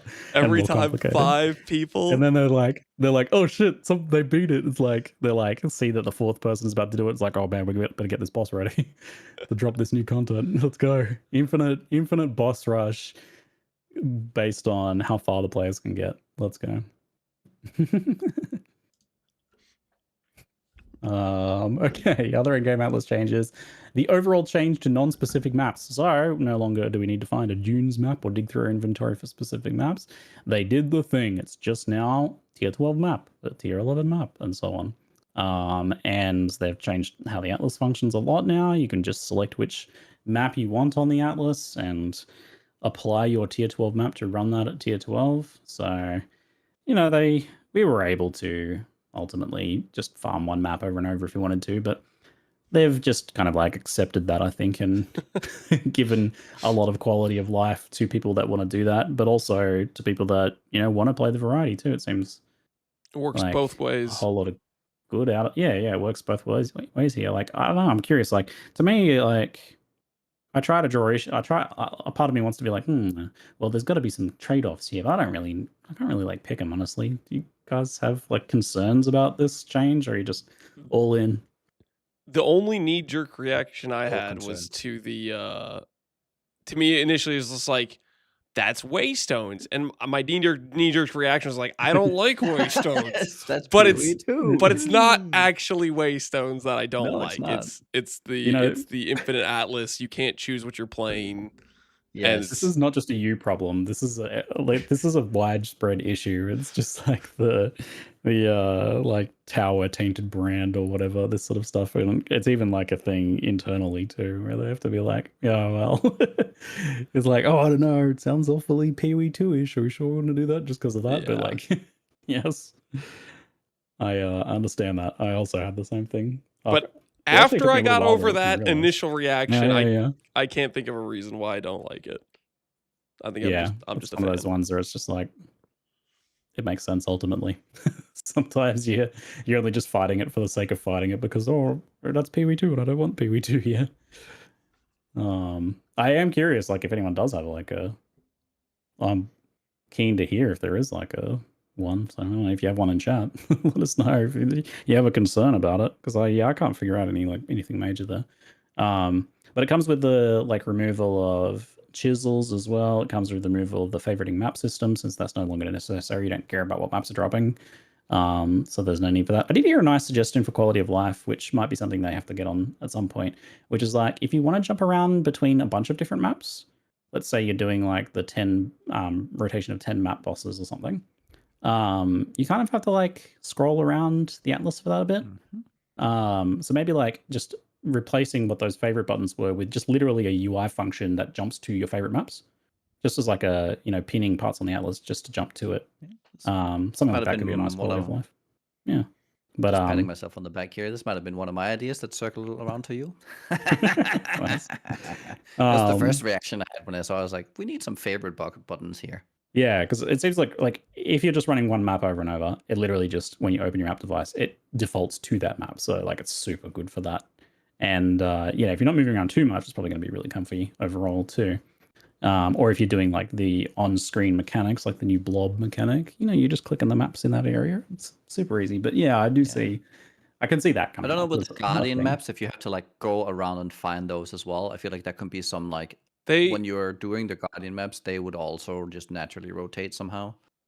They Do you know how they are on the atlas. They're in like the Shaper Elder corner. There's like they're right there just permanently. Oh, they're just next to each other, or Yeah. like you just have them. They're in. like, They're in. Okay, They that's literally. good. I think they showcased in one of like the previews, like in the Shaper Elder corner. There's the Guardian maps, and there's 4 synth maps. I'm pretty sure they're like right there in the respective corner. Yeah. And I think for examples like Guardian maps and stuff like that, they're actually still specific items, right? Like those sorts of cases. Those are the items, because they specifically mentioned Bless orbs. they removed Harbinger orbs, because what was the point of them now? But because that left a little gap, I was surprised that they even bothered to fix this problem. But like, oh, now you wouldn't be able to Harbinger orb your Shaper maps into each other. Like they made it so that Blizzard orbs do that right now, I think, if I recall correctly. Yeah. That's neat. It's like, oh man, I feel like that lately I've been getting that. You guys are kind of thinking of everything ahead of time here. Yeah. When I actually like I think get the some Atlas quibble, changes are like, like, I'm just impressed. Mm. Like the overall execution of what they've done this time with the Atlas, I'm just impressed. yeah, it just I hate like arbitrary busy work stuff. I was always like, ugh, chisels. It's like if you're gonna like if there's just like a put 20% quality in your map to get more loot thing that you have to do each time, it's like, yes, I guess there's technically a decision as to whether I do that or not, but it's like not really a decision. And it's just busy work, man. So I'm so happy to see that. Spam Go on. 4 I had a clicks personal per crusade zone. against chisels. Yep. That's 4 less click per zone. I'm in heaven, mate. I'm in heaven. So good. Yeah, and then even some of the new stuff they're doing here seems like a lot better compared to old things that we had. So as soon as I saw the astrolabe blobs, there's this new currency thing you get that you use in one of the 4 quadrants of the new atlas, and it puts a blob of color on the zone on the atlas, and you can then run those maps. Each map that you run successfully, you can do them in any order. Adds more and more modifiers to the subsequent maps, so you can do them one by one carefully to have a super juiced last few maps. Or you can cut that blob in half of it dies, and you can kind of rush to the end point, which is like a vault where you can get, specific rewards. How juicy from do you that, think those depending on vaults are which going type to of one it be? was. How juicy do you think they're going to be? Yeah. Don't know. Didn't they like show a bit of that in the reveal? Yeah, I think they it's showed more like a just about divine going in. orb, void battery. I thought it was like mostly kind of getting a specific sort of thing, right? Like I don't know really how that works. Or So we shall see about that one. But there was something in the reveal. There was a clip of that. I totally forgot what I was talking about now. Oh yeah. So like even this mechanic, the blob mechanic, it's like, well, you can do the maps in any order. You don't need like the specific maps for them anymore. You can, you can cut it up or you can slow roll it. It doesn't seem like fiddly and like busy work. It's just kind of like a nice way to get some variety in there. But you also don't have to if you don't want to. You can just run the same map in it with the keystone. Yeah. They're like, I'm like, oh, so is this how you're making sure that people still do a variety of maps? And then they show the keystone. I'm like, oh no, okay, you can just run the same map over and over again if you want to continue being a degenerate. Fair enough. I actually think with the keystone, the way you're supposed to play that would be you don't click the keystone, then you run all the maps until the layout means that you can't cut it in half. And then you put the keystone and run. Okay, the I map don't you like want. that. That sounds like busy work. That's how I'm gonna run it. With a Because like, you're snapshot gonna of cut your it down to where it can't past the fuck tree up, again. and then you click the keystone, and then you just run the same map that you want, and it's gonna be. And the thing is, so because every time you run one, it layers into the. So the first couple of maps you run don't actually matter that much because there's not a lot of juice. It's only the last ones. So what I do is I bring 20 So, yep. regrets with me into every zone, and I inspect these specific damage scaling nodes, and I activate Righteous Fire, then I It's just a unspec those nodes and keystone. spec It's into this one keystone. click, dude. You can even Oh, have no. like two different. Dude, you have two different Atlas passives. I'm just like, clicking the I'm running the same map I want to run over and over again. Nah, dude, you're giving up way too much juice, dude. I'll give like up the juice. I like playing the maps I like playing. Much more than the first one. I ain't running a cells to be like, let me just not cut this in half. I'm running Mesa and I'm having a good time beating up Oak. You're gonna come around. I'm telling you. I have not. I can assure you, I have not. Okay. Okay, other changes. Tier 17 is effectively gone. They've been kind of changed somewhat into the new Nightmare Maps system.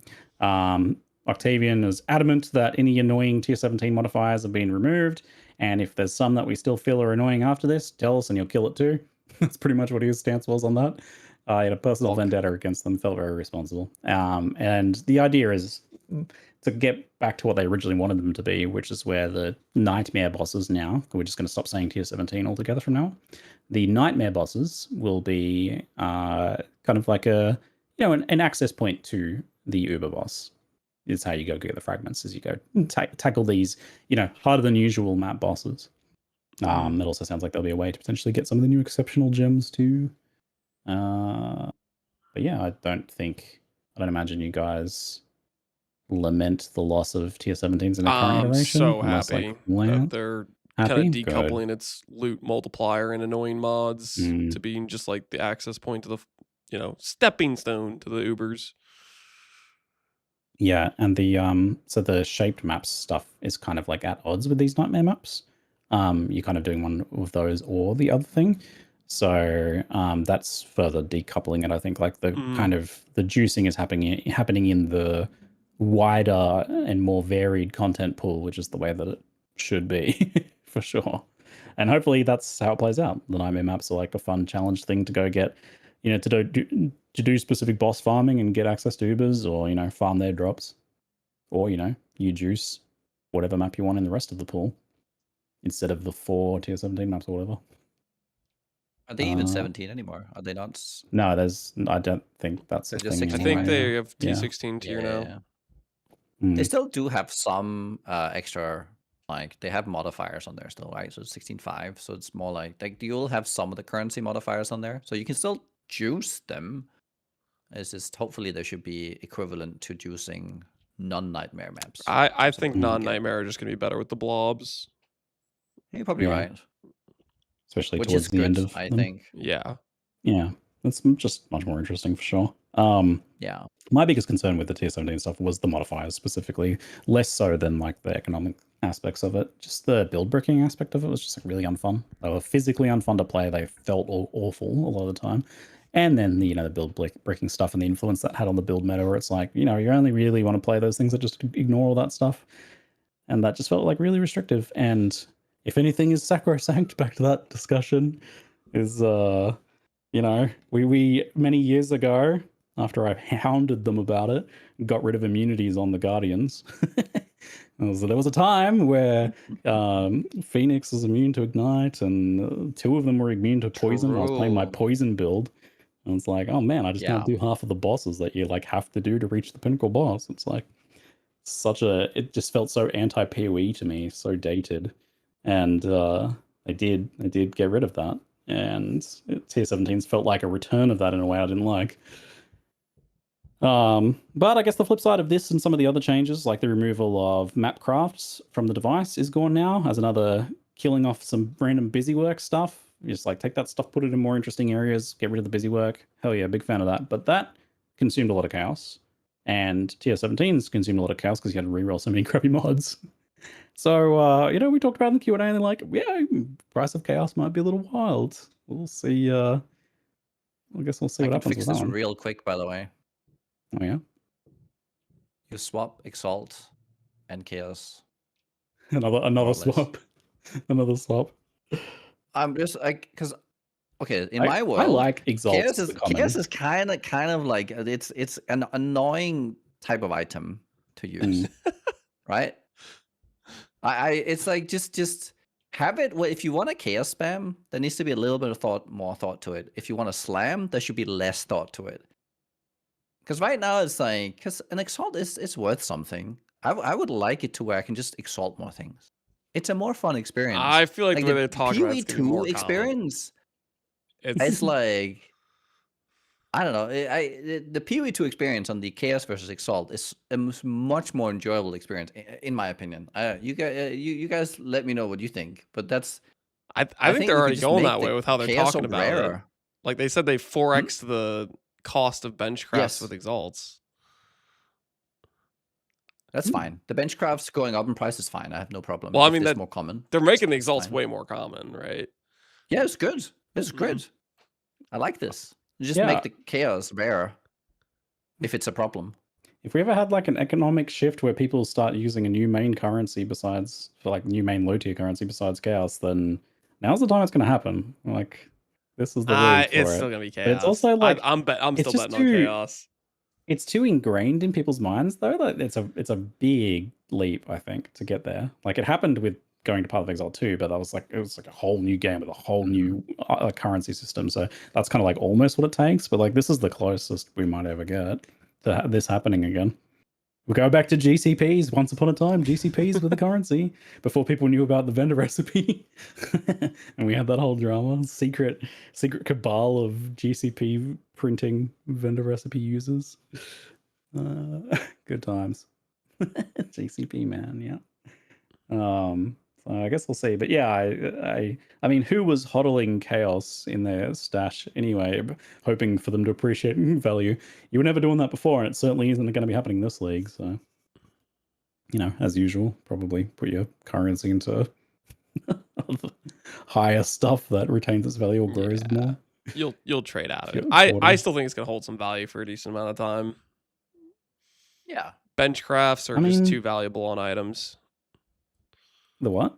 Like you Bench craft craft? hybrid chaos res on your gear, stuff like that. You know, you're swapping items out, just you're so, swapping like, your res crafts.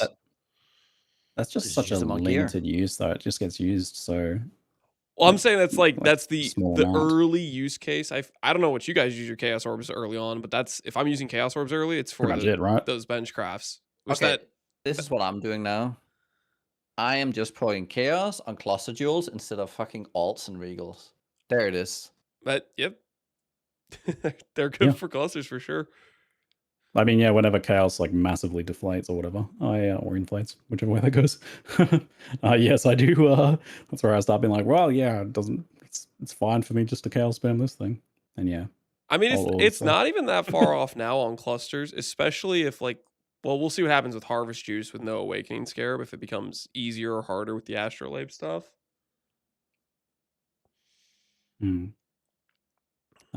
Breach is going core with some changes. We don't know like the full extent of the changes to the tree, but you know the 6-link printing has been toned down. You know, from playing with it, like it you know, you don't get to it until like later in the campaign, and it's like a slower onset. It doesn't just start dumping items on you like crazy. It's a while before you kind of like make too much with it. That's not just like a piece of currency or two. So it'll have you know, significantly diminished impact, at least as far as like league start is concerned, I'm sure. But what else do we know? Like it'll be possible to kind of like multiple flash breach farming endgame stuff. I think, were you saying, Lance, that Yeah, that's what I want to start. In doing? Is doing the multiple breaches. No walls. That's a good change. Only the kill a bunch of monsters quick one. Yeah. They have like added some ways through the Atlas. So there's a whole bunch of new Atlas passives now. So that gives us like new things to do with it. So it'll be interesting to see what those are like. And hopefully the other encounters, the defend encounters and the hive fortresses do have a place and do feel good. I with might do improvements. hives. Because I can just run, click the button and stand still. And then they all come to me. Nice. This is for your sweet build. Yeah. Well, no, not my sweet build. No, it's for my my static striker. Perfect. I just want to stand still. I don't know. Show them the picture, Lance. I don't think I even saved that. Wait, isn't the hive like the all like there's like two different types of breach, right? There's the unstable Yeah, breach, it's and the then one with there's the you walls. talk to Yeah. what's it, Aelith, and then they come to you. That's the Yeah, hive, no? Yeah, That's it. Yeah. Aelith is the walls. Hive Yeah. is there's the fortress one that can occur. Yeah, the fortress is where you go through to the other zone. Which you know, Yes. they added ways of like juicing those by pressing buttons that make the enemies harder instead of easier. So hopefully that adds some more scaling. It sounds like probably the fortresses will still have some of the same issues they had before. Be a bit slow and not have as much scaling as they need. So maybe that's something they address more long term. But I still feel like I miss some of the old breach stuff a little bit. I miss breach But it zones. sounds like Yeah. we're getting more of that in the future, though, which I'm curious to see how that happens, since it's not going to be another breach expansion, probably. So, but you know, it sounds like maybe we'll get some of that back at some point in a better way. Did they said? Do you have insider information? They tell you they're. Oh, Mark's said it was like actually in the reveal, or something somewhere else. Mark said something about that. That you know we would see the other hive breach swords or whatever at some point. So. Okay. There was definitely some hints to that. This was public, I'm pretty sure. Overall, I'm curious, like, how much does Atlas progression change here, like, as a feel? Is it still kind of the same thing? Like, you kind of progress through a certain amount of tiers, then, like, Maven and Exarch and Eater and stuff start appearing, and do you think it feels kind of, like, still the same, or is this, like, a pretty I mean, it's gonna be big different set for of sure, changes? right? With like the structure of I it. think it's gonna 'cause feel. There you go. I was gonna say because it's like you don't have the primary one is like the quest Eater and Exarch right now, where that's like your initial goal. But I feel like with the yeah. way they set it up, it's not necessarily going to be right out of the gate. You're going to find Quest, Eater, and Exarch. You could pick and choose what quadrant you're going to go for. So it gives you kind of like some variety in that regard, I feel like. How much? I don't know if have you thought about if you only go like 1 or 2 stone and stay that for a while. How punishing does that look? I didn't get too much time to look at the stones yet. I don't know if you've looked more. I didn't look at them too much either. They look pretty strong I just though. don't know. I'm sure it's like a big loss over having all of them, but it's probably, I'm sure you can still earn some currency and whatnot without all of them, as is the case now. But so previously, to an extent, you wanted to like kind of do all your tier 1s and then do all your tier 2s. But that fundamentally changes here too, though, right? Like you still want to complete the layouts done, like your passives, but it seems like you can scale through tiers faster now if you want without being kind of held back to like, get your completion. So the issue in the past, if you ran in a straight line too fast, is that you ended up, because of the completion, you ended up having the same maps. So it was like, it was really cumbersome if you had not done enough of the web, because you would end up with only the same type of map, and like finding the connector maps was like a pain in the ass at that point. Yeah, you wanted to be methodical that would with be it. much easier. Like just if you want to go straight, that's gonna feel a lot better because you can fill in afterwards without being in a pain. So like whatever pace, whatever quality, like whatever type of strategy you want now, I feel like it's all okay. Yeah, it does just kind of feel like that as well. Like you don't have to actually overthink it so much anymore. I remember when we had like, just do what you when we want. had like atlases where you had to like put in stones and take them out and only do maps in this area, or you brick your atlas progression. It was like hyper complex just to even get to like tier 16 at one point there. But now it's like the complete opposite, where it just feels like you can, if you feel like if you have, if you're doing tier 5s and you have tier 6s and you feel like you're strong enough, you can just start doing the tier 6s.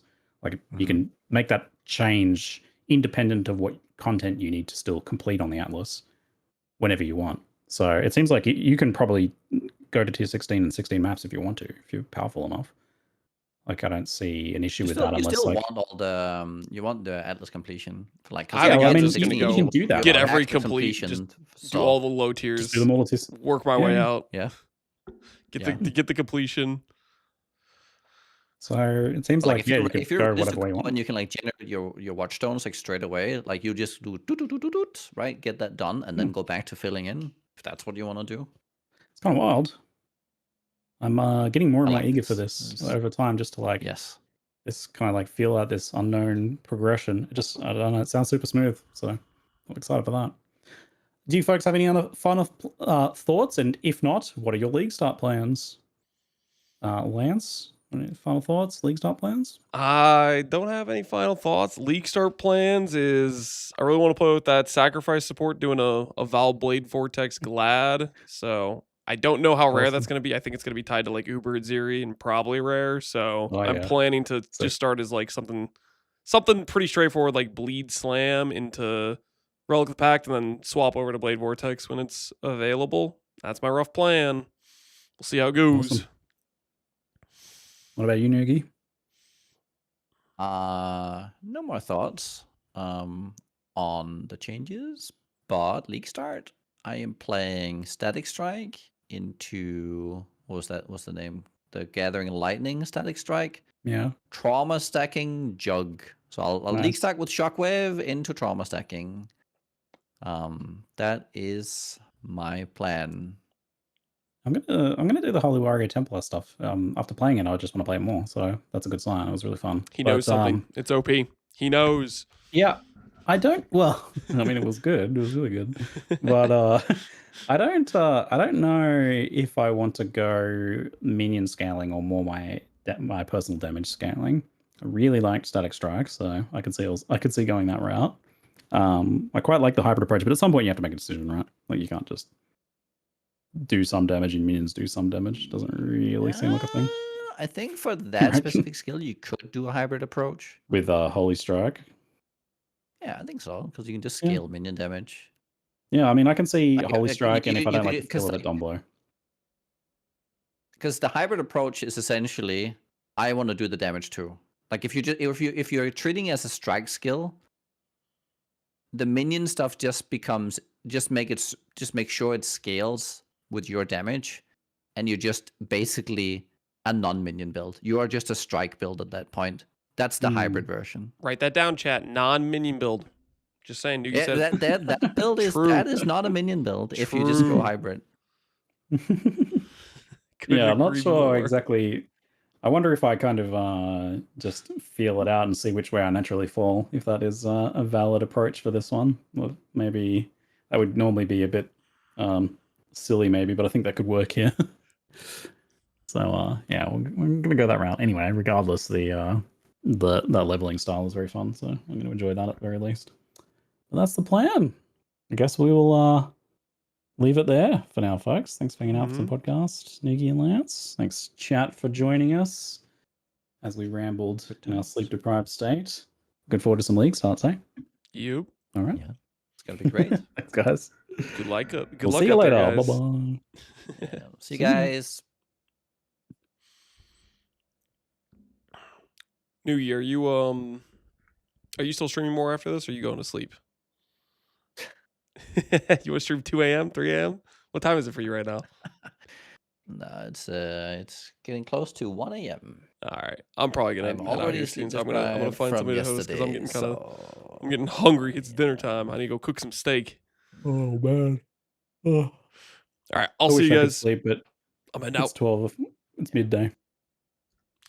Guys, it is late, and believe it or not, it is actually time to up the stakes. My wife informed me before I started the podcast when I went upstairs to get some water that this is actually a stake situation. The timer, we were at 3 hours and 59 seconds, and I still need to do the rest of Act 8, so we're probably going to get close to sub 4. We'll probably have to do that tomorrow, which means tomorrow is going to be all of our fine-tuning our Glad plans, and the Glad video is going to be out like the morning of League Start is what it's looking like. But I'm hungry, okay? And so these steaks aren't going to grill themselves. You know what I'm saying? These steaks aren't going to grill themselves. So I'm going to find who is streaming right now to send you guys to. Hopefully you guys enjoyed the podcast with Nugi and Ziggy. And yeah, this is where we're going to call it for the day. Let's send you guys over to Simply Viz. If you guys don't know Simply Viz, he has what I would argue is the greatest voice in PoE. I think there's some contention there for Josis and some others, but I'm a big fan of Simply Viz. I don't know what he's planning. What does it look like he's planning? It's Transcendent, Unnatural Instinct. The hell is he doing? Is he stacking move? Is he making a heister? What is he doing? Well, we'll have to interrogate him. We'll have to interrogate and find out. But anyways, enjoy Simply Viz stream. I will see you guys all later. Thanks for hanging out. Hopefully you had fun. And till next time, guys. Till next time. Enjoy Viz stream.